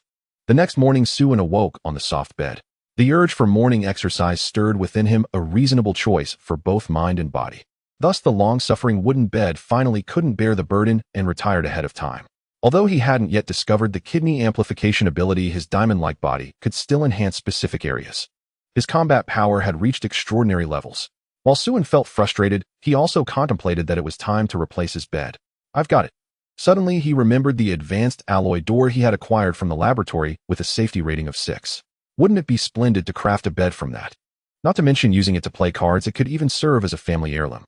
Without further ado, he found an empty space and retrieved 2 alloy doors from the expansive storage. The quality was fine, although they had been deformed by the goddess of night, they could be repaired with some effort, and the dimensions were still adequate. Each door was half a meter thick, 6 meters wide, and 10 meters long, requiring no trimming. After adjusting and smoothing them out, a high-end alloy bed was beginning to take shape. However, Suin felt something was still lacking. Yes, he needed 2 nightstands. He quickly took out the advanced alloy canister that housed the goddess of night and began to fiddle with it. But as he did, he realized something was amiss. To his surprise, there was a treasure chest stuck to the top inside the canister, a style of treasure chest he had never seen before, looking even more advanced than diamond grade. Fortunately, it had been revealed by coincidence, otherwise who knew how long it would have remained hidden in the expansive storage. He realized that when hunting monsters for treasure, one had to be more meticulous. With a heart full of anticipation, he slowly opened the treasure chest. A blinding red light flashed, revealing its contents, a solitary iron ball the size of a basketball with a dark hole in the center. Standard alloy equipment production line core, current charge 0, charging material advanced alloy. Damn it. Suan's eyes widened in disbelief. He had unexpectedly obtained a manufacturing device for alloy equipment. This was a bit outrageous. With this, he could transform from a mere consumer to a producer, crafting equipment for himself without any middlemen profiting from the transaction. Moreover, he had plenty of blueprints at his disposal ready for use. However, this was the first time he had seen this device. In his previous life, he had never heard of anyone obtaining it, so he was unsure how to operate it. Upon further reflection, it made sense. The initial level of the Goddess of Night was as high as 29. Generally, in Strength Awakened, could only challenge around LV9 bows after maxing out their skill proficiency. To take down the Goddess of Night, more than a dozen Strength Awakened would need to strike simultaneously, an impossible task. Besides, the Goddess of Night was located deep within a laboratory rated 6 for safety, where thousands of bows lurked along the way. Even if a dozen ran. Every day people were dying. By the time the second apocalypse struck, the number of survivors would definitely not exceed 1 million, possibly only in the tens of thousands. In the midst of it all, Sue gained some insights. Perhaps this sudden apocalypse was not merely a test of individual survival skills, but rather a challenge for all humanity to find possibilities in the face of impossibilities. Of course, he only pondered this briefly with a sigh. He was no savior, just a person filled with desires and flaws. As long as he could survive with his group of girls and have enough to eat every day, that would be enough for him. There was no point in thinking too much. He then returned to examining the standard alloy equipment production line core. It displayed a charge of 0, indicating that manual charging was necessary to activate it with advanced alloy as the required material. Suan tried to feed it an advanced alloy battle knife. In less than half a second, it was consumed by TH. He fed it an advanced alloy armor, raising the charge to 0. 0.75. Feeding it a mid-level alloy battle knife still resulted in 0. 0.75. Based on this charging calculation, did he need to feed it 2,000 high-tech alloy battle knives or 4,000 pieces of advanced alloy armor to activate it? What a joke. Even a gluttonous beast wouldn't consume this much. He had only around 400 sets of advanced alloy gear left. Even if he threw everything in, it wouldn't reach 50 charge. Where would he find that much advanced alloy? In a daze, Suan glanced at the advanced alloy bed beside him. It seems there really is some. Perfect. The newly crafted alloy bed, which he hadn't had the chance to enjoy, was about to be sacrificed. Suan reluctantly fed the alloy bed to the core along with the alloy canister. As for the advanced alloy equipment, he truly couldn't bring himself to part with it. There weren't enough supplies to go around for his group of 800 girls. How could he spare so much for the core? Moreover, if the output turned out to be unsatisfactory, he would lose both the equipment and greatly decrease his group's overall strength, slowing down their ability to conquer laboratories, a loss that could drive him to despair. As he fed the 2 alloy doors and the alloy canister to the core, the charge rose to 60. Suan did not choose to feed it finished equipment, but decided to stop there. There would be plenty of time in the future. After temporarily setting aside the core production matters, Suan arrived at the square of the temporary base. At this time, the girls had already risen early and the logistics department was preparing breakfast. The others were either organizing their equipment or doing warm-up exercises. After breakfast, the 8 teams would continue to tackle the laboratory. With the experiences from the past 2 days and the enhancement of high-grade alloy equipment along with Suan's crucial guidance, they were now at a level akin to donning graduation robes and wielding strategies to conquer dungeons. The casualty ratio had significantly decreased. Losing 1 or 2 people would be considered a huge loss. Upon seeing Suan approach, everyone set aside their tasks and greeted him in unison, their eyes brimming with fervor and longing. In the Chongqing Adventure Group, Suan's popularity had transcended mere metrics. He was a godlike presence. Almost everyone classified themselves as Suan's posses. All of this had been provided to them by Suan. It was difficult for Suan to avoid being worshipped. Moreover, they were also aware of Suan's feat of single-handedly taking on thousands of awakened beings from the 100 alliances. While they were shocked by their master's immense strength, the girls couldn't help but feel a mix of shame and heartache. Even in the face of countless adversaries, it was their master who stood alone to protect them. Everyone felt an indescribable emotion within, vowing to repay Suan to the best of their abilities. Suan was oblivious to the depth of their inner turmoil. He merely noticed that everyone's approval rating was skyrocketing. Almost everyone in the camp now had a 100 approval rating. Suan nodded in satisfaction, scanning the crowd with a smile, as he said, from now on, everyone present, including those who did not successfully assess before, will officially become permanent members of the Chongqing Adventure Group. Upon hearing this, the girls Well, it seems that without realizing it, this has turned into a strange atmosphere within the Chongqing Adventure Group. Anyone who enters Su-an's office tacitly agrees to be stripped bare. Su-an was too lazy to correct this bizarre trend.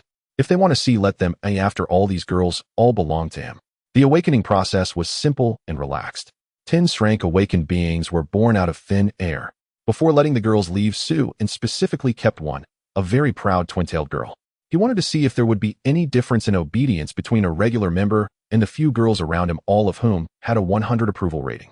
1 hour later, the proud girl emerged from the office, her face flushed and her lips slightly swollen. It turned out that a 100 approval rating was indeed powerful. Not only was her obedience level not lower than that of the girls beside her, but it was actually much higher. While she acted proud verbally, her actions were quite honest. With the strength team leaders completed, the next step was to create other rank and brank awakened team members.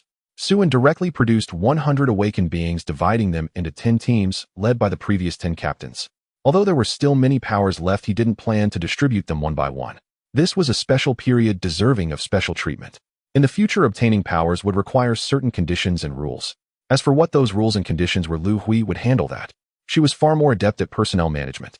Thus, the assault teams expanded to 18, and everyone in the temporary base was fully engaged in the laboratory operations. The danger level 6 laboratory would not appear again for a while, and Su-an had some leisure time.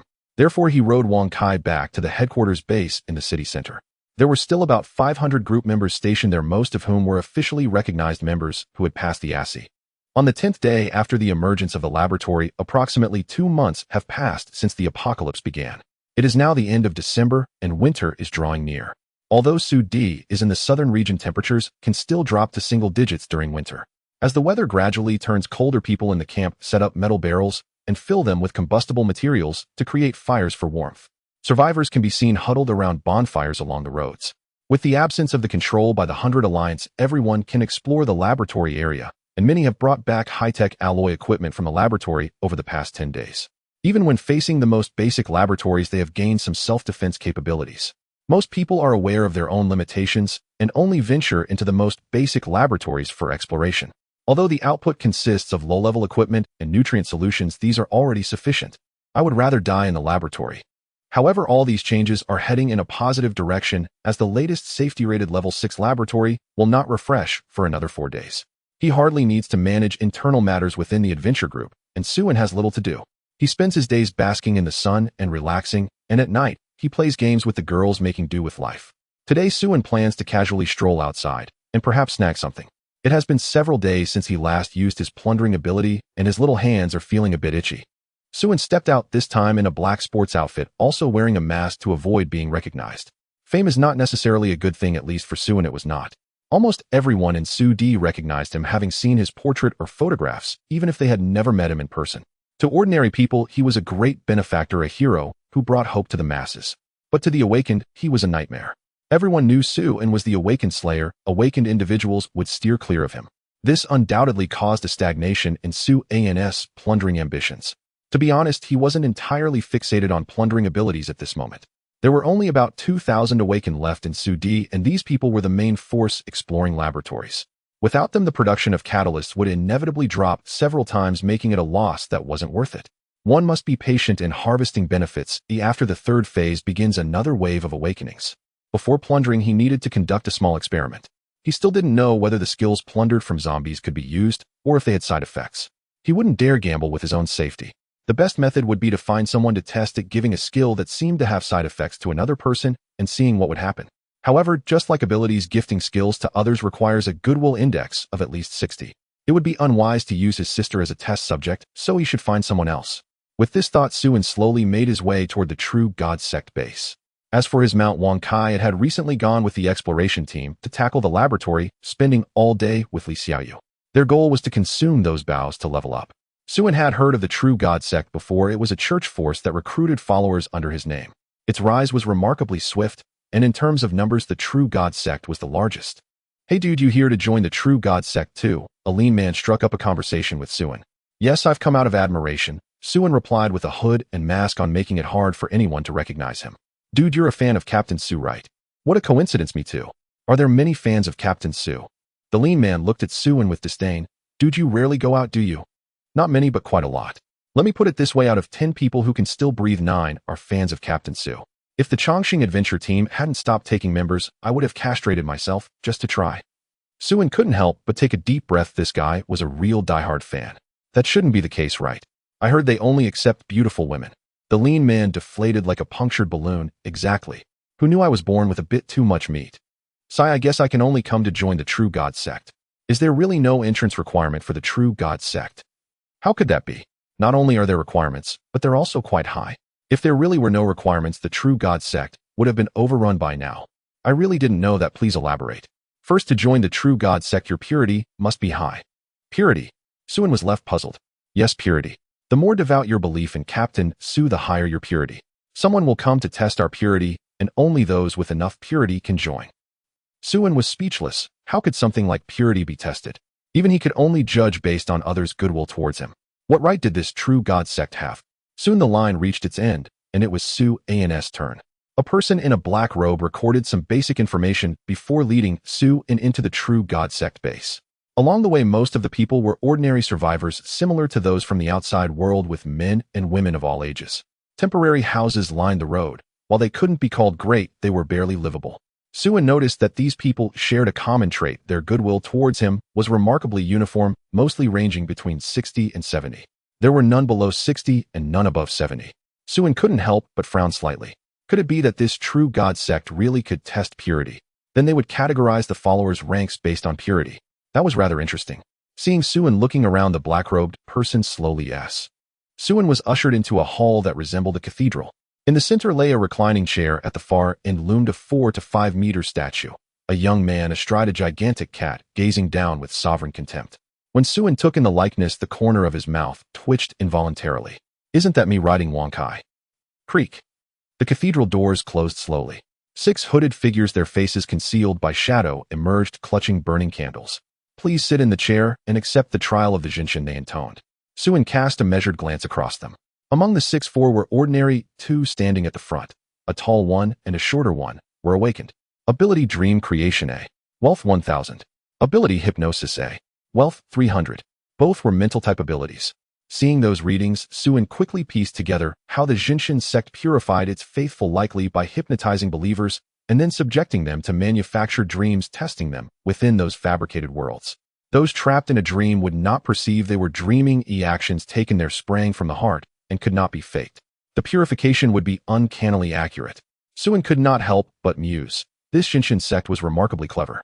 He did not refuse. He reclined upon the great chair with languid composure. Suin, as if I would bow to you.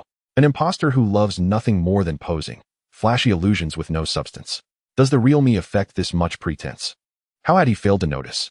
With a single motion, he shattered that first layer of the dream. He passed through the following layers. The trials were variations on a single theme. The tester swore fealty to Suin as the Jinshin joined the Jinshin sect and devoted their life to its rise and fall, times of glory and times of decay. In the 9th layer, the Jinshin Suin lost all divine power, tumbled from the altar, and became a reviled pariah. Even the Jinshin sect denounced him and put out a bounty.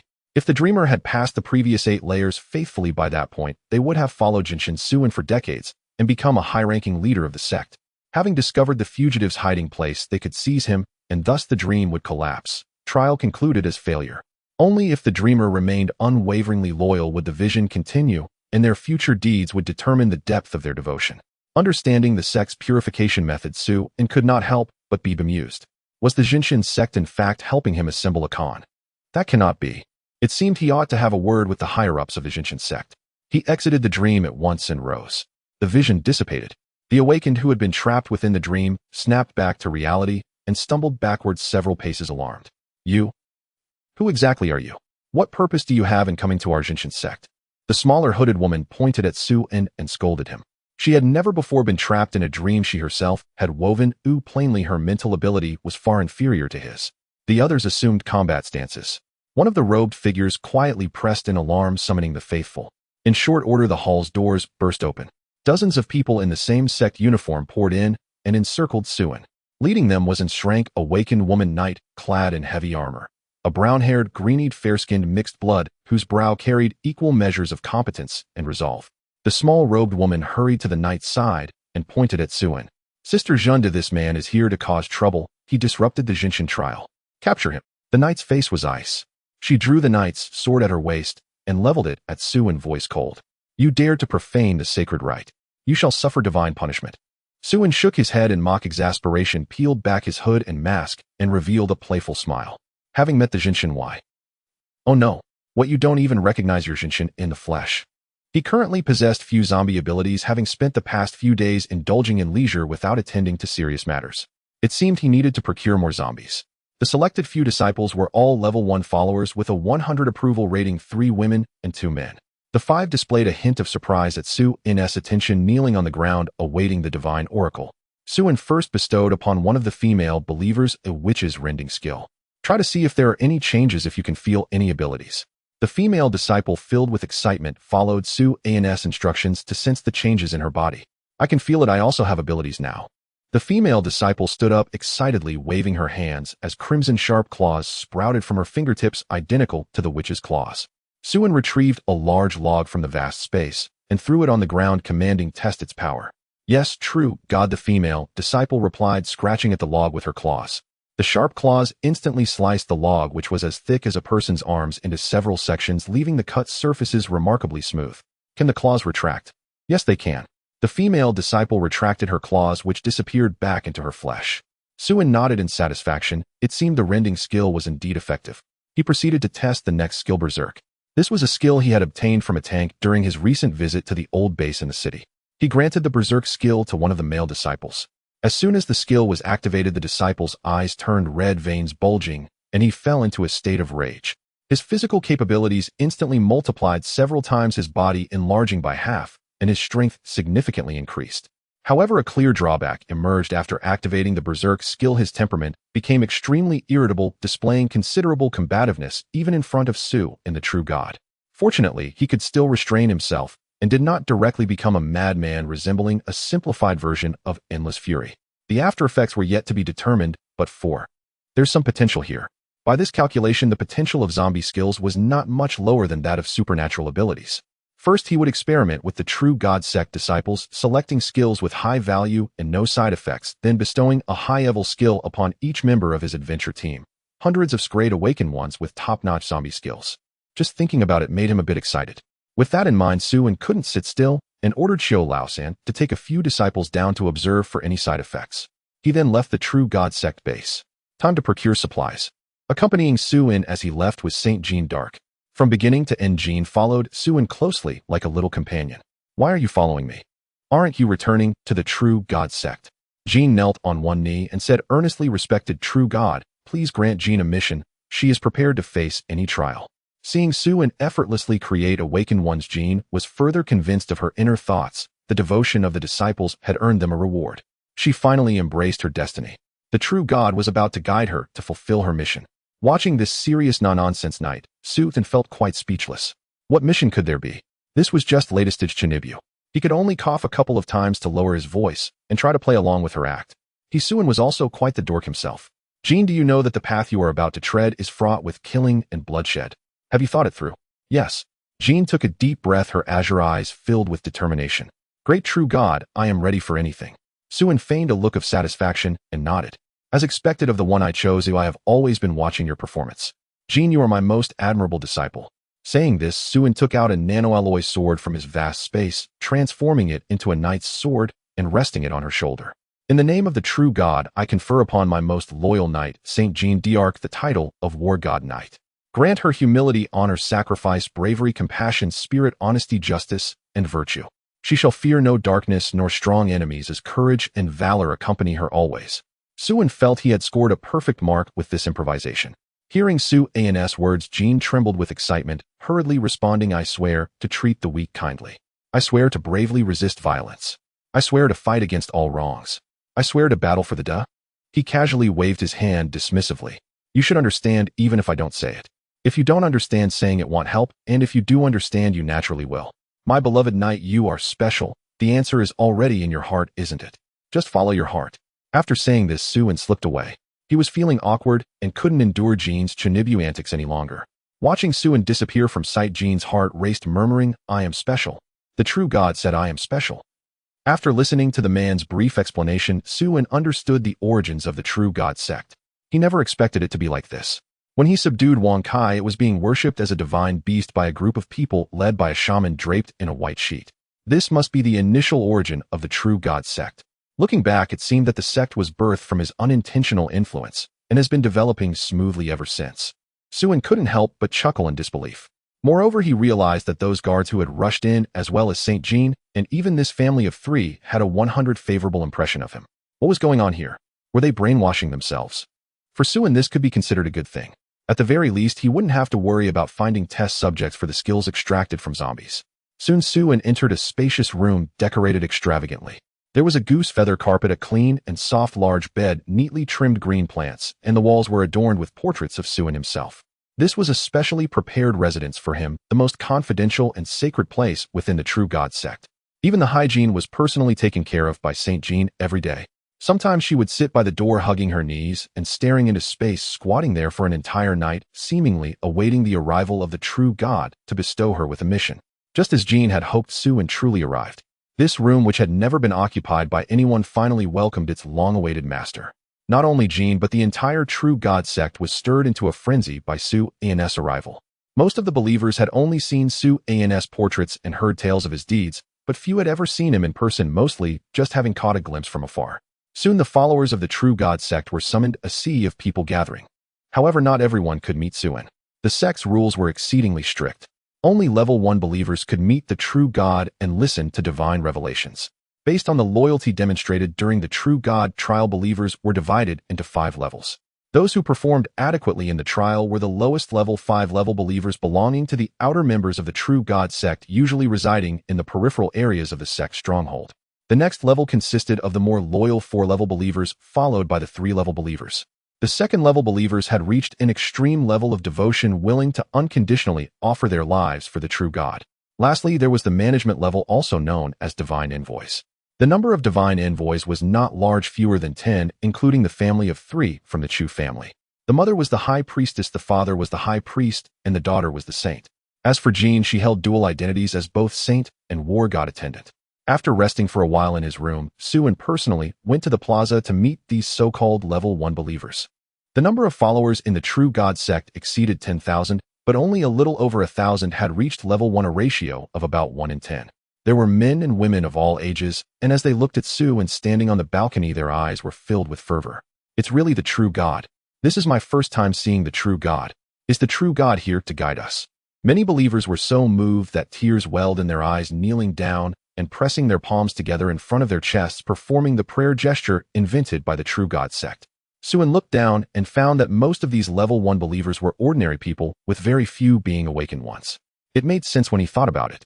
Awakened individuals were usually those with power. Even in the apocalypse, they had the ability to survive and to some extent possessed a bit of arrogance. However, ordinary people were different. They were the true powerless. In chaotic times, they could only go with the flow, struggling to even get a bite to eat. Thus, these people were even more devout. They longed for peace and protection, yearning for powerful abilities like those of Saint Jean. At the same time, the doctrine of the true god sect made Suin look at them with new eyes. They had only one belief in the true god. Once you joined the sect, you became family. However, as Suin became more familiar with exploring the laboratory area, the true god sect gradually showed signs of improvement. At the very least, the lives of the believers were being sustained. Suin glanced at the smiling, old, third Chu family beside him. He had to admit that this management model was unique in the entire apocalypse. Without his reputation, it would have been impossible to maintain. But if these people survived until the second apocalypse, they would become an undeniable force. Because after the second apocalypse, people would be in high demand, population would be a precious resource. One could only say that the future of the true god sect is promising. Suin had no intention of concerning himself with the future of the true god sect. Let the Chu family take their time to develop it. However, since they were developing under his name, it seemed reasonable for him to use the believers for some experiments. He currently possessed few zombie abilities, having spent the past few days indulging in leisure without attending to serious matters. It seemed he needed to procure more zombies. The selected few disciples were all level 1 followers with a 100 approval rating, 3 women and 2 men. The 5 displayed a hint of surprise at Suin's attention, kneeling on the ground, awaiting the divine oracle. Suin first bestowed upon one of the female believers a witch's rending skill. Try to see if there are any changes if you can feel any abilities. The female disciple, filled with excitement, followed Su-an's instructions to sense the changes in her body. I can feel it. I also have abilities now. The female disciple stood up excitedly, waving her hands as crimson sharp claws sprouted from her fingertips, identical to the witch's claws. Su-an retrieved a large log from the vast space and threw it on the ground, commanding, "Test its power." "Yes, true, God," the female disciple replied, scratching at the log with her claws. The sharp claws instantly sliced the log, which was as thick as a person's arms, into several sections, leaving the cut surfaces remarkably smooth. "Can the claws retract?" "Yes, they can." The female disciple retracted her claws, which disappeared back into her flesh. Su-an nodded in satisfaction. It seemed the rending skill was indeed effective. He proceeded to test the next skill, Berserk. This was a skill he had obtained from a tank during his recent visit to the old base in the city. He granted the Berserk skill to one of the male disciples. As soon as the skill was activated, the disciple's eyes turned red, veins bulging, and he fell into a state of rage. His physical capabilities instantly multiplied, several times his body enlarging by half, and his strength significantly increased. However, a clear drawback emerged after activating the Berserk skill. His temperament became extremely irritable, displaying considerable combativeness even in front of Su and the true god. Fortunately, he could still restrain himself and did not directly become a madman, resembling a simplified version of endless fury. The after effects were yet to be determined, but there's some potential here. By this calculation, the potential of zombie skills was not much lower than that of supernatural abilities. First, he would experiment with the true god sect disciples, selecting skills with high value and no side effects, then bestowing a high-level skill upon each member of his adventure team. Hundreds of great awakened ones with top-notch zombie skills. Just thinking about it made him a bit excited. With that in mind, Su-an couldn't sit still and ordered Xiao Lao-san to take a few disciples down to observe for any side effects. He then left the true god sect base. Time to procure supplies. Accompanying Su-an as he left was Saint Jean Dark. From beginning to end, Jean followed Su-an closely like a little companion. "Why are you following me? Aren't you returning to the true god sect?" Jean knelt on one knee and said earnestly, "Respected true god, please grant Jean a mission. She is prepared to face any trial." Seeing Su-an effortlessly create awakened ones, Jean was further convinced of her inner thoughts. The devotion of the disciples had earned them a reward. She finally embraced her destiny. The true god was about to guide her to fulfill her mission. Watching this serious no-nonsense night, Su-an felt quite speechless. What mission could there be? This was just latest Chinibu. He could only cough a couple of times to lower his voice and try to play along with her act. Su-an was also quite the dork himself. "Jean, do you know that the path you are about to tread is fraught with killing and bloodshed? Have you thought it through?" "Yes." Jean took a deep breath, her azure eyes filled with determination. "Great true god, I am ready for anything." Su-an feigned a look of satisfaction and nodded. "As expected of the one I chose, I have always been watching your performance. Jean, you are my most admirable disciple." Saying this, Su-an took out a nanoalloy sword from his vast space, transforming it into a knight's sword and resting it on her shoulder. "In the name of the true god, I confer upon my most loyal knight, Saint Jean d'Arc, the title of War God Knight. Grant her humility, honor, sacrifice, bravery, compassion, spirit, honesty, justice, and virtue. She shall fear no darkness nor strong enemies, as courage and valor accompany her always." Su-an felt he had scored a perfect mark with this improvisation. Hearing Su-an's words, Jean trembled with excitement, hurriedly responding, "I swear to treat the weak kindly. I swear to bravely resist violence. I swear to fight against all wrongs. I swear to battle for the duh." He casually waved his hand dismissively. "You should understand even if I don't say it. If you don't understand, saying it won't help, and if you do understand, you naturally will. My beloved knight, you are special. The answer is already in your heart, isn't it? Just follow your heart." After saying this, Su-an slipped away. He was feeling awkward and couldn't endure Jean's Chinibu antics any longer. Watching Su-an disappear from sight, Jean's heart raced, murmuring, "I am special. The true god said I am special." After leaving the true god cult, Su-an headed straight for the laboratory zone. By now, a large portion of the outer low-tier laboratories had already been cleared. Ordinary survivors could be seen everywhere. This period was exceptionally favorable for survivors. Zombies no longer emerged from the city center. Bows remained confined within the labs, and scattered mutated creatures outside had long been eradicated by expedition teams pushing deeper into the lab complex. So long as one avoided entering laboratories, outright safety was virtually guaranteed. Survivors could collectively tackle low-tier labs using sheer numbers and coordinated teamwork. Experienced, well-equipped leaders guiding squads to eliminate a zombie, open a chest, and retreat immediately, then repeat the cycle. Through such repetition, an entire low-tier laboratory could be cleared in just a few days. Moreover, low-tier chests appeared far more frequently than high-tier ones. Though the gear they yielded was modest, nutrient solutions were reliably obtainable, a critical resource. 99% of survivors raided labs solely for these performance-enhancing serums were mere unexpected windfalls. A lucky find meant fortune, an empty chest merely routine. One survivor even drew a viral immunity serum from a silver-tier chest, sparking a sensation at the trading market. Ultimately, a major expedition team acquired it for 500 gene of grain plus a managerial position. Suin wasted no time on peripheral low-tier labs. Instead, he surged deeper, where low-tier labs rarely spawned BOWs and lickers or berserkers represented the apex threats. His target today was exclusively high-tier bows. After 40 minutes of relentless advance, he finally paused. He now stood in zones dominated by laboratory. Truly harvesting skills from monsters was exhilarating, abundant, satisfying, and utterly unfailing. Far simpler than extracting abilities from awakened humans. He now regarded even the most grotesque bows with unusual warmth. In those 3 hours, he amassed 500 to 600 monster abilities, yet still felt progress too sluggish. The thought of other expedition teams ruthlessly slaughtering these little darlings filled him with visceral sorrow. These were precious skills, wasted utterly when others killed them, yielding not even a grain of loot. Such profligacy pained him deeply. Resolving to act, Suin abandoned further lab exploration and returned directly to Chongqing Expedition Team's temporary stronghold. The team now comprised 34 Shrank Awakened, nearly 300 A and Brank Awakened, organized into 30 squads, 28 assigned to Lab Clearance 2 stationed at the Trade District to maintain order. High-grade alloy armor had reached saturation. Every member Chongqing Expedition Team showed no interest whatsoever in labs rated below safety level 3. Suin considered himself remarkably generous. Upon returning to base, he summoned all field squads engaged in lab clearance, then led nearly 400 female members in a grand procession toward the laboratory depths. Other expedition teams along the route hastily cleared paths. Good heavens, what is Chongqing planning? Such a massive deployment. I spotted Xueqingyu, the lightning goddess. Stunning. I prefer Li Xiaoyu, the adorable, sword-wielding lowly. Lu Shishir is the true vision. Shrank's psychic awakened stiletto heels and black stockings. Step on me, elder sister. All are magnificent. I'll just pause for a moment to savor the view. Renowned not only for overwhelming strength, but also for its breathtakingly beautiful roster, Chongqing left male survivors slack-jawed. Every face was flawless. Each woman famed beyond the stronghold, beloved by countless admirers. First, they were chosen from among. They already called him the fourth cataclysm. What further commentary could there possibly be? No evaluation sufficed. He existed beyond the human realm. Word of Chongqing's unprecedented mobilization drew ever more expedition teams trailing behind like spectators awaiting spectacle. Beyond the hundreds of captivating celestial maidens, the sheer presence of over 30 Shrank Awakened held observers spellbound, beauty fused with terrifying power, a sight worth treasuring. Upon hearing the news, by Li Bing of the Black Rose faction likewise arrived with her contingent. Knowing Suin intimately, she sensed unequivocally something monumental was about to unfold.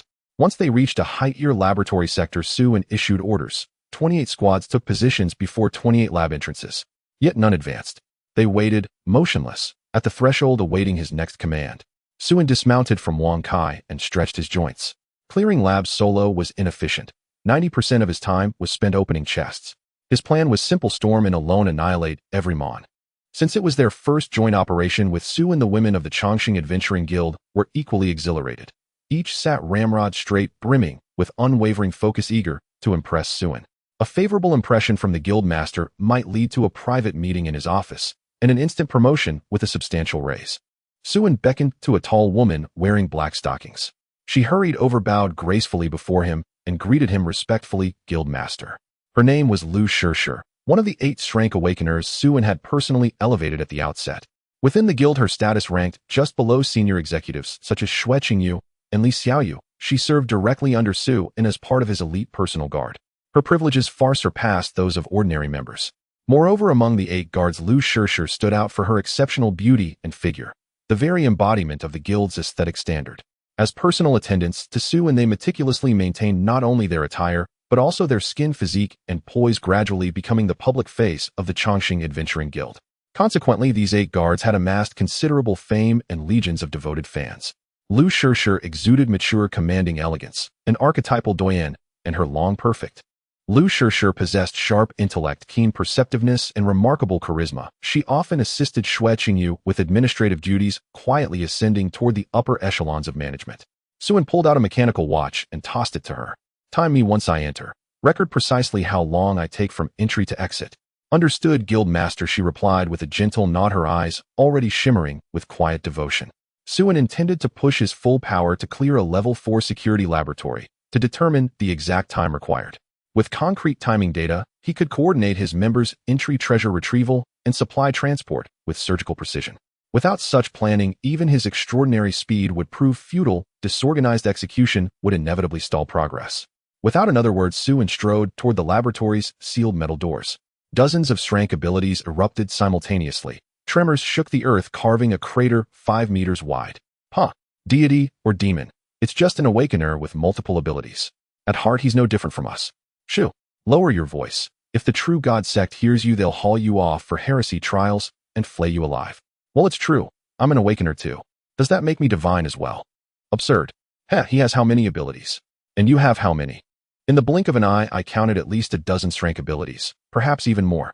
Why don't you test him yourself and see just how many he truly commands? Let's treat it as a simple arithmetic problem, calculating absolute limits. Whether he's an awakener or not matters little. When power reaches such heights, calling him a god isn't hyperbole, it's accurate. Many marveled at Guildmaster Su's overwhelming strength, while others speculated on his objective. He entered the laboratory alone. The rest of the Chongqing Adventuring Guild waited patiently outside. No one moved to assist. Lu Shishir, the statuesque beauty, held a mechanical watch, calmly timing his descent. Could Guildmaster Su truly intend to solo clear a level 4 security laboratory? Phew. Our guild would need 4 or 5 days to crack such a facility. Only Guildmaster Su possesses such audacity and mastery. Level 4 labs house numerous bioorganic weapons, far deadlier than any mutated zombie. As an rank awakener, I'd risk my life in an unknown duel and still require 2 hours to eliminate just one. With such a colossal commotion, won't the bows swarm en masse? Just imagining it chills me. Can Guildmaster Su truly prevail? I believe Guildmaster Su will succeed, perhaps taking slightly longer, but no more than 7 or 8 hours. Impossible. It'll take at least 10 hours. Don't mistake a level 4 lab for a marketplace. You can't stroll through and finish in one lap. Human limits are real. Onlookers voiced divergent opinions, while leaders of other major adventuring guilds exchanged speculation. Captain Bailey, rumor has it you know Guildmaster Su personally. You must understand his capabilities better than we do. In your estimation, how long will he require? Bailey Bing shook her head faintly. Though she lacked precise knowledge of Su and strength, if current Awakener's combat power were scored on a scale of 1 to 100, adjusted for ability rank, she would assign him 1,000 points. He wasn't merely stronger, he belonged to an entirely different version of the game. To estimate his power, one must multiply the current ceiling by 10. Within 3 hours, likely around 2. After brief contemplation, Bailey Bing offered her prediction. The Black Rose Guild required 2 full days to breach a level 4 laboratory. For Su and alone, 2.5 hours should suffice. Phew, 2 hours. Surely that's exaggerated. Surely it can't be so extreme. Guild masters collectively drew sharp breaths. Bailey Bing offered no further explanation. Her nature was reserved and laconic. Instead, she instructed her subordinates to retrieve a chronometer and begin timing. A faint, absurd intuition flickered within her. Perhaps Suin could clear the level 4 laboratory in just 90 minutes. Yet the notion seemed too wild. Even she dared not trust it. However, contrary to everyone's expectations, after Suin rushed into the laboratory, he stood frozen in place after killing a licker. Was there really experience points for killing zombies? Not only did he gain experience points, but he also received his character panel. Character name, Suin, level LV0, experience, 1, wealth estimate 3.8 billion, including human resources. Territory, none. Abilities, Plunder, Divine Civilization, Guardian, Divine Lightning, Control, S, Sandstone Sovereign, S, Wide Area Space, S, Dream Master, S, Mind Control, S, Burning Corruption, S, Brilliant Body, S, Titan Power, S, Eternal Moment, S, Burning Bone Flame, S, Super Energy Storage, S, Mad Growth, S, Raging Waves, S, Teleportation, S, Divine Speed, S, Wind of Revival, S, Battle Roar, S, Endless Fury, S, Full Domain Detection, S, Weakness Perception, S, Fatal Strike, S, Dark Corruption, S, Terrifying Mark, S, Lullaby, S, Touch of Death, S, Tempest, S, Killing Efficiency, S. Skills tier, Normal Haste, Normal Berserk, Normal Jump, / Normal Shadow Strike, Elite Defense Enhancement, Elite Tracking Boss, Super Recovery Boss, Infinite Growth, Disaster, Infinite Recovery, Disaster. Seeing his character panel, Su was utterly bewildered. If he remembered correctly, everyone's character panel wouldn't appear until the second day of the apocalypse. Getting benefits from killing zombies? None. Do you want a mutant package? Survivors chasing zombies to kill and then looting items? Wrong. It was the zombies chasing humans to kill, dropping fresh meat. If it weren't for the need to dig for supplies to survive, only a fool would provoke a zombie. The only ways to enhance combat power were to improve proficiency in abilities and rely on alloy equipment produced in laboratories. Surviving until the next apocalypse was already a success. Only during the second apocalypse would the situation for survivors completely change. At that time, regardless of whether you were an awakener or not, you could level up by killing monsters. Each level up would double the initial combat power with a maximum level of 10. This meant that even an ordinary person could achieve 10 times their combat power by reaching level 10, not much weaker than the current awakeners. As for awakeners, their abilities would also increase tenfold. A level awakener at level 10 would be stronger than the level awakeners from the first apocalypse. Once there were positive benefits from killing monsters, survivors would actively provoke monsters instead of avoiding zombies as they did now. But the issue is, that's a matter for the second apocalypse. What does it have to do with the first apocalypse? He was clearly still in the first apocalypse, yet half a foot was already in the second apocalypse ahead of others by a significant portion of the apocalypse version. While others were avoiding the overwhelming number of zombies, he could already gain substantial positive feedback by killing monsters, earning skills and experience. Oh no, I've become a future warrior. Fortunately, he wouldn't be banned. A temporary cheat felt exhilarating, and continued cheating would feel even better. Suin didn't hesitate and started killing monsters directly. Skills activated. Experience points accumulated. Although the experience points were very low. A level 8 liquor only gave 1 experience point, and a level 9 bow only provided 5 experience points. In the second apocalypse, any small wild monster would yield much more experience than this. However, considering he was killing monsters across versions, a little less experience was quite normal. Fortunately, zombies at this stage were avoided by everyone, so no one would compete with him. There were definitely plenty to go around. Not to mention the vast number of bow in the laboratory, the city was also filled with millions of zombies, enough for him to kill. Thus, Suin began a frenzied slaughter in the laboratory, taking down every zombie and mutated creature, even sparing no mutated mosquitoes. After a long while, Lu Shirshir finally emerged from the laboratory with the team members, each burdened with various supplies, returning with their arms full. At this moment, the onlookers finally realized that Suin had indeed conquered a level 4 laboratory in just half an hour. Members of the Chongqing adventure team had gone in solely to transport the supplies. Otherwise, how could they have come out so quickly? This is utterly ridiculous. It's outrageous. By the heavens, I nearly wet myself.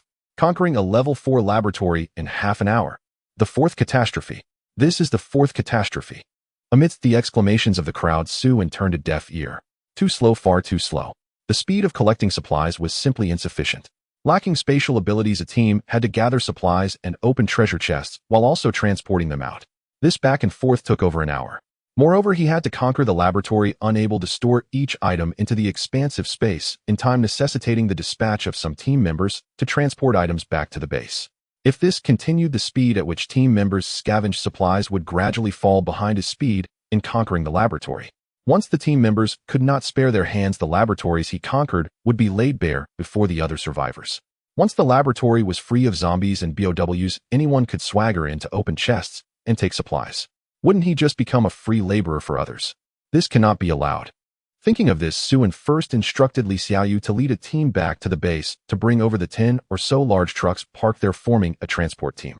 Li Xiaoyu and Xiao Qiao were responsible for escorting the transport team to carry the supplies.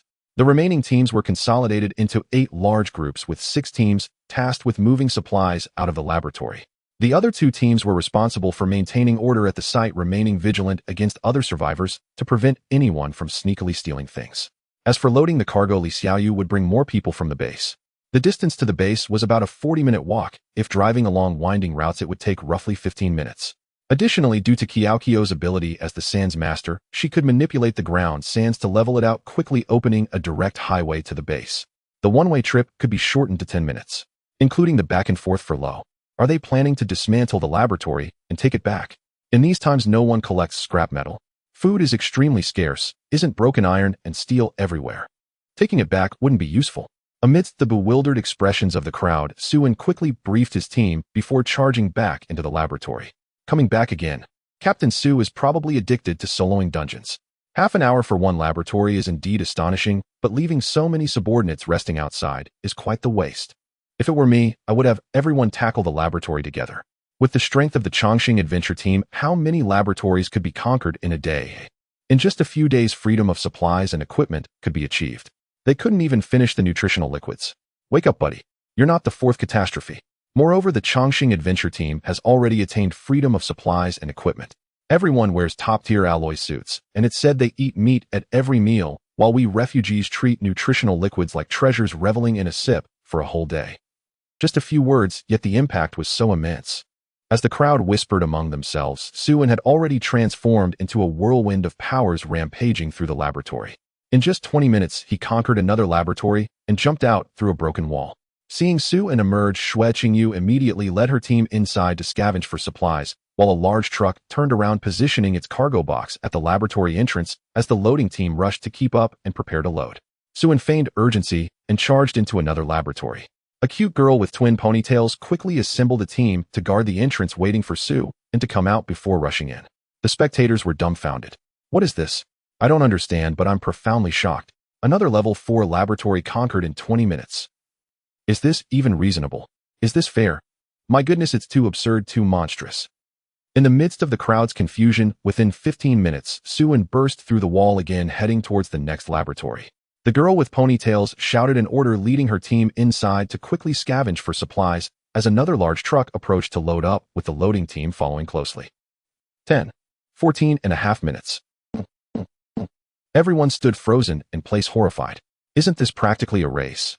For an ordinary person, entering a level 4 laboratory alone was akin to stepping into a grave once and there was no coming out. But Captain Su, he was racing through it. Yet this was just the beginning. After 12 minutes, Suin burst through another wall, heading towards the next laboratory. After 11 minutes, he emerged again to switch to the next one. 10 minutes later, he came out. 9.5. 8 minutes flat. 7 minutes. Ultimately, the time stabilized between 4 and 5 minutes.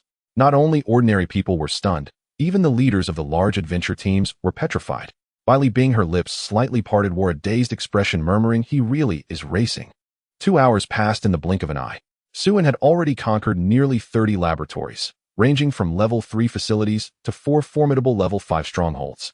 Whether level 3 or level 5, his conquest time only grew shorter. One level 5 laboratory fell in under 4 minutes.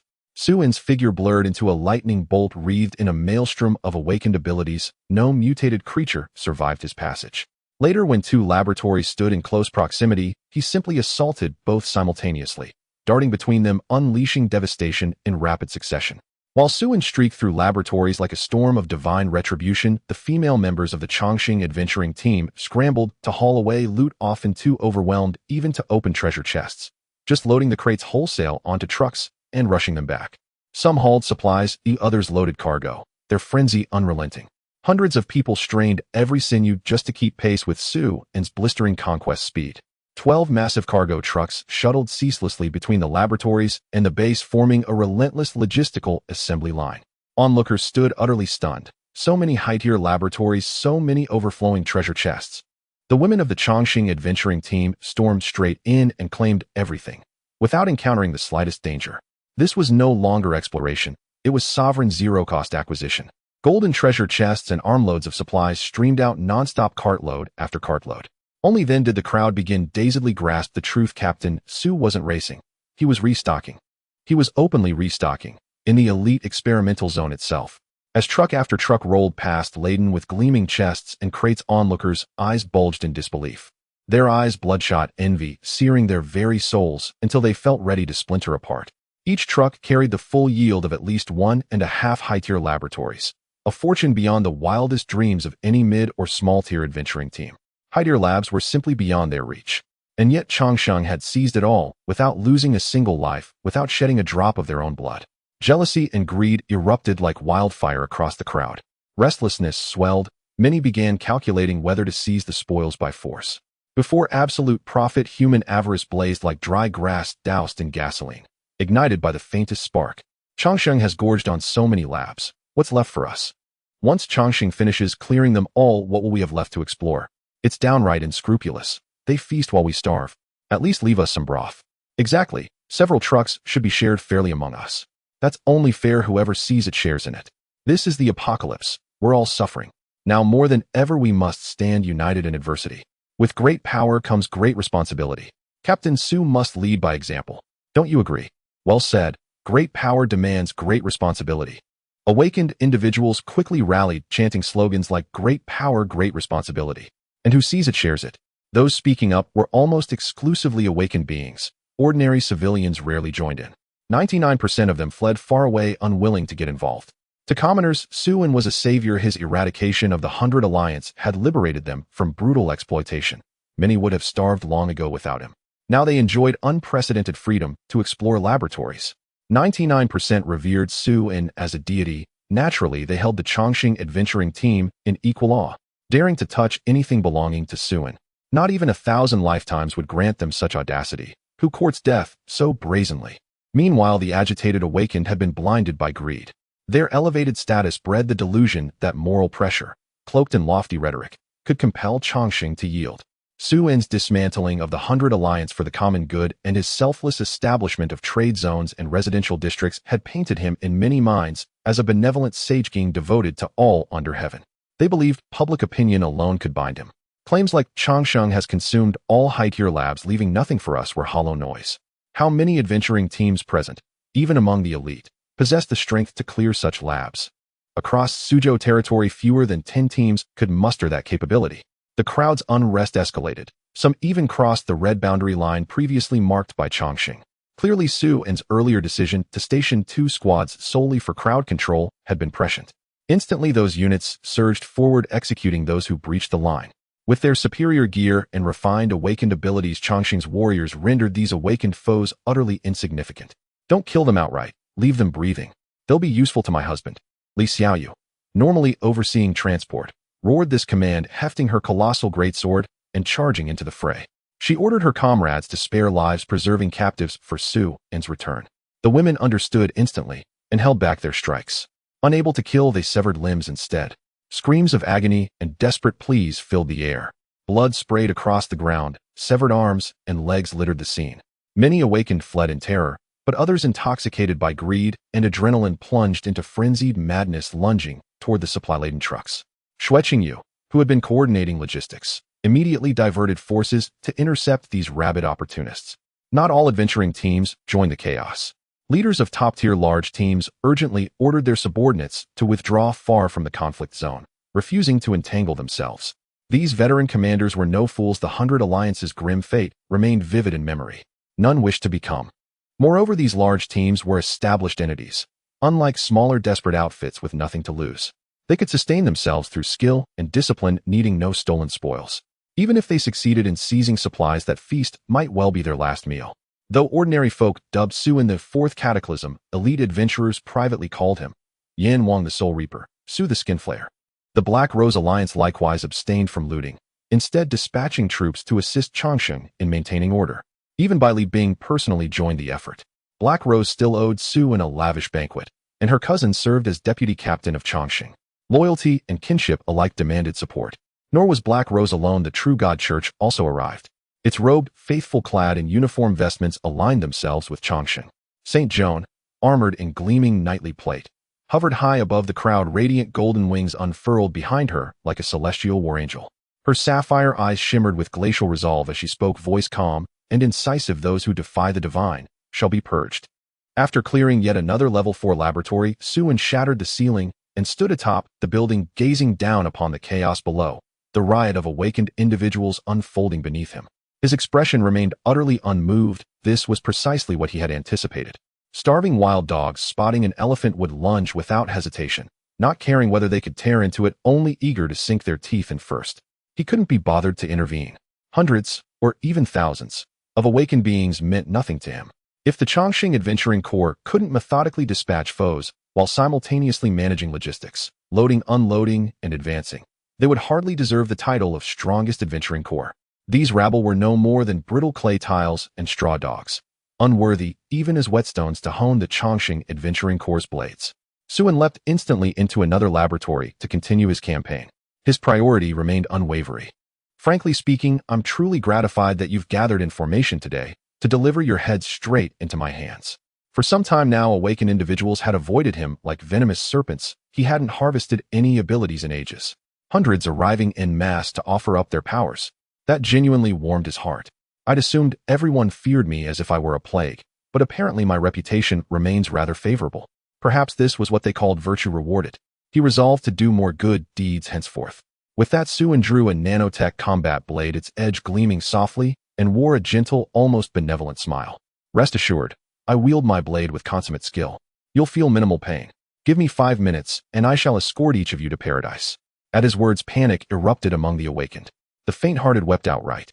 Even those with severed limbs writhed in agony, screaming and crawling desperately to flee. Suen swiftly raised his ha. Relax, you're beyond saving. At these words, terror surged anew. They scrambled wildly to escape. Yet before instantaneous teleportation, all flight was futile, pathetically frail. Suen became a phantom weaving through the crowd, harvesting life after life with ruthless grace. Bodies fell like wheat before the scythe, row upon row collapsing in rapid succession. Screams mingled with crimson spray, our roars clashed with sobs. Within 5 minutes, the ground before him was carpeted with corpses. A single slash claimed 3 abilities in succession, and the last awakened crumpled. Suen uttered a number calm and detached. 718. 718 awakened individuals, 718 abilities. Though their quality was uniformly mediocre, their sheer quantity promised fruitful fusion into numerous high-tier abilities.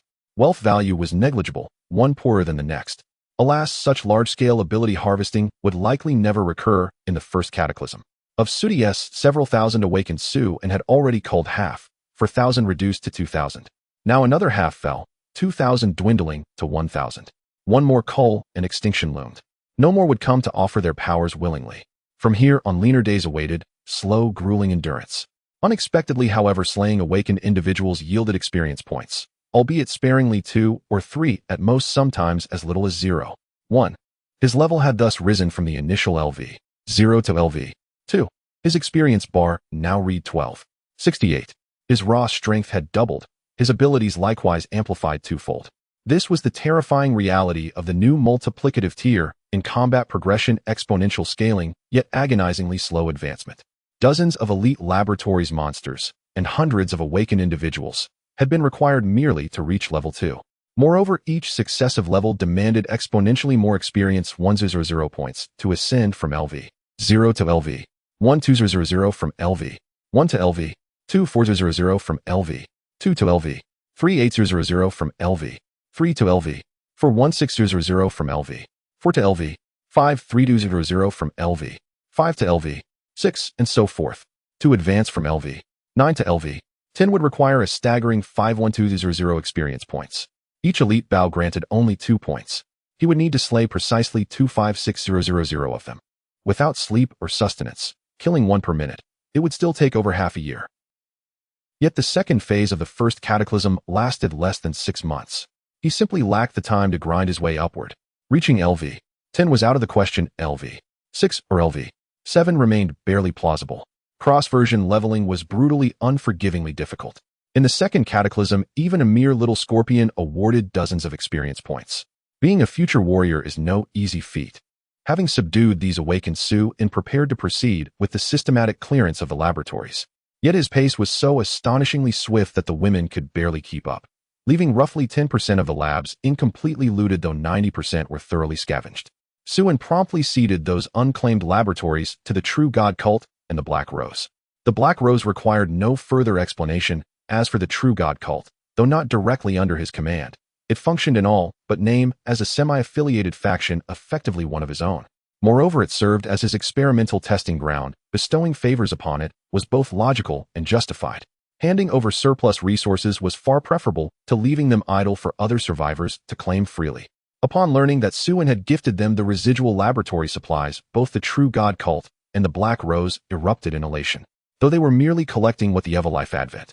After profusely thanking Su and the True God cult, and the Black Rose immediately dispatched teams to scavenge the laboratories.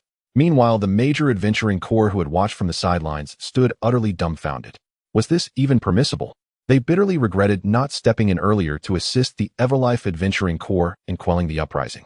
Though they had remained neutral, having taken no part in the revolt, they reaped none of the rewards. Watching True God cult and Black Rose members gleefully collect their windfall, the onlookers were overcome with envy. Tears of longing welled in their eyes. As twilight descended, the final convoy of supplies departed. Suen then withdrew with his entourage of women, leaving behind only the hollow, ravaged shell of the laboratory complex. In a single day, the Everlife Adventuring Corps had secured over 100 high-tier laboratories, clearing an unprecedented vacuum across the entire Hydeer laboratory zone. NVC that among all observers 100 Hydeer labs, mountains of supplies and treasure chests piled skyward. Though the Everlife Adventuring Corps stood unrivaled in strength, its numbers were surprisingly modest, mere hundreds fewer even than many mid to low. This infusion of supplies would significantly alleviate their plight, granting them not only immediate relief, but also foundational capital for future growth. Upon returning to base, Suin first stored all acquired resources within his vast domain spatial repository, then instructed logistics to prepare a grand feast, announcing that tonight's banquet would feature unlimited meat, wine, and fresh fruits and vegetables. Everyone was free to eat their fill. A jubilant cheer erupted from the women, a milestone marking the Everlife Adventuring Corps' inaugural communal celebration. Amidst the festive preparations, Suin retreated to his private laboratory and retrieved the alloy equipment fabrication core. Currently, the Corps' standard armament comprised 2 sets of high-tier alloy gear per member, one issued, one held in reserve, alongside abundant spare components and complete Hydeer ensembles. Only now did Suin initiate the Corps' activation sequence. He fed it over 3,000 pieces. Pricing must be deliberately inflated, so high that most survivors could afford only the initial down payment for low-tier gear. In truth, that down payment alone exceeded the gear's intrinsic value. The remaining installments represented the full market price of the yet-initiated mid-tier gear. And once mid-tier gear was finally delivered, those installments effectively constituted prepayment toward high-tier equipment. Empowered by alloy gear, survivors would willingly and diligently undertake laboratory assaults, generating catalysts in abundance. They would even deliver the catalysts to Suin unprompted, paying installments with eager anticipation, dreaming of upgrading to superior gear upon full settlement. Such people are like tender shoots, drawn instinctively toward the light, surging upward with desperate vigor at the faintest glimmer of hope. Yet each growth spurt is swiftly followed by the scythe's sweep. No matter how vigorously they sprout, they remain forever out of reach of the sun they yearn for. In theory, diligent installment repayment, followed by upgrades to ever higher tiers, could eventually yield the pinnacle nanoscale alloy gear obtainable solely from Suin. Alas, this remains a cruel impossibility. First, the apocalypse affords no such luxury of time. What appears a tantalizing promise is in essence a mirage. Suin did not rush to produce alloy equipment. Instead, he left the alloy equipment fabricator standing exactly where it was. Its official production would commence only tomorrow. Tonight, they would simply celebrate the festival in peace and tranquility. At this moment, the camp was adorned with lanterns and festive decorations. The women bustled about with energetic fervor. A towering bonfire blazed brightly at the center of the plaza, while a makeshift stage had been erected at its far end. Spotlights hung overhead, speakers stood on either side, and several generators hummed steadily behind the stage, supplying power. Neat rows of tables and chairs filled the area before it. Lu Hui directed logistical preparations. Fragrant dishes were nearing completion. Wine, fresh fruit, and vegetables were being carried up from the cellar in sack after sack, then meticulously arranged upon every table. Xue Qingyu and Lu Shishir coordinated seating assignments for the team members and scheduled to a brighter tomorrow, to survival in this broken world. March forward, my beloved girls. Having delivered his heartfelt words, Suin set down the microphone and stepped off the stage. Thunderous applause and cheers erupted instantly from the crowd below. His speech had been brief, but profoundly sincere. Now every member felt utterly content with life in the Chongqing adventuring team. As for the future, in this ruined, unforgiving world, it seemed impossibly distant. No one knew where, or whether, the apocalypse would ever end. All they truly wished for was for this present peace to endure unbroken and unchanged. It was enough, truly more than enough. To preserve this life, they willingly gave everything they had. They earnestly desired to become Suin's pride, to pledge him unwavering loyalty and contribute wholeheartedly to this family. Once the speech concluded, the festival banquet officially began. Fragrant dishes and fine wines were served course by course. A line of women, elegantly dressed and radiant with charm, hurried onto the stage and took their POS. Though preparations had been rushed, the women performed with remarkable poise, and some displayed genuine professionalism. Many hailed from distinguished families and possessed refined artistic talents. Piano, guzheng, guitar, and drum kit all came effortlessly to their hands. Several had studied dance before the apocalypse, classical, modern, and ballet alike, and performed with technical precision and expressive grace. Others sang Peking opera or contemporary pop songs. Still more combined singing and dancing in dazzling synergy. In truth, the Chongqing adventuring team brimmed with extraordinary talent. Suin thoroughly enjoyed the spectacle. Naturally, since these were performances, there was also a judging and scoring segment. Originally, Suin had planned for the management team to collectively assign scores and determine rankings, but everyone unanimously rejected the idea, insisting that only Suin should judge. After all, many had taken the stage precisely to perform for him. His evaluation alone held ultimate weight.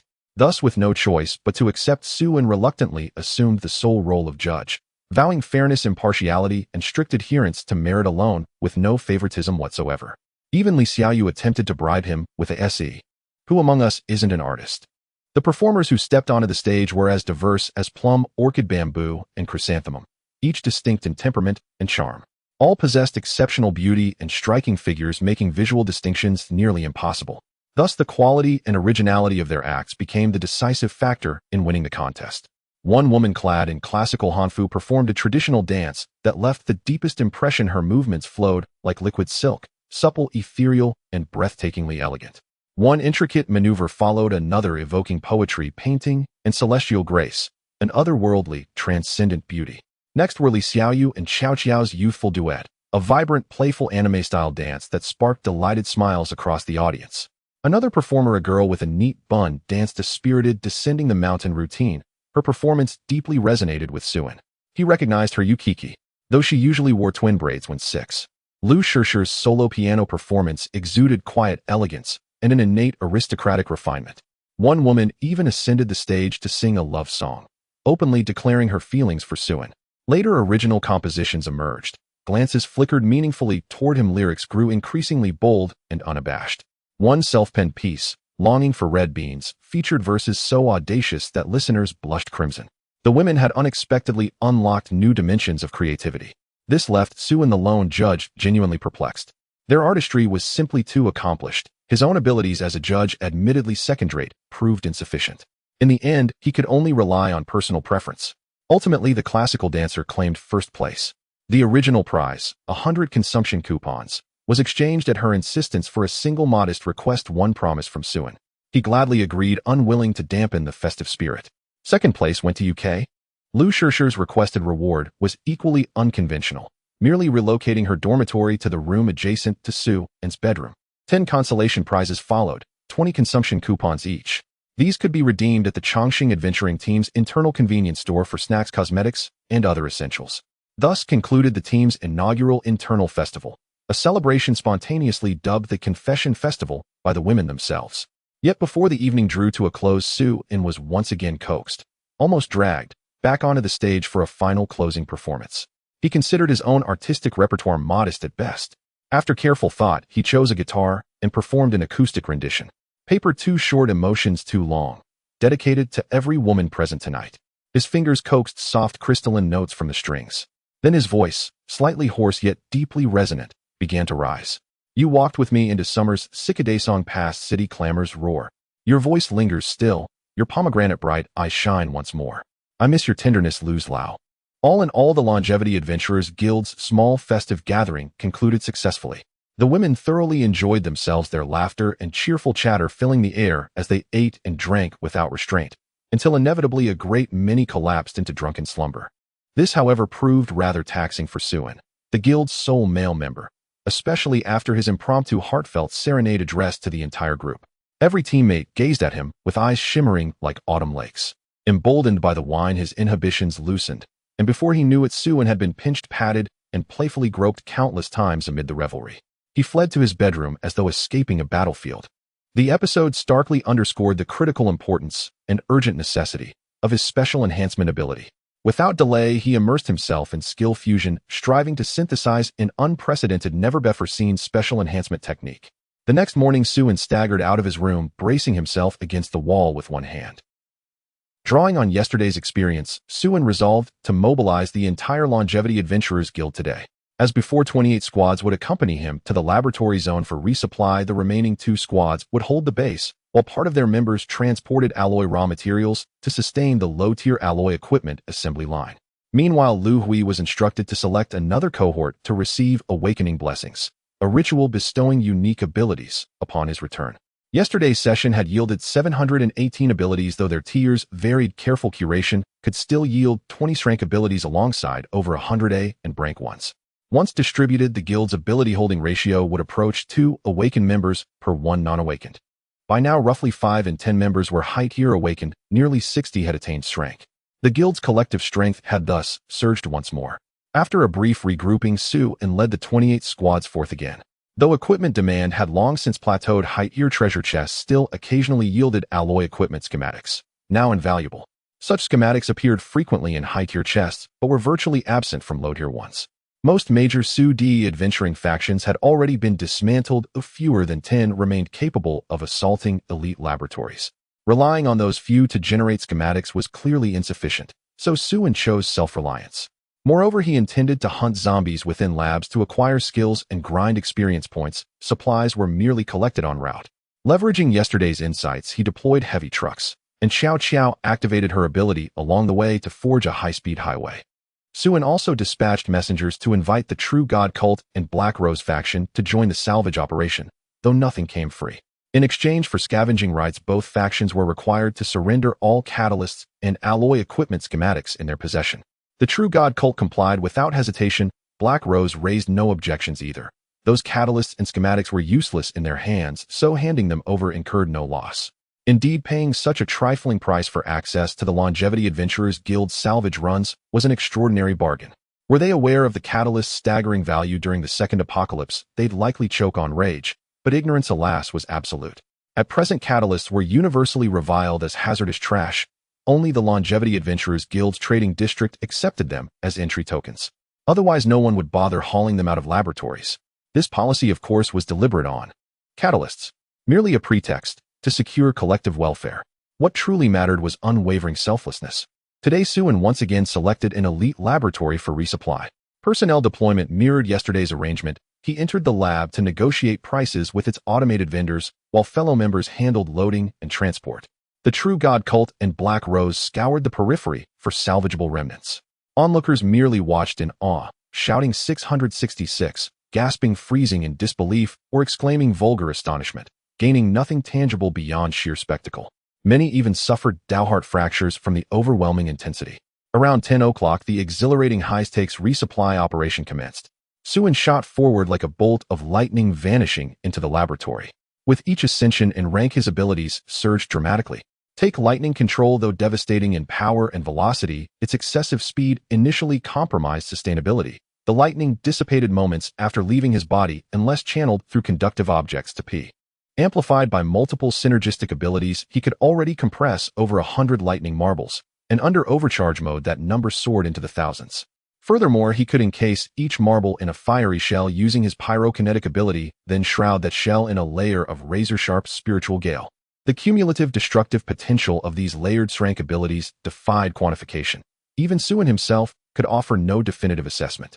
For the foreseeable future, none would survive long enough to experience this unprecedented composite S-rank ability banquet. Those who did reportedly praised it. Unfortunately, none lived to recount it. Today's procurement expedition proceeded flawlessly from 10 a.m. to 8:30 p.m. without interruption. The Chongqing Adventuring Guild secured 126 high-tier laboratories, nearly 20 more than yesterday. Chests and supplies were hauled in wave after wave from dawn until dusk. Not only the guild members, but even Su-in himself was utterly spent, nearly collapsing from exhaustion. Yet, judging by the onlookers' envious chest-thumping despair, every ounce of effort had been amply rewarded. Some even cried out, "Bring me a blade. I'll castrate myself and join the Chongqing Adventuring Guild." Moreover, Su-in deliberately selected only laboratories with a safety rating of level 3 or higher. Those rated level 3 or below were not even glanced at. As a result, an entire expanse of elite laboratories was completely cleared out. Though deep within the laboratory fortress, this zone proved safer than its outer perimeters. Not a single mutated mosquito could be found. With a single command, Su-in led the women back to base. No further raids today, and none tomorrow either. Though over 100 high-tier labs remained, they were scattered far and wide. Continuing the raids would be laborious, time-consuming, and ultimately inefficient. Instead, he redirected all the women toward mining operations. Thanks to the alloy equipment fabricator, so long as raw materials were abundant, alloy equipment would never run short. In these 2 days of relentless plunder, Su-in had acquired nearly 8,000 skills, drawn from zombies and mutated creatures alike. Synthesizing them would require 2. Now nearly all of the guild's hundreds of awakened members possessed abilities granted solely by Su-in, utterly shattering conventional understanding. He also seemed to possess foresight. Long before the laboratories manifested, he had led the group to settle in this auspicious location, almost as though he knew precisely when and where they would emerge. Now he had produced a machine so profoundly anomalous it appeared to violate the very laws of the game. Outsiders aside, even Xue Qingyu and the others began to suspect the true god cult's veneration of Su-an as the true deity might not be mere fanaticism. From certain perspectives, he truly resembled a god omniscient omnipotent. It was precisely because of this extraordinary man that the Chongqing Adventuring Guild exhibited unparalleled cohesion. Internal discord was minimal, and every member orbited him as their gravitational center. No other leader under any circumstance could replicate such unity. Women are inherently emotional. Li Bing was frequently called upon to mediate disputes. Beyond internal tensions, she also contended with external harassment. It was common knowledge that all female legions consisted exclusively of women, including many high-tier awakened individuals, highly coveted recruits welcomed by virtually every adventuring guild. When recruitment failed, rivals resorted to poaching. Even ordinary members were targeted. Yet the most persistent offers came for Li Bing herself, repeatedly extended by rival guilds. In the apocalypse, leading an all-women legion was an arduous, near-impossible endeavor, fraught with peril at every turn. Only the Chongqing Adventuring Guild traversed this path with such ease and grace. Once admitted, no member wished to leave. Even death held no greater allure than remaining within Chongqing's ranks. Meanwhile, outsiders clamored desperately for entry, yet Chongqing adhered strictly to its original decree, recruiting only for 3 days. No exceptions, no extensi. Yukiki had already changed into her Han-style outfit for the festival evening. Su-an retrieved a portable speaker from his spatial storage and placed it on the ground. The pre-prepared light, tuned Descending the Mountain, began to play. Continue the music. And continue the dance. Instantly, Yukiki obediently launched into an energetic, vibrant anime-style dance, while Su-an quietly activated his divine ability, Civilization Spark. Since acquiring this ability, he had drawn only one level 2 civilization item, a faucet, on the very first day. Every subsequent draw yielded nothing but level 1 junk, dented pots, cracked pans, and assorted worthless trinkets. Civilization Spark leveled up through accumulated proficiency, but not by simple usage. Like the god-tier ability Plunder, its progression relied on quantity of specific items. Instead of collecting diverse abilities, Civilization Spark required high civilization artifacts. Each level 2 artifact granted a modest proficiency boost. So far, Su-an had drawn only one such item, leaving his proficiency at a mere 10 of level 1. To reach level 2, he needed 10 level 2 artifacts. Though he could perform one 10-draw lottery daily, his abysmal luck marked him as the quintessential non-blessed one. No one could predict how long it might take to draw 10 level 2 artifacts, and thus elevate the ability. Determined to defy fate, Su-an hoarded 100 draws, hoping sheer superstition might trigger a miracle. After all, Yukiki radiated youthful vitality. Perhaps her presence would infuse the ritual with fresh, auspicious energy. Initiate a 10-draw lottery. With preparations complete, Su-an began the draw with solemn reverence. Happy Soda 2. 5-liter Jumbo Pack 1. King Shui Fu Instant Noodles 1 case 1 Ultra Clear Glass Aquarium 5050 centimeters. Steel Frame 1 NVIDIA GeForce RTX 3080 Graphics Card 1 Sledgehammer 1. The first 10-draw attempt ended in total failure. No valuable items whatsoever. Another 10-draw. I refuse to believe this. Pregnancy Test Kit 1 box 1 mint-flavored green gin, chewing gum 1 box 1 steel tape measure 1 Hatsune Miku Live Size Figure 1. The second 10-draw likewise collapsed into oblivion. Again, Su-an shut his eyes in quiet anguish. Cotton Swabs 200-piece pack 1 rubber band 1 selfie photo of Brother Kun 1. After 3 consecutive 10-draw attempts, not a single level 2 civilization artifact. Su-an's mood had soured considerably. He glanced at Yukiki, still dancing with infectious energy. Could his superstitious methodology be flawed? Of course, the technique was wrong. Auspicious energy wasn't absorbed through sight. It had to be drawn in actively. He gestured gently toward Yukiki, who immediately understood and approached.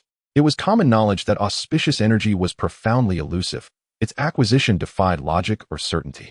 As a veteran non-blessed one, Su-an resorted to trial and error, pushing each hypothesis to its extreme. And then, further still. An hour later, Su-an felt spiritually refreshed, brimming with auspicious energy. Without hesitation, he launched a 20-draw lottery. Longza XX's Curated Study Materials 1. Perpetual Nuclear Lighter 1 Level 2 Civilization Artifact. At the system's chime, Su-an surged with renewed vigor. At last, a Level 2 artifact. 50 draws, just one Level 2 artifact. Rare indeed. And yet it was merely a lighter, utterly useless given his innate fire affinity ability. It served only as a novelty keepsake. After those 50 draws, Su-an resolved to pause. At this drop rate, leveling Civilization Spark to level 2 might demand over 1,000 attempts. Conclusion: insufficient auspicious energy and fundamentally incorrect ritual posture. He planted a soft kiss on Yu Qiaoqiao's cheek, making the little girl blush rose-eared, utterly charming. Then he stepped out, determined to devise a new superstitious method. For auspicious energy. Wasn't it said to be drawn from foreigners? Northern Europeans, fair-skinned certainly. And wasn't Joan of Arc a Eurasian hybrid? With unmistakable European ancestry and porcelain pale skin.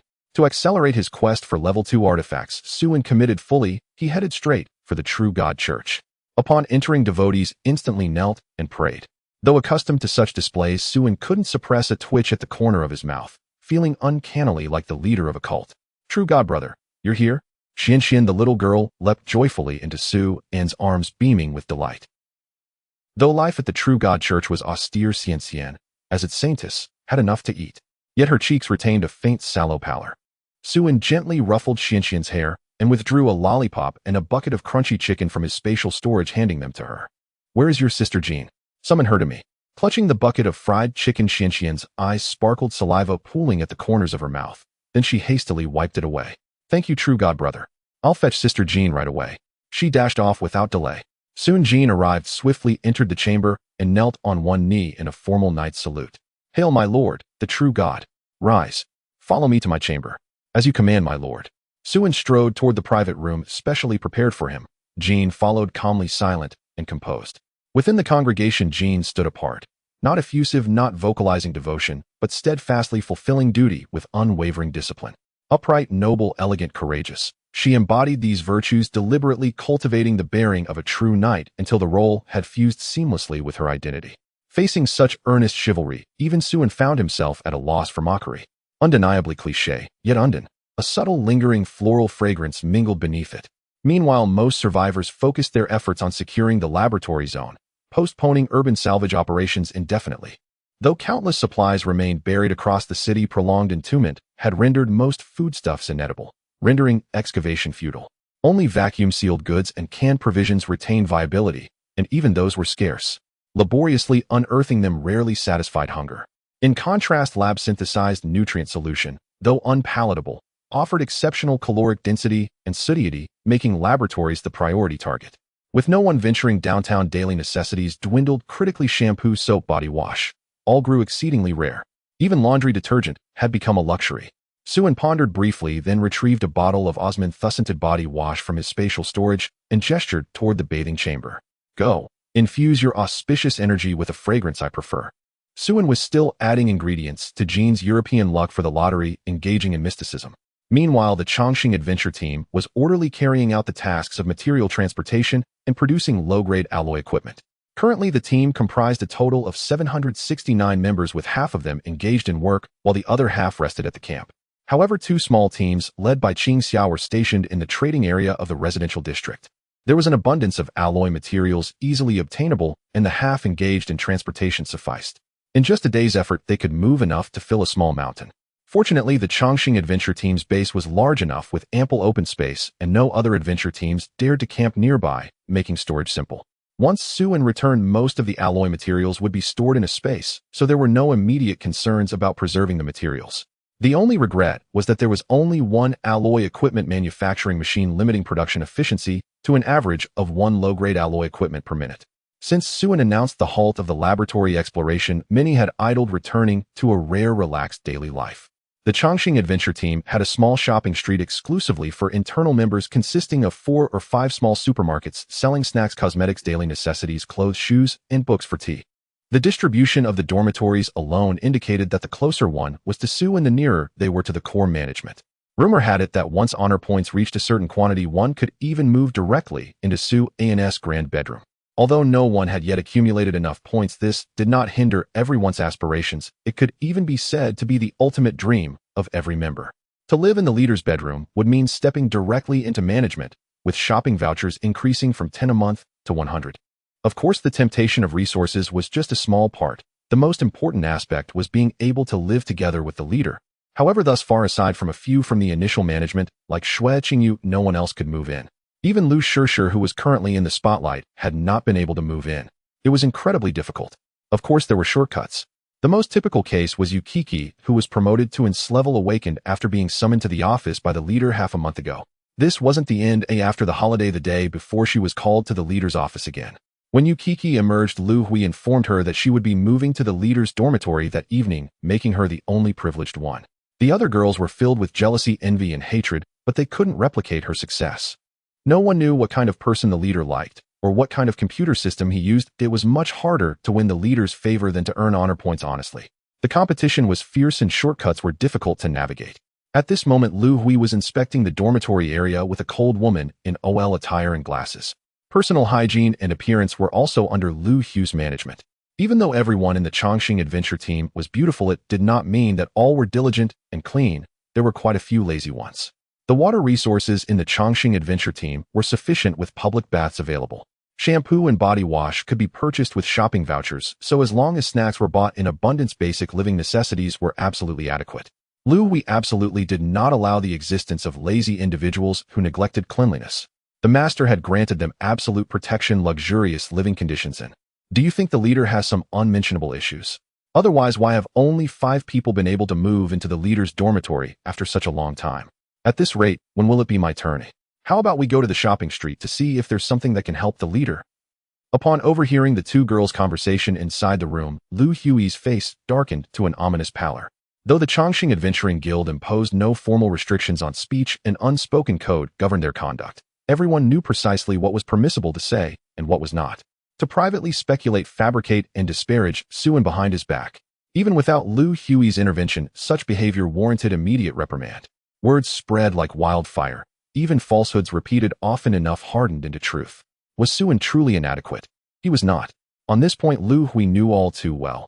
Far from suffering any hidden affliction, the reality was precisely the opposite. Arrogance, blinding, unforgivable arrogance. Lu Hui strode silently into the dormitory.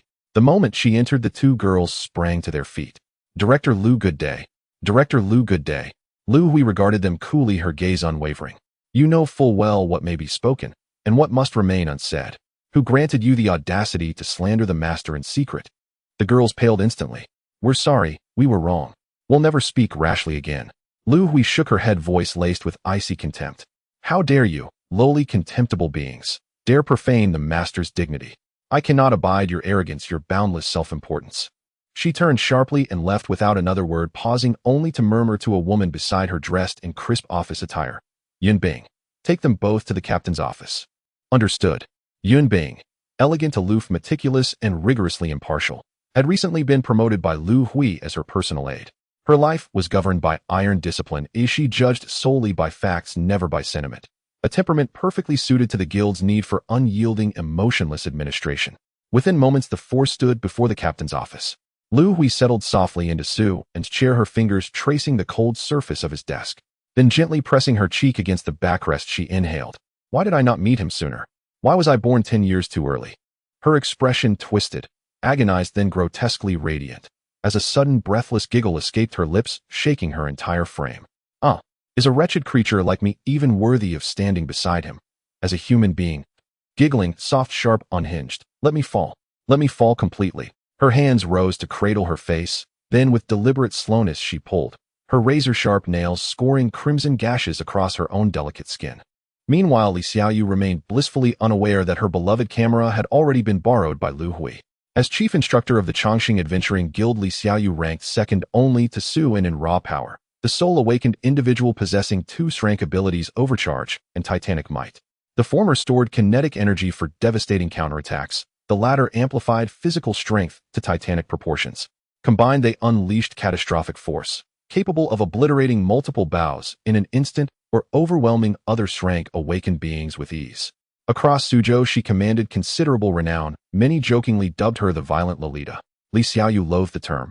She was 18, not a child, and merely petite, not diminutive. Still, she bore no grudge against the violent part of the epithet, for violence thrilled her. Whether cleaving through zombies or striking down enemies, her pulse quickened, her senses sharpened. Bloodshed intoxicated her. The sight of crimson arcs flung into the air sent waves of electric exhilaration coursing through her veins. Yet this very intensity brought complications. The synergy of Overcharge and Titanic Might had warped Suin's custom-forged mountain-splitting blade beyond repair, rendering it useless. Li Xiaoyu mourned its loss deeply. Forced to seek alternatives, she tested alloy battle blades. Too light, too nimble, lacking heft and authority. Ordinary steel lacked sufficient resilience and durability. Her only hope lay in the alloy equipment fabricator.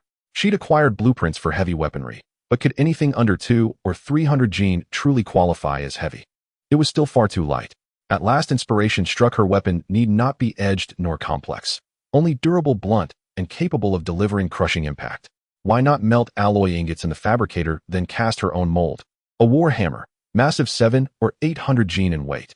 Early this morning, the Chongqing adventure team closed the trading area. This was the first time since the trading area opened that a crowd gathered outside unaware of what had happened. Many people relied on the trading area for their daily livelihood, and with its closure it was akin to losing their means of sustenance. What's going on? Why was the door suddenly closed today? I don't know either. I brought a bar of soap today hoping to sell it at a good price. I brought a low-grade alloy jacket wondering if I could sell it for a good price. What the hell? Bro, you're impressive willing to sell alloy gear. I'll offer you 10 bottles of nutrient solution. How about selling it to me? Get lost. Are you bullying honest people? This guy is a scammer. Don't listen to him. A low-grade alloy gear is worth at least 30 bottles of nutrient solution, and it's hard to find buyers. I'll offer 32 bottles of nutrient solution. How about that? I'll offer 35 bottles. Just as people were debating, several members of the Chongqing adventure team opened the trading area door and stepped out. However, just when everyone thought the trading area would finally open, a few girls posted several announcements and then turned to leave, causing the trading area's door to close again. What the hell? Why is it closed again? Dio, come out and explain. Does anyone know why the trading area is closed? People were discussing it while others gathered to look at the announcement board. Anyone who read the announcement would shout, "What the hell?"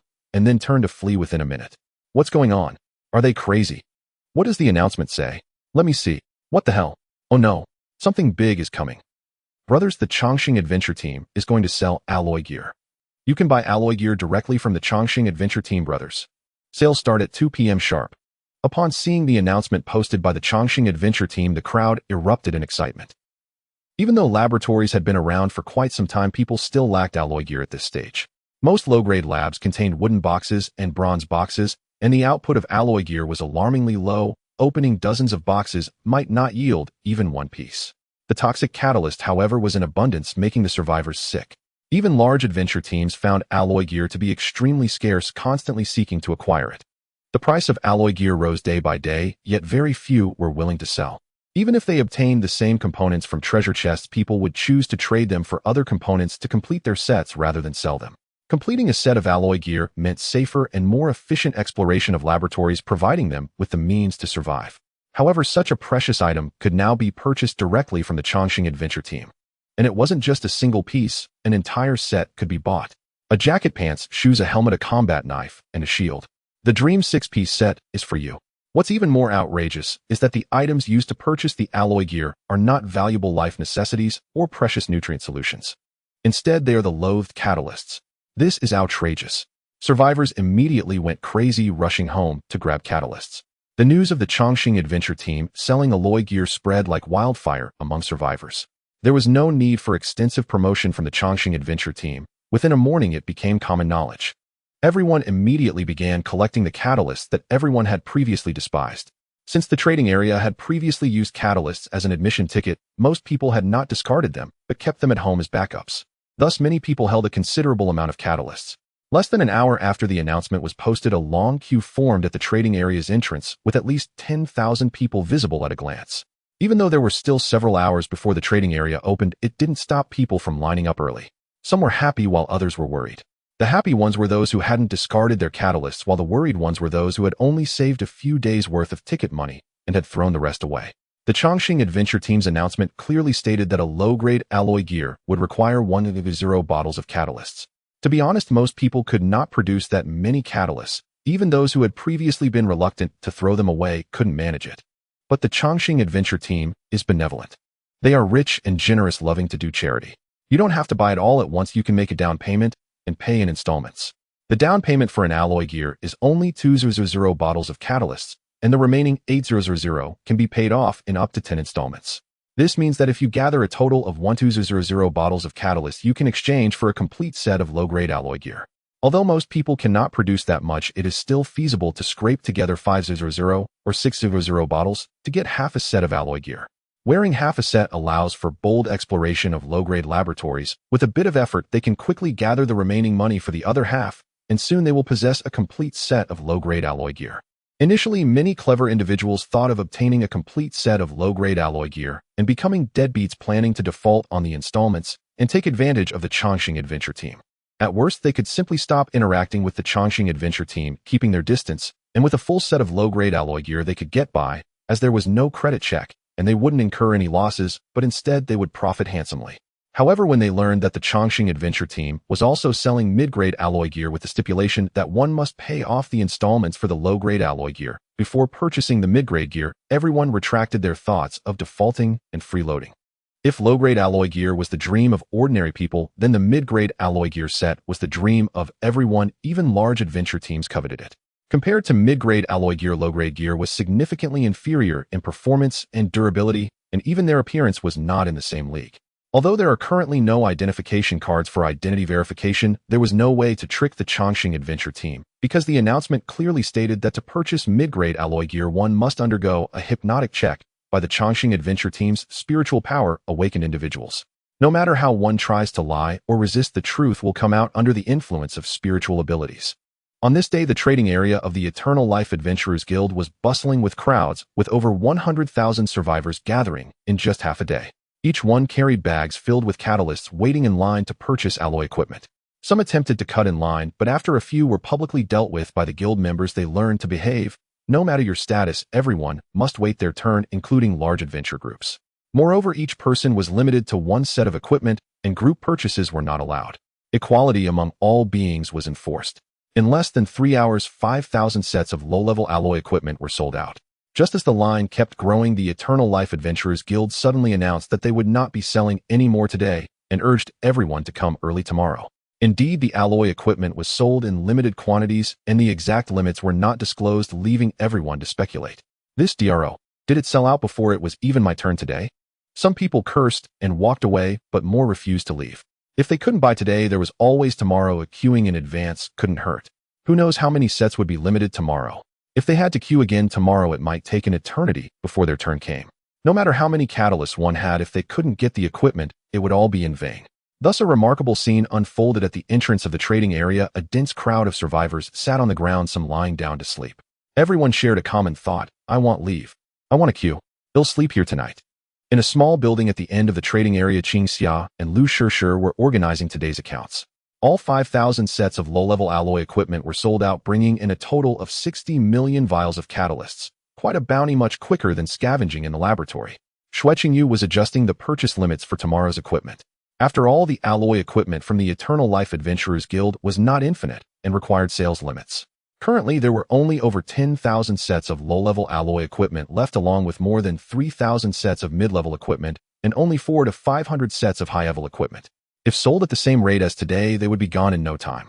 Even with the alloy equipment manufacturing machine producing 1,500 sets daily, it was far from sufficient. The number of survivors was simply too great and the demand for equipment was immense. Sister Qingyu, why don't we raise the eq? Qing Xiao pondered and asked. Judging by the current enthusiasm of the survivors, even if the price was set at 12,000 per set, they would still scramble to buy. Xueqingyu smiled slightly, tucking a strand of hair behind her ear, and explained softly, to maintain stability. If prices rise, they will fall as well, which might make some hesitant to confidently spend their catalysts. Stabilizing prices will give people peace of mind. Besides, he said that 12,000 per set is already the limit. Raising the price further would make it unaffordable for many. The selling prices were set by Su An, while the selling process and quantities were managed by them. Xueqingyu genuinely admired Su An's series of arrangements. Arbitrarily changing equipment prices would only cause unrest and hinder future sales. Maintaining the Eternal Life Adventurers Guild's absolute credibility and sales popularity was paramount. This approach was quite visionary, clearly reflecting Su An's grand vision. Not only that, but the master is really impressive, Lu Shishir added after a moment of thought. The master fixed the price at a level where most people can afford it by emptying their savings for a purchase, and there's a reason for that. Think about it, the catalysts came from the laboratory. With so many people acquiring equipment, they will definitely explore the laboratory, leading to a significant increase in catalyst production. Low-level alloy equipment is only 12,000 per set, but mid-level equipment is priced at 200,000 per set. Obtaining low-level equipment is just the beginning. Lu Shishi's words were indeed true. This was Exactal. Report Deputy Guild Leader. The leader of the Black Rose by Li Bing requests an audience, a guard reported. I understand. Have her wait in the reception room. He'll be there shortly, Xue Qingyu set aside her work and headed to the reception room. At that moment, Bai Li Bing was in the reception room sipping coffee. On the surface, she appeared calm, but internally, she was in a state of panic. The sale of alloy equipment by the Eternal Life Adventurers Guild was good news for everyone. However, the problem was that too many people wanted to buy, and they could not cut in line. Even large adventure groups had to obediently wait their turn. The Eternal Life Adventurers Guild also did not accept group purchases. This meant that large adventure groups not only couldn't get equipment in advance, but also had to allocate personnel to queue, which would undoubtedly impact their exploration progress in the laboratory. Although large adventure groups were stronger, they had more members. Everyone wanted to discuss with the Eternal Life Adventurers Guild whether they could use an internal channel for bulk purchases. Unfortunately, they had no way, and the guild simply ignored them. They could only seek connections through those who had dealings with the guild. The True God sect was out of the question, filled with Su-An's sycophantic believers. What Su-An said was gospel beyond questioning. If they asked for help in establishing a connection, they might even be arrested and judged as heretics. After much thought, they could only turn to Black Rose. After all, it was rumored that the leader of Black Rose, Bai Li Bing, was the cousin of Xue Qingyu, the snow goddess of the Eternal Life Adventurers Guild. With that relationship, perhaps having Bai Li Bing intervene could offer a chance for connection. Bai Li Bing did not refuse the proposals from various adventure groups, as Black Rose also had a huge demand for alloy equipment. Upon meeting Xue Qingyu, Bai Li Bing stood up. Xue Qingyu smiled and replied, "No, cousin, is there something you need to discuss?"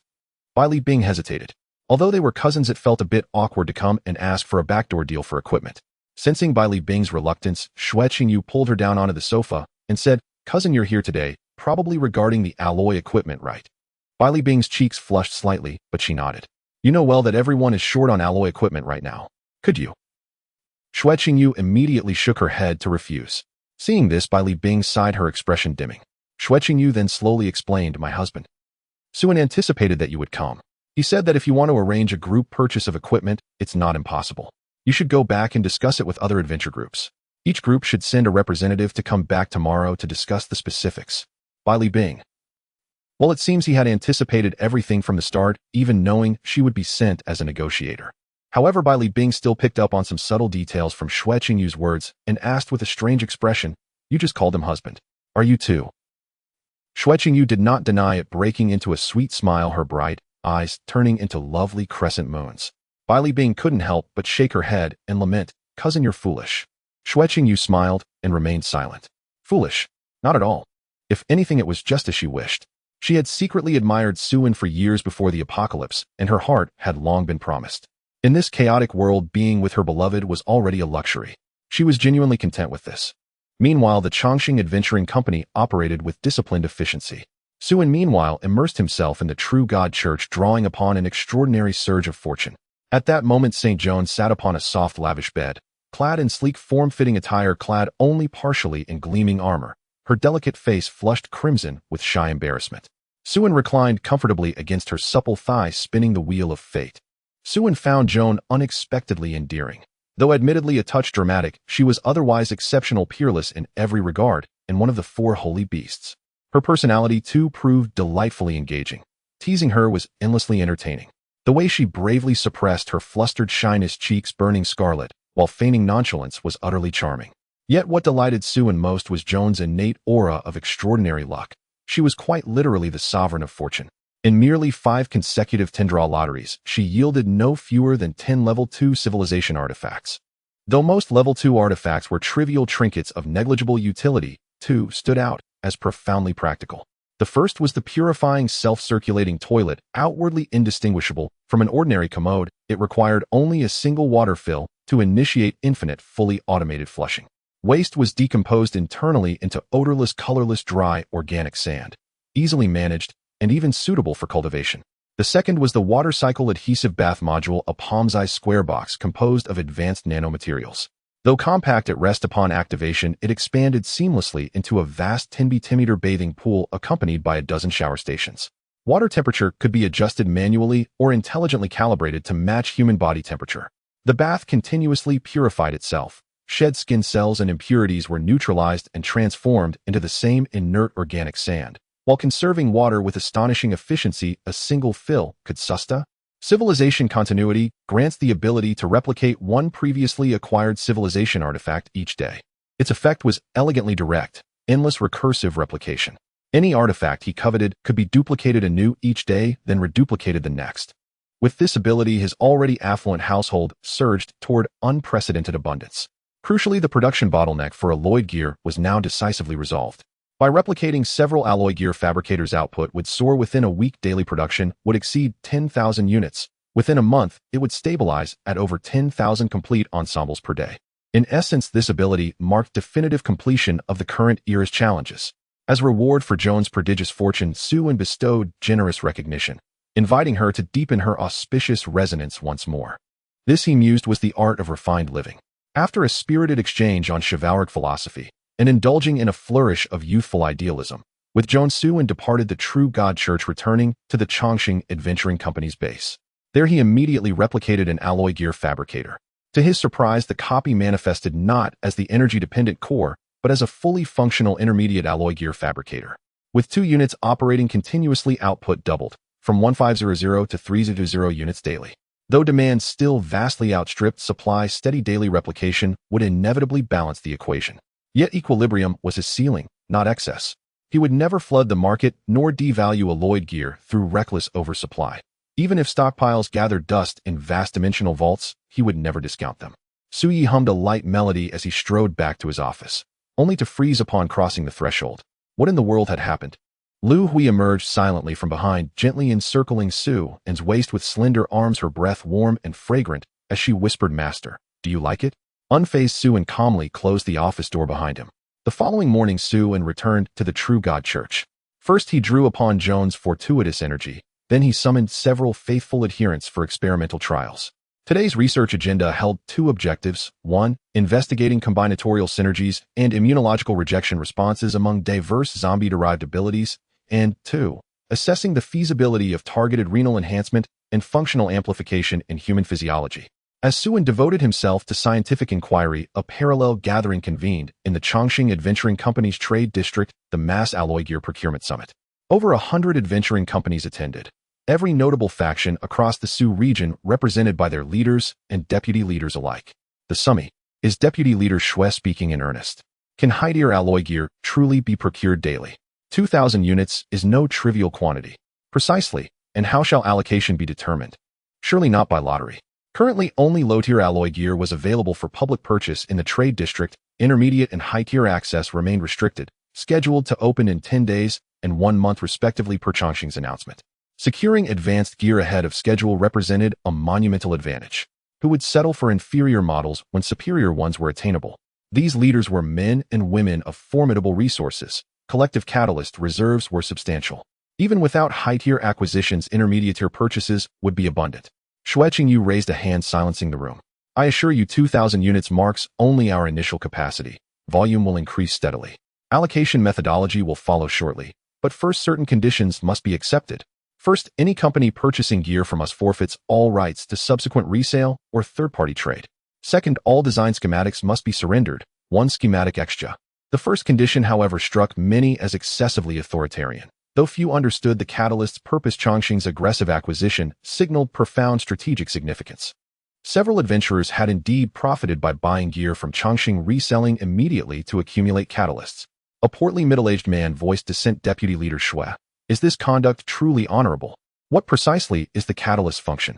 Disclose it openly. Let prosperity be shared. Must your single company monopolize every advantage? Moreover, can such a weighty decision truly rest with a woman alone? Where is Captain Su? Summon him to address us directly. His words resonated widely. Many nodded in agreement. Before the final syllable faded, Li Xiaoyu blurred behind the man. An 800 warhammer descended with cataclysmic force. A muffled thud shook the floor. Li Xiaoyu hoisted the hammer onto her shoulder and strolled back to Xue Qingyu's side. The portly man lay reduced to unrecognizable pulp. Xue Qingyu's voice cut through the silence, glacial and absolute. Let me clarify one fundamental truth. You should thank my husband for granting you this opportunity to cooperate and survive. Were he to intervene personally, your treasuries would be emptied into our vaults before dawn tomorrow. You possess neither standing nor privilege to negotiate or question, and Captain Su is not accessible to whomever demands his presence. Adjust your posture and your expectations accordingly. As time swiftly passed, January arrived. It was the heart of winter, and the temperature had already dropped to single digits. Fortunately, Su, being a southern city, rarely experienced temperatures below 0. For those accustomed to life in a civilized world, this winter felt exceptionally cold. With scarce resources, surviving the winter relied solely on one's spirit. Fortunately, the equipment provided by the Chongqing Adventure Team allowed everyone to barely manage a decent meal. The Chongqing Adventure Team had been publicly selling alloy equipment for a full month. By now, most people possessed a bit of low-level alloy equipment for protection, and some even had intermediate alloy gear if they were fortunate. Several large adventure teams had also purchased a few sets of high-level alloy equipment from the Chongqing Adventure Team. With these enhancements, those capable ventured to raid laboratories, while those less fortunate quietly scavenged for supplies in the city. In the current city, food supplies were no longer essential. Comparatively, nutrient solutions offered better value than food items that were difficult to preserve. Nutrient solutions taste bad. Anyone who could say such a thing was likely just too well fed. The most valuable items in the city were now clothing, pants, and blankets for warmth. Of course, compared to these basic necessities, antibiotics and other medications were exceedingly rare. With already poor living conditions worsened by the cold weather, who wouldn't catch a cold or fever? Before the apocalypse, medication prices were already high, and after the end of the world, they skyrocketed. A single antibiotic pill could be exchanged for 5 bottles of nutrient solution, yet even at this price, they remained scarce. What astonished people was that the Chongqing Adventure Team at this time surprisingly opened a sales window for medications. As long as you provided a sufficient amount of catalyst, you could purchase medications: penicillin, cold medicine, tetracycline, diarrhea medicine, Gongkong, and Lian-Fa-Qing-1, and more. If you had enough catalyst, you could buy whatever you wanted. However, the prices were a bit steep: 1,000 bottles of catalyst for a single antibiotic. Even with such high prices, the medication sales window of the Chongqing Adventure Team remained crowded. Catalysts could be earned again, but without medication, being critically ill meant certain death. Similar to the alloy equipment, if you couldn't pay the full price for medication, you could make a down payment, 50% upfront, and pay the rest in installments. Once the medication installments were cleared, you would receive a voucher for 500 catalysts towards intermediate alloy equipment. Although compared to the staggering price of 200 for intermediate alloy equipment, this voucher felt somewhat like a cheap coupon for a Lamborghini. Still, it was free after all. Who could say it wasn't enticing? Moreover, failing to clear the medication installments would impact your credit for alloy equipment installments. Once marked by the Chongqing Adventure Team's mental abilities, you were essentially done for. They wouldn't offer you any opportunities for cooperation, and nothing could be bought. Due to the Chongqing Adventure Team's high status, once blacklisted, even your teammates would abandon you. Every major adventure team avoided these blacklisted individuals like the plague. It was unavoidable. The Chongqing Adventure Team stood unrivaled. No one dared to offend them, let alone question them. The main reason was that everyone owed money to the Chongqing Adventure Team. Without exception, few remained who weren't burdened by their debt. Survivors had to wake early and return late every day, desperately exploring laboratories to pay off their debts. Many would shudder at the sight of the laboratory area, feeling as if they were entering a black coal factory. If one were to say that the Chongqing Adventure Team was exploiting survivors, that might not be entirely true. They clearly provided alloy equipment, giving people hope for survival. Yet if one were to argue that there was no exploitation, it was evident that everyone owed a substantial debt, while the most precious nutrient solutions were not desired by the Chongqing Adventure Team. No matter how one looked at it, there was a bittersweet flavor to this situation. To be both grateful and exploited, perhaps that was the sentiment of everyone at present. As for the Chongqing Adventure Team, the alloy equipment manufacturing machines had increased to a total of 30, producing nearly 45,000 pieces of alloy equipment daily. Such a large output was just about sufficient to balance the supply and demand of the survivors. Suin had also ceased the replication of alloy equipment manufacturing machines. The current situation was just right, keeping the sales point of the Chongqing Adventure Team consistently bustling. He then turned to replicate an automatic energy storing faucet each day. Even if the Chongqing Adventure Team no longer needed alloy equipment reaching full version completion, Suin still had the girls take turns raiding high-level laboratories daily, and they couldn't wear high-level alloy equipment. At most, they could wear intermediate or even low-level gear. Although no faction could currently challenge the Chongqing Adventure Team, one must always be vigilant. Having the girls frequently engage in battles to hone their skills and combat awareness was a prolonged process. To survive in this apocalyptic world, one must continuously grow stronger.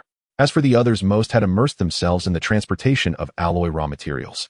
As for Suin, he had completely taken on the role of a hands-off manager.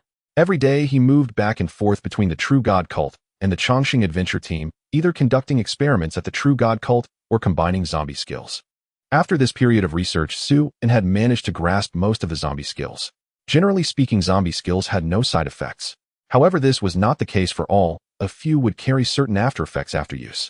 For instance, combining multiple rage skills could damage the brain, leading to complete madness. Each person could bear at most 3 zombie skills, exceeding that would likely lead to brainstem loss. Through Sue-An's experiments during this time, the True God cult inadvertently gained several hundred awakened ones. This method of creating awakened ones from thin air thrilled the followers who repeatedly shouted "Long live the True God." In no time, Sue-An's prestige within the True God cult soared to unprecedented heights. Anyone dragged out was a fanatic. Within the True God cult, even small factions had emerged, naming themselves the Sacrifice Society. Despite following Sue-An for so long, the followers completely lacked understanding of what their true God liked or needed. Resources, equipment, awakened ones, nutrient solutions. They lacked none of these. Ever since the True God descended upon the True God cult, their situation had improved day by day. Yet they had never taken a single stitch or thread. In contrast, aside from demands, they had made no substantial contributions. This was clearly wrong. When praying to the gods, one should at least burn some incense. The True God's excessive selflessness caused the followers to grow increasingly anxious, fearing being abandoned by the True God. Thus, the Sacrifice Society was born. The cult of devotion held a singular, straightforward tenet: to offer the True God whatever he desired, surrendering all without reservation. Yet what precisely the True God cherished remained unknown. Still, one need only observe the gender composition of the Everlife Adventuring Company to deduce that, if the True God truly had any preference, it would almost certainly be beautiful women. To present beautiful women to the True God was therefore an infallible act of devotion. Yet due to the Everlife Adventuring Company's aggressive recruitment of beauties at the dawn of the apocalypse, few such women remained in Sioux Land, and even fewer met the company's exacting standards. After much deliberation, the cult resolved to begin early, cultivating holy maidens from childhood. Thus, its members scattered across the land in search of beauty. Older candidates were scarce, so younger ones would suffice. They resorted to bartering supplies, coercion, and even invoked the True God's name itself, only to be utterly blindsided when word leaked that the cult was grooming holy maidens for the True God. Scores of families arrived at the gates, daughters in tow, desperate to enroll their children as holy maidens of the Church of the True God, offering them freely at no cost in a bizarre inversion of competition. Sue-An's reputation had simply grown too immense.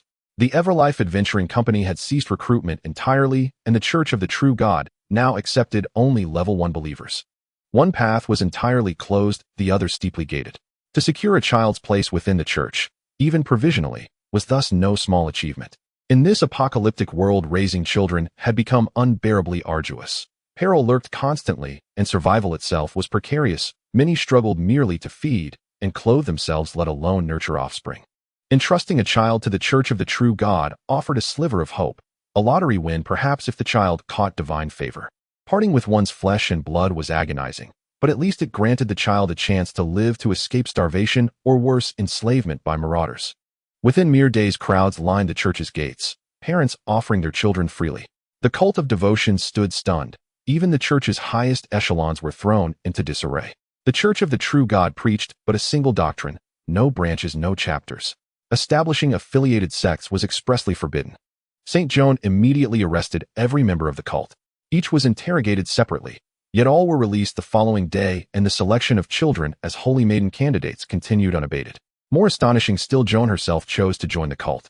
On the surface it seemed absurd, even comical, yet Joan felt no trace of levity. Her heart tightened upon seeing those hollow-cheeked, malnourished children. The cult's purpose was absolute devotion, to seek out and offer the True God whatever he yearned for. But could these children truly be his desire? One needed no deep reflection to know Sue-An lacked neither beauty nor youth. He needed nothing of theirs. Yet the cult's foundational principle was worthy of respect. The church had received immeasurable blessings from Sue-An, yet offered little in return. Its sole contribution thus far had been surrendering all catalysts to the Everlife Adventuring Company, a gesture far insufficient. It was imperative that every believer remain ever conscious their very existence was a gift bestowed by the True God, the very reason the church had first come into being. Thus Joan preserved the cult and sanctioned the selection of certain children for the church, though this decision would inevitably return the church to its leanest, most austere days.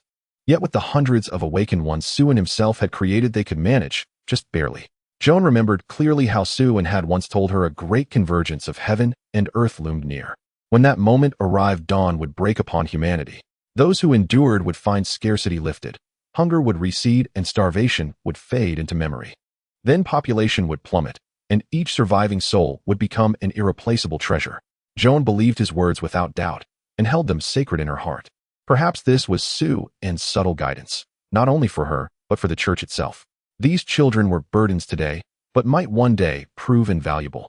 After all, the church already bore many burdens, a few more children changed little. As for Sue-Ann, he remained wholly unaware that the church had spawned this cult of devotion in his name. Even if he learned of it, he would merely smile and dismiss it. The church embodied boundless compassion and selfless mercy, and he had no intention of interfering. In an age overrun by wolves and hardened by indifference, such mercy was rarer and more precious than any gemstone. The church might draw ridicule, but what of those sheltered beneath its grace? Each bears their own sorrow, each walks their own path. Neither agreement nor disdain is required, only unwavering fidelity to the road one has chosen. 3 months passed in the blink of an eye. Winter receded, spring returned. Life stirred anew. A gentle, persistent rain fell upon the earth, once ravaged by flocks of crows, now reborn in tender, verdant vitality. Spring had arrived, bringing with it a modest reprieve. As temperatures rose, survivors' conditions improved slightly, though life remained confined largely to urban ruins and laboratory zones. Yet those who endured had forged their own codes of survival. The apocalypse no longer shocked them. They adapted, evolved, and grew ever more attuned to its rhythms. The Everlife Adventuring Company continued peddling alloy armor and pharmaceuticals. In just 4 months, it had nearly exhausted Sue-Ann's entire supply of catalysts. Nearly everyone now owed the company a debt. Many had assumed that 6 months of labor would earn them elite-tier alloy armor. Reality proved harsher. After nearly half a year, fewer than 1 in 5 had even acquired mid-tier armor, owing not to lack of effort, but to the finite number of low-tier laboratories. With so many converging on low-tier labs to scavenge catalysts, their numbers soon surpassed even those of high-tier facilities. High-tier labs were too perilous to enter, and at this pace acquiring elite armor seemed destined for some distant mythical future. Simultaneously, the Everlife Adventuring Company, silent for 3 months, suddenly shifted course. All members withdrew en masse from laboratory zones. The entire company relocated to uninhabited wastelands, commencing construction of a vast fortified bastion, leaving survivors baffled and speculating wildly. Rumors spread that the company intended to found its own city. Concurrently, the Church of the True God suspended most offensive operations, redirecting its workforce toward defensive infrastructure. On the 4th day of the company's city-building initiative, it issued an official bulletin based on field surveys and predictive analysis. A massive tide of undead will surge forth from urban ruins and laboratory zones in 3 days, targeting survivor encampments. All survivors are urged to urgently construct shelters and fortifications to withstand the onslaught. Once the announcement of the Eternal Life Adventure Group was made, the survivors were immediately thrown into a panic. Where did this zombie tide come from? How come I didn't see it? Didn't they say that after 3 days the zombies in the urban area and those in the laboratories would come rushing out? That shouldn't be. Those things usually never come out on their own right. Believe it or not, I do believe it, so I'm going home to dig a tunnel. Digging a tunnel sounds good. I'll go home and dig too. But didn't you say you didn't believe it? Ahem, could the Eternal Life Adventure Group deceive us? Although it sounds a bit far-fetched, one should still believe it. Compared to ordinary survivors, the various adventure groups were even more shocked. Even though everyone's lives had become relatively stable, the days of fleeing from zombies were still fresh in their memories. How terrifying must the zombie tide be for even the Eternal Life Adventure Group to start building defensive structures in advance? The Eternal Life Adventure Group had dozens of level awakened individuals. Hence, all the adventure groups, regardless of size, began to construct defensive fortifications without any hesitation. Especially the larger adventure groups, who were frantically building walls and piling up fences. No more exploring laboratories or scavenging supplies in the city, while upgrading the shelter's defenses was the top priority. As for the Eternal Life Adventure Group, after 4 days of construction, the fortress had been initially completed. Inside were temporary shelters built from simple prefabricated materials capable of accommodating around 1,000 people. The central living area was surrounded by a defensive zone. The defensive zone was divided into 3 layers, all constructed from walls made of sand and stone over 3 meters thick and more than 10 meters high. Between the walls, there were several hundred meters of buffer zones. Even if the zombies broke through the first line of defense, they could still stand on the walls to attack from a distance. The outermost layer was filled with spike barriers and several layers of electric fences. Beyond the electric fences were various pits which had been pre-filled with clay. Before the zombie tide arrived, they would mix it into a slurry. If a zombie fell into it, it would take some time to struggle out. Ordinary traps posed little threat to mutated zombies, but this clay trap could significantly slow down the zombies' attacking speed, allowing for more time to kill them. Moreover, maintaining this type of trap was quite simple, as there would be many waves of zombie tides, durability was key. At this moment atop the high wall, Su-in was leisurely seated at a table with his leg crossed sipping coffee. Xiao Xiao, dressed in a black and white maid outfit, served him from the side. Behind her stood force-level awakened personal guards. Watching the busy girls below the wall, Su-in couldn't help but smile slightly. The third phase was about to arrive, marking the final stage of the first apocalypse. The zombie tide would last for a full 7 days. Now there were 3 days remaining until the tide's arrival. This meant that there were only 10 days left until the second apocalypse. With ample manpower and abundant resources, he was completely invincible during the first apocalypse. In recent months, he had been doing nothing all day. Either he was replicating civilized items or drawing lots, or he was strengthening his relationships with his team members. Neither of his divine abilities had leveled up. Plundering now required replicating 10,000 abilities to upgrade. Even if he killed all the awakened in Su-di, it would only amount to less than 2,000, which was far from enough. As for the Guardian of Civilization, its proficiency had already reached 80. If all went well, it should be able to upgrade in about a month. This was thanks to Jean Dark's luck. Although his abilities had not upgraded, his captain's quarters had expanded considerably. Besides, the 5 individuals, including Xueqingyu and Yukiki, 8 personal guards had also moved in. Fortunately, the kidney reinforcement had made some progress, and Su-an's physique was still fairly robust. He felt no fear towards the second apocalypse, and even looked forward to it. If the second apocalypse did not come soon, he would almost become a useless person. As for the zombie tide in the third phase, he did not take it seriously at all. With the current configuration of the Eternal Life Adventure Group, they could easily withstand the tide. He could build defensive fortifications a week in advance, and even a day in advance would suffice. The reason for making such a grand display in constructing fortifications and announcing the zombie tide was purely to reap the last wave of profits. In the past few months, the Eternal Life Adventure Group had collected over 200 billion bottles of catalysts. He held 70% of the catalysts in Su-di. This is the power of capital. Of course, this last wave of profits referred not only to the remaining catalysts, but also to the zombie tide. His character level had barely reached level 6, as zombies provided too little experience. He simply couldn't grind anymore. Not to mention him. Even Wang Kai, who could also level up by eating zombies, had recently developed an aversion to food after eating too many zombies, feeling nauseous at the sight of them. Simply killing zombies was ultimately not the right path. He entertained the idea of taking shortcuts. He discovered a bug. Ever since the alloy gear reached the top level, he found that one of the items produced had an issue. Automatic Defense Electromagnetic Cannon Tower. This thing is a defensive weapon, a high-tech tower. It will play a significant role in the upcoming phase of resisting the zombie tide. But that's not the key. The crucial part is that when he tested its power on zombies, he found that zombies killed by the electromagnetic cannon would provide him with experience. This was probably related to the fact that the machine used to create the electromagnetic cannon tower was replicated using his abilities. Not just the electromagnetic cannon tower, any equipment manufactured by the top-tier alloy gear would grant him experience whenever someone killed zombies with it. However, due to the limited production of top-tier alloy gear, it currently circulated only within the Eternal Life Adventure Group and had not been promoted externally, making its cost-effectiveness for grinding experience not very high. He wouldn't be generous enough to distribute top-tier alloy gear to the survivors. It wasn't just a matter of low production, but rather that he wanted to keep it for himself. However, the electromagnetic cannon tower was different. He could sell some to others. This thing has a fast firing rate, long endurance, and sufficient power. Its only drawback was that it couldn't be used individually, but it was perfect for defending strongholds against the zombie tide. At that time, not only could he sell it to various adventure groups to collect another wave of catalysts, but he could also gain a massive amount of experience. Leveling up to 10 would not be a dream. But Su-in did not plan to sell the electromagnetic cannon tower just yet. He wanted the survivors to suffer a bit first. Only when they were in dire straits would they realize the value of the cannon tower. Thus, when they purchased the electromagnetic cannon tower, they would be more generous. He had already sent over a dozen units to the True God sect in advance. After all, the True God sect would send him any bottle of catalyst they had, and sending them a dozen electromagnetic cannon towers was merely a matter of reciprocity. In such a tense atmosphere, 3 days passed in the blink of an eye. As the first rays of morning sunlight illuminated the earth, all the zombies froze in place. Moments later, they suddenly became agitated, roaring towards the sky. Then they rushed madly towards the survivors' living area. With the advanced warning from the Chongqing Adventure Team, most survivors wisely constructed defensive fortifications. Of course, there were some who disregarded the warnings and continued with their activities. After all, if the sky were to fall, there would be tall ones to hold it up. There was no need to panic.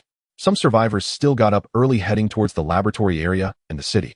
But when the sun began to rise, the zombies erupted. Everything changed. The zombies surged out from the city and the laboratory area like a tide. Along the way, everything was destroyed, and the survivors still active in the city and laboratory were instantly torn apart by the zombie tide. The wave of corpses surged relentlessly towards the survivors' living area.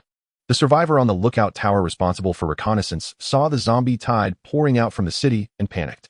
They hurriedly picked up a small hammer and struck the iron bell to sound the alarm. The zombie tide is coming. Ding, ding, ding. The zombie tide is coming. The alarm sounded frantically from every corner. The prepared survivors quickly armed themselves and went to the defensive wall to look out. As they gazed, they saw a dense mass of zombies surging towards them like a tidal wave. The deafening roars of the zombies made their ears ring. At this moment, everyone realized how crucial the warning from the Chongqing adventure team was. Had they not prepared the defensive fortifications in advance, the consequences of facing such a large-scale zombie tide could be imagined. Everyone, don't be afraid, they are all white-skinned zombies, there aren't many high-level mutated ones. Everyone hold your weapons and prepare for battle. Prepare for battle. The only thing the survivors could be thankful for was that the zombies were not of a high level, mostly being ordinary zombies and white-skinned hardened types. With the current equipment, dealing with white-skinned zombies was still manageable, mainly due to the effectiveness of the alloy gear. With high defense and lethal capability, ordinary people fully equipped with alloy gear would not be much inferior to the awakened, at least when facing zombies with low intelligence. Within 10 minutes, the zombie tide had already surged out of the city and into the survivors' living area. Thanks to their prior preparations, the survivors were not immediately overwhelmed. However, there were simply too many zombies, and they had to send people out to clear them. Moreover, it was discovered that the more populated the stronghold, the more zombies came to attack. This caused some large adventure teams to curse. In contrast, those smaller factions, or the moles who had already burrowed in early, were faring much better. Of course, this was only the beginning. As time passed, the number of zombies decreased, and by the end of the morning, most of them had been eliminated. The casualties among the survivors were not significant, accounting for less than 1%. The adventure teams, with well-built fortifications, could even achieve no injuries. Is that it? It's nothing much. The Chongqing adventure team is making a big fuss over nothing. Brothers, let's get back to what we were doing. Keep playing music and dancing. Wait, boss, look, there seem to be a lot of zombies still at the edge of the city, and I even saw a big guy tank. Clearly, the zombie tide was not just a single wave. Around the edges of the city and the laboratory, numerous zombies continued to linger, including not only mutated types, but also bows. For some unknown reason, these powerful zombies did not launch an attack, but merely observed the survivor camp from a distance. This was quite eerie. The survivors couldn't help but feel their scalps tingle, exclaiming it was life-threatening. No one could laugh now, and they hurried to reinforce the base defenses while the zombies had not yet arrived. They wished they could raise the bedboards to block the defensive wall. In the afternoon, the zombie tide struck again. The survivors quickly mounted an offensive to repel the tide. However, this time, although the tide still consisted mainly of white-skinned zombies, it was mixed with some LV-3 jumping types and fat ones. Dealing with them was relatively more challenging. The zombie tide lasted almost an hour, double the length of the first wave. But they still managed to handle it with ease. However, this time no one could laugh. Even a fool could guess that as time passed, the number of zombies would increase and their levels would rise. Sooner or later, those high-level mutated zombies would join the tide, and even bows would participate. The survivors were now thoroughly panicked. Large adventure teams were okay, at least they had the capability to deal with high-level mutated zombies. But small adventure teams were in trouble. They could handle ordinary zombies, but to face something like a BOW, they would need to deploy psychics and wear alloy gear to ensure safety. For ordinary people, even wearing alloy gear would be useless against bows. Thus, some small adventure teams began to cling to the larger ones, desperate to join them. Of course, many who held on to false hopes and did not want to be merged into large adventure teams chose to tough it out, believing that with fewer members they would face fewer zombies and could survive by hiding. Meanwhile, news about the Chongqing adventure team selling high-tech electromagnetic cannon towers spread. At the same time, the True God Church drove a small pickup truck showcasing the electromagnetic cannon towers in front of various adventure teams, helping to promote them. The electromagnetic cannon towers were indeed powerful. Those wandering zombies hadn't even approached the small pickup truck before being instantly obliterated by a single shot from the cannon. The pickup truck sped along, leaving a trail of sparks, leaving the survivors in awe. Is this really possible? This works better than cannons, and even has automatic tracking. It seems to specifically target zombies and won't attack humans. If we get 100 or 80 of these, we won't have to fear any zombie tide at all. Hurry, hurry, hurry, let's go buy from the Chongqing adventure team. Buy? We must buy. Thus, various adventure teams rushed towards the fortress of the Chongqing adventure team. Upon seeing the enormous sand and stone fortress of the Chongqing adventure team, along with the densely packed high-tech electromagnetic cannons on the city walls, everyone couldn't help but feel disheartened. There's no harm without comparison. Although they were all survivors, everyone felt that their version was quite different from that of the Chongqing adventure team. Disheartened, as they still needed to buy the electromagnetic cannon towers. However, the price made many gasp in shock. 10 million catalysts for one. The price of just one electromagnetic cannon tower could buy 5 sets of high-grade alloy gear. It was simply outrageous. The key was that it did not support installment payments. After half a year of exploitation by the Chongqing adventure team, there weren't many who could still produce such a large number of catalysts. Even large adventure teams, if they pooled all their resources and drained the savings of all their members, could only afford about a dozen. Medium and small adventure teams would be grateful to buy even one. As a result, everyone was left with nearly no catalysts. Was there any choice? There was none. The same saying went: catalysts could be earned again, but if life was lost, everything was over. This felt somewhat familiar. Everyone had the same thoughts when buying alloy gear. The crowd couldn't help but curse. Since the Chongqing adventure team dominated the Su region, everyone's lives had improved. But they hadn't completely gotten better. They all owed the Chongqing adventure team a mountain of debt, gathering catalysts from dawn to dusk. In a daze, they found themselves back in those days of being corporate slaves before the apocalypse. They wouldn't starve, but life was hard, and the harder they worked, the poorer they became. It always felt like something was off. Is this what the apocalypse should look like? Am I a corporate slave in the apocalypse? Day 5 of the Zombie Tide Experience. 1 Experience 0. 02 Experience 0. 1 Experience 0. Experience 1 Experience 0. 5 Experience 1. Listening to the delightful notification sounds from the system, Su felt euphoric. While sitting at home, experience points came from the sky. He had sold nearly 100 electromagnetic cannon defense towers, making a small profit of 1 billion catalysts. Moreover, every time these towers killed a zombie, he would gain corresponding experience points, making it feel no different from personally slaying zombies. His character level had risen from level 6 to level 8. Not only could he level up while lying down, but the speed of leveling was also quite fast. He believed he would definitely reach level 10 before the end of the 3rd phase. During the 3rd phase, the zombie tide was relatively sparse in the first 4 days, and the levels of the zombies were low. It was the last chance for humanity to react and prepare before the apocalypse. Starting from the 5th day, high-level zombies would appear in the tide, first the tanks from the city, and other types of advanced mutated zombies. On the last day, even the bow from the laboratory would join the tide. The number of zombies would gradually increase, and in the end they would be everywhere. If he could withstand these 7 days and survive until 8 a.m. on the 8th day, he could enter the 2nd apocalypse. If not, he would die and become food for zombies. He remembered that in his past life, those who survived to the 2nd apocalypse came from a population of millions in Su land, which had dwindled to less than 1 million. 90% of people perished in the 1st apocalypse. Now it was the 5th day of the zombie tide, meaning there were only 2 days left until the 2nd apocalypse. Su felt a bit reluctant. Leaving the 1st apocalypse meant he could no longer joyfully harvest skills from zombies. He could only take advantage of these last 2 days to harvest as much as possible. With the strength of the Chongqing adventure group, even without him, they could survive until the 8th day unscathed, so he could relax and enjoy himself. He then kicked Wang Kai, who was basking in the sun on the high wall, down. Stupid dog, get to work. Meow. It's a cat, not a dog. Su jumped down the city wall, as well riding Wang Kai towards the distance. The duo quickly attracted the attention of the zombie tide, and within 10 minutes, over 1,000 zombies had gathered behind Su. However, the quality of the zombies was quite average, with not many possessing skills. But since his level had reached 8, the power of his abilities had far surpassed the past. His lightning abilities could now conjure over 1,000 high-density compressed lightning balls. A sweep of energy would take down a large number of zombies like cutting wheat. They would fall in a line. Only the high-level zombies with skills remained for him to deal with and loot their abilities. But after killing several thousand zombies, the skills he looted were only a few hundred, which was even less than what he could gather from a trip to a high-level laboratory. There were still too few high-level mutated zombies, not enough to kill. Su could only curse as he rode Wang Kai back home. He'll just have to wait until the 7th day, Su thought, dismissing the zombies as too weak. However, for the other survivors, it was an entirely different situation. As time passed, the zombie tide grew more numerous and the zombies stronger each day. The survivors' situation could almost be described as living day by day. After 5 days of fierce battles, there were no longer any small adventure groups left in Su land. Small adventure groups had either been overwhelmed by the tide or had taken their families to seek refuge with larger adventure groups during the brief lulls. Originally, there were hundreds or thousands of adventure groups, but now they had consolidated into dozens of super large alliances. Whether they could support such a large population was no longer important. Surviving was the priority. Naturally, some wanted to join the Chongqing adventure group, even offering supplies to do so. However, unfortunately, the Chongqing adventure group did not plan to take anyone in. they drove away, all who came seeking refuge, not accepting anyone regardless of age or gender. Are beautiful women coming too?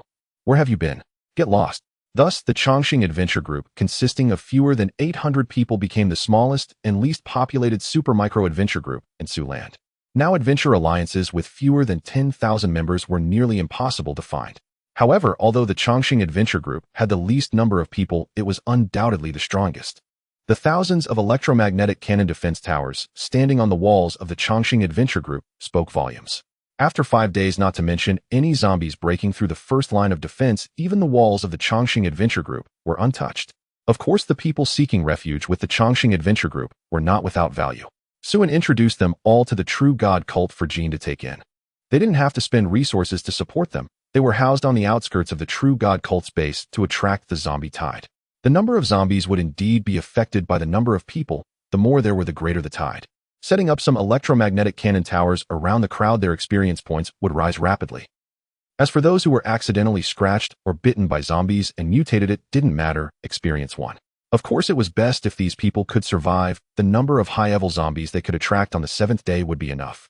Under Su-An's introduction, the true god cult took in nearly 100,000 survivors in just 5 days, becoming the largest superpower in Siuland. However, the overall quality was somewhat lacking, with many women and children, and even old men. Moreover, unlike the alliance nature of other forces, the true god cult remained autonomous and independent, still under Su-An's sole authority. The management was responsible for regulation. In contrast, the massive number of people attracted terrifying zombie tides. Other bases faced thousands or tens of thousands. For the true god cult, it was a base of 100,000. When the tide came, it was a sea of zombies, enough to make anyone tremble at the sight. The timid had already been scared sleepless for days. The main issue was that the true god cult expanded too quickly, with defenses built haphazardly. Essentially, a layer of thin sheet metal served as a barrier, barely enclosing the area. The hundreds of thousands of survivors huddled inside, trembling in fear. Faced with the massive sea of zombies, such defense was like paper. Anyone would have trouble sleeping. Even if they managed to fall asleep, they would dream about zombies coming in for a buffet. Thankfully, Su-An was merciful enough to provide the true god cult with nearly 1,000 electromagnetic cannon defense towers. With so many electromagnetic cannon towers, the true god cult could still manage and wouldn't fall. After 5 days of the zombie tide sweeping through, the survivors finally realized just how powerful the electromagnetic cannon sentry towers produced by the Chongqing Adventure Group were.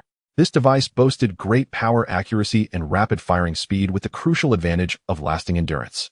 With one of these devices, you could match several tireless high-level awakened ones, making it far superior to any advanced alloy equipment. Thus, various adventure alliances hurried to pool funds to purchase electromagnetic cannon sentry towers. Even if there was only one bottle of catalyst, they were eager to exchange something with the Chongqing Adventure Group. After all, you can earn more catalysts, but if your life is lost, everything is over. However, they were unaware that from that moment on, they would never have the chance to earn catalysts again. Each bottle spent meant one less. As a result, over 90% of the catalysts in the entire Su region ended up in the hands of one Su. Thus, Su-An recently wore a smile, feeling at ease, and the frequency of his blessings for team members increased. Time flew by, and finally, it was the 7th day. On this day, Su-An woke up early and ordered the girls to dismantle all the houses they lived in and to surrender all their daily necessities. As the morning rays fell, the thunderous roar of the zombie tide once again echoed, signaling the arrival of a new wave. The 7th day would see only one round, but this round would last an entire day, ending only at 8 o'clock the next morning. For the survivors, this day would be like hell, far more unbearable than the previous 6 days. A large number of advanced mutated zombies would join the fray, and the bow from the laboratory area would also emerge. The girls from the Chongqing Adventure Group were fully prepared for battle, collectively moving to the first line of defense to take their positions. Su-An rode on the now bigger Wangcai, standing at the forefront of the crowd, facing the wind. Before long, the ground began to tremble as the densely packed zombie tide surged forward like a flood, the deafening roars seeming to threaten deafness. Common zombies, white-skinned jumping types, exploding types, corrosive types, long-tongued types, flesh-eating types, witches, giant types, tanks, hunters, heavily injured alpha, mutated cockroaches, mutated wasps, mutated crocodiles, mutated mosquitoes. They all came. Su-An remained unfazed as he took out a cigarette, snapped his fingers, and ignited it with a flicker of flame. Taking a deep drag, he raised his head and stared intently at the distant sea of corpses. In a daze, thoughts drifted back to his past life. In his previous life, his powers as an awakened one were merely of Kraid, but he had one advantage: he was adept at survival and always prepared for danger. Not long after the second phase began, he dug a vertical and then horizontal tunnel while hiding with Su Xiaoyan inside. While desperately working, he also hoarded food. After the third phase began, the zombie tide arrived, and fortunately, a multiplying type of zombie fell into the tunnel entrance, blocking the others outside. He had also slipped through the ventilation shaft with a thin steel pipe in advance. Thus, he luckily avoided the zombie tide and survived the most difficult first apocalypse. However, in this life, he did not need to hide, but rather to confront the zombie tide openly. Two entirely different lives, like two distinct perspectives, allowed him to see different landscapes. But the only similarity was that heart that always yearned to climb higher. Just as he thought before his last moments in his previous life. If I have a next life, I will no longer be mere dust beneath my feet. I will become stronger than anyone else. I will soar to great heights, and I will live to the end, wanting to see what the end of the apocalypse looks like. After being reborn, he still thought this way and acted accordingly. You all guard the base, Suin instructed, patting Wang Kai's head to signal it to advance. Wang Kai meowed softly and began to walk slowly forward. Its body gradually grew larger, 3 meters, 4 meters, 5 meters. In the blink of an eye, Wang Kai had grown to over 8 meters, transforming from a small black cat into a terrifying giant beast. Suin also activated his amplification ability, turning his body into a giant over 3 meters tall. Bang, bang, bang. A series of muffled sounds echoed. Several high-density elemental energy spheres gradually appeared behind Suin. There were flames that glowed white-hot, lightning orbs flickering with electric sparks, icy spikes radiating chilling air, and clear floating droplets of water. Looking out, there were densely packed spheres, at least tens of thousands. Simultaneously, Suin's body, along with Wang Tsai, ignited with soaring flames. Suin discarded the remaining half of his burnt cigarette, but a hint of excitement curling his lips into a smile. Come on, apocalypse. After a loud roar, he urged Wang Kai to charge into the sea of corpses. One man and one cat transformed into a fiery meteor trailing a long flame tail. In the blink of an eye, they crashed into the sea of corpses. A thunderous explosion erupted, flames and electric sparks detonating within the sea of corpses. In but an instant, hundreds of zombies were torn to shreds, the stench of rotting flesh splattering everywhere. The sea of corpses collapsed in waves akin to the rippling waves of wheat fields in the wind. With just one person's strength, he forcefully shattered the sea of corpses into pieces. All the survivors watching from the lookout tower were left stunned and petrified. There were no cheers, no gasps of awe, only silence. A silent tremor. Although everyone knew the leader of the Chongqing adventure group was powerful, no one expected it to reach such heights, moving through a million-strong tide of corpses as if strolling in a garden, the abilities unleashed with every movement, like missiles exploding. This had completely transcended human limits, transforming entirely into non-human. More accurately, it had surpassed people's imagination of the limits of carbon-based life. The shock brought by that towering flame-wreathed figure even overshadowed the fear of the zombie tide. Everyone felt a profound sense of relief. Relief that this non-human was on the side of the survivors. Because he was more terrifying than the apocalypse itself. The sea of corpses surged from the 4 directions, attacking the survivors. Suin single-handedly blocked the tide of zombies from the east. But there were still 3 directions where the tides rushed towards the people. This battle was a matter of life and death. All the survivors focused their spirits, bringing forth all their strength and energy to fight back. Among them, the Chongqing adventure group was the strongest, but due to their small numbers, they faced the least zombies. The other adventure alliances had to confront tens of thousands of zombies. The ratio of humans to zombies reached a terrifying 10-1, with more zombies continuously pouring in. Fortunately, these zombies could not fly, and the number of jumping types was limited. As long as the defenses built beforehand were sturdy enough, there would be a limit to the number of zombies faced. If they prepared well for personnel rotations and reasonable allocation of combat power, there was hope for survival. This was the final battle of the first apocalypse, and also a battle of life and death. Fight, unyielding people. Until the next dawn. At the top, hurry to the top. Who is the healer awakened? Come save us. A zombie has broken in. Where are the people from the second squad? Damn it, I'm going to fight these bastards. Change the electromagnetic cannon to another position. The zombies have breached a gap. The tide of corpses lasted a full day, continuing relentlessly into the evening. The endless wave of corpses left everyone in despair. One adventure alliance after another was submerged in the tide of corpses. In just one day, a quarter of the adventure alliances had completely vanished. This was still under the circumstances where Suin stood alone, reducing a massive number of zombies. Otherwise, half of the people would likely have already perished to the zombies. At this moment, Suin had completely transformed into a battlefield-killing god, leaving a trail of corpses in his wake regardless of the type or level of zombie, whether mutated or ordinary, all turned into experience points. This was also Su-An's most extensive killing spree, unleashing all his abilities without reservation. The grand spectacle made one shiver. He had single-handedly killed nearly all the zombies in the eastern area, the remains piled up into a thick wall of flesh, the ground a scene of devastation, with large pits everywhere created by his powers. It was as if the battlefield had been ravaged by countless missiles of modern warfare. Gradually, the zombies in the east had begun to dwindle in number against Su-An. Then, riding Wang Cai, he charged in another direction. Wherever there were more zombies, he would go there. Wang Cai also fully unleashed a fierce aura, its feline face contorting, its emerald eyes filled with murderous intent resembling a legendary beast. The duo of one man and one cat continuously darted across the battlefield. With Su-An's diversion, one survivor camp after another got a brief respite. Many survivors nearly knelt down in gratitude. They had come just in time, otherwise they wouldn't have held on. Team leader Su is indeed merciful. No, it should be true God. From now on, I will be a believer of the true God, and no one can stop me. If I can survive today, I will join the true God cult tomorrow. It doesn't matter if I can't join. I will offer a portrait of team leader Su, passing it down through generations. Sob, sob, sob. Su-An paid no mind to the inner thoughts of the survivors. He only recognized zombies, not people. While Su-An was on a killing spree, the true God cult faced its gravest test. The massive number of survivors attracted a terrifying number of zombies. Based on the simplest ratio of 1 person to 10 zombies, the true God cult was facing an army of 1,000,000 zombies. Looking out, the tide of corpses was completely endless. And because the defensive fortifications of the true God cult were particularly inadequate, the sense of security was abysmally low. Once the zombies breached the defenses, it would be an unimaginable disaster, with tens of thousands of survivors reduced to zombie fodder. Fortunately, with Su-An providing over 1,000 electromagnetic cannons as support, although the number of zombies was terrifying, it was not enough to break the defense line. The electromagnetic cannons surrounded the entire true God cult. The concentrated energy spheres from the electromagnetic cannons fell like rain upon the tide of corpses. The thunderous roars echoed like unending firecrackers crackling continuously. The shooting range of the electromagnetic cannons is about 800 meters, thus these zombies were essentially kept at bay on the plains 800 meters outside the true God cult. However, as time passed, the number of zombies killed increased, and centered around the stronghold of the true God cult, the corpses of zombies had already piled up into a thick circular wall 800 meters away. Moreover, this wall of corpses was slowly moving inward. Strictly speaking, the corpses of the killed zombies were piling up closer and closer, making the wall thicker.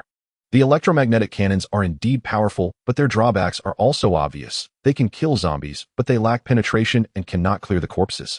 Faced with such a massive tide of corpses, the zombies advanced inch by inch using a human sea tactic, eventually pushing their way beneath the electromagnetic cannon towers. At that point, if the electromagnetic cannon towers were toppled, the entire true God cult would perish. Moreover, it was a desperate situation where human intervention was nearly impossible. Who could clear away so many zombie corpses? Even a powerful class awakener would feel powerless. By sunset, the wall of corpses had already advanced to within about 400 meters of the true God cult stronghold. The end of the tide of corpses was still far off. The sky wasn't even dark yet, let alone the next dawn. At this rate, in just a few hours, the true God cult would be finished. Jean clearly saw the gravity of the situation. She immediately commanded the personnel to begin clearing the corpses. Fortunately, the electromagnetic cannon towers could automatically distinguish between zombies and survivors, preventing friendly fire. However, nothing is absolute. Under such concentrated firepower, it was exceptionally difficult to avoid being accidentally harmed. There were very few methods to clear away zombie corpses. They could only use fire-type abilities to burn them or directly blow apart the wall of corpses, as crushing the bodies would take up less space and potentially free up more area. Jean flapped her light wings, diving up and down in the air, shattering one corpse after another. However, her clearing speed was far from keeping up with the number of zombies dying. For every corpse she cleared, a new one would take its place. In the face of overwhelming numbers, individual strength seemed so insignificant. Killing them didn't cause alarm, but the cleanup was never-ending. Yet even so, Jean was still desperately hanging on. She couldn't give up. If she could clear even one corpse, she would do it, and every second was extremely precious now. Perhaps an extra second could mean survival. This was a game of racing against death, and no one could afford to lose. At this moment, the survivors in the true God cult stronghold had been utterly petrified. The dense tide of corpses illustrated to them what true apocalypse meant. This horrifying scene would be unforgettable for them. Any special effects blockbuster would seem so poor in comparison. Many people had already curled up on the ground, trembling in fear, not daring to look up, murmuring incessantly, "Am not ready to die yet. True God, protect me. True God, protect me." My lord, true God, protect me, my lord, true God, protect me. Standing at the highest point, Chu Laosan's family also wore a grim expression. Chu Laosan's face was already masked with pain. He hadn't expected Suin to provide them with so many electromagnetic cannon towers, yet they still couldn't hold back the tide of corpses. The number of survivors in the True God cult was still far too many. The defensive fortifications were not large enough, resulting in the current predicament. But Chu Laosan had no regrets. If given another chance, he would still heed Suin's advice and unconditionally accept these survivors. Forget about 10,000 survivors. Even if another 10,000 came, he would still accept them. The situation of the True God sect is currently very severe. However, there are still solutions. Abandoning the car to protect the captain is the best course of action at this moment. Withdraw some electromagnetic cannons and have all core personnel retreat to the most fortified part of the central defense works. In just a few hours, the zombies will break through the outer defenses of the True God sect. At the same time, hundreds of thousands of survivors will perish. Once these people are dead, the number of zombies will decrease. Due to the prior warning from Suin, the defenses of the True God sect's core stronghold are exceptionally robust. With only over 10,000 core members, if they all retreat to the core stronghold, they can definitely withstand this wave of zombies. The cost is merely some inconsequential strangers. In this life-and-death apocalyptic world, the choice of whether to die together or for one to live while the other dies is not difficult to make. Any leader of an adventurer alliance would choose to abandon these unfamiliar people. The world is vast, but the greatest priority is to survive. Yet Chu Laosan unhesitatingly chose the latter. Either we die together or we live together. Chu Laosan, who led an uneventful life, even relied on his wife to sell herself for survival in the apocalypse. He is just an exceedingly ordinary person. But everything changed when he met Suin, and he became the revered high priest of the True God sect. He is the divine envoy. Chu Laosan understands in his heart that Suin is not a god, but merely a very powerful awakened one. He is just a human. Yet whether human or awakened, the fact that he was saved is undeniable. The one who can save his life is the god. Suin saved their family. Suin is their god. But gods are high above. They may save some, but not all. Salvation comes from compassion, not from obligation. Thus the True God sect exists. What the gods do not wish to save, the True God sect will carry the will of the gods to save. The gods save some, but the True God sect aims to save this world. This is undoubtedly a delusion of a fool, yet it is also the very foundation of the True God sect. Most people in the True God sect are ordinary, and because they are ordinary, they can empathize with each other more. The merciless apocalypse has destroyed their homes, harming every ordinary person, making it difficult for them to move. Thus there is a need for a god. This god may not show mercy to the world and may be selfish, but as long as he is powerful, that is enough. His disciples will embark on a difficult journey with the selfless will to save all beings from fire and water. This is not blind worship, it is a revolutionary ideology. The True God sect is to be the guide. The starting point of the revolution is faith. Chu Laosan took a deep breath, picked up the megaphone he had prepared earlier, and shouted to the 100,000 newly joined survivors. Everyone listen carefully. If I abandon you now, the True God sect will definitely survive. You have no ties to us. We have already done enough for you, showing you kindness and righteousness. As soon as Chu Laosan spoke, the crowd became restless. Those with timid hearts began to kneel and suffer. Everyone's face turned pale. This was a worry that everyone had in their hearts. They had no ties to the True God sect. Why should they share life and death with them? Look at other large adventurer groups. Although they were also recruiting, they were only taking those with combat power or those who could afford metallic gear. To control the numbers, they even only accepted awakened ones later on. It is only natural for the True God sect to abandon them. Despair filled everyone's faces. Once the True God sect abandons them in the face of such a massive wave of zombies, they would have no hope of survival. However, just as everyone looked ashen, Chu Fatty shouted again. But we, the True God sect, will not abandon you. My master, the True God, is loving and selfless. He will not abandon any one of you. Regardless of whether you are truly part of the True God sect, as long as you are still on the land beneath the True God sect, the True God will not forsake you. Everyone stand up and help clear the corpses of the zombies. The True God sect will not abandon you, but please do not abandon yourselves, nor the True God sect. Respond to the mercy of the True God. Go fight. Let us fight together. Let us live on for ourselves and for the True God. Now, everyone right now, go carry the bodies, bring the zombie corpses in to be destroyed. The crowd fell into a brief silence before erupting into thunderous cheers. The True God sect did not abandon them. Instead, they gave them hope for survival. Either together they live, or together they die. The survivors' eyes turned red, their bodies trembling. For ourselves, for the True God, charge. For ourselves, for the True God, charge. for ourselves for the true God charge. The vast crowd of survivors immediately broke through the fragile barricades and charged out. Risking the chance of being accidentally hit by the electromagnetic cannons, they began to carry the corpses. One after another, the bodies were dragged back, either buried in pits or burned or smashed and dumped into large holes, all to reduce the wall of corpses, slowing the advance of the zombies little by little. Everyone began to move regardless of age or gender. All joined this deadly fight. Seeing this, Chu Laosan collapsed onto the ground, chuckling foolishly. There was nothing more he could do. Whether they could hold on depended on fate. Is it foolish? Of course it is. Only fools would make such a decision to die alongside strangers. But he did not regret it. Jean d'Arc, who was still charging, heard Chu Laosan's passionate speech and nodded in satisfaction. This is how the true God sect should be. She is the Saint Jean d'Arc, the knight chosen by the true God. Her existence is to guide people towards the light in the name of the God. However, just as everyone was desperately trying to save themselves, a tall figure suddenly appeared in the zombie army.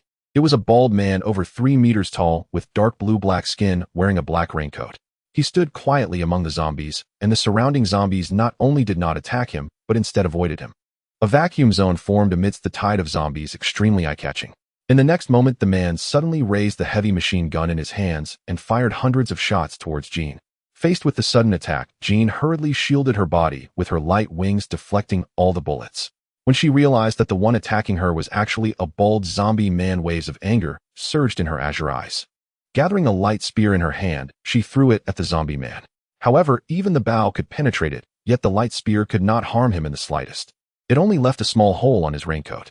In the next second, the zombie man rushed towards Jean at a speed invisible to the naked eye, throwing a punch. Jean was unable to dodge in time and hurriedly used her light wings to protect herself. An overwhelming force struck, sending Jean flying over 100 meters, rolling on the ground for dozens of times, kicking up clouds of dust and leaving a long trail. Afterward, the zombie man slowly raised the heavy machine gun in his hands, aiming at Jean. The heavy machine gun changed forms, eventually becoming a complexly structured grenade launcher.